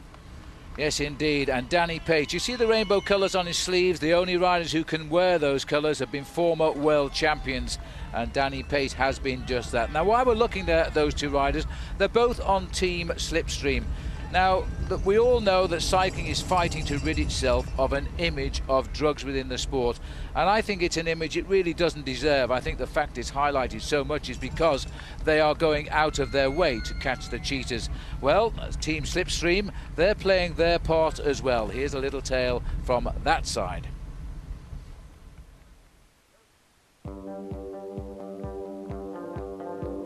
The riders on Team Slipstream have been undergoing repeated blood and urine tests this year as part of an innovative anti-doping program. Team director Jonathan Vaughters, who helped Lance Armstrong win his first Tour de France back in 1999, implemented the testing as a proactive measure to weed out cheaters. These guys are quickly approaching the point in their career that they're going to have to, make those decisions that doping is going to be in their face, and it made me queasy. I was just absolutely unwilling to let that occur. We're testing for metabolic markers in the body. We're looking for patterns that deviate from the normal physiology of each athlete. There's no hiding with this. I mean, you can see everything from top to bottom. More than anything, the program has brought us together as a team because there's the peer pressure not to do anything, not to even consider it, to be a part of this really pioneering movement. We're on the front of what's hopefully going to be a big curve in helping save the sport. It is difficult at times, and everybody feels that way, but we also feel that we're all investing in revitalizing the sport and returning it to the way it used to be, and getting back the true passion of the sport where it was all about just going hard and guts and glory. We're the guinea pigs for sure, but I'm hoping that our effort leads to a universal standard for all the teams to enter into eventually. Yes, and all the riders, of course, giving the services there voluntarily, but it is a great thing and good for them, and we know now that they're riding this race clean, as I hope everybody else is. Well, I tell you what, they're not the only team that is actually battling their doping either, because Team CSC and T-Mobile have their own in-house testing, and they're doing a lot more than the federations are. And I think that's the way the sport has turned around now. The actual teams are doing a finer job than maybe some of the federations. Yes, and maybe it is something else other sports should think of doing as well. Anyway, let's get back to the Tour of California, Bob, because they're being driven on here by Team BMC, and they're getting closer, but not very quickly. BMC, Crédit Agricole, and Rabobank all to the front for their sprinters. Okay, and Team Rabobank are the riders on the front as well. Rabobank driving this with one man in mind, Graham Brown. He won very early on in the week. Now can he win at the end? Danny Pate is up there, but he's no longer the leader on the road. The bunch is closing in, and there's still time to bring them back. We'll be back in a moment. The Amgen Tour of California is being brought to you by Amgen. Pioneering science delivers vital medicines. By the Breakaway from Cancer Initiative. And by AEG. Welcome back. There's the big peloton here now. We're inside 3 laps left to ride on Long Beach, and the gap has just come down to 1 minute and 20 seconds. The main field now starting to take this very seriously indeed, and you can see why. You can almost see the difference in speed at the front end of the main field. I reckon as well, Bob, you've got to factor in these guys are racing in possibly a crowd as many as 200,000 people. And that tunnel of noise when they come through here, that really gets the adrenaline flowing. That does kick up the adrenaline extra notch when there's a big crowd, and every day has provided us with huge crowds at the Amgen Tour. What a beautiful bike race it's been throughout the week. Crédit Agricole, Tor Hushovd. I think that the long, straight, wide finishing circuit here in Long Beach really favors a sprinter with incredible power like Tor Hushovd. Maybe not the quick punch of a rider like Robbie McEwen, but Tor Hushovd, once he winds up that big diesel motor, he churns toward the finish line. He has a change in mentality. When he sees the line, he has a chance to win. He becomes a different person, absolutely possessed to win these stages. He'd love to get one today. There's something very special, Phil, about winning the final stage of a stage race like this as well, and Tor Hushovd has done that in the past. In fact, he won the final stage of the Tour de France last year on the Champs-Élysées. There's a little bit more of a buzz to it, and you always remember the guy who wins the last stage, and that maybe is the little bit of motivation this afternoon that maybe Tor Hushovd needs. Well, I'm going to test Bob Roll. Who won the last stage of the Tour of California last year, Bob? I believe it was a German rider, Olaf Pollack. He's not here 10 this out year. of 10. He's also Fantastic. changed teams. Well done. Who was Gerald second? Steiner. Second, JJ Heido. There you go. Yeah, and I didn't research it though. I remembered it. Well done, Bob. No, and Pollock not here. No, he's a member of T-Mobile last year, so he's a rider we'll look for other things. The season's starting now, but other riders here like Carl Menzies in the Breakaway. He's been racing since the 1st of January in Australia, which is where he comes from, before he moved across to join his American Health Net team. And he got a medal in the Time Trial Championships, and he also won the first stage of the Tour Down Under, which is a race in Australia, raced in the state of South Australia, very similar to this race. It certainly is. I just think we maybe need to remind ourselves of the sprinters. Obviously for Team CSC, we've got to think about JJ Haedo, and there are the leaders on the left-hand side with the main field on the right-hand side. Graham Brown, to finish the thought, is the sprinter from Team Rabobank, the Australian who was the winner on the early races out on the open road here to Santa Rosa. Then we've got to think about a little bit further down riders like Robert Forster from Team Gerolstein. You've got to think about T-Mobile with Gerard Cholik, Greg Henderson. They really want to get themselves a win, and the big god of thunder, as we call him, Tor Hushovd. And why not Luca Palladini or even Freddie Rodriguez, local boy? Well, you've named half the field there. We must have picked the winner out of one of them, surely. Looking at the breakaway, Carl Menzies is the rider, the two riders at the back here. Number 104 is Tim Johnson. Carl Menzies is just in front of him, 105. They're the two Health Net riders. A couple of expansion joints in the last couple of kilometers in this bike race, and when the whole field is thundering together, that could provide us with some real absolute racing and some of the things that are inevitable in bike racing. It seems like the big crashes in the field sprint is something we don't like. Hand up for the rider from the Health Net squad, Ben Jacquemain.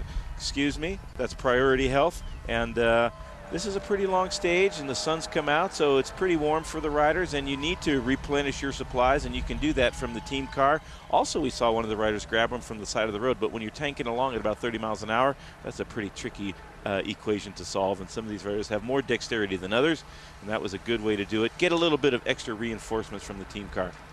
Absolutely. We'd never get round that lighthouse with all these riders at high speed, that's for sure. As we swing back onto the finishing straights here, as the riders are coming through, that's Ocean Boulevard, we could see. And these are the leaders of the breakaway, and they're still at it. This has been a very good break, in all fairness. He got away with 2 riders on lap number 2, and very quickly it swelled to 7 by the end of that second lap. And here we are now on lap number 8, not far away from the finish of it, and they are still clear. Last check, Paul, I think 1:15.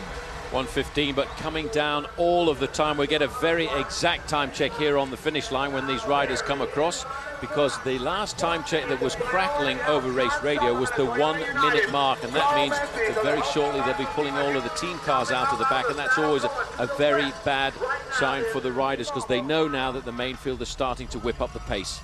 Just 2 laps to go. That's about half an hour of racing for the riders now. That's all they've got to survive off the field.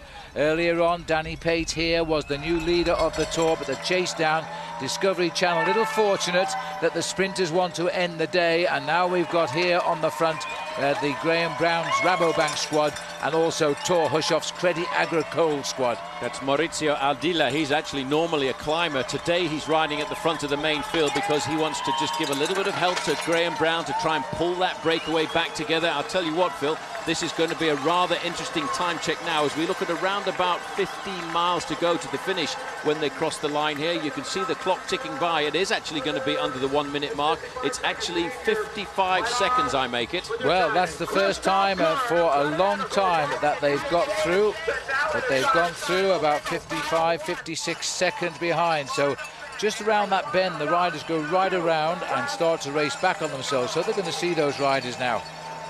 As they're now, we've got Crédit Agricole driving on here. They've won one of the major prizes of the Tour. Christophe Laurent won the King of the Mountains prize, which ended yesterday. And now they're looking to see if they can finish off with a stage win for their God of Thunder, Thor Hushoff. If you didn't know where we were, we're in the USA, and we are in California. See you in just a moment as the break still goes on. Here we are. Well, last night it was a party on Pine. There were 12 charities benefiting from a ticketed party where everybody paid up to $150 to be present, but the local restaurants entertained them royally, as did some of the groups like the Bravery, and they earned a lot of bucks for the charities.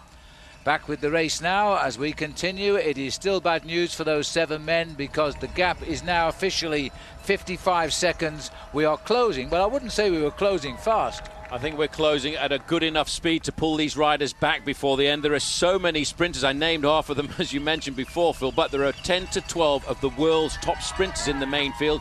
And if you look at the main field on the far side of this circuit here, Bob, you can almost feel the speed. Oh, they are really flying, working well together. It's particular to bike racing. You have 3 teams on the front. They're cohesively working together. That will turn to abject hostility when their sprinters get too close to the finish line, and then it will be all-out war. There will be no favors given, none taken, and none asked for. Crédit Agricole and Rabobank on the front, and that's what makes bike racing so beautiful. Cooperation one moment, and then absolute war the next. That's an amazing thing about all sports, I think, Bob. If you talk about soccer, rugby, American football, when you're on the pitch, when you're in the game, you can be the biggest enemies in the world. But once it's all over, you can slap everybody on the back and have a good old chat. Well, we're at about the 66-mile point at the moment, and the riders really have ridden very hard. Bobby Julich there. He rode well in this race last year. He's riding exceptionally well in it this year. He sits in 4th overall.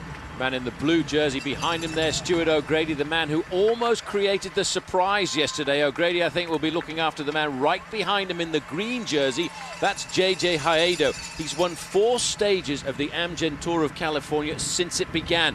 I tell you what, if he can get another one today, that's going to be an unbelievable record. One tough to beat. It is, because apparently his 4 stage wins as a single man is more than any team has won in the 2 years we've had the race, Bob. Did you know that? I did not know that. That's a fantastic statistic there. He can count on a great lead out when you look at Karsten Kroon, Ken Chilada, Stuart O'Grady, Bobby Julich. I don't think that there's a stronger team leading out their sprinter than J.J. Hayedo, and that might tell the tale on today's stage, the lead out from the teammates of Hayedo. Well, he is so quick. He reminds me of the great world sprinter Robbie McEwen, who isn't here, because he has that fantastic kick that accelerates him ahead of the field in the last 10 metres. I think what was more impressive, his first stage win was pretty impressive because he won it by so far, but I think what was more impressive to me was his win yesterday in Santa Clarita, because Bob, all of a sudden he was nowhere, and the real sprinter manages to find a way through all of that chaos, which we call the bunch sprint. The bunch sprints are a beautiful part of bike racing. They never cease to give us incredible images and unbelievable excitement when the whole field thunders down to the finish line. I think the danger is a big part of that as well. Well, earlier we heard Patrick Dempsey of Grey's Anatomy fame. He's watching the race today. He loves those bunch sprints, and he is a bike rider these days. He's bought himself a very nice bike. I understand it cost him about $7,000, so he could have taken part in the race. He's probably got too much money. Anyway, as we look at the leaders here, 7 of them are clear. I think we're talking as if they're going to get caught, but you know, there is really a big chance that these boys will stay away. 55 seconds, 1.5 laps to go. I know Bobby Julich's team would like them all to catch up, because then Hayedo would have a real shot at killing the stage off. We'll see what happens when we come back.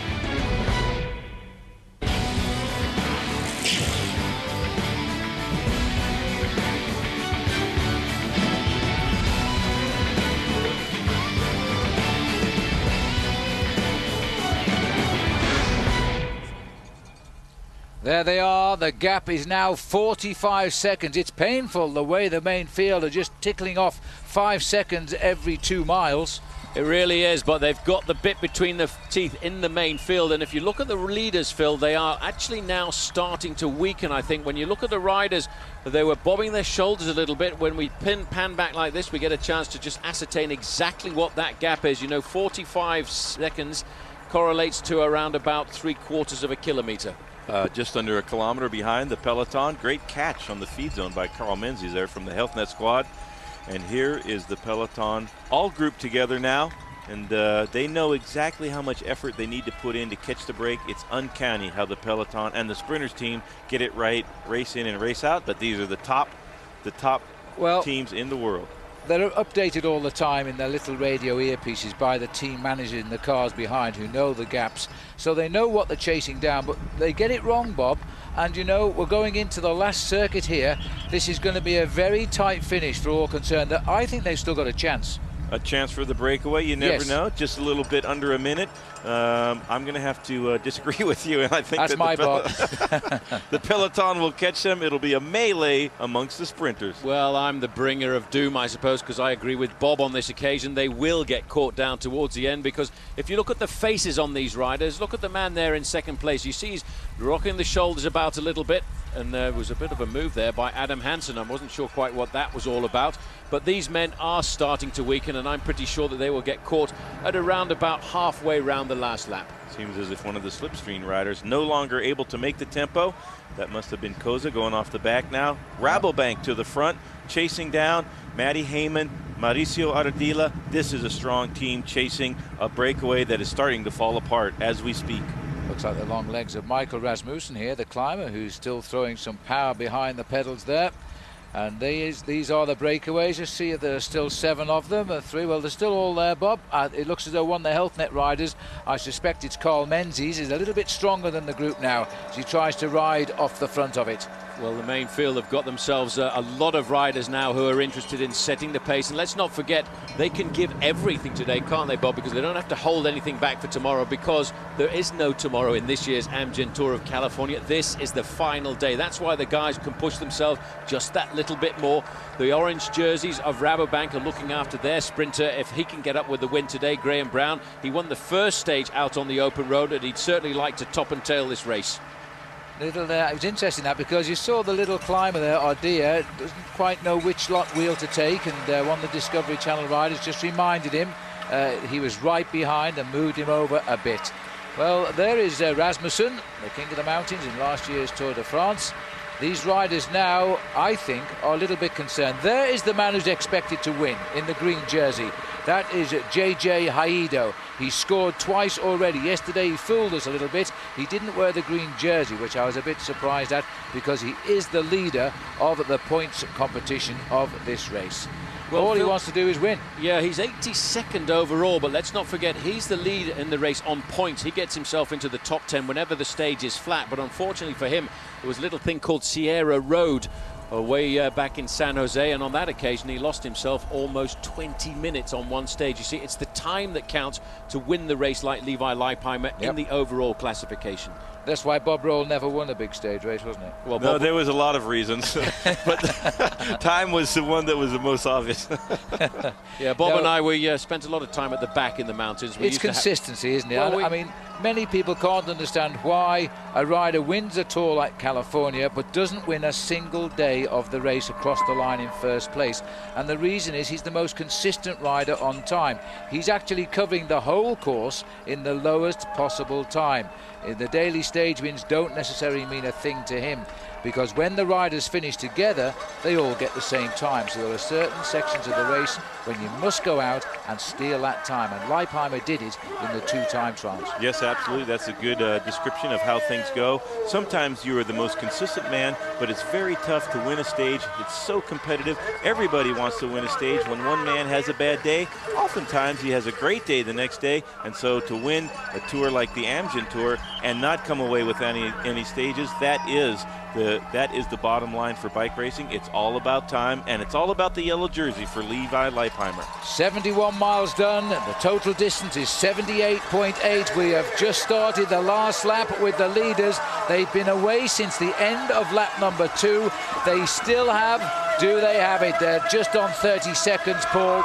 It's close. It's going to be desperately close. I reckon that a catch at half a lap to go wouldn't be a bad guess. Well, thank you very much. And we're looking at a lot of teams who are still very interested, but these teams are now starting to suffer. You can see the riders rocking and rolling. There's a mixture of teams at the front end of the main field now, because Crédit Agricole have found themselves an alloy in Team Rabobank, and that's why they're whipping the pace up to speeds exceeding 30 miles an hour.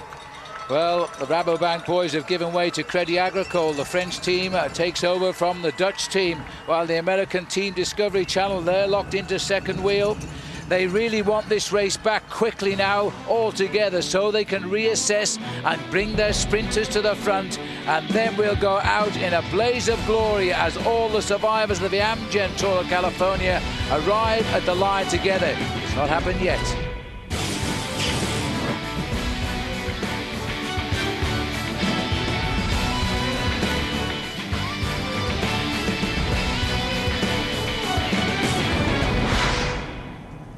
Yes, the Battle of the Stars is now commencing. Will the rider in the green jersey, JJ Haido, win his 4th stage of the week? And will the man in the yellow jersey, Levi Leipheimer, be crowned the champion? It's all looking that way for Leipheimer. It's not looking so good yet for Haido. There's Levi down there now. He knows as the pedal revs tick off, he's on the last stage of the last day of the race. Things are looking good now. And look at that, Paul. His teammates guiding him to the safety of the head of the race. Well, that's local boy there, Tony Cruz, moving him right up to the front end of the main field. He would not want to have an accident at this point of the race. He saw an accident happen to his teammate yesterday, George Hincap. He crashed in a fairly mundane crash, but in fact broke a bone in his wrist. The gap now is down to 30 seconds. They can almost smell the victory now. These guys are waiting to pounce, as they very often do when we come down to a sprint finish. All of the teams moving to the front, getting themselves organised, trying to line themselves out. And you know, Phil, when you've got a huge crowd like this, these guys are true professionals. They do like to rise to the occasion. Well, you know, as we look up the road, they are the leaders here, and I think they're cutting it a little fine. There's a real chance that these riders might survive. They can't afford to look over the shoulder. There is the peloton. looks a bit closer from the ground than it did from the helicopter, Paul. It certainly is. I would put that at 20 seconds. And once these guys look over their shoulders, all of a sudden the morale goes out of the troop. But one man here has decided, I'll have a little go and try and go off the front. This is Menzies, and he has decided this is a last-minute fling, but it's, I think, just prolonging the agony, because I'm certain he's going to get caught. Well, that was a reflex action. He looked over his shoulder. He saw the riders and thought, we've got to go quicker. And he's put an attack which he hadn't really planned there, but I think it's an act of desperation, because here come the cavalry as they charge down. They'll be hitting speeds now of around about 35, 37 miles an hour. It's completely fragmented, that breakaway of 7. They are in a state of panic. Carl Menzies here trying to go it alone to the finish. He's a big man. He's a very good rider alone against the watch. This is the best time to have that ability. Well, he's decided to go. He looks very strong. He's rock solid on the machine. He's a big bike rider too. Now, if we have a look back, you can see there was the man who rattled the cage today of Levi Leipheimer. That's Danny Pate, former world champion. He was 17th overall at the start of the day, and very shortly, Phil, he's going to be back in the main field, which I'm sure is still very much being led by the teams of the sprinters. Well, everybody trying to get it back together again here now, but that was a rider coming up from the bunch, I think, trying to reach the leader. It looked like me. It was, oh no, it was Stephen Kotzer who was in the breakaway trying to help Danny Plate. But they are just trying to get away and hold off what I think now is the inevitable, but it will be rather annoying to the riders trying to organise the sprinters, and they've got to shut them down. We're heading up towards the far turn at Ocean Boulevard. Right at the top of our picture is Carl Menzies. He's an Australian, but he lives and races here in the summer on the American Health Net team.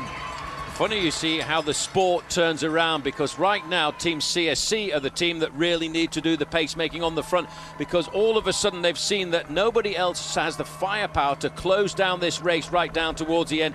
There is the main field just behind. CSC, Phil, are coming to the front now because they want to catch these riders inside of the final lap and try and set up the sprint for their rapid man JJ Haedo. But look at the effort here, because Adam Hansen has caught up and he's joined Menzies in the lead now. And Hansen himself, he's primarily a mountain bike rider, turned to the road as so many of them often do, but the strength they showed in mountain biking very often does convert successfully to being a very strong road racing cyclist. Those two are still clear, and they won't lie down, I'll tell you, because Menzies is a really good cyclist, and they're holding off the whole field here, who are throwing everything at them, and they are getting closer and closer to the last half of this race. I'm giving them a 15-second advantage here, and once again it's Team Slipstream throwing somebody off the front end of the main field. This is a rider who earlier in the race was a leader of the young rider competition, Taylor Tollison, and he's reeled in by Team CSC. Let's not forget, Phil, that team that we just looked at are the top team in the world. This man, you can see the golden jersey of the Amgen Tour of California leadership on the shoulders here of Levi Leipheimer. He's just ticking away the miles now, waiting to get this final stage out of the way.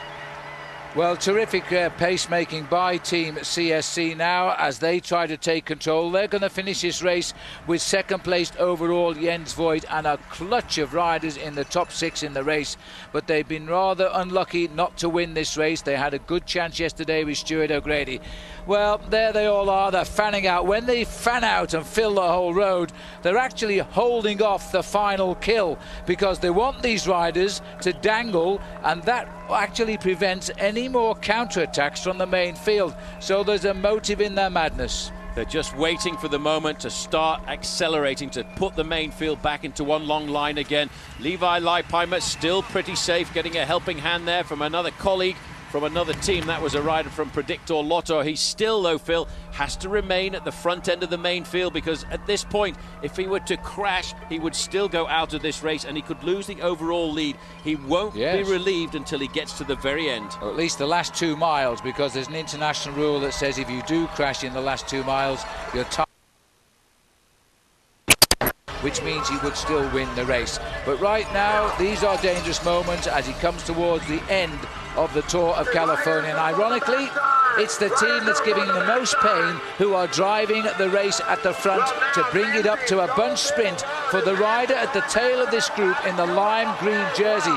And the rider in the blue jersey, Stuart O'Grady, is also on that same team, and he is the last lead-out man for JJ. Well, Stuart O'Grady was the man who led the win of J.J. Hayedo in Sacramento a little while ago. And again, it's a little bit, as I explained, like NASCAR racing. You need the slipstream of a rider in front of you to whip by and take it up to a massive 40 miles an hour. Well, Carl Menzies deserves to win this, let's face it. He's been in the lead since lap number 2 of 10, but it's not going to happen, I'm afraid, and that's why the CSC come through. A flick of the right elbow means for the next man to come through, but then he puts his head down and continues to ride, so work that one out. Fabian Cancellara is the man on the front now. He's the time trial champion of the world, followed there by Bobby Julich, followed by Jens Voigt. They're all getting themselves lined up pretty much. There is the green jersey, but there's a darker green on the right-hand side, and that is the train of Thor Hushovd, the big Norwegian sprinter. They're trying to make sure that he's at the front at the right time.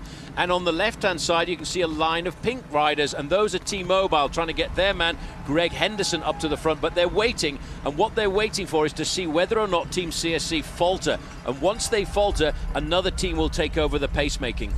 So far, so good for Team CSC to lead their man for what would be his 4th stage win and the team's 5th stage win, if that's the way it's going to be. But the other sprinters are forcing the way in. On the left-hand side, the green jerseys, who are the lead-out men for Thor Hushovd, who has yet to win a stage of this race. Well, they've got them at pretty much control at the front end at the moment, Phil, and I think they will wait until the last few moments, and that's the important thing for these guys. They need to whip it up a little bit down towards the end. They will try and make sure that when they get down to the last 300 or 400 meters, there's only one guy from Team CSC left, and that, I presume, is going to be Stuart O'Grady. Well, I think I said his 3rd win, his 4th win, but in fact it would be his 3rd win if he gets it today. As we're now looking here, Chris Horner has got to the front for the Predictor Lotto team, as they try also now to bring some riders through for the sprint. Potentially Freddie Rodriguez, Fast Freddie the American, as he now comes through. CSC and Lotto have got control. Well, they're in complete control. We're cruising through the streets of Long Beach here at around about 35 miles an hour. Team CSC will, I think, be happy with a little bit of organisation. Looks like the big Nick Gates coming up to the front there for Predictor Lotto. He's got himself pretty much lined out. Now they're right up at the top end of the race, and they're swinging around. Very shortly they'll be lining up towards the finish line. This is the moment when the sprinters have to be in an ideal position. They have to be right at the front. They daren't touch their brakes at all, because you touch your brakes at a moment like this and you slip right back down through the group. Over the concrete they go. I'm just wondering if CSC might have got control of this race a little bit too early here, because they may lose firepower if they have before they get down to their man in that lime green jersey, who they're trying to set up for the victory. J.J. Hayedo. On paper, he's shown us he is the fastest finisher in the race, but you have to get it perfectly correct. Kilometers 2 to 3 to go, or 3 to 2 to go, is at a headwind, and then you pick up a tailwind as you turn into the finishing straight. Also very dangerous there. I don't know if you saw the joint in between the cement road and the tarmac pavement. That gap down the middle there can be very precarious, especially if you're flicking a wheel, a bicycle wheel across it. The bicycle wheel is not very much more than an inch in width. Another team now moving to the front, the lime green jerseys, that is Team Liquigas, and they'll be looking after their man Luca Paolini. Phil, this race is full of top star sprinters. Still quite a long way to go, Paul, and you see CSC have just lost another man off the front. They've got 2 lead-out men left before the guy in blue, and that is Stuart O'Grady. He will be saved till the last 300 meters of the stage to try and launch J.J. Hayedo at the finish, and if they keep peeling off as we go into the last kilometer, maybe it's okay. 1 kilometer to go, as also Luca Paolini's lime green team have hit the front. I'm afraid we've lost the green jerseys at the moment of Credi Agricole and Hushovd, who's boxed in the center of our picture. A little bit too far down, and even J.J. Hayedo has come to the back there, and in fact the team taking over the lead out now is the Liquigas team. Stuart O'Grady's up there into 3rd place. J.J. Hayedo is well placed in 4th, but here's the move. Oh. You mentioned Thor Hushovd, and here he comes on the right hand side, but so's Graham Brown on the right. Look too. at the run by Brown's team on the far right. They're trying to get over the top of Hushovd. They've done that. Paolini's on the back wheel of Brown, and O'Grady's been sandwiched out of that, and so too is J.J. Hayedo.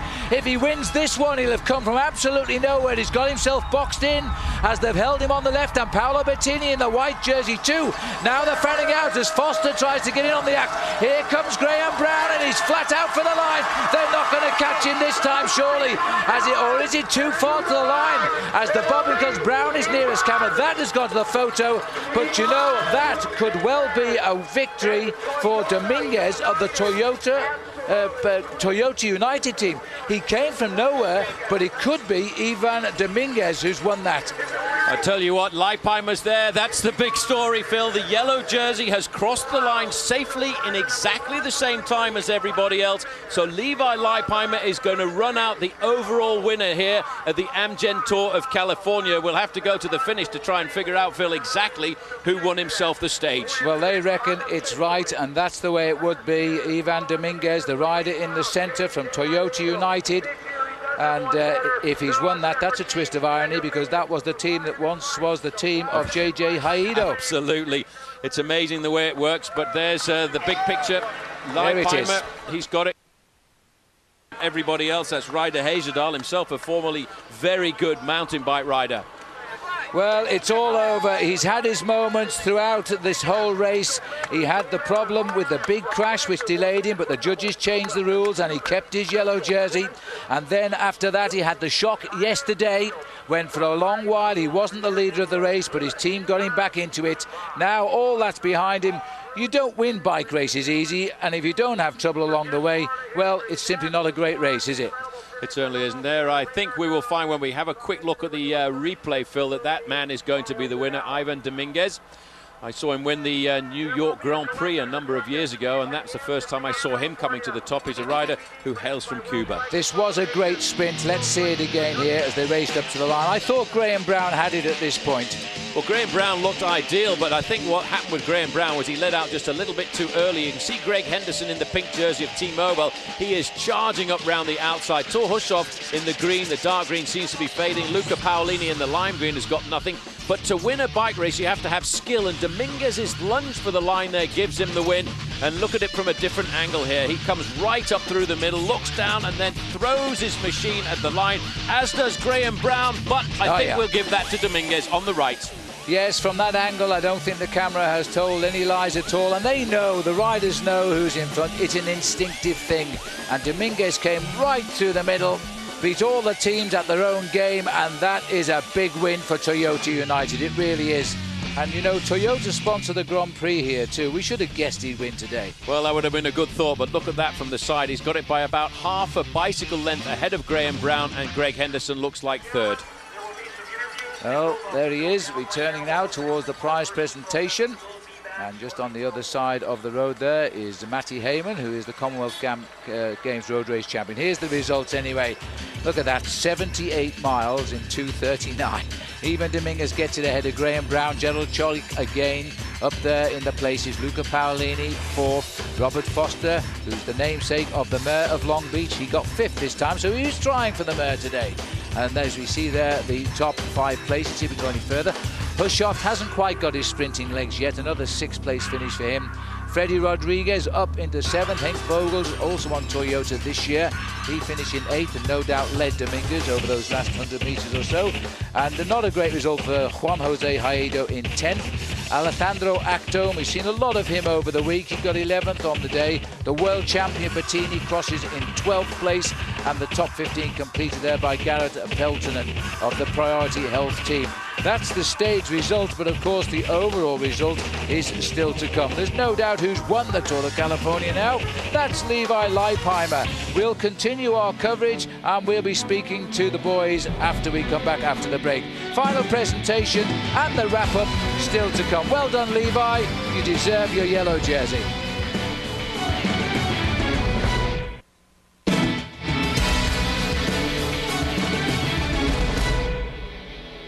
Welcome back. Well, Long Beach is beginning to settle down. There's a massive crowd here. Enjoyed the final day of the Amgen Tour of California. It's just finished. It's resulted in a win for Ivan Dominguez. A great result there for Toyota United, an American-based team. He gets in ahead of the world-class sprinter Graham Brown from Rabobank. Gerald Cholik, a newcomer on the block, but going to be a great rider in 3rd. Luca Paolini from Leaky Gas in Italy in 4th, and Robert Forster there, the German rider on Gerolstein, who's won stages of the Tour of Italy and the Tour of Spain. And he's beginning to sprint rather well. Let's see if we can go any further down for you. Tor Hushovd in 6th place, the big sprinter from Norway. Freddie Rodriguez in 7th, and then completing the top 10, the man who finished 2nd on this stage last year and has already won 2 stages of this race this year, Juan Jose Haido. And there's the top 15 with the world champion, Paolo Bettini. He's really enjoyed his first visit and race here in the United States. He won a stage, had a few places. He'll have to be content with 12th on this day. Victor Ripinski, who was in that breakaway all day yesterday, still recovered to finish 16th today. Same too for Gasparotto. And Stuart O'Grady tried to lead Haido to the line, didn't work out so well this time. He slipped away to 22nd place. They're the top 25 places. Now Bob Roll has left our side. He's rushed downstairs, and I believe he's now got with him the man who's won the tour. No, he's with Ivan Dominguez, the stage winner. Ivan Dominguez, you've been trying on all of these fast bunch sprints to the finish line. Finally today, you came up with the goods. Yeah, you know, I've been trying from the beginning of the race, but my legs, they're not responding the whole week. And today I wake up and I feel much better. So we talk about this, and I'm going to do my best. We'll see what happens. But definitely feel much better, and everything came good. And this for you is a very good finishing type of a long, hard straightaway to the line, and you use it to maximum advantage. Yeah, I like this kind of sprint, long sprint, a straight line, because it's not like I'm not too good going into the turns, but I got afraid, you know, someone's going to crash and I'm going to get hurt, that kind of stuff. So for me, this sprint was very good. Yeah, it's safer. It's a little bit safe. It's still bumping around, but, you know, it's okay. And tell me about how the finale unfolded and which wheels you followed. In the last 2 laps, I took, well, actually 3 laps or 4 laps, I took brown wheels, and he was in the back. I was following the whole time. And I was very surprised because there was not too much fighting for his wheel. I guess in the position he was riding, but I was following. His teammates started going for the spin when they lead out for him, and I was sitting there waiting, and basically he took me all the way to the finish. This year, again, you're the only domestic team to win a stage here against all the Pro Tour teams. That must be pretty gratifying, very satisfying day. Yeah, it's definitely very good, especially for Toyota United, so this is huge. Congratulations, Ivan. Thank you. Yes, well done, Ivan. And this is how he did it with our HealthNet move of the day. Well, it was all about the sprinters here this afternoon, and just look how far back Ivan Dominguez came. There he's in 5th, there he's in 3rd, then all of a sudden the turbo kicks right in. He comes up alongside some of the top sprinters in the world, and the man in the red, white and blue jersey there lunges for the line, gets himself the victory. That's why it has to be the HealthNet move of the day. What a great ride that was. Well, it's time to look at how the second year of the Amgen Tour of California has finished. Again, it's an American on top. Last year it was Floyd Landis. Now it's Levi Leipheimer, who improves on his 6th place finish of a year ago. Jens Voigt 21 seconds back. The winning margin, by the way, was 29 seconds from memory last year. Jason McCartney in 3rd place, Bobby Julich in 4th, and Stuart O'Grady crossing the line in 5th place. Looking further down, Christian van der Velde has had a great start to the year as well with a 6th place finish. Michael Rogers from T-Mobile, his time trial let him down a little bit, and he's the ace at that. Otherwise, he'd have finished a bit higher than 7th. Top 10 completed by rider Heyshadal from the HealthNet team, and some more for you. Chris Horner finished in the end in 11th place. He got up to 4th at one stage. The champion of Luxembourg, Kim Kirchen finished in 12th, and Jakub Peel in 15th, completing the top 15. And Dmitry Fofanov, he's a rider from Kazakhstan, taking 16th place. Danny Pate, we've seen him in the action throughout the week. That's a terrific finish for Danny Pate, the former under-23 world time trial champion. Gets 17th for Team Slipstream. And we can go on. Enrico Gasparotti in the escape yesterday that almost worked. In the end, he settled for 23rd place. Joseph Jouffre from the Predictor Lotto team completing the top 25. He finishes 3 minutes and 11 seconds slower than the winner overall, which was Levi Leipheimer. Our coverage will continue. We haven't spoken to this man yet, but we will. We'll just take another quick break and then we'll come back. Stay with us as we continue the Tour of California. The Amgen Tour of California is being brought to you by Amgen. Pioneering science delivers vital medicines. By the Breakaway from Cancer Initiative. And by AEG. 650 miles ends here on Long Beach in California. The Tour of California is over. It took Levi Leipheimer 8 days to make a winning margin of just 21 seconds over Jens Voigt of Germany and Team CSC. The rain has stayed away. It's been a sunshine tour, and the sun is certainly shining now for Levi Leipheimer with Bob Roll. Wire to wire, Levi Leipheimer from the prologue to the individual time trial, then an incredibly brutal day out on the roads yesterday, and finally vindication from last year at the Amgen Tour of California. Congratulations. Thank you very much. You know, obviously the team deserves this as much as I do, the yellow jersey, because I don't think any other team could have defended it from kilometer zero right here to the finish in Long Beach. Like you said, the prologue in San Francisco from point to point, and there's no, I mean, there's no other team that could have done this. It's why this team has won 7 Tour de France's. The stakes are pretty stratospheric for the team. They're looking for a new sponsor, but for yourself personally, to try to get a win after maybe a little bit of a disappointment last year in the Amgen Tour California. This victory means a lot to me, and maybe, you know, I'll have to think about it. It might be my most satisfying victory ever, because the way that we defended the lead this week, it was us against the world, and to pull it off, that really brings us all a lot of satisfaction. Congratulations, Levi, and congratulations to the team. Yeah, thank you very much. Well, as we look down now on the Queen Mary, which, as I said, my father once sailed on her, we're now reminding ourselves of the final result. 24 hours, 57 minutes. Levi Leipheimer, 21 seconds slower. Jens Voigt. Jason McCartney did a superb ride to finish in third. Bobby Julich, Stuart O'Grady. Christian van der Velde, Team CSC, had 4 riders in the top 6 finishes and will run out the best team in this race. Michael Roger finishes in 7th place. They're the top 10. Chris Horner of the US and Predictor Lotto, he'll be off into Europe now. He finished 11th in this race. Kim Kirken, champion of Luxembourg, taking in 12th. And the top 20 completed there by Fabian Weckmann, who wants the winner of the King of the Mountains in the Tour of Italy. Well, this was all about Levi Leipheimer this week, Paul. He led the race from start to finish. It all began in San Francisco. Seems like an awful long time ago. The pressure was on in the time trial prologue because he was the last man to start, and the ladder had been set very high by Jason Donald. None of the big stars were able to rival the young rider on the block until this man, Levi Leipheimer, came to the final few meters.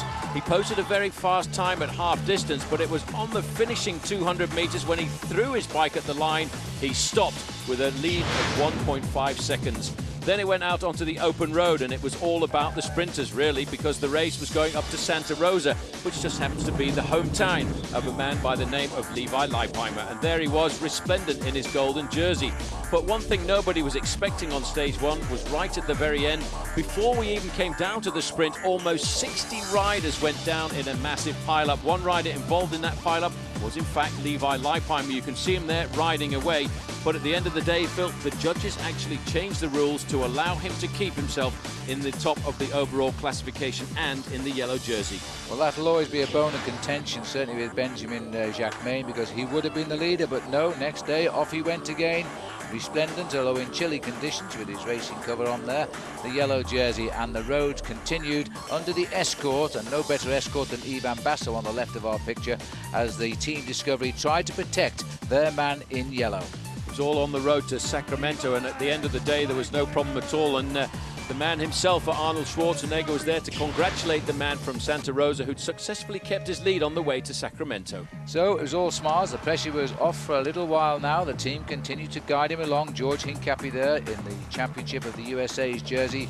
His fate was still laying ahead of him, sadly, and Levi Leipheimer still protecting that small lead. The attacks were always coming, though, and Leipheimer himself had to show his real strength on this stage. Well, it was all about getting down to the finish line. Jens Voigt might have won the stage, but I think Levi Leipheimer showed everybody else that he was going to be a very difficult candidate to dethrone from the top spot. And again, going into San Jose, he was still looking like a very solid leader. But Levi Leipheimer was now trying to see who his challengers were going to be, and Jens Voigt was moving to the top. He was now up into second place when the race moved off next day. They knew now they were under extreme pressure here from Team CSC. Ivan Basso over the winter had left Team CSC and gone to Discovery Channel, and they weren't too happy about that. Well, they weren't too happy about that, so you could see the rivalry that was starting to build. But what a squad and what a man Ivan Basso turned out to be. He herded this man all the way along the route. And as he got to the finish line, once again, he kept his yellow jersey for another day. So that was into San Luis Obispo, and then we were into Solvang for the time trial. This was having to be the day when you had to pounce. He was, of course, last man to start, and there were 124 riders still in the race at this point, and he had to do the best time because he knew that Jens Voigt, a great time trialist who started just 2 minutes